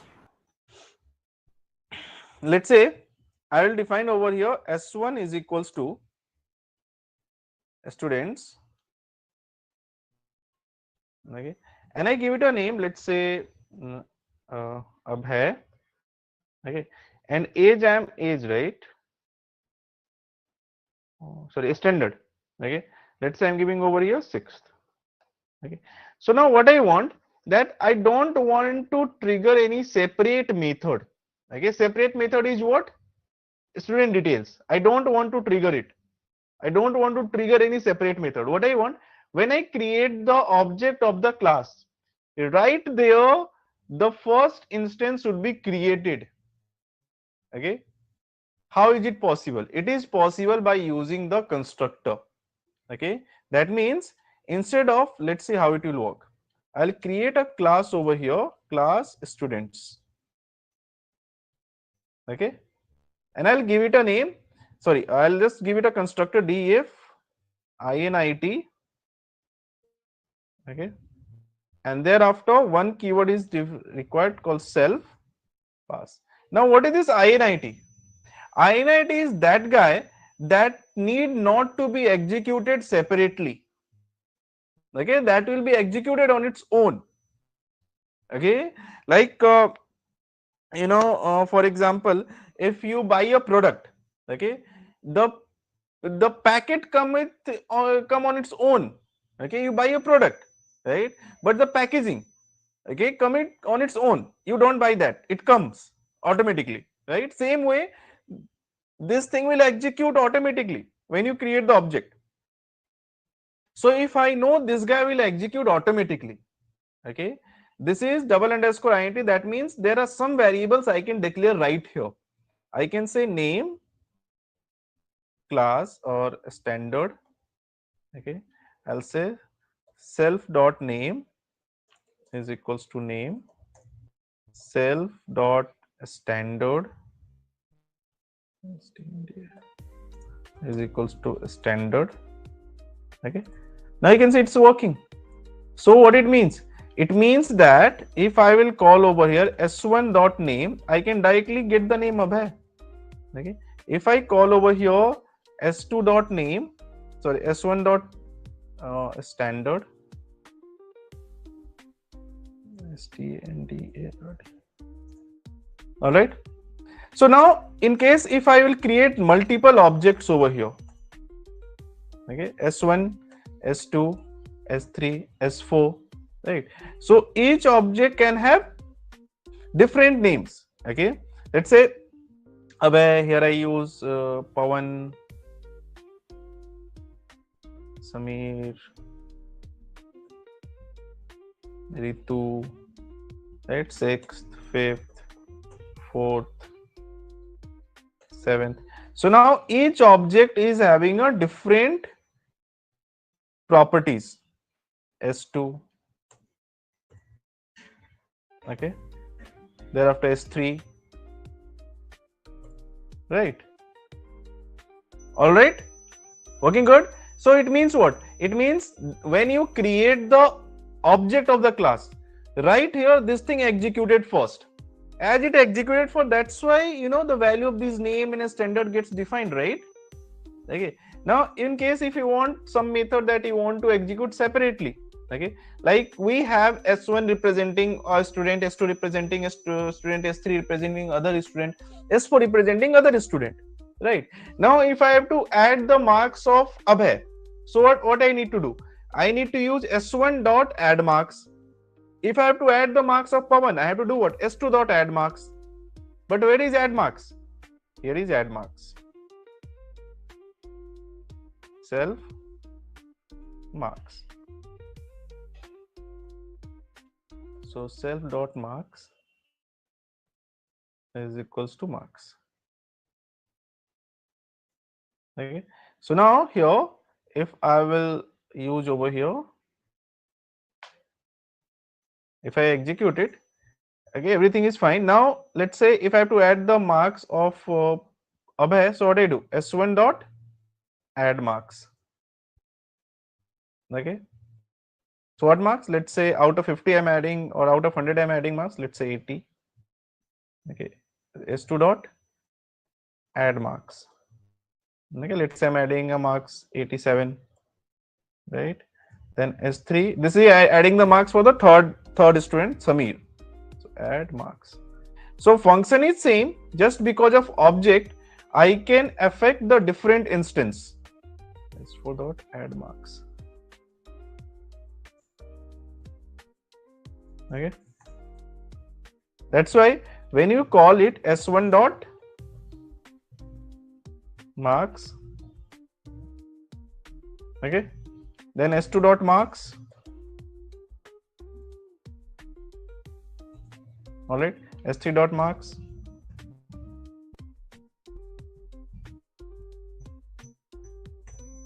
all right, done. Now we have to do what? We have to show over here details. Def show details. Okay, so first thing is self. Okay, I don't require to give any kind of additional parameter because I am not going to input any additional argument over here. So the details I want to show over here is what? Let's say name. Okay, I want to show name.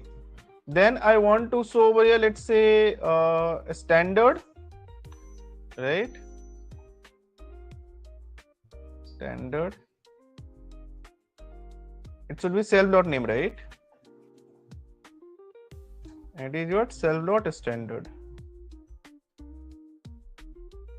Okay. And then I want to show marks.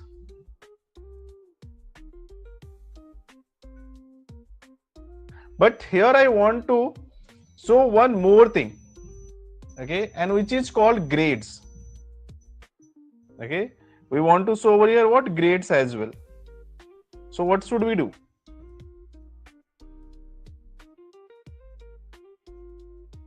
Yeah, here we want to show, let's say up to here it is fine. Return details. Okay, so now if I'll call over here s1 details, print s1 dot show details.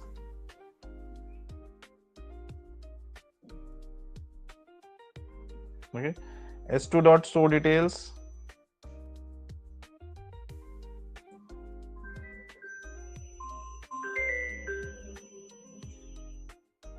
Thereafter s3, s4.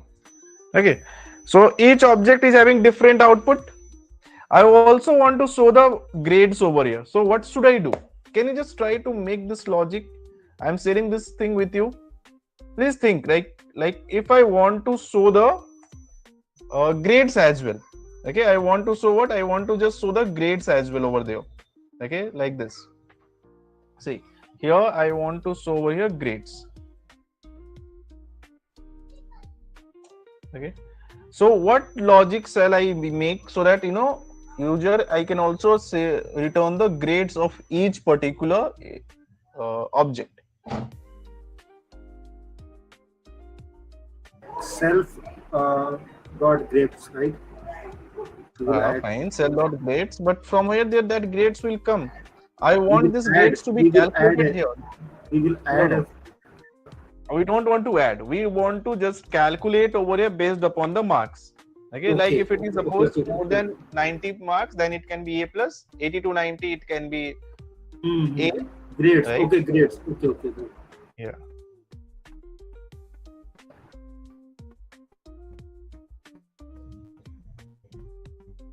So we will write a one method where where define the condition. Previously we written one method right now. Like suppose his mark is greater than 80 and is grade 1, and so we don't require but we don't require any separate method. Here we can do it, right? Yeah, here we can add a method and we define some variable. That variable here we can use self dot mark. We can print. Like we can say if self dot marks is greater than 90. Yeah. Okay. So then self dot grades is equals to what? First division of A grade. Fine. A plus. All right. Yeah. Else if it is greater than 80, then self dot grade is equals to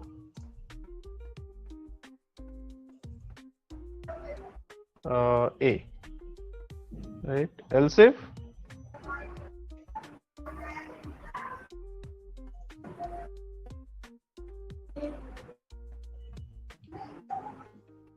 B plus. Okay. Right. Else if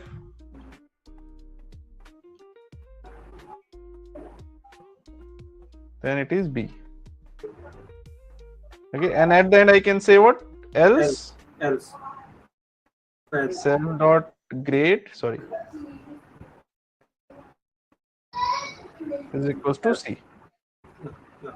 Okay. So now is it fine? Yes. Okay. Now it is showing me an error, indentation error. Yes. I hope now it is correct, right? So now if I call it, all right. So you can see the details over here, right? Okay. Actually, you can make this thing through lambda function as well.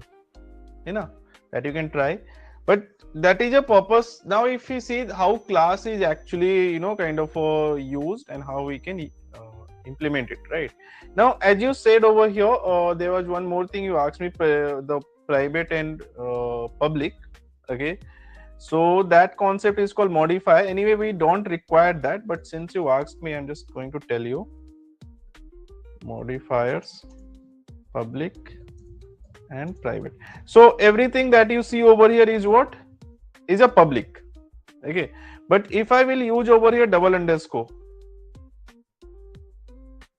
okay, in the name and standard I use double underscore. Okay. Now if I will do it like this, then what happened? Okay, I use double underscore, right? And thereafter, if I will again define the same thing, this is fine. And if I will define this thing, if I call this thing, this is also fine. Okay, object has no attribute marks. Marks I have not added, fine. So I have to add the marks as well. So this is object of the classes. I added the marks. So everything is working same. What is the difference? The difference is actually over here. Here I can easily access the name, right? Okay, but here I can't access. Double underscore name shall I use? You can see. Because now this variable becomes what? Private variable. Okay, let me use some other object over here. Let's say PS1. I'll make it PS1, so that it should not be confusing. Again and again explain it. PS1, PS2, PS3, PS4.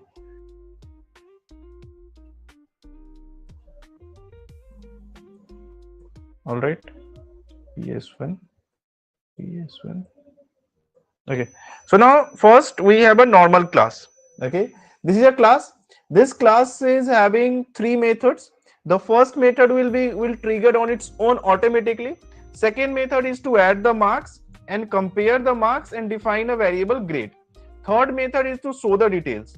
Now we create the object of all the four classes. That means we create four objects of the same class. We triggered add marks method. Then we are calling those name and standard marks independently. That means these things we are calling independently. Okay, by using directly the object. By using directly object, we are calling it independently. It's working. And when we call the methods, then also it's working. Now we create a thing over here in which double underscore, and I made it now name variable is private. Okay, which means accessible within class and